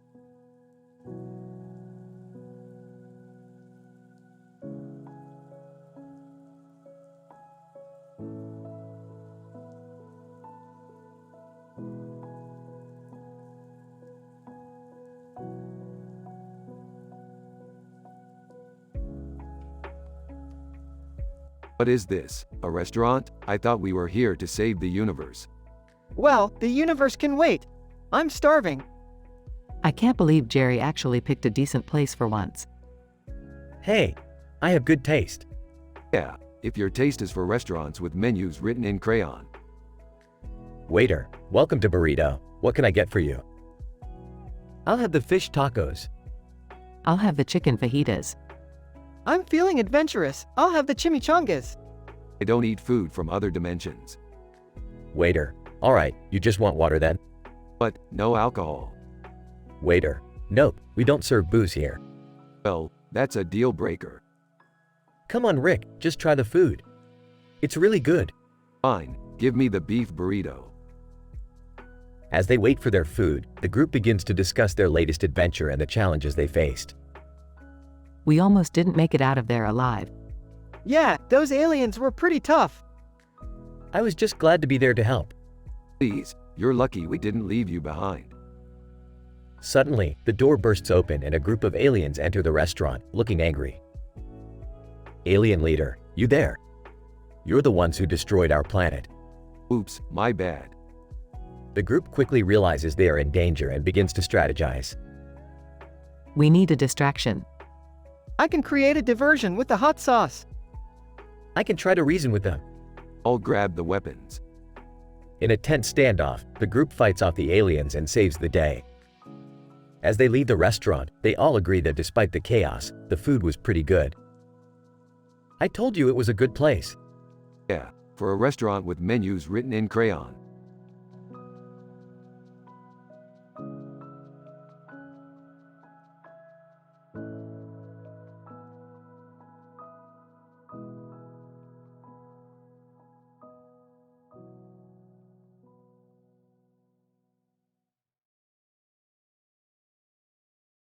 Morty, we've been hired by the most dysfunctional couple I've ever seen.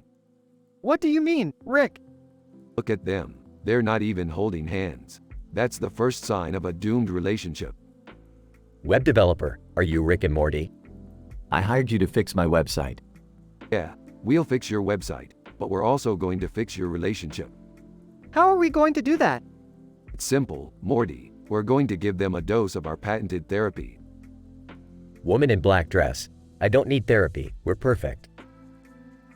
Man in black suit, she's right, we don't need any help.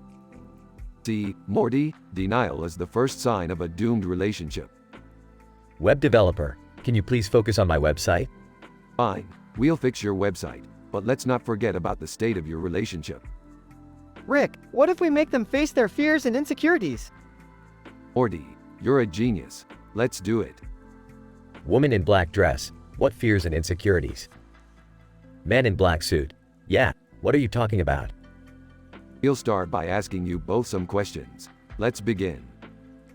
As the therapy session goes on, Rick and Morty uncover the couple's deep-seated fears and insecurities, leading to an emotional breakthrough. Meanwhile, they also fixed the developer's website, making it better than ever before. Woman in black dress. I can't believe we've been ignoring these issues. Man in black suit. I'm sorry, I didn't realize how much I was holding back. That's the beauty of therapy, folks. It makes you confront the things you've been avoiding. And it also makes websites run smoother. Web developer. I can't thank you enough for fixing my website. And for helping us too. As the couple leaves, Rick and Morty high-five each other, satisfied with a job well done. Another successful therapy session, Morty. Yeah, but I still don't understand why you had to wear that red cape. Therapist needs to look professional, Morty. And nothing screams professional like a red cape.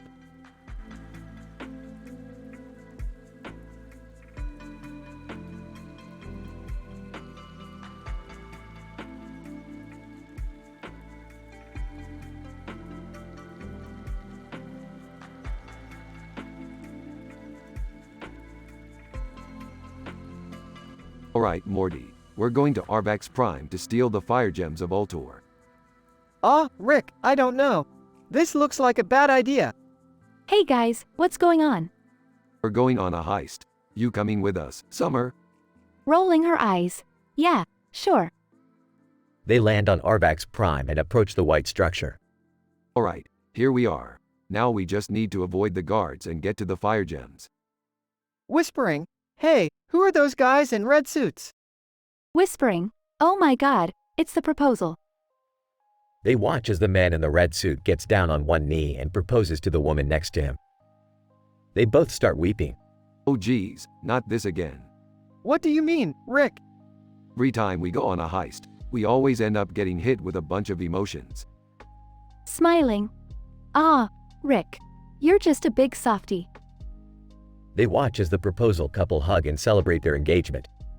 Suddenly, the white structure starts collapsing on them. Screaming, Rick, what's happening? Frantically searching for a way out. I don't know, Morty. It looks like the fire gems have some sort of security system. We're not going to make it out alive, are we? Determined. Of course we will. As long as we stick together, we can get through anything. They narrowly escape the collapsing structure and make their way back to their spaceship. As they fly away, they see the proposal couple waving goodbye to them. Smiling. You know, Rick, maybe emotions aren't so bad after all. Smirking. Don't get too sentimental on me now, Morty. We've got a whole universe to explore. The episode ends with them flying off into the galaxy, ready for their next adventure.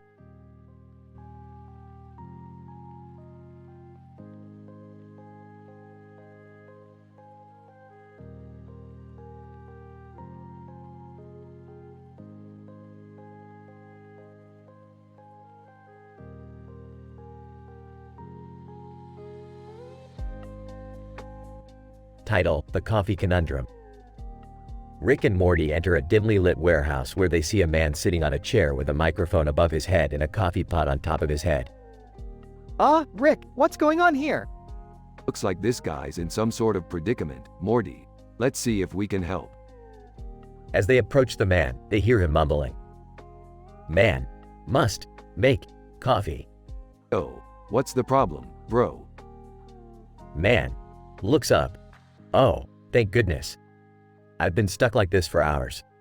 The coffee pot has fused to my head. How's that even possible?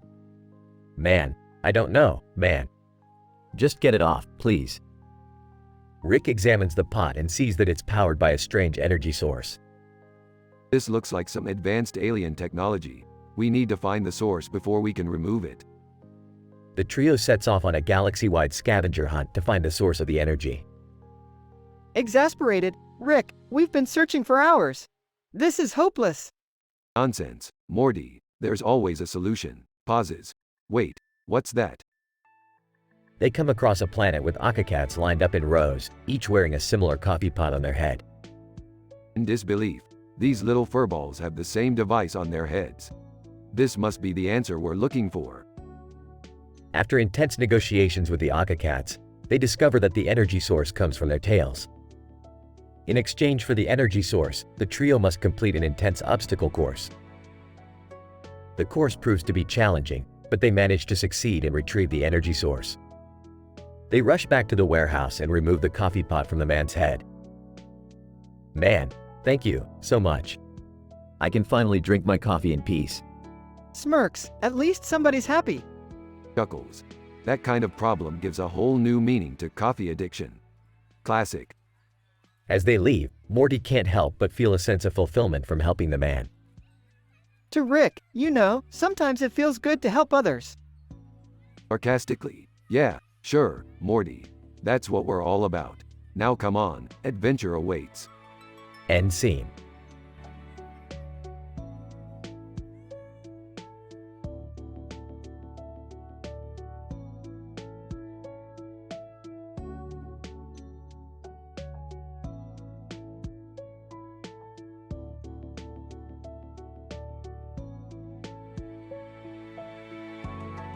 Oh Morty, this new adventure is going to be interesting. What are we doing now, Rick? We have to rescue Jerry from the clutches of this man in the suit. Who is he? He's a collector of rare objects. Jerry managed to get himself into trouble by stealing his prized collection. It was an accident. I swear. Man in suit, silence. You are lucky I've taken a liking to this red and yellow object. It might be enough to spare your miserable life. Jerry, this is why you shouldn't touch things you don't understand. Yeah, Jerry, you're like a child trying to play with toys meant for adults. We have to do something. We can't just leave Jerry here.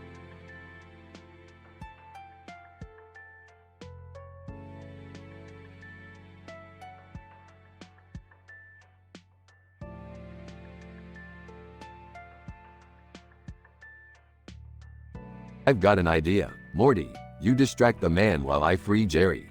Beth, you watch our backs. Distracting the man. Hey guy, do you know what time it is? Freeing Jerry, let's go. Watching their backs. Hurry up, guys. Thank you guys so much. I promise I'll never touch anything again. No need to swear, Jerry. We already know you won't keep it. Yeah, you're like a magnet for trouble, man. The four of them make their escape as the man in the suit yells after them. Another day, another wild adventure for the Smith family.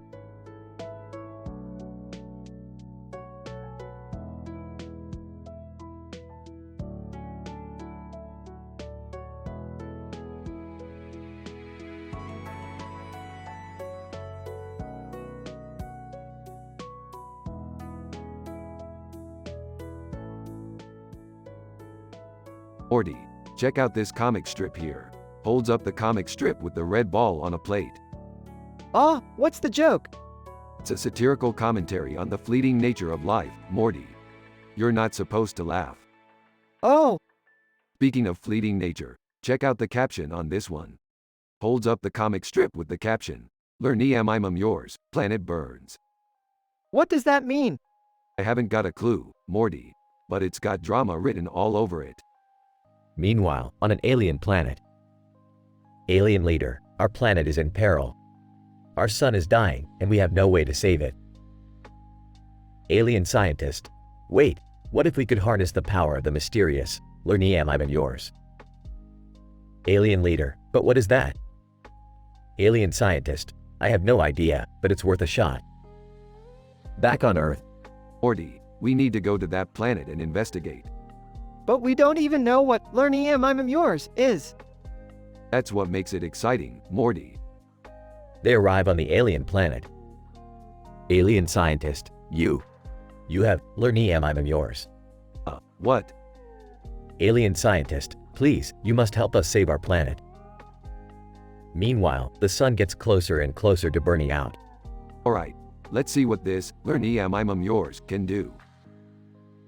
They say the phrase and suddenly, everything goes dark. When they open their eyes, they are on a new planet with a brand new sun. What happened? I have no idea, Morty, but it looks like we just saved an entire planet. Alien leader, thank you so much for your help. We are forever in your debt. Hey, no big deal. We live for this kind of thing. Morty looks down at the ground and sees a red ball on a plate. Hey, look at this. Rick just shrugs and they both walk away as the alien planet rests peacefully in a new day. Wow, they can save an entire planet just by saying some random words. And for them, it's just a no big deal kind of thing. But who knows what other strange things they'll encounter in their adventures.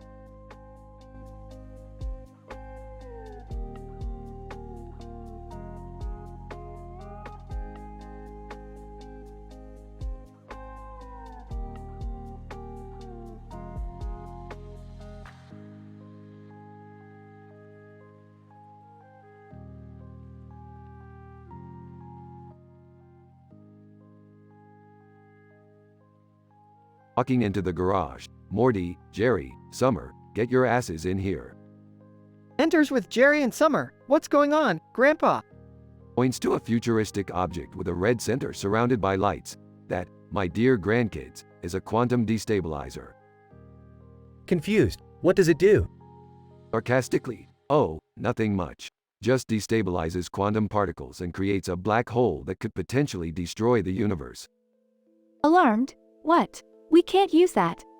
Smirks. Oh, come on, Summer. Where's your sense of adventure? Hesitant. I don't know, Rick. That seems kind of dangerous. Nervously, yeah, I think we should just leave it alone. Annoyed. Fine, if you're all gonna be a bunch of cowards. He grabs the quantum destabilizer and starts tinkering with it. Suddenly, the object starts to glow brightly and emit a high-pitched whine. Panicking. Rick, what did you do? Frustrated. I don't know, Morty. Something must have gone wrong. Freaking out. We have to do something. Clueless, what can we do? As the object continues to emit energy, the garage starts to warp and bend, revealing a portal to another dimension. Excited. Holy sh*T, guys. We're going on an adventure. Terrified. Rick, we can't just go through there. Determined. No, we have to. We have to fix this. Reluctant, I don't know if I'm ready for this. Grinning. Ready or not, here we go. He jumps through the portal, followed by the rest of the family. The group finds themselves in a strange, dark world, with blue and white circles floating around them. Scared. Rick, where are we? Amazed. I don't know, Morty, but this is incredible. Serious. We have to find a way to stop the destabilizer. Stammering, but how? As they try to navigate the foreign landscape, they encounter a group of aliens who have also been affected by the destabilizer. Alien, groaning in pain, who are you? What have you done? Coolly. Relax, buddy. We're just passing through. The alien collapses, causing the others to panic. Frustrated. This is getting worse by the second. Sympathetically, we have to help them, Rick. Terrified, I don't know if I can handle this. Determined. We can do this. We're the Smith family, damn it. As they work together to fix the quantum destabilizer and save the universe from destruction, the family learns the value of teamwork, trust, and perseverance. Grinning. Well, that was fun. Who's ready for another adventure? Exhausted. I don't know, Rick. Can we just go home? Smiling. Yeah, I think we've had enough excitement for one day. Relieved, agreed. Let's go home.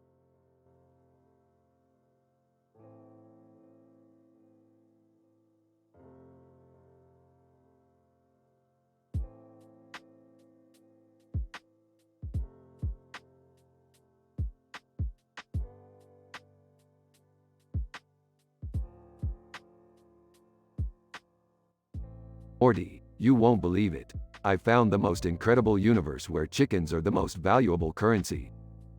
I don't know if I want to know where this is going, Rick. Seriously, guys, can't we just have a normal adventure for once? Normal is boring, Summer. Now, let's go collect some chickens. They arrive at the chicken universe and see the woman holding 2 chickens. Woman, well, ain't you a bunch of strange-looking birds? What do y'all want? We're here for the chickens, obviously. We heard they were worth a lot in this universe. Woman, well, that's true. But they're not just giving them away. You're gonna have to earn them. How do we earn them? Woman, you gotta win the rush chicken race. What's that? Woman, it's a race where you and your chicken have to get to the finish line the fastest. But be careful, it's dangerous. Dangerous is our middle name. They enter the race, and chaos ensues. Morty's chicken flies off into space, but they manage to catch it just in time. Summer's chicken gets into a fight with another chicken, causing a distraction that allows Rick to win the race. I did it. I won the race. Woman, congratulations. I suppose these chickens are yours now. Can we please just leave now? This universe is weird and gross. I agree with Morty for once. Let's just go home. Fine, fine. But first, let's take a selfie with these chickens. As they're taking the selfie, they notice the flag with the words, "Rush," on it. Wait, what does that say on the flag? Woman, huh? Oh, that. That just means we rush all of our chickens into the races. It's a terrible system, but it's all we've got. That's awful. These chickens deserve better than to be treated like currency. Well, we can't change this entire universe, but we can make a difference in our own world. Let's go home and start treating our chickens with respect. I never thought I'd say this, but I'm proud of you, Rick. They all teleport back home, ready to start a new chapter of treating their chickens with kindness and care.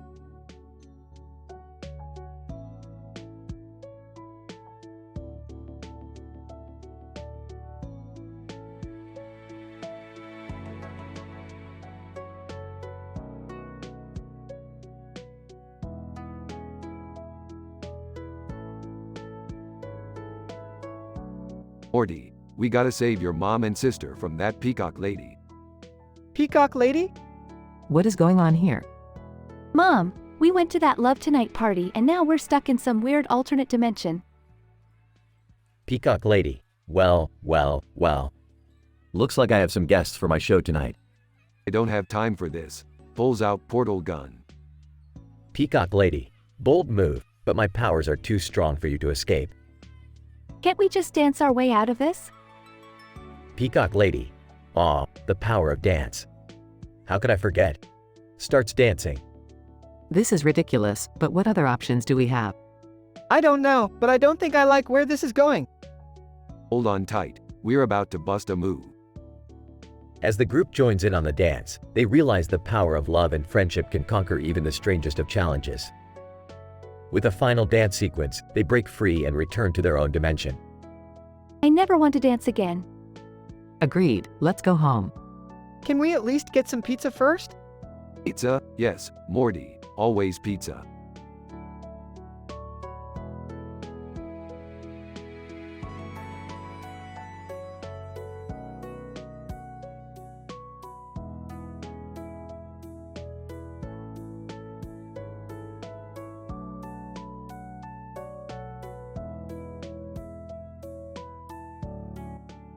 Rick and Morty episode, The Collage Chaos. Opening scene. Rick and Morty are tinkering with a new invention in the garage when Rick notices a peculiar collage on the wall. What the hell is this? I found it at the flea market. It's supposed to be art. Art? More like a mess of pixels and random crap.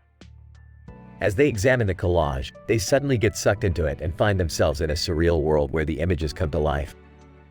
What the hell is happening, Rick? Looks like we're inside some kind of digital dimension. They explore the collage world and encounter various oddities, including a talking building and a city made of candy. Talking building. Greetings, travelers. I am Geology, the sentient skyscraper. Oh boy, this world is crazier than I thought. As they venture deeper into the collage, they discover that it is actually a collection of memories and emotions from the artist who created it. Whoa, this is deep, Rick. It's like we're inside someone's mind. Yep, and it's a real mess in here. We need to find the source of this chaos and fix it before we're stuck here forever. They eventually reach the center of the collage, where they discover a looming black void. Ah, the classic void of ominousness. This can't be good. Suddenly, the collage world starts to collapse and disintegrate, and Rick and Morty race to escape before they are trapped forever. Rick, what's happening? The artist's emotions are running wild. We need to get out of here now. They make it out just in time, and Rick destroys the cursed collage with a laser gun. Lesson learned. Morty, beware of bad art. Yeah, and also don't mess with dimensional collages. The episode ends with Rick and Morty back in the garage, contemplating the weirdness of their latest adventure. I think we need a drink after that one. I think I need a therapist. End scene.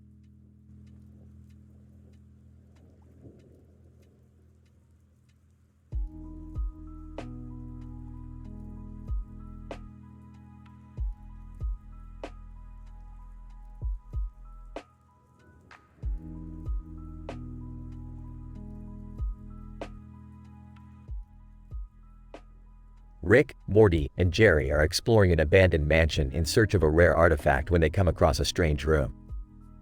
Inside, they find a woman wearing a mask and holding a clock in her hand. What's with the mask and clock?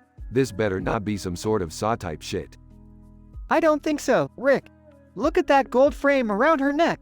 It's gotta be valuable. Guys, can we focus on the fact that there's a creepy lady in here? I'm getting bad vibes. The woman suddenly speaks, her voice muffled by the mask. Woman, you seek the hourglass of time. I can take you to it, but beware, for time is a fickle mistress. Alright, let's do this. But Morty, you better not mess with anything. You know how time travel works. I won't. I learned my lesson from that one episode, okay? As the group follows the woman through the mansion, they encounter several obstacles and traps. But with Rick's genius and Morty's quick thinking, they manage to overcome them all. Finally, they reach the chamber where the hourglass of time rests. The woman hands them the gold-framed clock and disappears into a puff of smoke. Okay, let's get out of here before anything else happens. But as they exit the mansion, they realize that something is wrong. The world outside has changed. People and buildings that used to be there are now gone, and new ones have taken their place. Rick, what did we do? I don't know, Morty. The hourglass must have had some sort of time-altering effect. What are we gonna do? My family might not even exist in this timeline. As they ponder their next move, the woman reappears before them. Woman, I warned you that time is a fickle mistress. But fear not, for I can help you return to your timeline. All you must do is wind the clock backwards until it reaches the exact moment when you first took it from me. With the woman's guidance, they wind the clock backwards until they're back in the mansion, facing the woman once again. Woman, well done. You have passed the test. The hourglass was never yours to take, but you have proven worthy of its protection. Wait, what? You mean this was all just a test? Woman, yes. And now that you have shown yourselves to be honorable, I entrust you with the hourglass of time. Use it wisely. The group leaves the mansion, relieved and victorious. But as they walk into the sunset, they can't help but wonder what other tests and adventures await them in the infinite multiverse.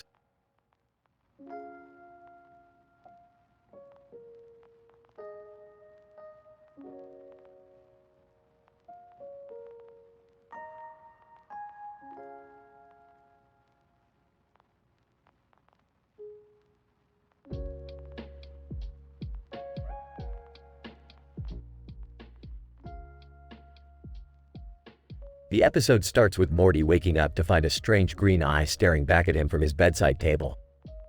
He calls on Rick for help, but Rick is more interested in the dozens of wires strewn across the room. Rick, Morty, you really need to start taking better care of your electronics. This eye looks like it's been through hell. Morty, what do you mean, Rick? It's just a weird eye. Why do you always have to make everything so complicated? As Rick examines the eye, he realizes that it's a highly advanced piece of technology from a distant planet called Spuzz. The eye is part of a system that allows the user to see through the eyes of anyone under surveillance. Rick, Morty, do you realize what kind of power you have here? You could spy on anyone in the universe. Imagine the possibilities. But Morty isn't interested in spying on people. In fact, he's getting more and more freaked out by the eye and the wires surrounding it. Morty, I don't want any part of this, Rick. It's too creepy. You can have it. As Rick starts tinkering with the eye, something strange begins to happen. The wires in the background start to glow and pulse with energy, and a voice begins to speak through the eye. Voice, greetings, visitors. This is the voice of Spuzz. What is your purpose in this quadrant of the universe? Rick, we're just passing through. Nothing to worry about. But the voice isn't convinced, and soon the wires in the room start to come alive. They wrap around Rick and Morty, trapping them in a web of technology. Morty, I knew we shouldn't have messed with this thing. Rick, what are we going to do? Rick, don't worry, Morty. I've got this. All we need to do is hack into the system and... But Rick is cut off as a massive jolt of electricity shoots through the wires, knocking them both out. When they wake up, they find themselves in a strange new world filled with strange creatures and even stranger technology. The only way to get back home is to complete a series of dangerous tasks and prove themselves worthy of the Chumble Spa system. As they journey through this bizarre new world, they realize that the eye and the wires were just the beginning of a much bigger adventure. They encounter strange and wondrous creatures, each more bizarre than the last, and eventually make their way back to Earth, tired but triumphant. Rick, well, Morty, that was quite a ride. Who knew a simple eye could lead us to the edge of the universe and back? Morty, yeah, but I think I'll stick to regular old TV for my entertainment from now on.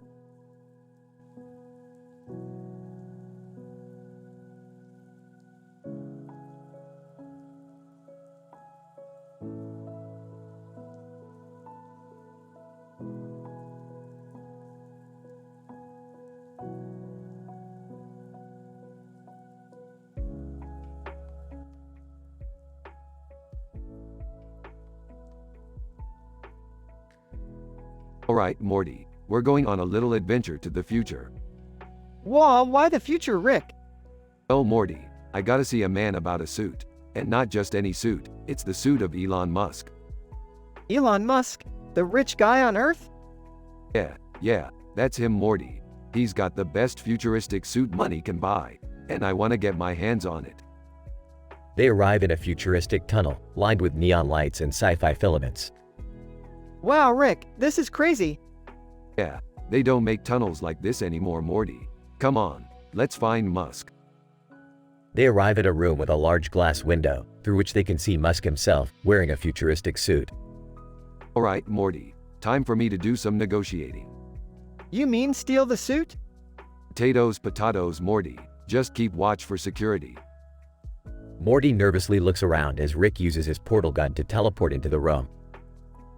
Elon Musk, who the hell are you? Name's Rick. I'm a big fan of your work, Mr. Musk. Elon Musk, oh really? What's your favorite thing I've done? Probably that time you launched a car into space. Pure genius, Mr. Musk. Elon Musk, alright, I'll bite. What do you want from me? Just your suit there. I've got a use for it. Elon Musk, sorry bud, that suit isn't for sale. Look, I didn't come all this way just to leave empty-handed. I'll make it worth your while. Elon Musk, like how? Whispering. Ever heard of interdimensional cable? Elon Musk's eyes widen. Elon Musk, you have access to that? Smirking. Oh yeah. Elon Musk considers for a moment, then nods. Elon Musk, alright, you've got a deal. Rick smiles as he begins to take off the suit. Morty, outside the room, hears a noise coming from down the hall. Oh, Rick, we may have a problem. What is it, Morty? Security's coming. Rick quickly puts on the suit and grabs his portal gun. Alright, Morty, let's bounce. They activate the portal and jump through just as the security guards arrive. Back in their own dimension, Rick takes off the suit and holds it up triumphantly. One Elon Musk futuristic suit acquired. Sighing, I can't believe we just stole from Elon Musk. Laughing. Hey, it's not stealing if you negotiate, right, Morty? Morty rolls his eyes as the two of them head off for their next adventure.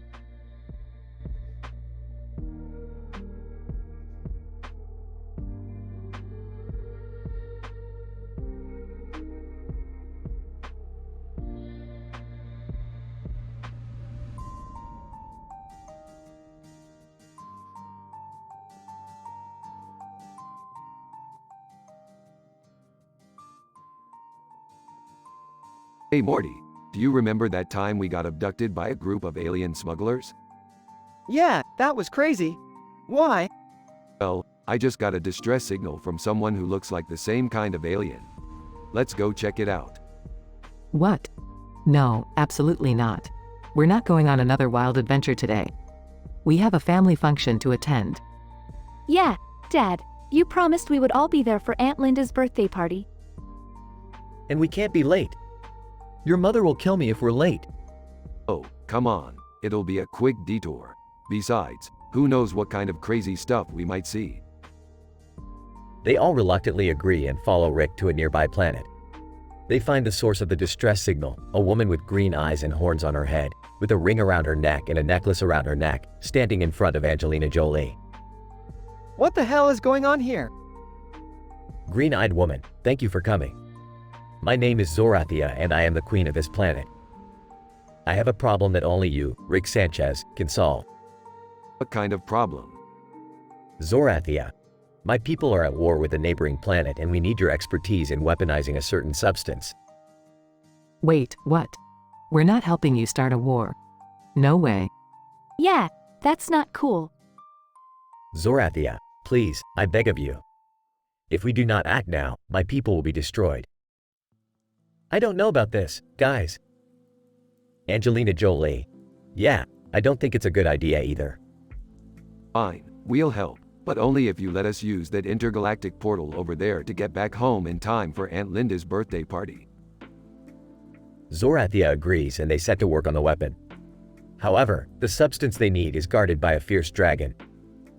Rick, Morty, and Jerry distract the dragon while Beth and Summer retrieve the substance. I can't believe we're doing this. Me neither, but at least we can save a race of people from destruction.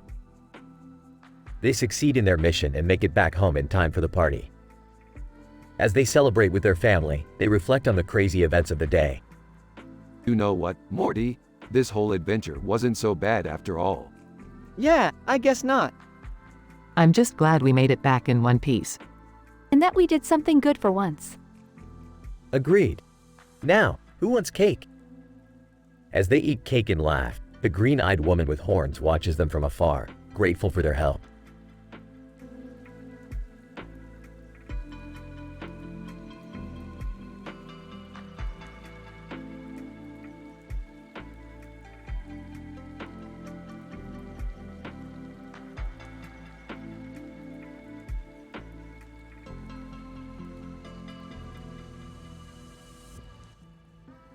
Title: Race Fast, Safe Car. Opening shot of the Smith family driving along the road in their new car. Race fast, safe car. What do you mean, Grandpa? I mean, Morty, that this car is built for speed and safety. We can race anyone out there on the road and still come out unscathed. Race fast, safe car. I like the sound of that. Yeah, let's see what this baby can do. They arrive at a parking lot where a large group of cars are parked. Look at all these suckers with their mediocre cars. We'll show them what a real car can do. Race fast, safe car. You got that right, Morty. Let's do this. The Smith family revs up their engine and speeds off, leaving a trail of dust behind them. Ah, those amateurs don't stand a chance. Race fast, safe car. Yeah, we're really flying now. This is amazing. Suddenly, a red sports car pulls up beside them, driven by a cocky-looking teenager. Teenager, nice ride, old man. But I bet I could beat you in a race. Race fast, safe car. We're up for the challenge. Let's do this, Grandpa. Yeah, show that punk what a real car can do. We're not afraid of him. The race begins, with the Smith family and the teenager speeding down the road, weaving through traffic and narrowly avoiding accidents. This is what I live for. Race fast, safe car. We're really pushing it now. We've got this. Just as it looks like the Smith family is about to pull ahead, the teenager's car suddenly swerves and crashes into a wall. Teenager, no fair. You cheated. Race fast, safe car. We don't need to cheat to win. Yeah, we just have a superior car. Exactly. And we know how to drive it. The rest of the cars in the parking lot start to circle around them, impressed by their racing skills. Looks like we've got some new fans. Race fast, safe car.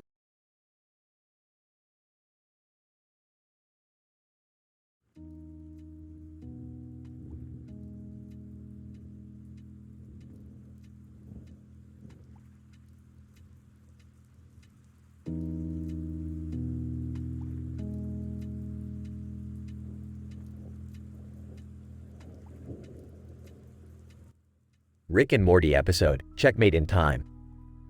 Rick and Morty find themselves in a medieval castle, where they stumble upon a room with two women dressed in medieval garb playing chess. Hey, Rick, what's going on here? Looks like a game of chess, Morty. What else would it be? As they watch, they notice that the stakes are high and the tension in the room is palpable. Looks like this isn't just any old game, Morty. These ladies are playing the Queen's Gambit. Oh man, I heard that's like super intense. As they observe the game, they notice that one of the women, the Queen, is constantly putting the king in check.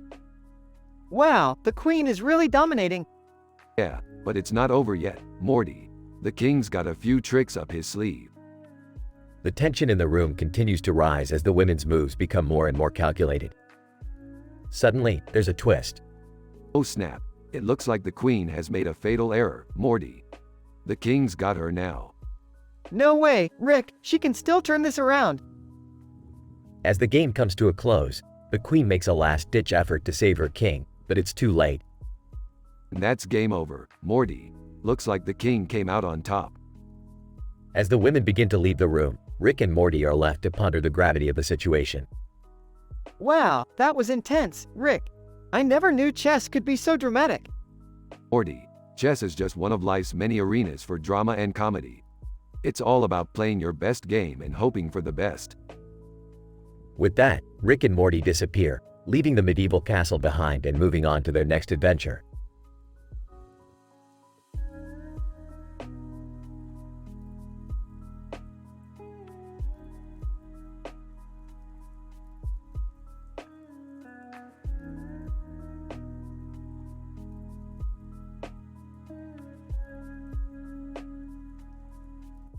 Title: Race Car, Dragon, Moon. Scene: the family is driving in the car and glance at the giant moon in the background and a giant dragon in the foreground. Did you see that red dragon? It's a race car, pal. Dad, your logic is manic. That dragon is simply gigantic. I wish we could go home. It's a palindrome night. We have to leave. Don, I'm not one to panic, Beth. I'm up for a stroll. This dragon is iconic. But we can't just leave, Dad. What if that dragon is demonic? The dragon seems harmless. Morty, don't be so paranoid.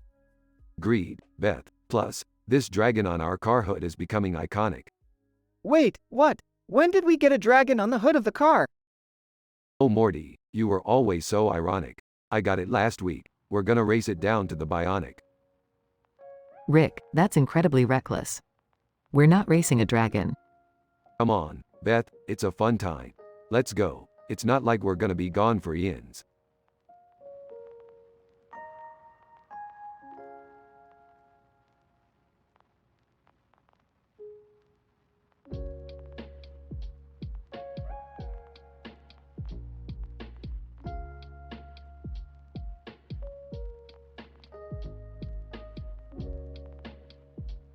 Arg, Morty, we've landed ourselves in a pirate adventure.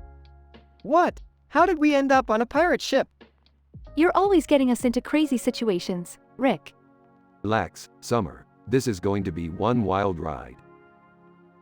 As they sail on, they suddenly see a full moon rise over Long John Silver's ship. Whoa, Morty, have you ever seen a full moon like that?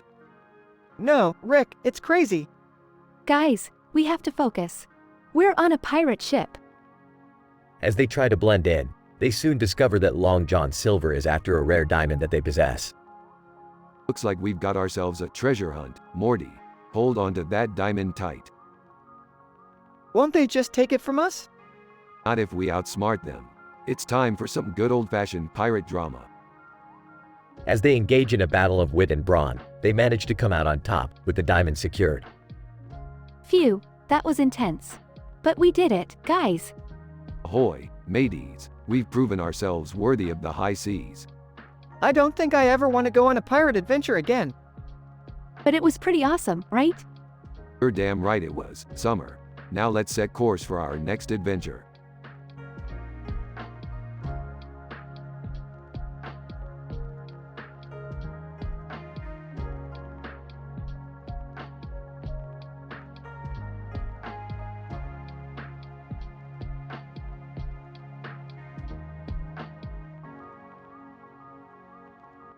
Morty, wake up.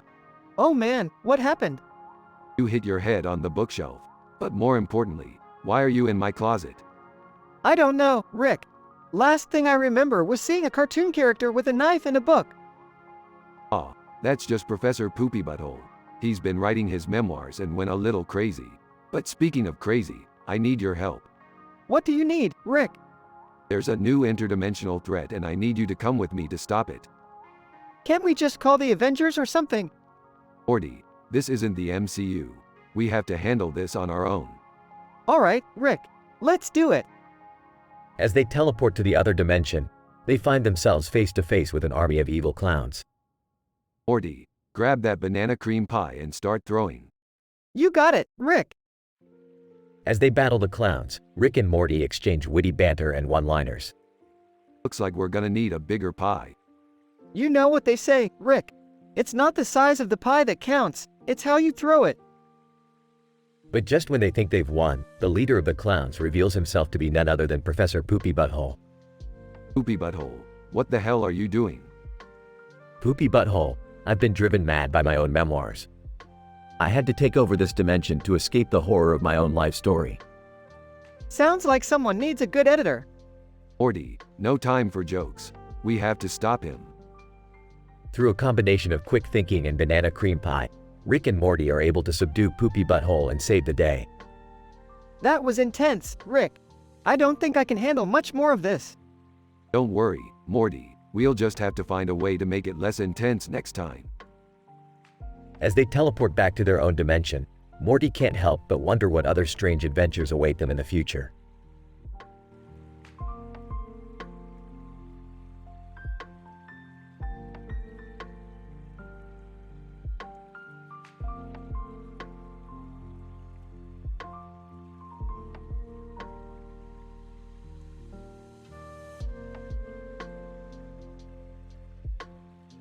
Morty, we gotta act fast.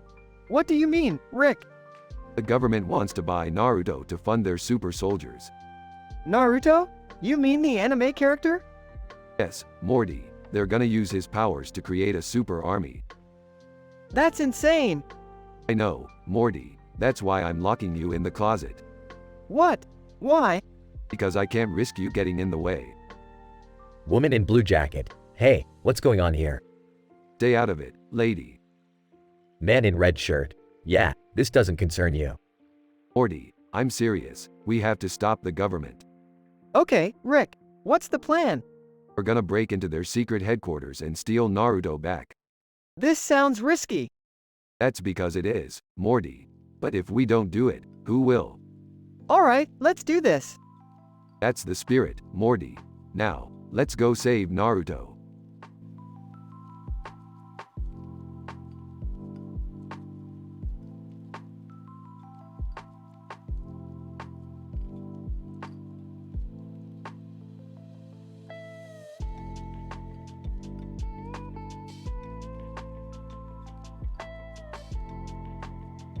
Hey Morty, you know what's better than a guy with a gun and a hat?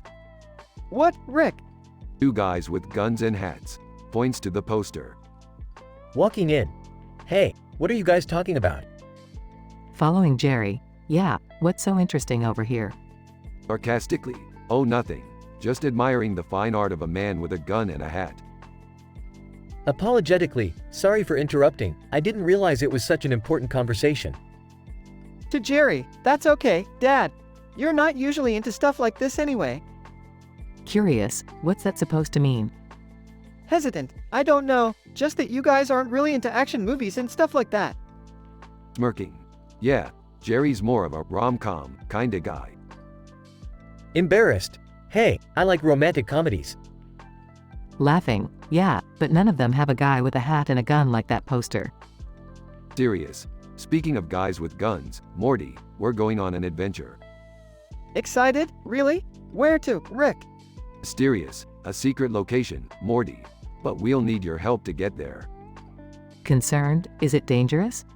Shakes his head. Nah, it's just a simple retrieval mission. Skeptical? Retrieval mission? What are we retrieving? Smirks. A hat and a gun, of course. Episode then follows the group on their adventure to retrieve the hat and gun, facing various obstacles and comedic situations along the way. However, drama ensues when they discover that the hat and gun belong to a dangerous criminal who wants it back, leading to a tense showdown between the group and the criminal. In the end, they successfully retrieve the hat and gun and return home, with the family bonding over their adventure and newfound appreciation for action movies.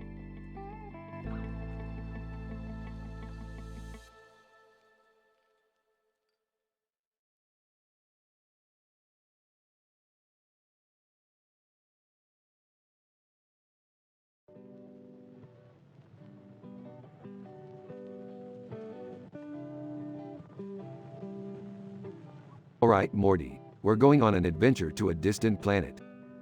Whoa, Rick, check out that guy flying with a sword in his hand. Yeah, and look at that crowd of people following him. I've seen this before. It's like an anime convention on steroids. Naruto, Naruto, Naruto. Morty, will you quit it with the Naruto stuff? But Rick, Naruto is a hunksicle. Rolling her eyes. Can we focus on the task at hand, please? Fine, but I'm not guaranteeing anything. This planet could be dangerous. Clinging onto Rick, don't worry, Rick. With Naruto on our side, nothing can go wrong. Smirking. Sure, Morty. Whatever you say. As they approach the planet, they immediately encounter hostile aliens. Sarcastically. Oh look, Morty. Naruto's not here to save the day. Naruto is a hunksicle. Dodging laser fire. Can we please focus on surviving? They manage to fight off the aliens and make their way to a temple. Inside, they find the flying sword-wielding character from earlier. Alright, I think it's time we get some answers. Excitedly, maybe Naruto sent us here on a mission. Skeptically. Sure, Morty. Whatever you say. They confront the character, who reveals that he's a time traveler sent to stop an apocalyptic event. In order to do so, he needs their help. Nodding. Alright, we'll help you out. But no more flying swords or crazy crowds. Grinning, can we still shout out Naruto catchphrases? Sighing. Naruto is a hunksicle.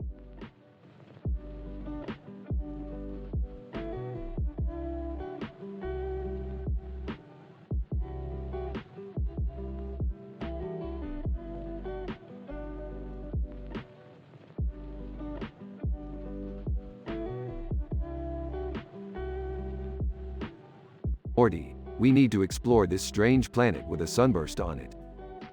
Whoa, Rick, look at that cool helmet. It's like something Naruto would wear. Who the hell is Naruto? You know, Rick, the ultimate hunksicle ninja. He's so awesome. Morty, focus. We have a mission to complete. But Rick, imagine how cool it would be to have a jutsu like Naruto's Rasengan. Morty, we don't have time for that. We need to find the answer to why this planet is green. Aw, man. Fine. Let's just call it a day and go home. Not so fast, Morty. Look at that weird plant over there. It's emitting some strange energy. Naruto wouldn't be afraid of this plant. He'd just use his shadow clone jutsu and take care of it. Morty, for the last time, stop talking about Naruto. We need to focus on the task at hand. Sorry, Rick. I just get excited thinking about all the cool adventures we could have with Naruto. Oh, Morty, life isn't always about living in a fantasy world. Sometimes you have to face the reality of the situation. Yeah, you're right, Rick. I guess I just need to grow up. That's the spirit, Morty. Now let's get to work and figure out the mystery of this planet. And no more Naruto talk. Got it? Got it, Rick. Let's do this.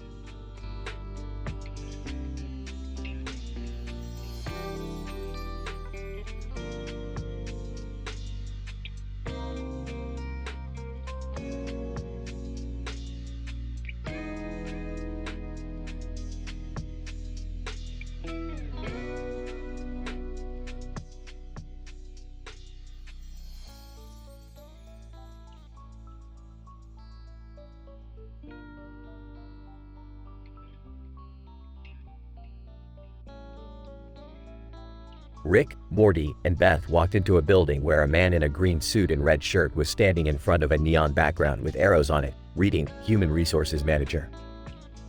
Human resources? What are we doing here? I already got fired from this place once. What did you do, Rick?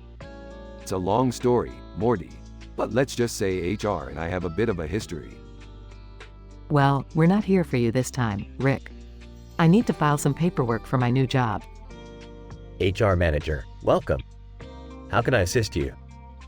I need to update my emergency contact information. HR manager, sure thing. Let me just pull up your file. Wait a minute. What is it? HR manager, according to your file, you have a brother. I do? HR manager, yes, and he works for our company. In fact, he's been working here for years. Whoa, that's crazy. Why didn't you tell us, Beth? I had no idea. I've never met him. Well, this just got interesting. Let's go find him. The trio set out to find Beth's brother, following the arrows on the neon background. As they walked, the HR manager gave them a warning. HR manager, be careful. There have been some strange incidents happening in the company lately. Like what? HR manager, employees have been disappearing. And there have been rumors of a mysterious figure lurking around. Sounds like our kind of party. I don't know, Rick. This seems dangerous. Ah, Morty, we've faced worse. Let's go find Beth's brother and solve this mystery. As they continued down the hallway, they heard strange noises and saw shadows moving in the distance. What was that? Only one way to find out. Suddenly, the lights went out and the trio found themselves in complete darkness. I can't see anything, Rick. Relax, Morty, I got this.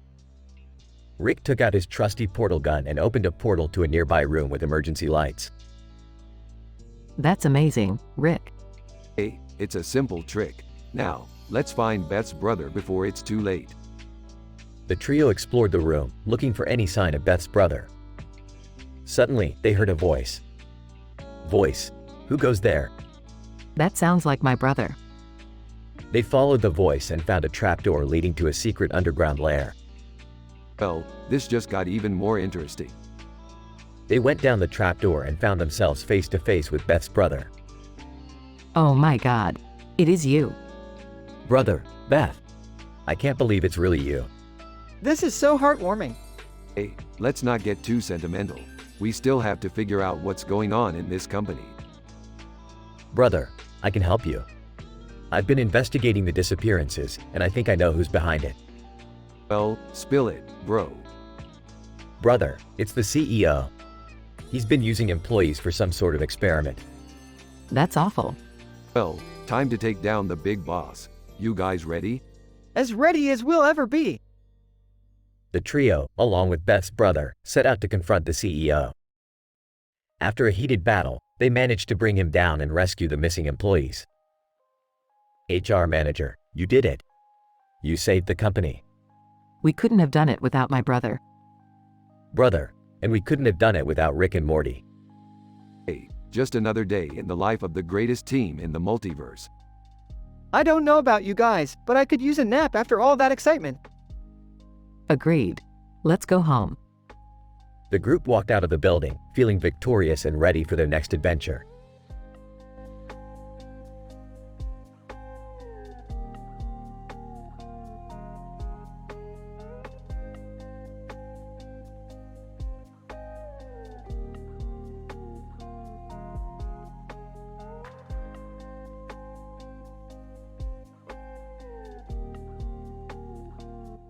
Title: The Masked Samurai. Rick, Morty, Beth, and Summer are out on an adventure when they come across a strange portal. They walk through and find themselves in a green room with a masked woman wielding two swords. Who are you and what are you doing here? Masked Samurai. I am the Masked Samurai, and I have been traveling through time and space to find a worthy opponent. Ah, you think you can take us on? We're the smartest people in the universe. Masked Samurai. I do not underestimate my opponents. Let us do battle. The group engages in an epic sword fight, with the Masked Samurai proving to be a formidable opponent. This is crazy. Why are we fighting her? I don't know, but it's kind of exciting. We're not going to get anywhere with this. Masked Samurai, can we talk instead? They sit down and discuss their goals and intentions. Masked Samurai. I'm searching for a rival to help me hone my skills. Will you join me on my quest? Sure, why not? We've got nothing better to do. The group travels through different dimensions and fights various villains, each time growing stronger and more skilled. This is actually really fun. I'm learning a lot from the masked samurai. Yeah, and I never thought I'd be fighting alongside someone with such style. I just hope we can keep up with her. In the end, the masked samurai completes her quest and departs, leaving the group with newfound strength and confidence. That was one wild ride. I'm ready for anything now. I'm just glad we made it out in one piece. Can we do this again sometime? I don't know. My arms are still sore from all that sword fighting. As they walk back through the portal, the group can't help but wonder what other adventures await them in the multiverse.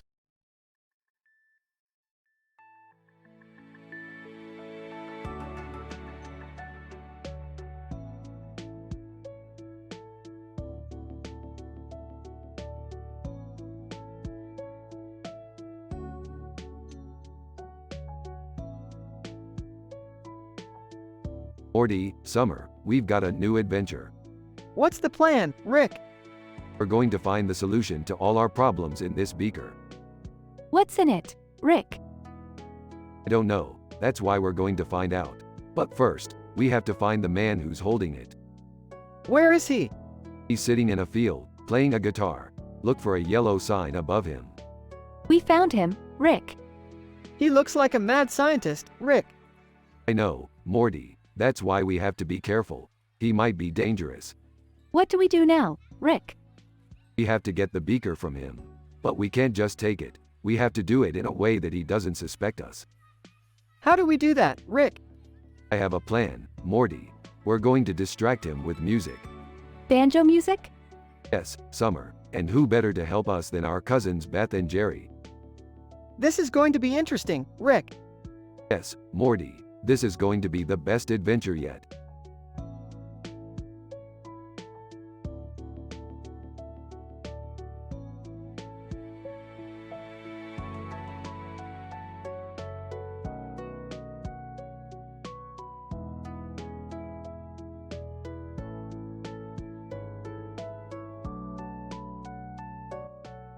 Opening shot. Rick, Morty, Jerry, and Summer are gathered in the living room with a new poster hanging on the wall. What the hell is that? I don't know, but it's giving me nightmares. That poster is a masterpiece. It's a nod to the classic horror movies. The red and yellow color scheme is reminiscent of the iconic poster of The Shining.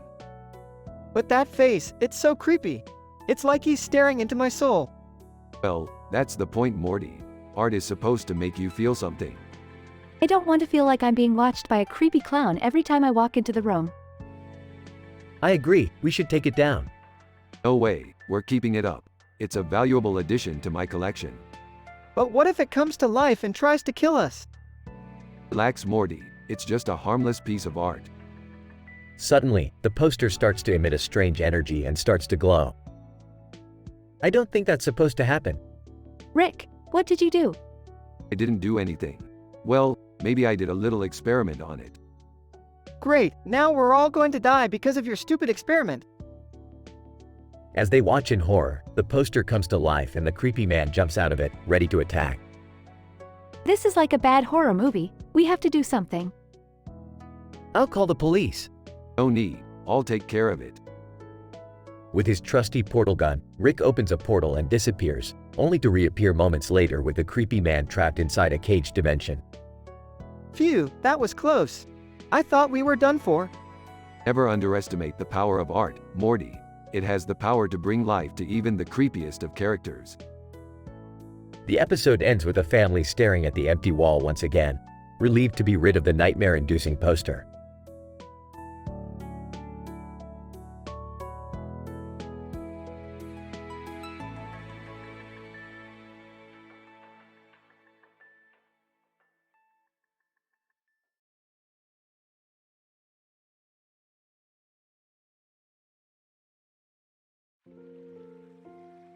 Alright, Morty, buckle up. We're heading for a new dimension.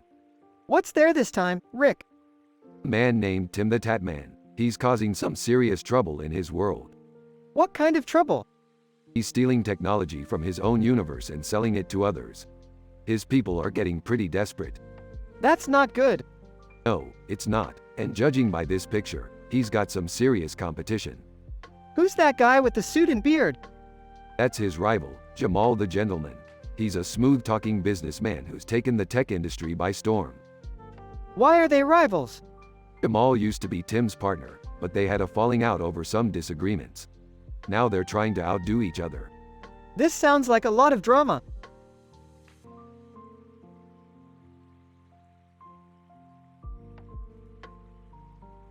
You don't know the half of it. There's backstabbing, espionage, and all kinds of crazy stuff going on. And to make matters worse, they're both after a new invention that could change the game completely. What is it? That's what we're going to find out. Hold on tight, Morty. It's going to be a wild ride.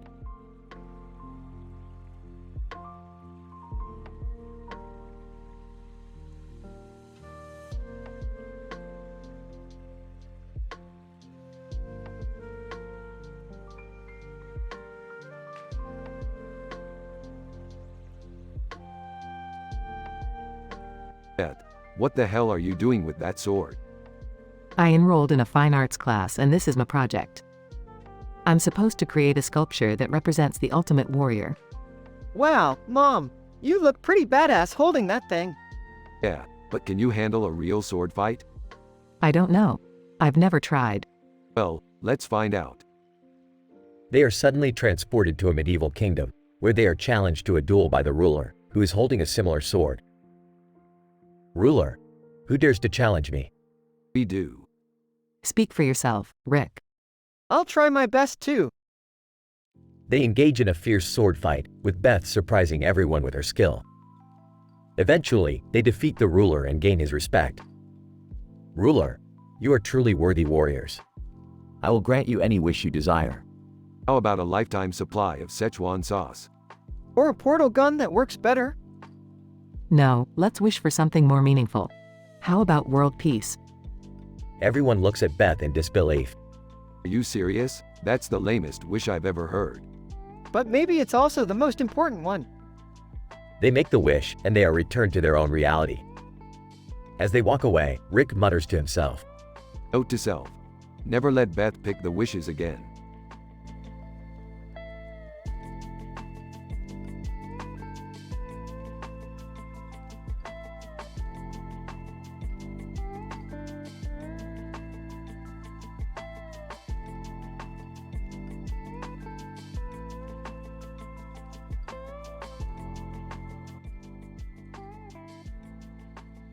Alright, Morty, this is the place. What place, Rick? The dark web, and we are here to find the legendary Sword of Light. Wait, what? Is this even safe? Safe? Come on, Summer, what fun is there in being safe? Rick, there's a group of people over there, and Jake Paul is with them. Why does he always have to be everywhere we go? Jake Paul, hey, guys. What are you doing here? We're here to find the Sword of Light. What about you? Jake Paul. Oh, I'm just here to make some content for my blog. You can't vlog here.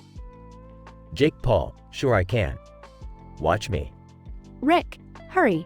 We need to find that sword before anything else happens. Relax, Summer. We are the smartest people in the universe, remember? As the group approaches the computer screen, they notice the two swords on each side of it. The light in the middle was getting brighter and brighter, and suddenly, the swords began to move on their own, floating in midair. Rick, what's happening? I don't know, Morty, but I think we need to grab those swords. Are you crazy? Those things could kill us. Do you want the Sword of Light or not? The group hesitated for a moment, but Rick quickly grabbed the two swords on the left while Morty grabbed the one on the right. The light exploded, and the ground beneath them shook. Jake Paul, wow! This is insane. Shut up, Jake. As the dust cleared, the group noticed that they were transported to another dimension. A voice boomed from above. Voice, you have proven yourselves worthy to wield the Sword of Light. Use it wisely. Sweet, now we can finally save the universe. Rick, I think we should be careful with this thing. Yeah, I don't think we're ready for this responsibility. Nonsense. We are the smartest people in the universe. And with this sword, there's nothing we can't do. The group then heads out of the dark web, leaving Jake Paul behind. Jake Paul, wait! You can't leave me here. Serves you right. I don't think we should have left him there, though. Relax, Morty. We have bigger problems now. We need to figure out how to use this sword. The group then jumps into the portal and disappears, leaving Jake Paul stranded in the dark web. As they venture off into the unknown, they realize that wielding the Sword of Light comes with great power and great responsibility. Will they use it for good, or will it consume them? Only time will tell. The end.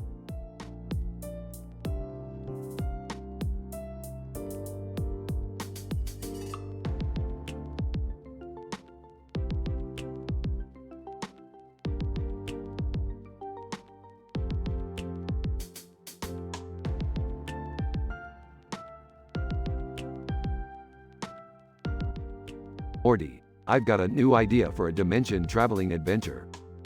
Cool, Rick. What's the plan? We're traveling to a dimension where everything is opposite, but not just the people, the world itself. Oh, sounds like my life. Shut up, Jerry. Wait, Dad, you mean like another planet? Yes, but with the opposite laws of physics and opposite cultures. I don't know, Rick. That sounds pretty dangerous.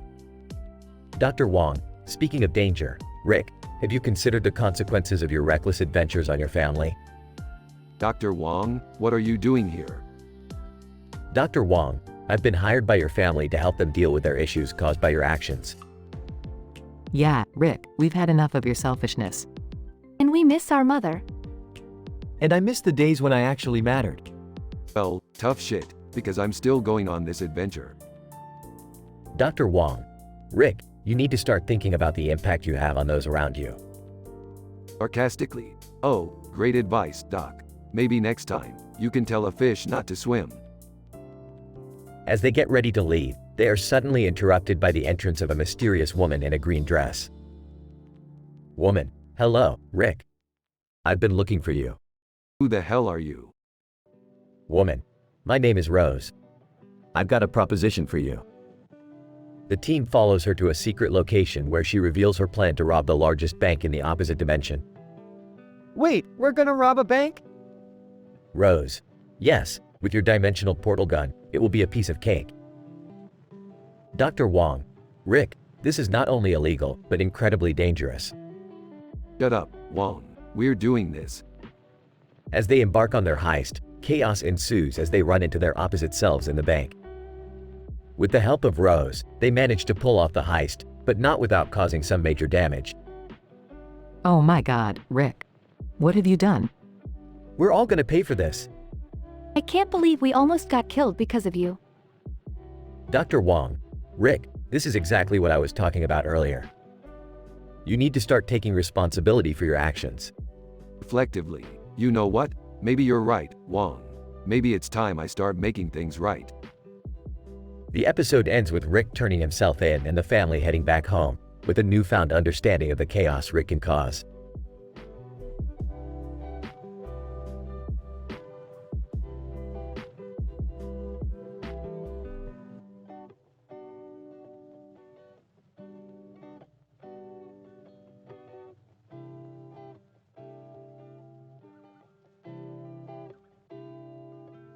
Morty, we're in trouble. What's wrong, Rick? Look over there. It's Ridge and Mortgage. Who are they? Our evil counterparts from another dimension. Ridge. Well. If it isn't Rick and Morty. Mortgage. What are you doing in our dimension, losers? We're just passing through. Ridge. Not so fast, Rick. We have some unfinished business. Mortgage. Yeah, we want that portal gun. We can't give you the portal gun, Ridge and Mortgage. Yeah, it's too dangerous. Ridge. Then we'll just have to take it by force. Mortgage. Attack. Rick and Morty fight Ridge and Mortgage while the group of people watch in confusion. Morty, use the freeze ray. Right, Rick. Rick and Morty freeze Ridge and Mortgage. Let's get out of here before they thaw out. Good idea, Rick. The group of people looks on in amazement as Rick and Morty run off into the portal. Group of people, what just happened? End of episode.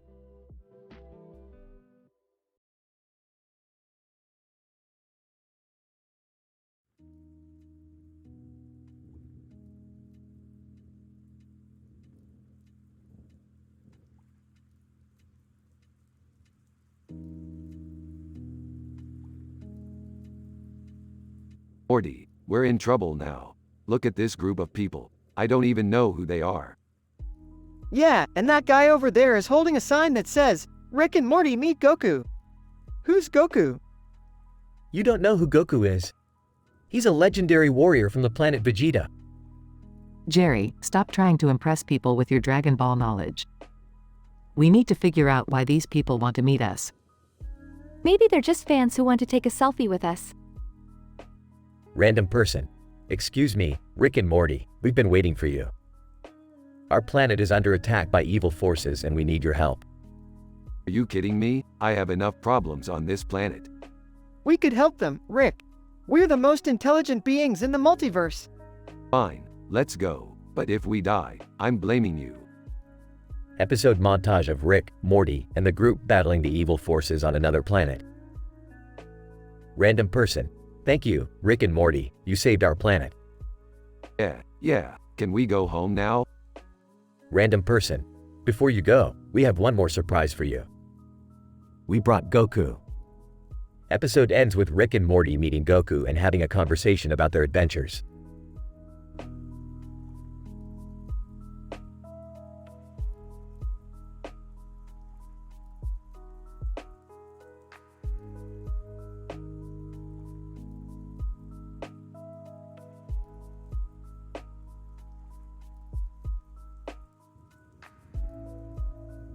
Morty, you know what time it is? Time to save the world. Again. Geez, Rick, can't we just have a normal day for once? I agree with Morty. I just want to relax and watch TV. Suddenly, a portal appears and a woman in a blue dress holding a sword comes out. Woman, I need your help. The sky is falling in Bangladesh and only the Sword of Destiny can stop it. The Sword of Destiny? Never heard of it, but I'm up for a good adventure. Let's go. I don't know, Rick. That woman seems dangerous. I'm with Morty on this one. I don't want to get hurt. Don't be such chickens, you two. We're Rick and Morty. Let's go save the world. As they travel to Bangladesh, they encounter many obstacles and challenges. But with the help of the woman and her sword, they are able to make it to the site where the sky is falling. Woman, quick. We only have a few minutes to stop the sky from falling. Rick grabs the sword and tries to stop the sky, but it's too powerful. Rick, it's not working. We need to do something else. I knew this was a bad idea. Woman, wait. I know what we need to do. We need to work together and believe in ourselves. Rick, Morty, and Jerry look at each other and nod in agreement. With their combined efforts and teamwork, they're able to stop the sky from falling. Wow, I guess sometimes teamwork really does make the dream work. That was intense, Rick. Can we please go home now? Agreed. I think I've had enough adventure for a while. Fine. Let's just hope the universe doesn't need saving again anytime soon. The group heads back through the portal, ready for some much-needed rest and relaxation.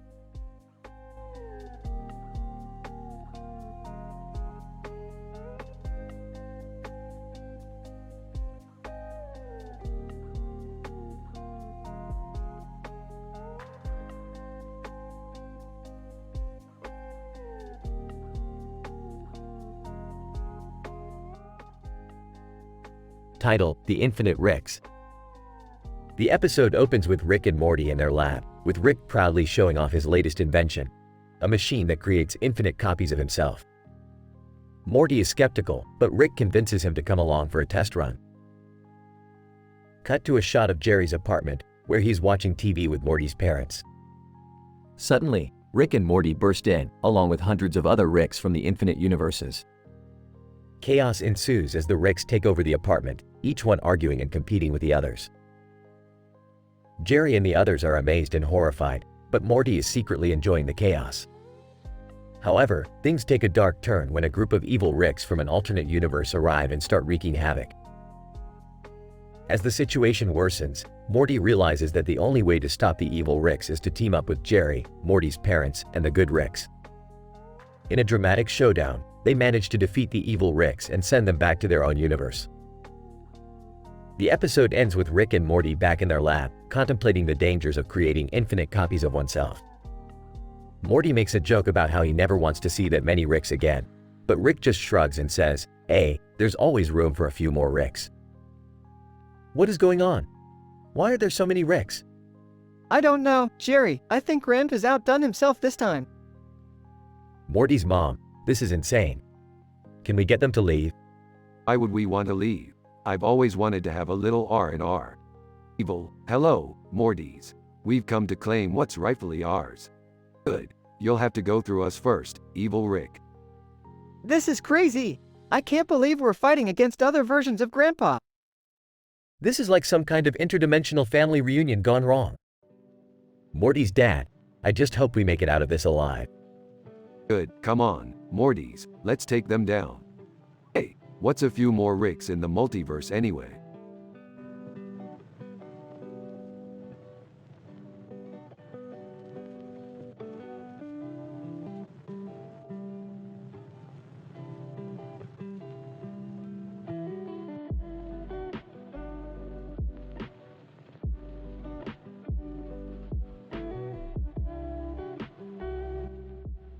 Title: Demon Blades.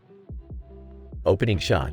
Rick, Morty, and Beth are walking through a dark forest, searching for a rare ingredient for one of Rick's experiments. So anyway, we need to find the root of the Soravius plant to make the antidote for my alien hooch or something. I don't know, Rick. This forest gives me the creeps. Yeah, and what's with that demonic-looking creature with a sword over there? Suddenly, the creature charges towards them, swinging its sword. Watch out, guys. They manage to dodge the creature's attack, but another demon appears, this one with a glowing head and a glowing sword. What the hell are those things? So anyway, those are demon blades. They're rare and valuable, or something. Valuable? They're trying to kill us. Yeah, but imagine the profit potential. As they try to escape the demon blades, they come across a group of cultists performing a ritual. Cultist, we summon thee, O great demon lord. Great, more demons. So anyway, let's make a deal with these guys. We'll help them summon the demon lord if they give us the demon blades, or something. That's a terrible idea, Rick. But Rick goes ahead with the plan, using his scientific knowledge to help the cultists complete the ritual. In exchange, they receive the demon blades. As they leave the forest, Morty can't help but feel like they made a mistake. So anyway, are you sure this was a good idea, Rick?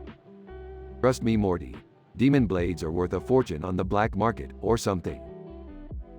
But as they arrive back at the lab, they find that the demon blades have a mind of their own, possessing anyone who tries to wield them. What have you done, Rick? So anyway, we'll just have to find a way to control them, or something. But as they struggle to contain the demon blades, they realize the true danger of these powerful weapons. Epilogue: the demon blades are sealed away in Rick's lab, never to be used again. Morty learns to trust his instincts, and Beth learns to stand up to Rick's reckless behavior. And somewhere out there, the cultists continue their dark rituals, summoning demons and wielding their cursed blades.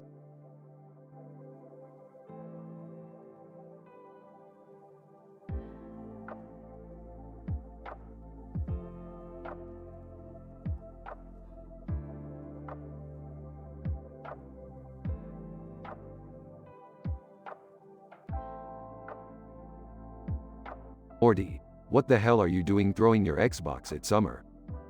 She ruined my school project by distracting me with her constant phone calls and messages. And how's that Xbox gonna fix it? Genius. You should have just talked to her like a normal person. I can't deal with her right now, Rick. I need to blow off some steam. Well, you just blew off your Xbox, Morty. You know how much those things cost. I don't care. It felt good to let out my anger. Meanwhile, the man holding the paper and cell phone looks at Rick and Morty in confusion. Man, what is going on here?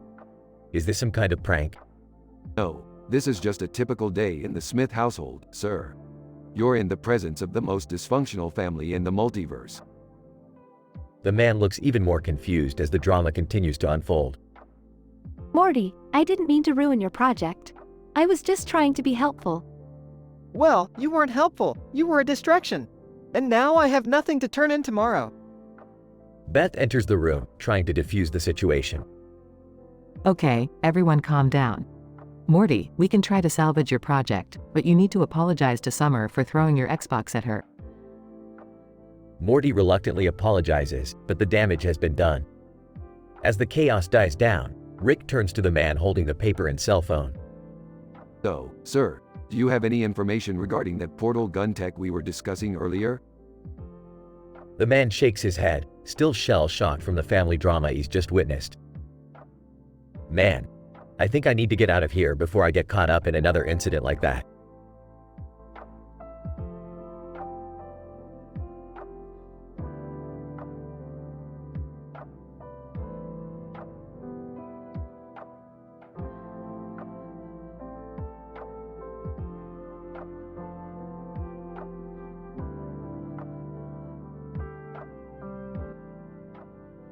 Morty, we have a new mission. We have to travel to the planet Zorgon and take a picture of the rarest creature in the galaxy, the bird-headed woman.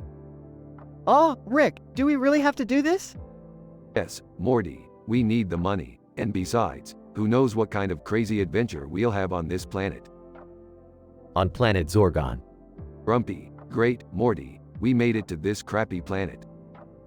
Curious. Look, Rick, there she is. The woman in the green coat with a bird on her head and a golden ring around her neck. They approach the woman and introduce themselves as photographers. Woman, confused. Why do you want to take my picture? Sarcastic? Oh, we just love taking pictures of people with birds on their heads. Now, come on, stand here and pose. Morty snaps the picture but realizes that the woman's necklace is a powerful portal device. Astonished, Rick, look at her necklace. It's a portal device. Intrigued. You're right, Morty. This is our chance to visit new universes. They convince the woman to take them on a portal adventure. Woman, reluctant. Okay, but be careful. The portals are unstable. They travel to a parallel universe where Morty meets an alternate version of himself that's a successful artist. Jealous. Wow, that's amazing. I wish I could paint like that. Alternate, smug. Yeah, well, you can't. So, boo-yah. They then travel to a universe where Rick is a feared tyrant and has to fight his alternate self to get back home. Enraged, this guy's been messing around with my reputation. I'm going to teach him a lesson. They finally make it back to their own universe. Woman, grateful. Thank you for showing me so many amazing universes. Here's the payment for the picture. Morty opens the envelope and finds a note that says, "The real treasure was the memories made along the way." Disappointed. Come on, Rick, we traveled through time and space for nothing? Laughing. Don't be so dramatic, Morty. We had a great adventure, and that's all that matters. They fly away in their spaceship, with the woman smiling and waving goodbye with a bird on her head. The end.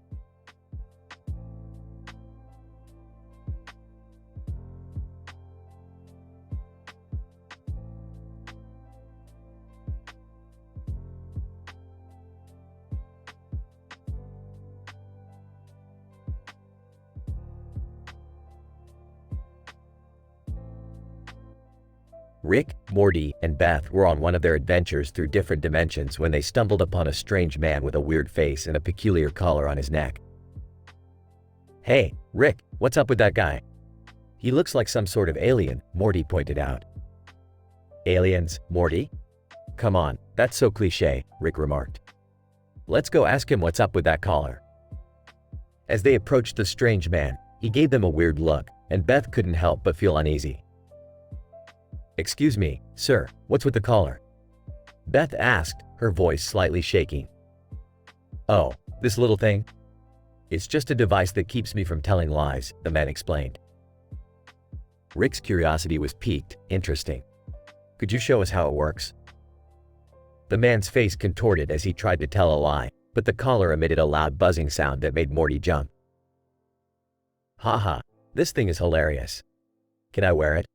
Morty asked, excitedly. The man handed Morty the collar, and he immediately put it on. However, things took a turn for the worse when Morty's ex-girlfriend suddenly appeared in front of them. Morty, I missed you so much.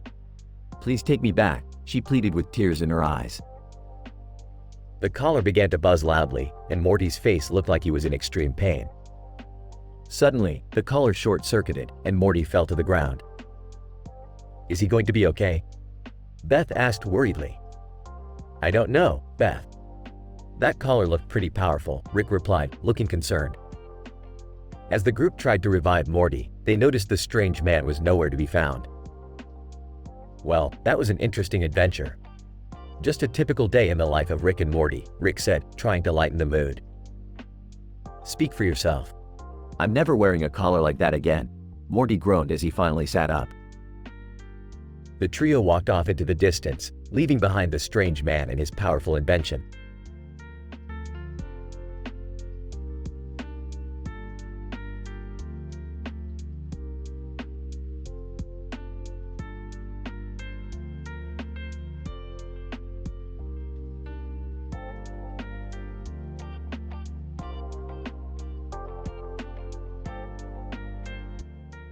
Rick, Morty, and Beth were on their adventure in the galaxy, and they stumbled upon a strange planet that looked exactly like Earth. As they landed, Rick noticed a woman standing on the back of a blue car with a white tailpipe and a white top and a black skirt, beside Elaine Bennis from Seinfeld. Whoa, whoa, whoa, Morty. Look at that babe. She's standing on a car like a pro. And is that Elaine Bennis? What are the odds? Rick, we're not here to look at babes. We're here to explore. Morty's right. Let's focus on our mission.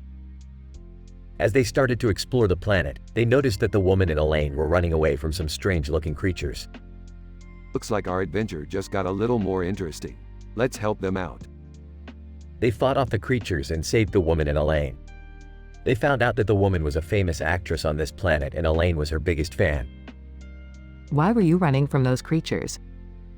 Woman, they're my paparazzi. They follow me everywhere I go.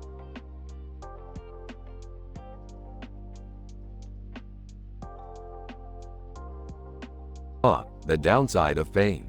You can't escape it even in the galaxy. Elaine. Oh, I know. I'm a celebrity too, but on a different planet. It's tough being in the limelight all the time. I don't think I could handle that kind of attention. They all laughed and continued on with their adventure, learning that even on different planets, celebrities have their struggles. Well, that was an interesting detour. Time to get back to the mission. Yeah, but first let's take a selfie with the famous ladies. As they took their picture, Rick accidentally dropped his portal gun and it fell into the hands of the paparazzi. Well, that's not good. And so, their adventure continued with another obstacle to overcome.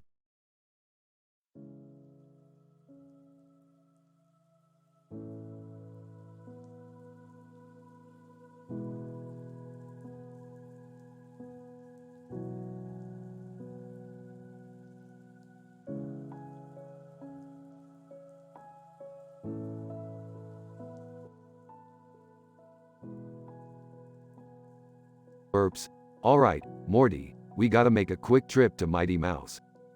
Mighty Mouse. What for? Scoffs. What for? Look at this. Shows Morty the image description. Okay. Enters the room. Hey guys, what's up? Nothing that concerns you, Jerry. Offended. What? Why not? Entering the room. Rick, be nice to Jerry. Rolls his eyes. Fine.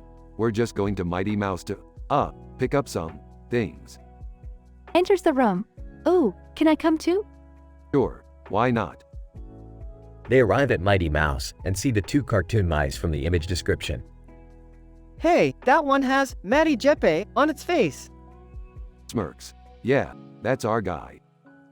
The group approaches the mice. We need to talk to you about something.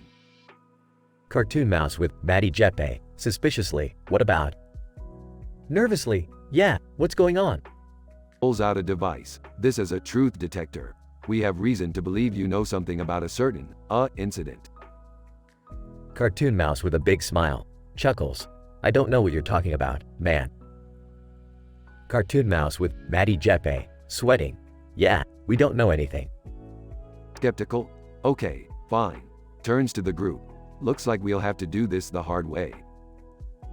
There is a brief fight scene with the cartoon mice trying to escape. Concerned, Rick, we can't just beat up these mice. Frustrated? Fine. Turns to the mice. How about this? We'll let you go, if you tell us what you know.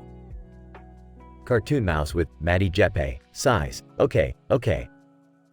We were just hired to plant a device in a local electronics store. Confused. Why would anyone do that? Cartoon Mouse with Matty Jeppe, I don't know, man. We just do what we're told. The group is able to thwart the plan, and the episode ends with them all eating pizza. Man, that was crazy. I can't believe we fought cartoon mice. You all need to learn to think things through before resorting to violence. Somberly. Yeah, I'm sorry for getting us into that mess. Sarcastically, it's all good, Jerry. I'm sure we'll find some other way to get into trouble next week. Burps.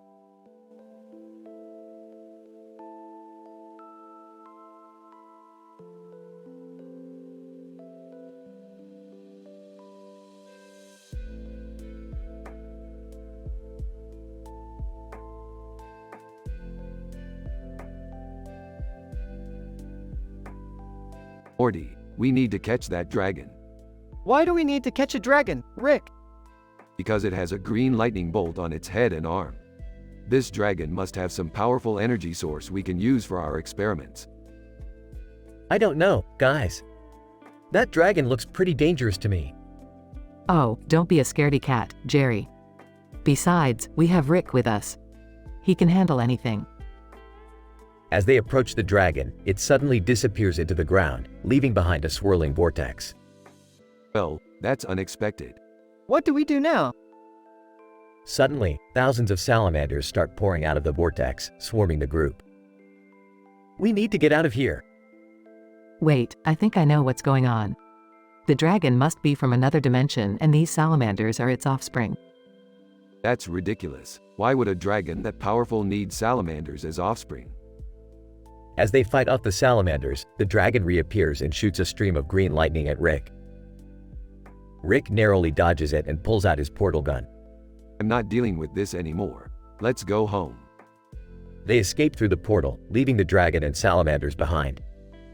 That was intense, Rick. Yeah, well, at least we got some cool footage for our interdimensional cable show. Can we please never do that again?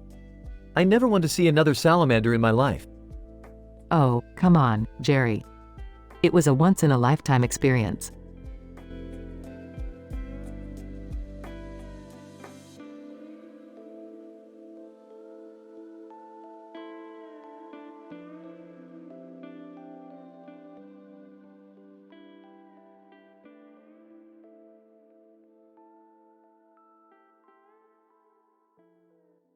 Title: The Sword in the Light Room. Rick, Morty, Beth, and Summer were on a space adventure when they stumbled upon a strange room. Inside the room was a woman in a blue dress holding a sword. The room was filled with bright lights on the ceiling and a clock on the wall. Oh, who is this lady? Woman, I am the protector of this room. This sword is the only weapon that can defeat the evil forces that threaten the universe. Whoa, that's some serious stuff. But why is the room filled with lights and a clock? Woman, the lights are meant to blind the enemy, and the clock counts down the time until the evil forces arrive. So, what are we supposed to do? Woman, I need your help. The sword has been stolen, and the evil forces are coming. We have to get it back before it's too late. We're in. Let's get that sword. The group ventured out into space to find the sword. They encountered many obstacles and enemies, but they persevered. Finally, they found the sword and returned it to the woman. Woman, you have saved the universe. Thank you. No problem. We're always happy to help.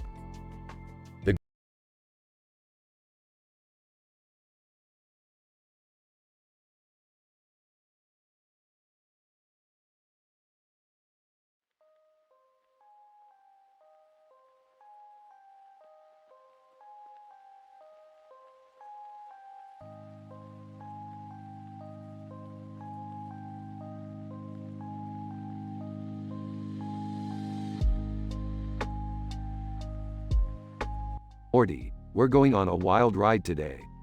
What are we doing, Rick? We're going inside Taylor Swift's mind. What? Why? Because she has a painting of a bird flying through a sky filled with stars and shapes of red, white, and blue, and I want to know what that means. Oh, okay, let's go. Inside Taylor Swift's mind. Look at all these bright colors and shapes, Morty. This is trippy. Whoa, what's that? That's the painting we're looking for. Let's go towards it. As they get closer to the painting, they notice the bird in the painting starts to move.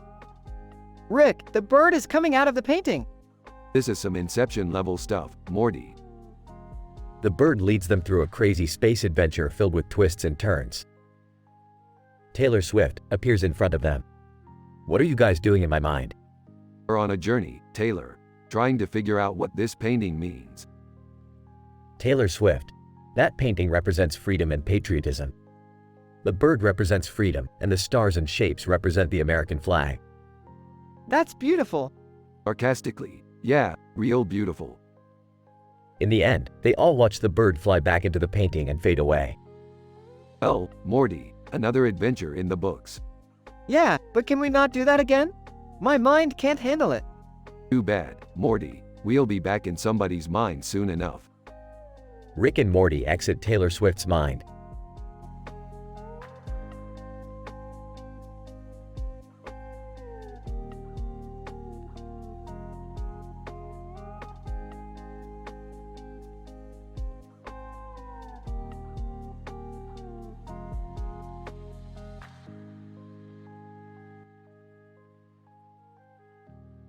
Title: Green Envy. Rick and Morty are flying through space when they come across a strange planet.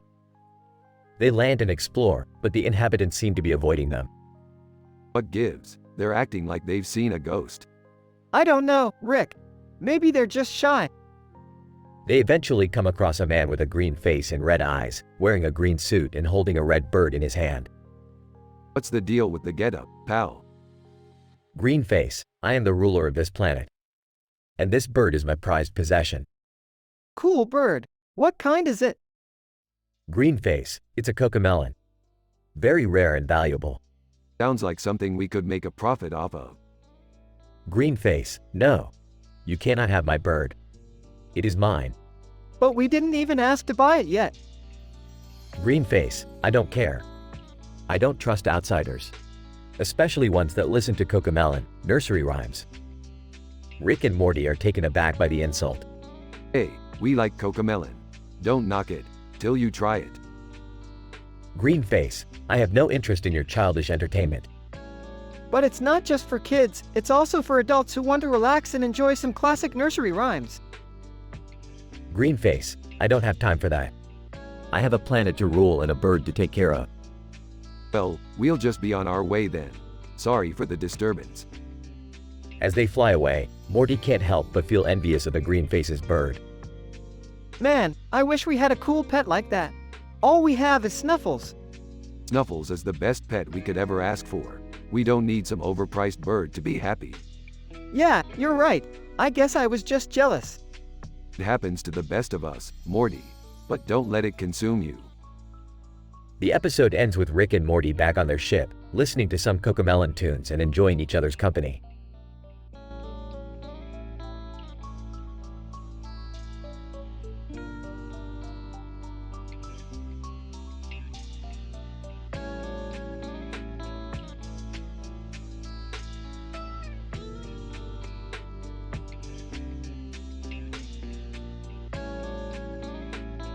Hey Morty, check it out. I caught a rare alien fish. Wow, that's cool, Rick. But what's with all the balls and stuff on the table? Those are just some items I confiscated from a local alien festival. But let's focus on the fish now. The fish suddenly jumps out of the tank and starts swallowing the balls on the table. Rick, I don't think that fish is supposed to be eating those things. Relax, Morty. It's just a harmless ball-eating fish. What could go wrong? As the fish continues to eat the balls, it suddenly starts to grow in size and becomes aggressive. Rick, I think we have a problem. No worries, Morty. I got this. Rick pulls out a shrink ray and aims it at the fish, but accidentally hits the blue fish outside. causing it to shrink to the size of a pea. Oops. Rick, what are we gonna do about the bluefish? We'll just have to bring it inside and hope it doesn't cause any more problems. But as Rick and Morty put the small blue fish in a new tank, it starts to grow in size just like the other fish and becomes even more destructive. Rick, we need to fix this before it's too late. I know, Morty. I'm working on it. Rick grabs a device and tries to reset the fish to its normal size, but instead it starts glitching and causing chaos in the lab. Rick, we're doomed. Not yet, Morty. I've got one more trick up my sleeve. Rick pulls out a remote control and presses a button that activates a portal. The two fish are instantly sucked into it and disappear. Wow, Rick, that was a close one. Yeah, Morty. Those fish were more trouble than they were worth. Let's just stick to hunting aliens from now on.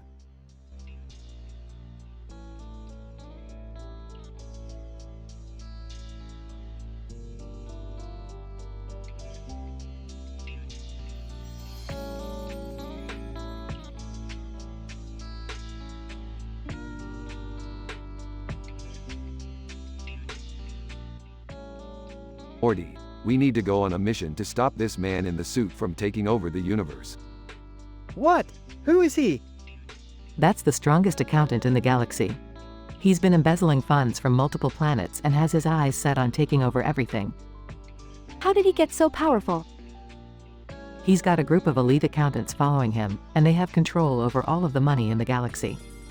That's why the red light follows him. It's a symbol of his power. Well, we're not going to let that happen. Morty, get the portal gun. Right here, Rick. We're going to infiltrate their headquarters and take them down from the inside. How are we going to do that? I have a plan. We'll pose as a group of auditors and sneak into their meeting. Then we'll use my latest invention to disable their accountancy devices. And what's that invention? Morty's clone. He'll distract them while we do the real work. Hey, Rick. Just kidding, Morty. We'll all work together on this. Later at the accountant's headquarters. Accountant, welcome, auditors. We appreciate your visit. We're here to conduct an inspection of your financial records. Accountant, of course. Follow me. They enter a room with a large computer. Accountant, this is where we keep all of our accounts. Feel free to take a look around. As the accountants begin to look around, Rick pulls out a device and presses a button. Suddenly, all of the screens turn black. Accountant, what's going on? Why did the screens turn off? Rick, did it work? Let's hope so. Morty, use the portal gun and get us out of here. As they make their escape, they can hear the accountants panicking. Accountant, what did they do? Where did they go? Looks like we made it out just in time. So, what's next, Rick? We wait and see. I have a feeling that this won't be the last we hear of the accountant.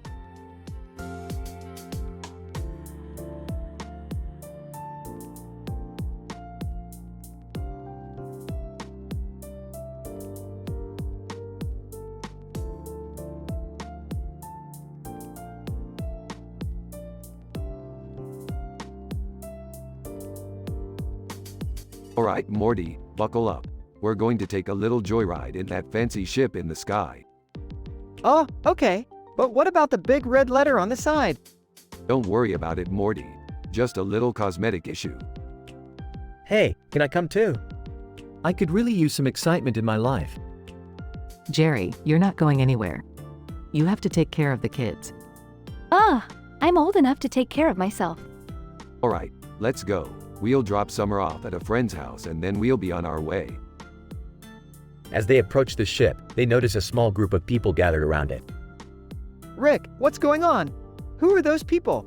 Looks like they're trying to get on the ship. No worries, I'll just use my portal gun to get us on board.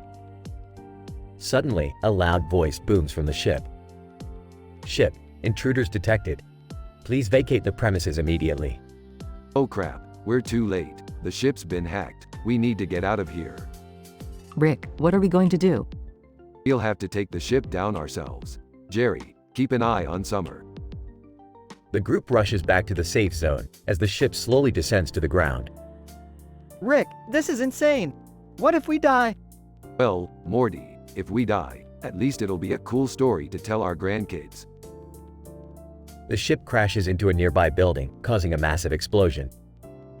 As the dust clears, the group looks at each other, realizing they've survived. Dad, that was so cool. Can we do it again? Screw this. I'm going home.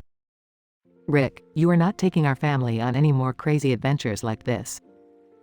Alright, I promise I'll only take you on safe, boring adventures from now on. The group walks away from the wreckage, overhearing a news report about the mysterious giant red letter being a symbol for a cult trying to take over the world. You know, Morty, sometimes it's just better not to ask questions. Yeah, I think you're right. The end.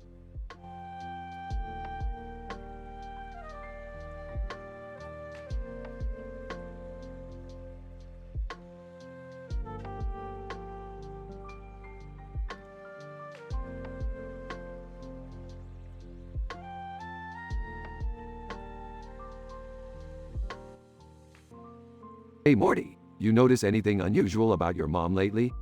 No, not really. What's up? Take a look at this. Rick shows Morty a picture of Beth with a creepy-looking alien. What the hell? Dad is gonna lose his mind when he finds out. I don't think that's the worst of it. I hacked into your mom's phone and found out she's been cheating on your dad with that alien. In disbelief. You did what? Relax, Morty, it's for the greater good. We have to stop this alien invasion before it gets out of control. Meanwhile, back at the Smith household.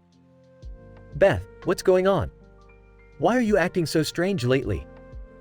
Trying to hide her guilt. What do you mean, Jerry? I'm just busy with work. Don't lie to me, Beth. I can see it in your eyes. You're hiding something from me.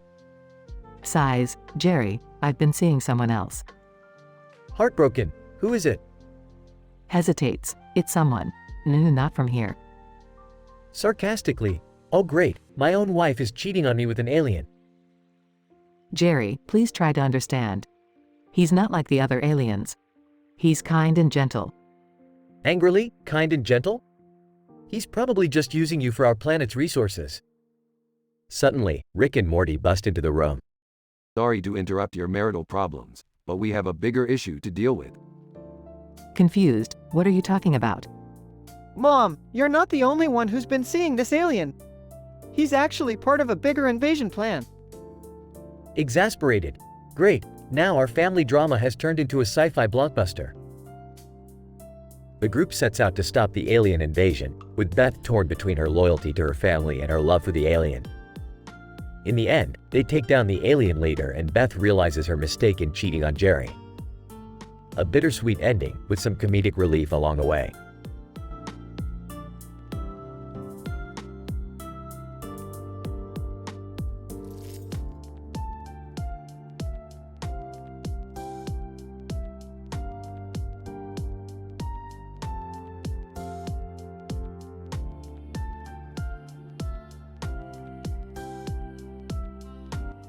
Title: Neon City Chaos. Opening shot of the Smith family landing in a futuristic city. Rick steps out of the ship and scans the surroundings. Welcome to Neon City, Morty. This place is full of advanced technology, bright lights, and one too many glitches. Rick, do you think we're going to be okay here?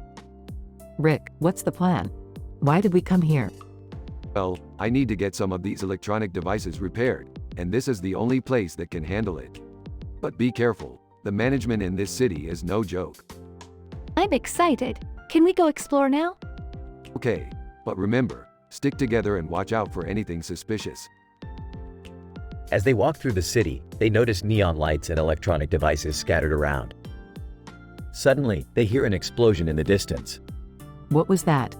Looks like the management system isn't keeping up with the overload of technology. Is this place dangerous, Rick? More than you know, Morty. Look, there's someone beckoning us over there. They approach a shady figure in the alley. Shady figure. Hey, you look like you need some help navigating through Neon City. Just give me your electronic devices and I'll take care of the rest.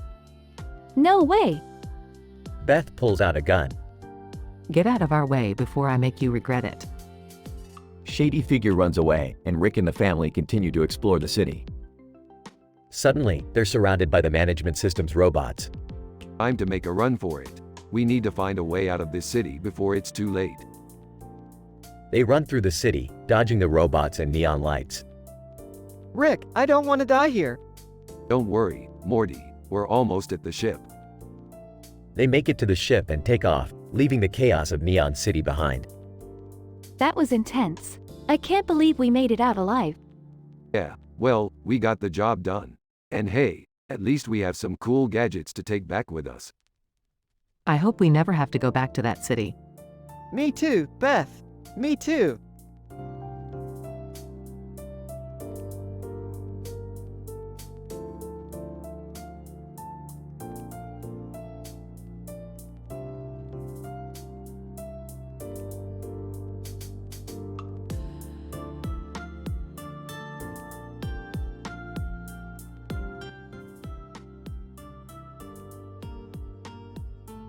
Morty, come on, we gotta go. We have a new adventure. Oh boy, where are we going now, Rick? We're going to a galaxy far, far away, Morty. Burp. Oh wow, like Star Wars. You bet your sweet bippy, Morty. We're going to visit Han Solo. Han Solo? The smuggler guy with the big furry friend? Yeah, that's the one.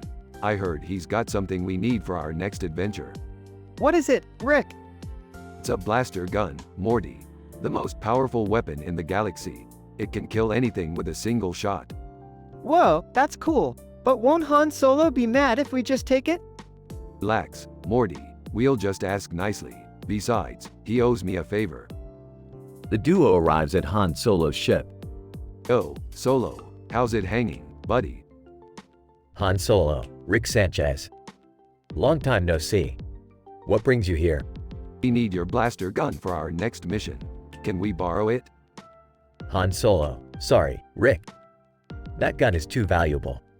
I can't just give it away. Oh come on, Solo. Don't be a Scrooge.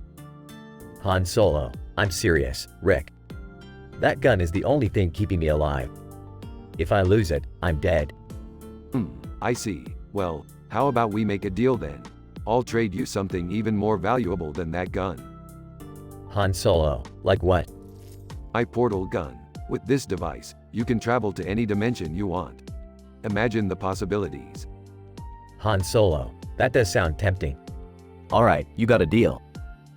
They exchange items. Thanks, Solo. You're a real pal. Now let's go, Morty. We have a universe to save. Wait, Rick. Look at that poster. Who's that guy with the blaster?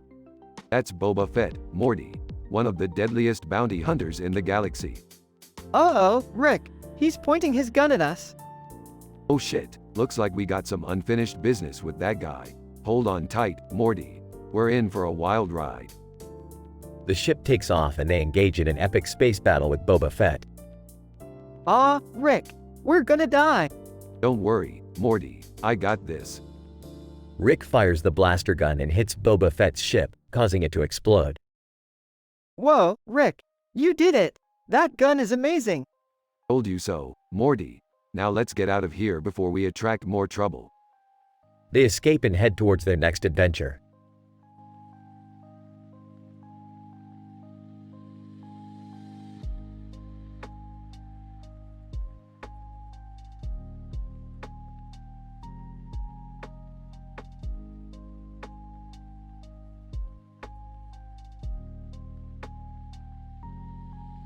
Oh great, another damsel in distress. What do you mean, Rick? I mean, every time we see a woman in a medieval dress holding a sword, it's always the same old story. She needs our help to defeat the evil king or rescue her family or some crap like that. Well, maybe we should hear her out before making any assumptions. The woman approaches them, introducing herself as Princess Kira. She explains that she needs their help to defeat the tyrannical ruler of the castle, who has been terrorizing her people. I don't know, this sounds like a lot of work. But Rick, we can't just leave her to fight alone. Exactly, we have to help her. The trio sets off towards the castle, where they face a series of obstacles and dangers. They eventually make it to the ruler's throne room, where a fierce battle ensues. Kira fights valiantly, but is ultimately overpowered. Morty manages to distract the ruler, giving Rick an opening to deliver the final blow. Well, that was a lot of bloodshed for a happy ending. Kira thanks them and offers them a reward, but Rick declines. We don't need your gold or jewels. Our reward is knowing that we helped make another dimension a slightly better place. Aw, that's beautiful, Rick. Can we go home now? The trio returns to their dimension, feeling a sense of accomplishment and pride. You know, Morty, sometimes it's nice to be the hero. Yeah, but don't get too sentimental, Rick. We still have to stop that intergalactic mob boss you owe money to. Right, let's go get him. After all, what's a little debt compared to the thrill of adventure?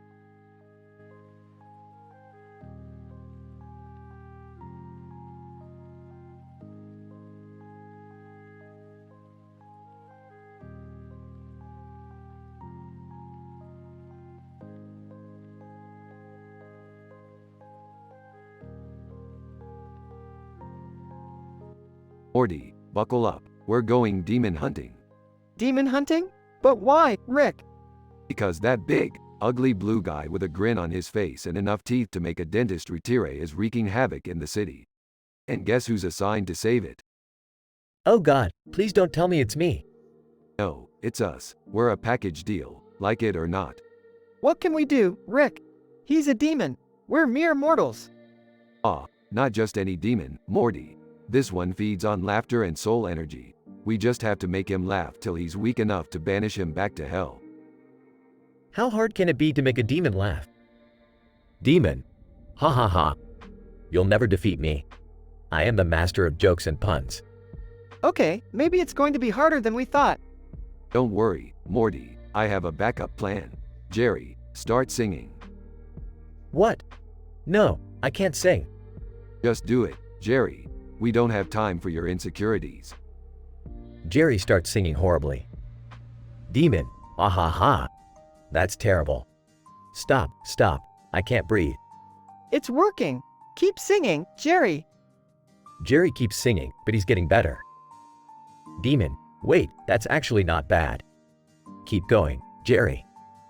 Demon starts laughing uncontrollably and fades away. Well done, Jerry. You really saved our bacon this time. Yeah, I can't believe I'm saying this, but thanks, Jerry. Aw, guys, you're making me blush. Jerry's hair turns green and red, and his teeth sharpen into fangs. Oh, looks like Jerry got himself a little souvenir from the demon. Can we fix him, Rick? Yeah, of course we can. But do we want to? End credits.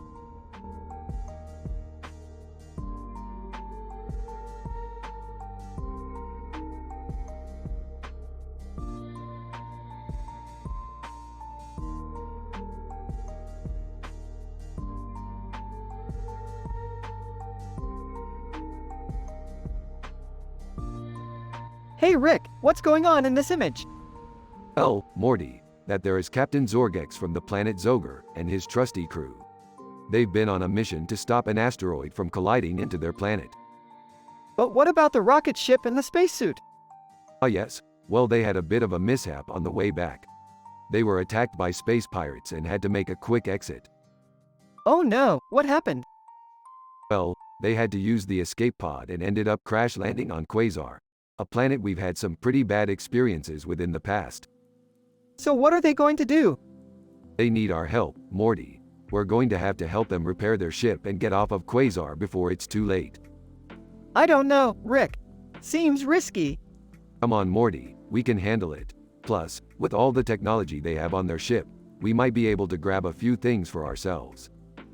Alright, let's do it. As Rick and Morty head to Quasar to help out Captain Zorgex and his crew, they encounter a variety of challenges and obstacles. From malfunctioning repair bots to hostile alien creatures, the duo uses their wits and humor to overcome everything in their path. Along the way, they also learn some important lessons about teamwork and the value of friendship.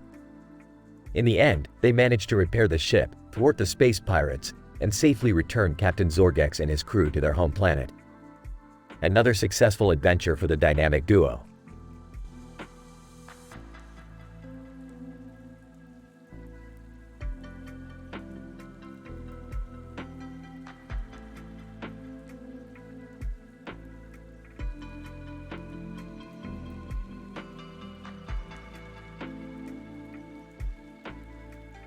Alright, Morty, we're going on a little adventure. Oh geez, where are we going? The annual physics convention, Morty. This is where all the brightest minds in the universe come to share their groundbreaking work. Hey, can I come too? I majored in physics back in college. Sure, Jerry, but remember, this is serious business. At the convention, the trio spots a group of scientists wearing red shirts gathered on a street corner. Rick, something feels off about those guys in the red shirts. Relax, Morty, they're just a bunch of scientists. What could possibly go wrong? As they walk closer, the group of scientists suddenly surround Rick, Morty, and Jerry, holding hands. Scientist 1, we need your help.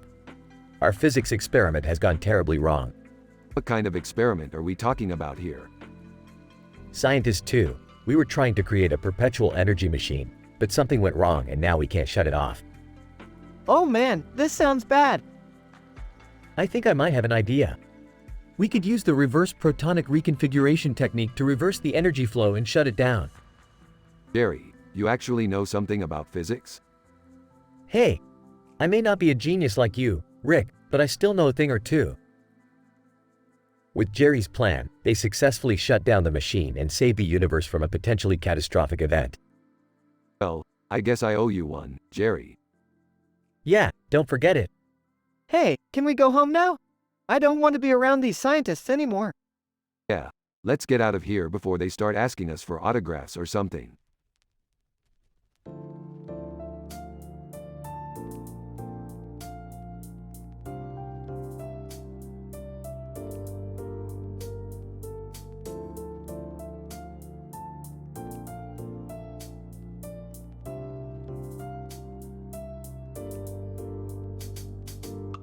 Title: The King's Conspiracy.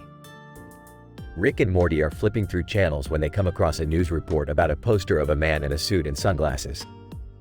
Hey Morty, look at this guy. He looks like a real player. Who is he? That's Tommy Wiseau, Morty. He's a filmmaker and actor who's famous for his cult classic, The Room. Suddenly, the poster comes to life, and the man in the suit steps out of it, revealing himself to be none other than Elvis Presley. Elvis. Hey there, boys. What do you know about the Illuminati?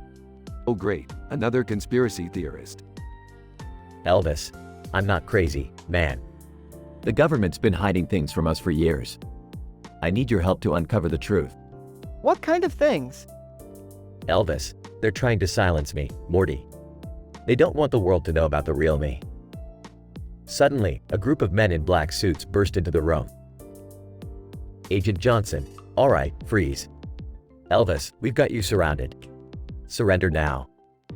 Elvis, never. You'll never take me alive. Oh, things just got real dramatic. What are we gonna do?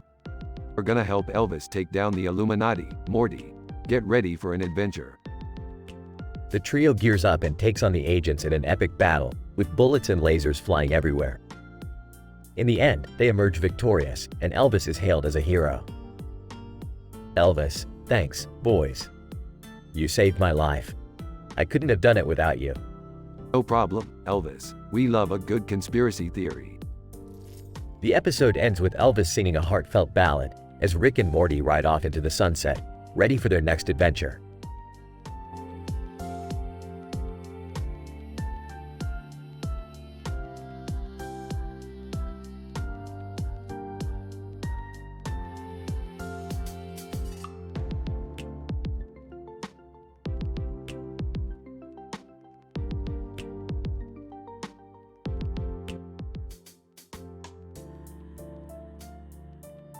Title: Morty's Cultural Confusion. Opening shot of Rick, Morty, and Beth entering Wu Chinese, a new restaurant in town. This place looks great. Let's try some authentic Chinese cuisine tonight. Whatever, as long as it's not rat or spider or something. Guys, I think I'm in trouble. I invited a girl from my Chinese class here tonight. That's great, Morty. What's her name? I don't remember. But she's the one in the Chinese dress. Cut to Morty nervously waiting for his date, while Rick and Beth enjoy their meals. Hey, that lady over there looks like she's dressed up for Halloween. But it's only September. Rick, that's not nice. She's probably celebrating her culture. Morty's date arrives, dressed in an elaborate traditional Chinese costume. Hi, I'm sorry I forgot your name, but you look amazing. Date, thank you, Morty. My name is Ling, and this is a hanfu. It represents the elegance and beauty of ancient China. Yeah, we get it. Can we order some more egg rolls? As they eat, Morty struggles to understand Ling's culture and traditions. So, how do you celebrate Chinese New Year? Ling. Oh, we have a big family dinner and give red envelopes filled with money to children. It's a time for reunion and good luck. Wow, that sounds great. Do you have any family traditions? Ling. Yes, we also wear hanbok and worship our ancestors with incense and offerings. Wait, hanbok? That's Korean, isn't it? Ling. No, that's a Korean dress. This is a hanfu, remember? Morty's confusion leads to a heated argument with Ling as Rick and Beth try to calm them down. Come on, Morty, don't be a bigot. Just because someone looks different doesn't mean they're not human. And Ling, maybe it's best if we all just respect each other's cultures and learn from each other. In the end, Morty apologizes to Ling and they enjoy the rest of their meal together, while Rick and Beth exchange knowing looks. Hey, Morty, did you know that China is the world's largest producer of fireworks? Now there's a cultural contribution that everyone can appreciate. Aw, thanks, Rick. I'll keep that in mind. Fade to black as the sound of fireworks and laughter fills the air.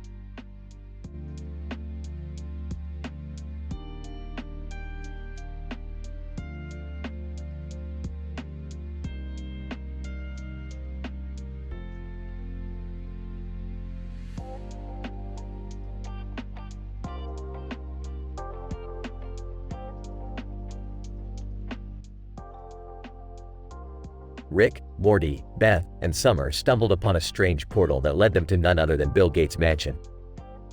As they approach for a closer look, they see a man with glasses and a suit smiling for a picture with his hands on his chin and cheek. Great, now we found ourselves in some alternate reality where Gates is some sort of celebrity. This is going to be interesting. Yeah, I didn't think we'd end up in the real world again. Do you think he's going to be mad we're here? We'll just explain that we got lost on our way to another dimension. I'm sure he'll understand. Or if not, we can always use Rick's portal gun to escape.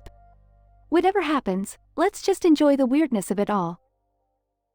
As they approach the man, he introduces himself as Bill Gates and invites them into his home. They soon discover that the world is completely different in this dimension, where Gates is the ruler of the world and the only hope for humanity's survival. This is insane. How did Gates get so much power? Who knows, maybe he's got some kind of secret weapon that he's kept from the rest of us. But what about the people? Don't they have a say in all of this? I don't think they do. They seem to be under his control. It's like they worship him. As they investigate further, they uncover a sinister plot by Gates to eradicate all forms of competition and create a monopoly on all technology. That's it, we need to stop him before it's too late. We can't let one man have that much power. But how do we stop him? He's got everything. All the resources, all the knowledge. We'll have to be creative. Maybe we can use some of his own technology against him. Or we can find his weakness. Everyone has a weakness, even Bill Gates. In the end, they manage to stop Gates and restore balance to the world.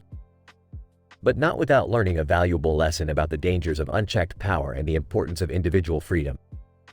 Well, that was fun. I guess we should head back to our own dimension now. Yeah, I'm ready to go home. This place is just too weird for me. But before we go, let's take a picture with Bill Gates. After all, we'll probably never have a chance like this again. Yeah, let's do it. Smile, everyone.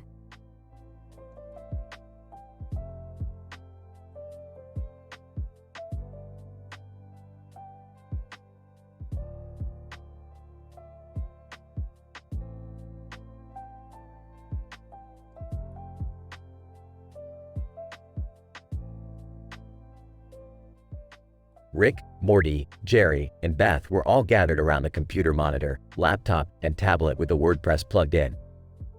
The room was filled with the scent of Zuby and Twisties, which the group had been munching on for the past hour. Alright, So we're trying to figure out how to optimize the site, right?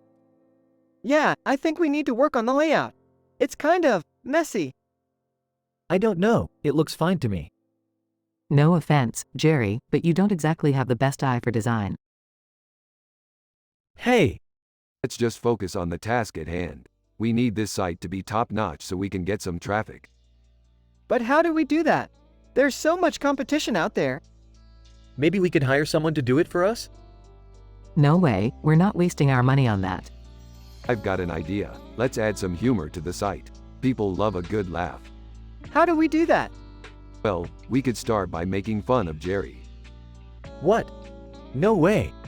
I don't know about that, Dad. We don't want to offend our readers. Relax, Beth. It's just a joke. We'll come up with something else.